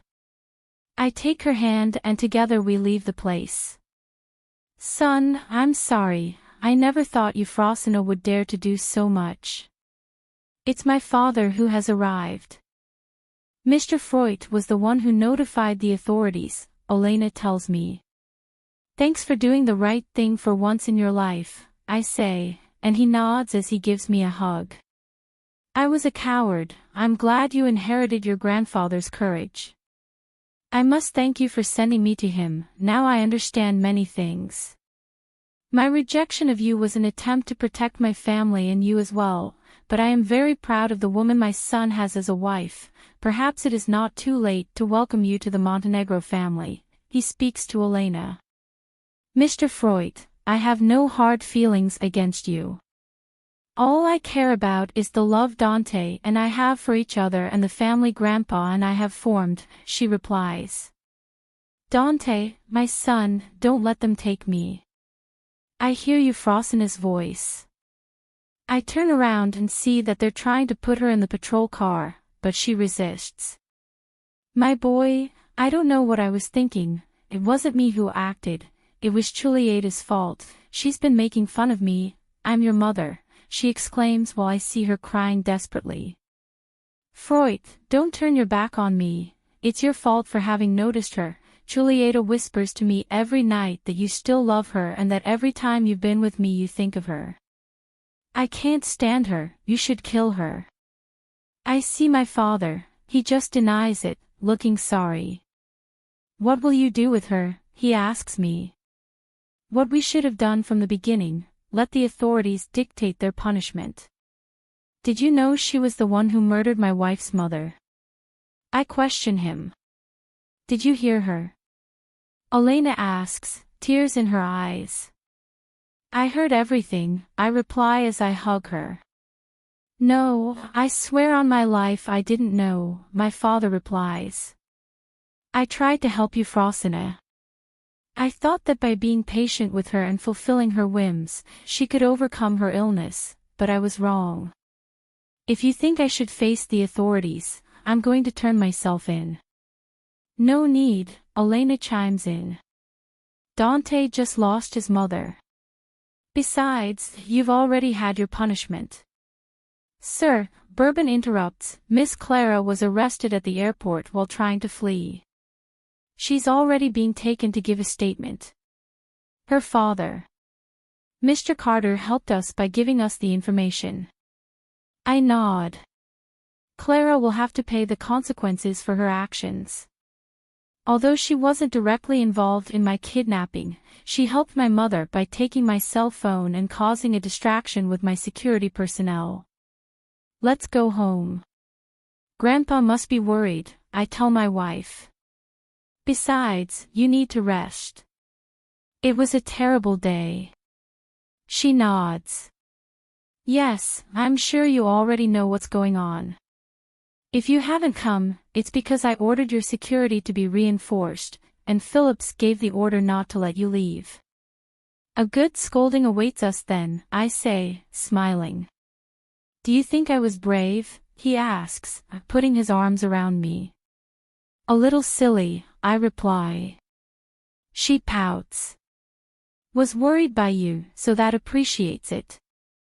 I see I'm redundant, I hear my father say. I guess we'll have to testify. I'm also retiring. I say goodbye to him. I see that the patrol car in which Euphrosyne is being taken is also already leaving. I turn my attention to Elena. She smiles at me tenderly. We are not responsible for choosing our parents, but we are responsible for choosing the person to love. I feel lucky to love you. My eyes glaze over. I pull her towards me and breathe deeply. You are my first and only love. I don't regret it, I confess, then take over her lips. Your kisses are a balm for my heart. Let's go home, we still have a lot things to put in order, he tells me. I pick her up in my arms and start walking with her. I love how strong you are, my husband. That's always the case, I reply while winking at him, I'm making it smile dash. Elena. Yeah. You were brave, thank you for coming for me. She sighs. I'd go to hell for you, he replies smugly. Then let me take you to glory now, I reply. And that will start with celebrating our wedding. I want to hear you swear your love to me in front of an altar. I swore to you while I was in the clutches of death, he replies, looking at me with those beautiful honey-colored eyes. Wasn't that enough? I deny. She widens her smile and then rests her head on my chest. Elena. The last few weeks have been quite hectic, we had to go and perform statements, and now we're just waiting for the final verdict. For now, Ms. Euphrosyne has been admitted to a mental hospital. According to Dante, her hallucinations and suicide attempts are getting worse every day. Clara was accused of being an accomplice to kidnapping and attempted murder. She faces many years in prison. I don't rejoice in the misfortune of others, but whoever does wrong, that's how they end up. Dante has had to deal with the press. We've tried to ensure that the impact on the shares doesn't directly impact the family scandal.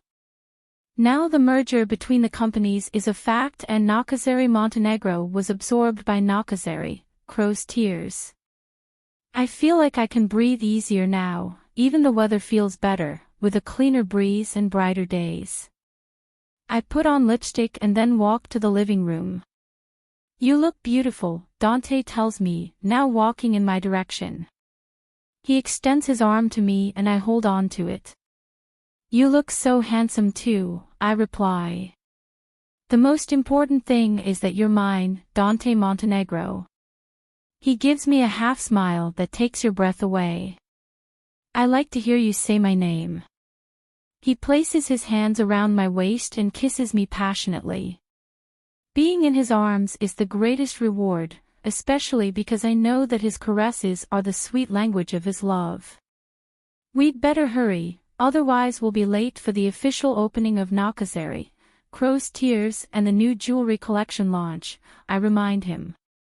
Just let me give you one more kiss, he replies, pulling me back towards him. Luckily my lipstick doesn't bleed, I tell her as I place my lips back on hers. I'm addicted to you, I confess. He gives me a half smile. You are in luck, Lady of Montenegro, here is your humble servant to appease your darkest desires, he says, bowing.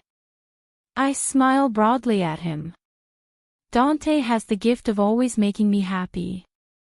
I'd love to extend our makeout session and maybe go to a second phase, but we're already running out of time, I remind him. I lose track of time around you, but you're right, we'll have to resume this tonight, he replies, then gives me a small kiss. Has Grandpa left yet? He asks, looking toward the bedrooms.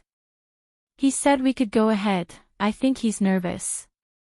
I'll go see if she's okay, Dante replies, but he quickly stops as we see him leave. This is the third suit I've tried on, but I think it's missing something, she complains. I look at him from head to toe, he turns around and then strikes a pose. I think he's very handsome, I compliment him. He looks like a magazine model. I assure you, he'll break hearts. He smiles. I have to look presentable. Do you think critics will love the collection? The diamond inlays I placed on the star piece are oval-shaped. He says thoughtfully. We'll see. I think I'm saying too much. You're evil, you should let me see the piece, then I can give you a more accurate opinion. Don't think you're going to convince me, it's a surprise, he answers seriously.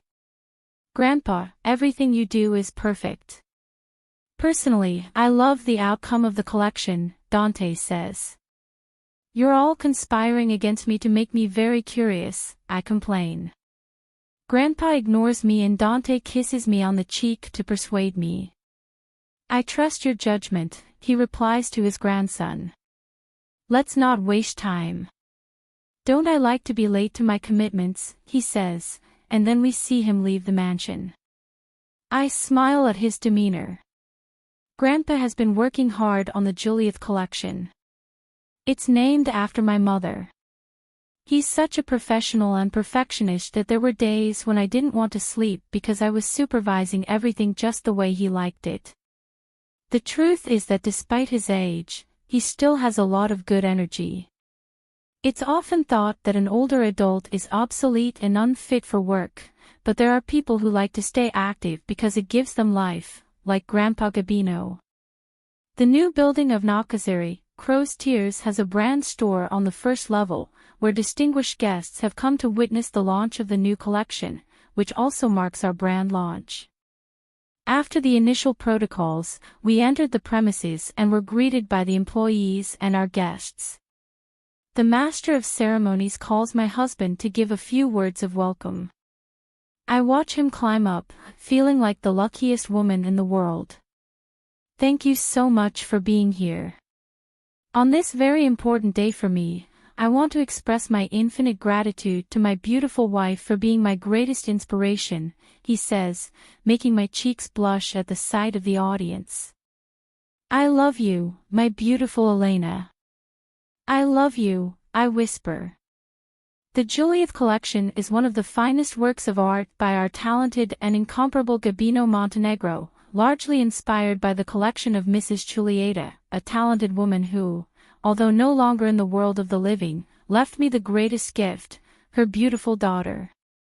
Every word that comes out of him is a sweet melody that makes my heart fall more and more in love, and loving Dante has become my passion.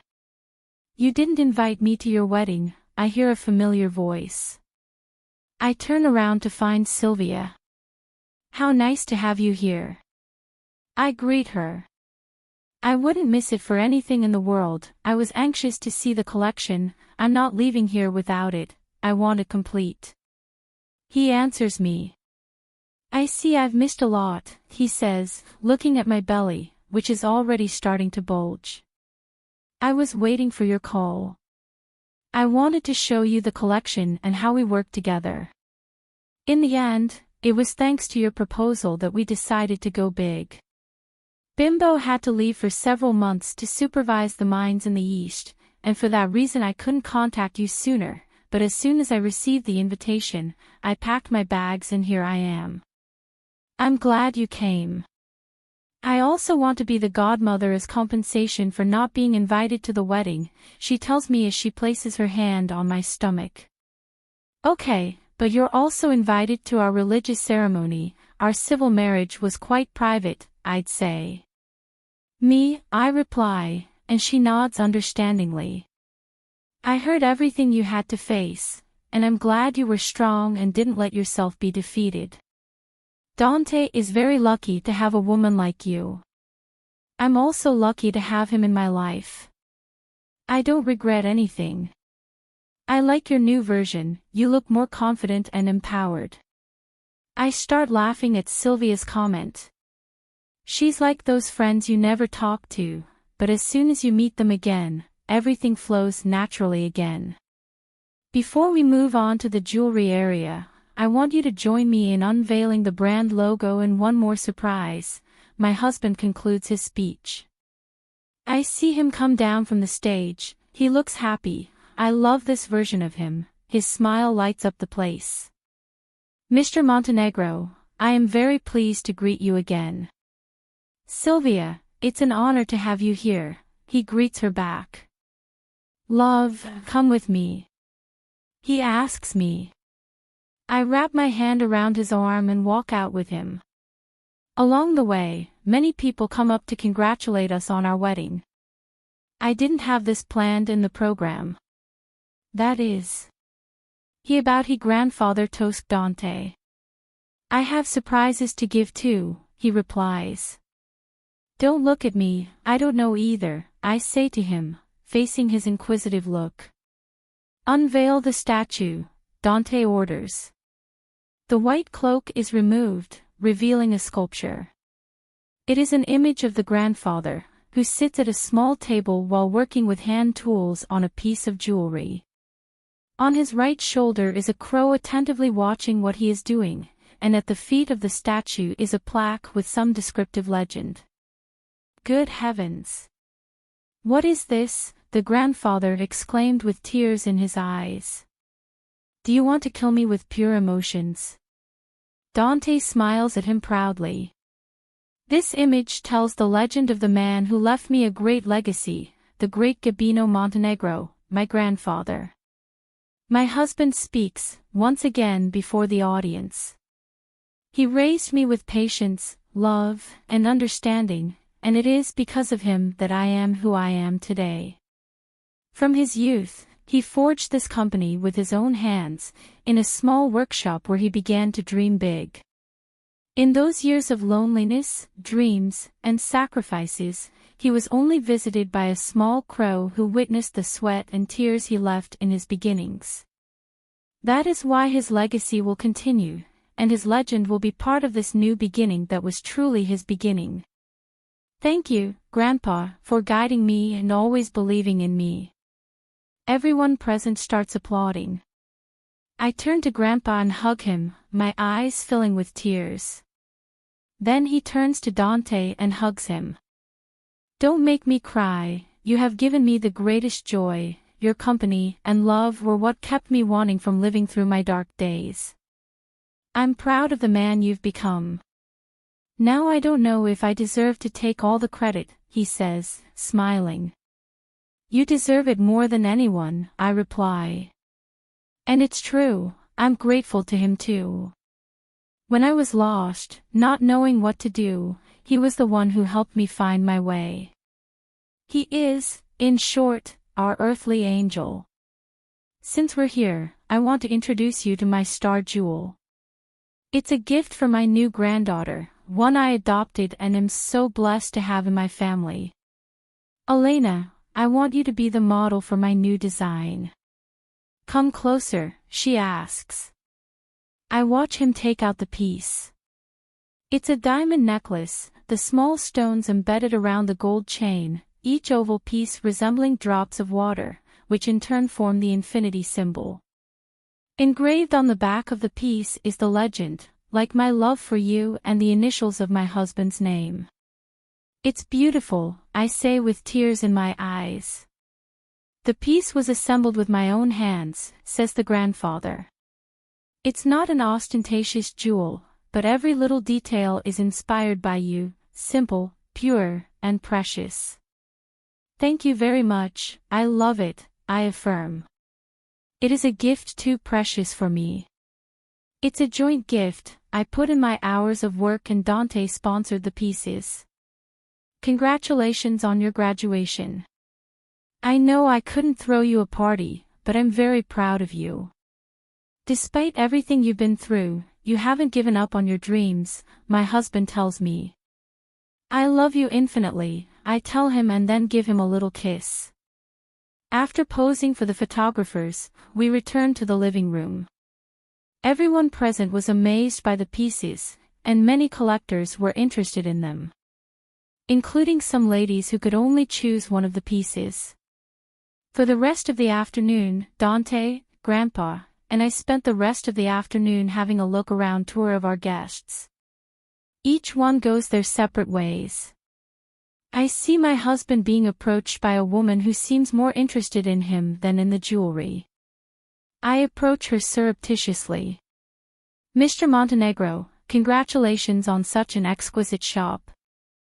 I'm Amelia, daughter of the body oil magnate. I'd like to get to know you better, I hear her say. I invite you to visit me at my hotel. I'll leave you the address. Miss, I'm flattered, but I'm a happily ever after man. Married, I chime in. Yes. Mr. Montenegro, my handsome and coveted husband, is already engaged to me. So if your interest is personal, I'm sorry, no, I'm not. I'm pleased to inform you that you're wasting your time. I say, widening my smile. By the way, the last girl who tried to steal me ended up in jail, the next one will end up worse. Out of the corner of my eye, I see Dante smile. I can tell he's enjoying this. I'm sorry, I didn't know you were married, she replies. Although the men of my country, thanks to our religion, they usually have more than one wife. And honestly, I'm not jealous, especially with a first wife as beautiful as you. I smile broadly at his compliment. We don't practice your religion and I'm very, but very jealous, I answer. I understand, it was nice meeting you, I'm sorry for the inconvenience, she replies and then walks away. Why didn't you say anything? I question my husband, showing annoyance. Because I enjoyed watching you stand your ground. I love watching my wife stake out her territory, he says, winking at me. Snort. Don't even think about being flirtatious, I warn him.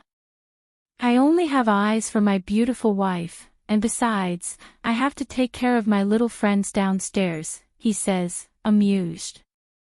You better not forget that, I say jokingly. Give me a kiss, I don't like seeing your little nose stretched out. No, I'm angry, I say, pretending to beg. He puts his arms around me while he looks at me with those beautiful eyes, it's his gray gaze that makes me melt. Everything I want is right in front of me. He whispers to me and then takes over my lips. So much honey is cloying, I hear a familiar voice. Both Dante and I separated. Said the bear that prowls the honeycomb, Dante answers Gabriel. In the end, you kept everything I wanted most, he replies. You had your chance and you proved that you are not fit to lead the company. Dante answers. Gabriel snorts. I don't give a shit about the company. I mean about her, he says, staring at me. Elena is the woman I love, but you stole her from me. Don't play dumb. We both know who tried to steal from whom. But this really isn't the place to talk about this, Dante tells her. Honestly, no place is. I think we've already made it clear that ours is true love, and despite every attempt to separate us, all they've achieved is to make us stronger. I don't think you really want to try to start a battle you're already losing. You're right, but I didn't want to leave without first telling Elena that I regret my past decisions. I should have fought for what I felt. I know I'll never have a chance with you again, he says, looking at me. I did everything wrong. My punishment will be loving my brother's wife. If he fails you in the distant future, look for me, I'll be waiting for you. You'll die waiting then, my husband replies. So be it then, he says, smiling bitterly. Forgive me, Elena, and remember that in the depths of the earth, where light and air are scarce, there will always be a man who will love you. I won't think of you, I reply. My thoughts and my love are occupied only by Dante, my husband, whom I love. I don't believe your words either, because you aren't capable of love, you don't even know what it means. I hope and wish never to see you again.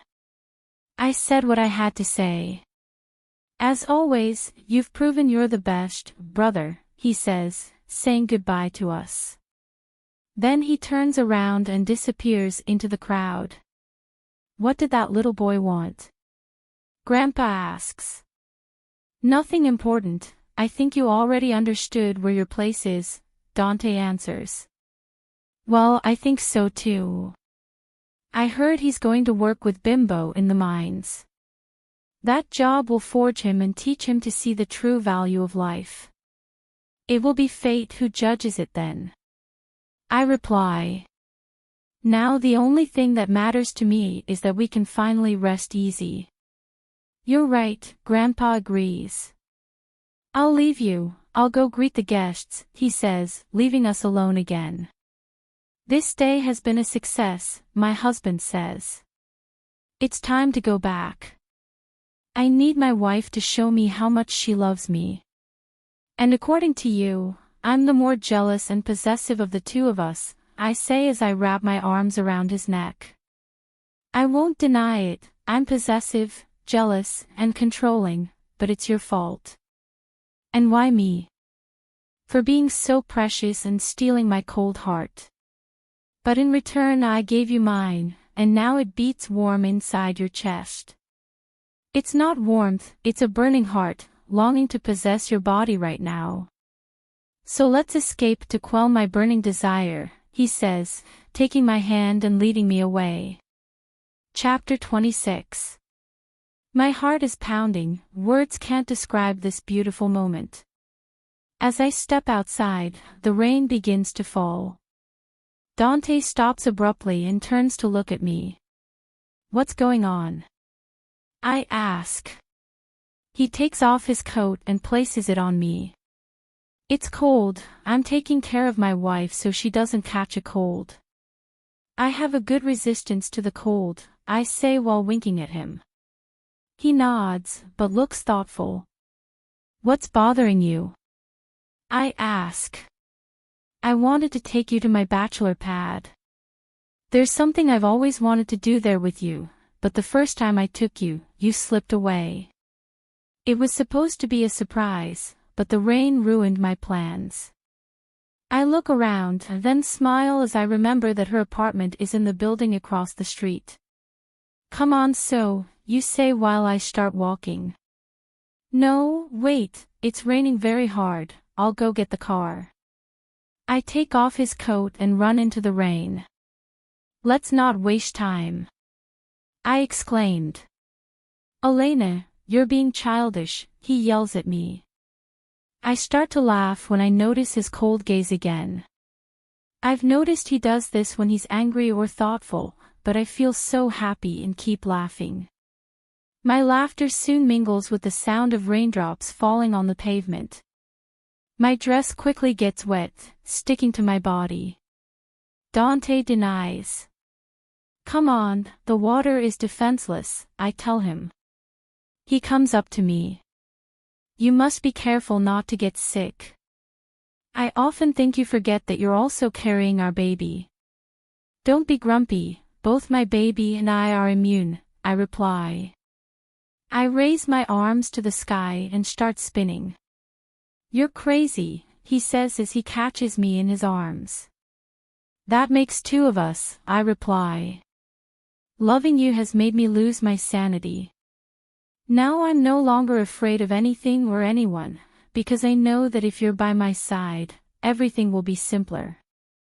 On a rainy day, when I felt confused and didn't understand your feelings, I ran until I was trapped in the middle of a stormy night, but you came along, always worried about me, just like you are now. At that moment, all I wanted to hear was you confess how you felt about me, I say as I wrap my arms around him. You look just like you do now, with your dark hair dripping with water. I felt jealous. I wanted to be the one who caressed your skin, and then I knew there would be no turning back. I was already doomed to love you. I remember, he says, brushing the strands of wet hair away from my face. I just wanted to press my lips against yours and teach you a lesson for being so wayward. What kind of lesson? I ask flirtatiously. One where I would make you scream my name. I smiled at him as I grabbed his collar. He was also soaked with water, the fabric making his skin transparent. I saw the ink of his tattoo reveal itself on his muscular chest. Show it to me then, I whisper. He presses me against his body and then his lips press against mine. Our kiss intensifies, and even though our skin is hit by the cold drops, my body warms up from within as soon as I feel his tongue make its way inside my mouth. I love you, he whispers against my lips. I feel him press me closer to his body, intensifying my desire. I love you much more, I reply while smiling. Without stopping kissing me, he lifts me in his arms. I cling to his neck, forgetting about the world. In that moment only he and I exist. Soon we are arriving at her apartment. If you ask me how we got there, I don't know. The only thing that has mattered to me is devouring her lips with an urgent need. Dante places me on my feet. I look at the place while my eyes fill with tears, but this time they are of happiness. The room is softly lit by the light of dozens of candles scattered throughout the space, creating a warm and welcoming atmosphere.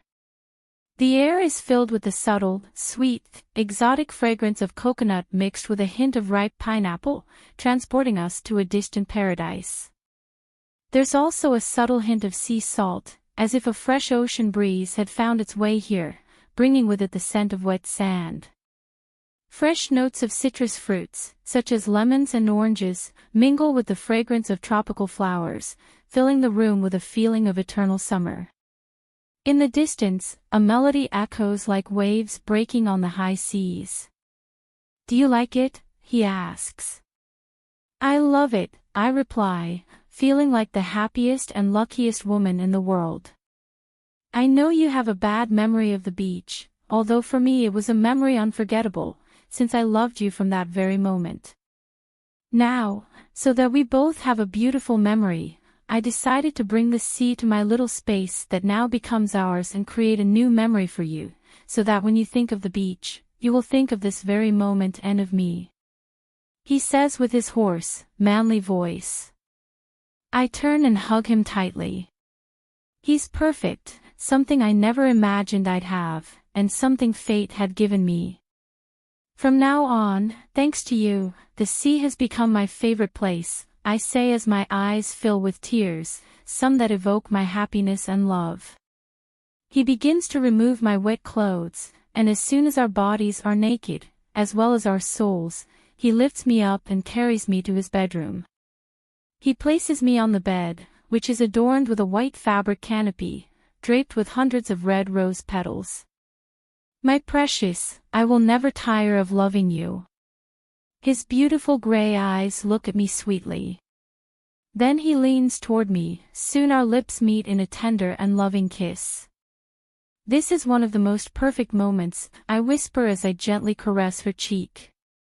Only you make it perfect, he replies, with a warm smile. Every moment with you is a dream come true, my precious Elena. I slide my fingers through his wet hair, enjoying the feel of its texture under my touch. I love you, I confess again, feeling like I'm under a spell of love overflowing from my soul. He answers me with that sexy smile, then I feel his hands caress my skin, his lips kiss passionately, our breathing becomes agitated, I surrender to his caresses, to his kisses, those that cause an explosion of burning desire, a desire that becomes need. A need that is only appeased by the language of love that is demonstrated with total surrender, without restriction and without fear. 1 month later. These past few weeks have been pretty hectic, but thank goodness Sylvia offered to help me with the wedding preparations. I don't know what I would have done without her. I approach the mirror and see my silhouette. I feel very blessed and happy because now Dante and I can finally declare our vows of love to the world without fear or remorse. It's time to put on your dress, Sylvia tells me. Girls, help me, she asks the staff we hired. The dress is red, princess cut. Crimson silk flows from my shoulders, falling in elegant and majestic folds to the floor, where the train unfolds like a river of rubies. The bodice is embroidered with gold threads forming delicate arabesques, mimicking the curves of vines and flowers. Each stitch is handmade, delicately and precisely, creating a pattern that elegantly highlights my figure. The sleeves are adorned with small crystals that shine when reflected in the light. The skirt of the dress is made up of several layers of tulle and organza, with a white cape in the front between them. The train of the dress extends several meters behind me, making me feel like a princess. "I love it," I say as I look at myself in the mirror. "You look beautiful in that color," Sylvia compliments me. Ever since Dante proposed to me with a red diamond, I knew that would be the color of my dress, I assure her. Besides, red symbolizes strength, courage, love, and passion, everything our relationship is made of. She nods and then helps me put the veil on. "You're ready now." I smile at my reflection. Yes, much more than ready. As I arrive at the church, I see a carpet made of white rose petals leading the way to the altar. "My little one, you look like the most beautiful jewel," my grandfather tells me as he offers me his arm. "Thank you for being part of my happiness," I say as I wrap my arm around his.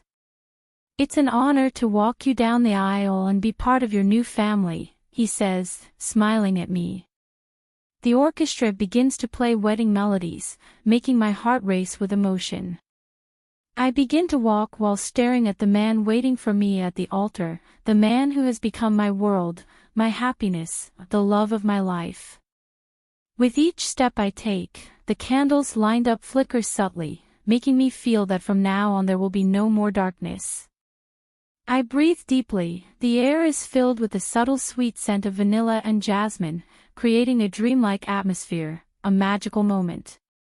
I finally reach his side. He smiles at me while his gray eyes look at me with devotion.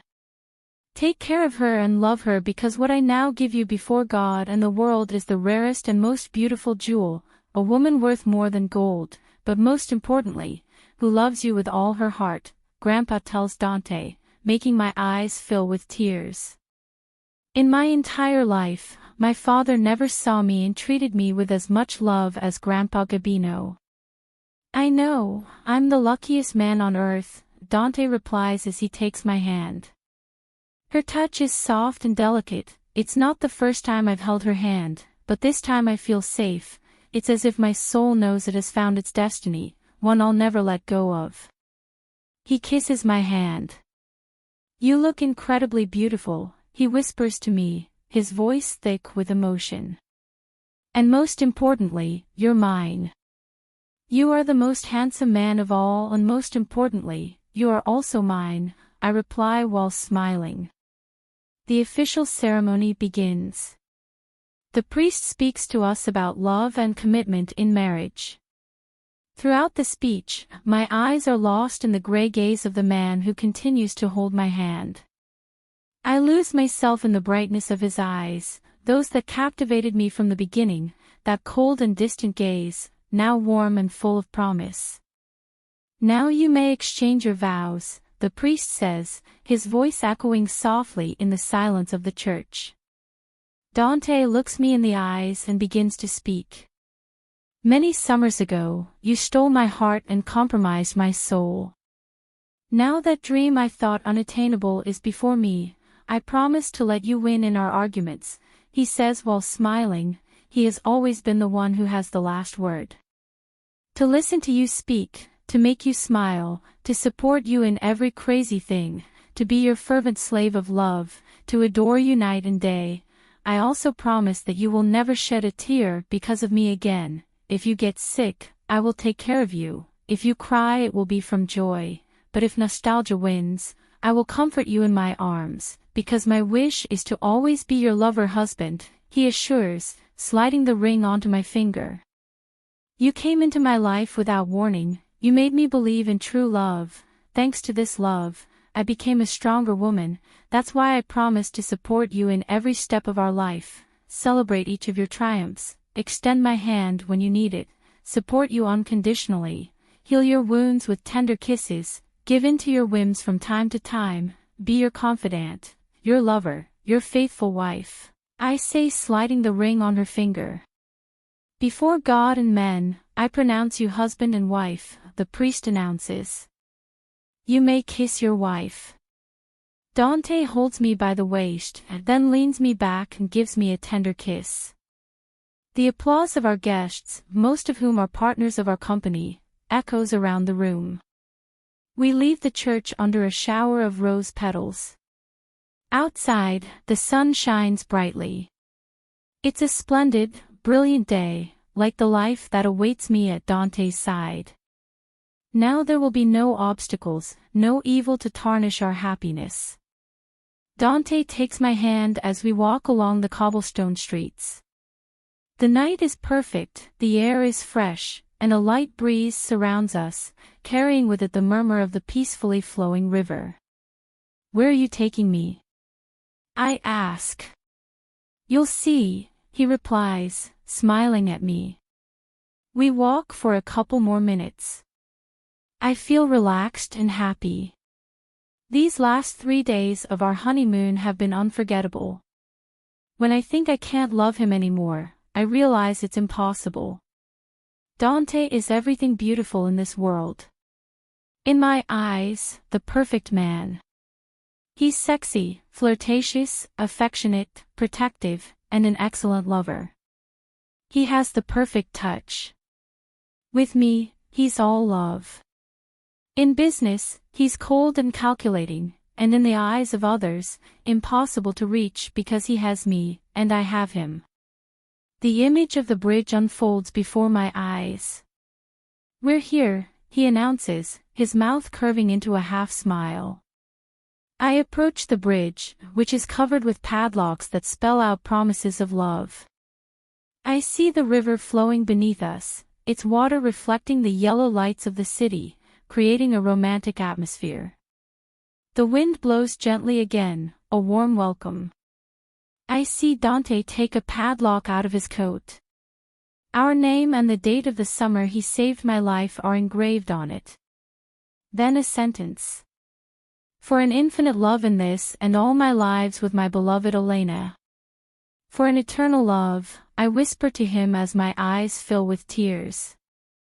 We took the padlock together and hooked it onto the bridge railing, then closed it with a final click. Dante threw the key into the river as I heard him exclaim. For an eternity of loving you. Sealing our promise.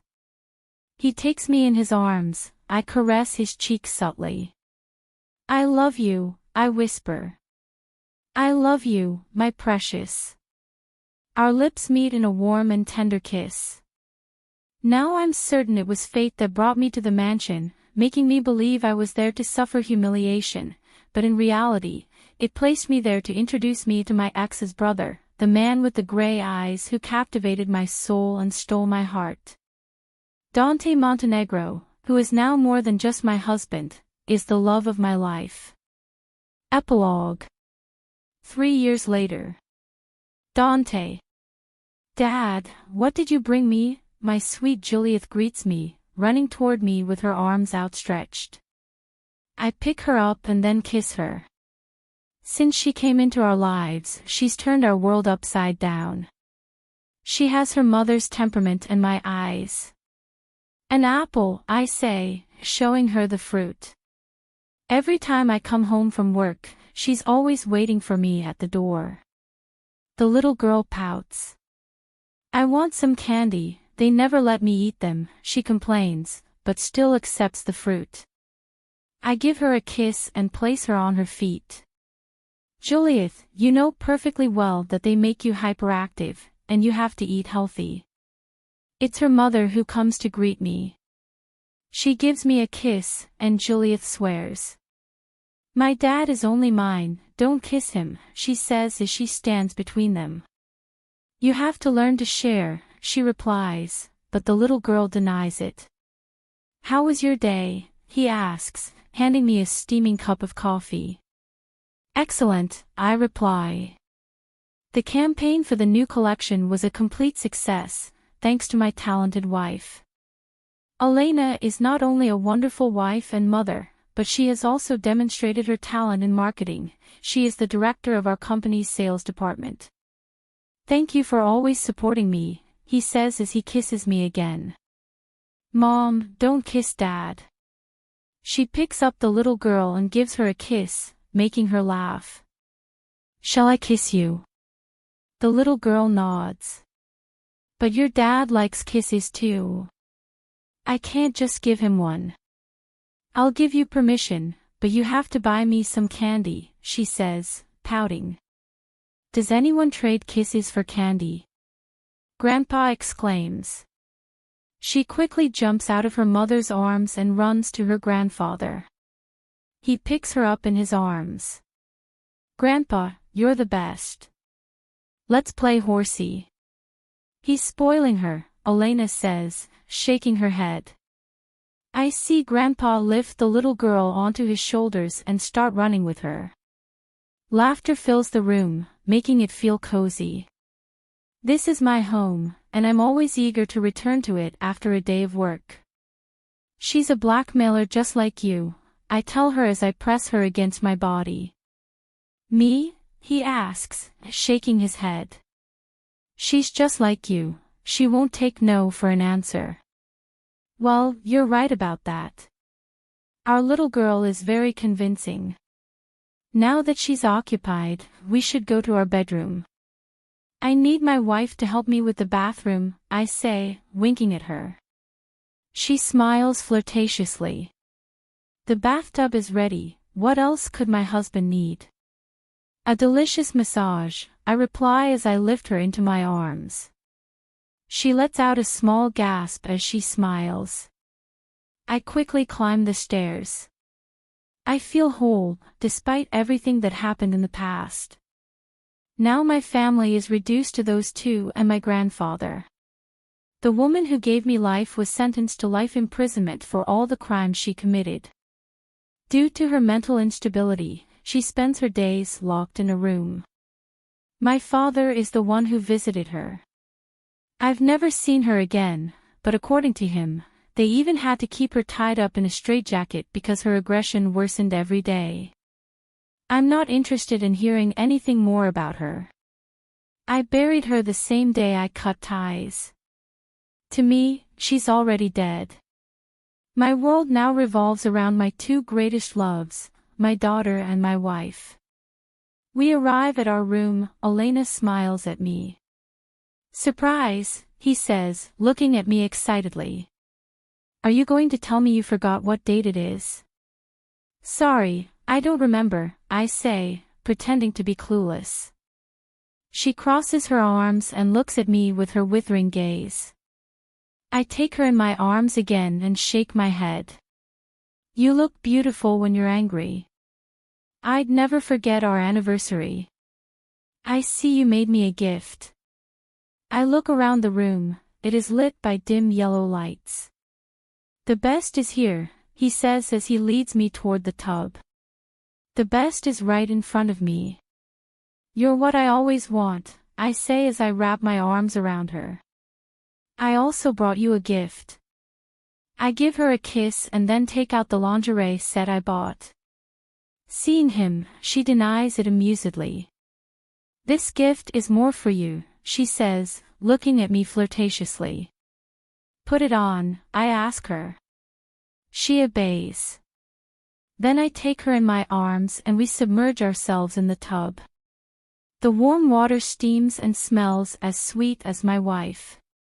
Red rose petals float on the water, some of them sticking to her skin. She looks divine, sexy, and tempting. I see her smile as she slides toward me. Her arms wrap around my neck, her mouth finds mine, each touch soft and pleasurable. This is perfect, I whisper. She smiles against my lips. It is, he replies, looking into my eyes, making me lose myself in his deep, loving gaze. I feel her caresses on my skin, I attract her with desire, a desire that was born from my love and that despite the years has not diminished. Having her was my desire, loving her is my passion.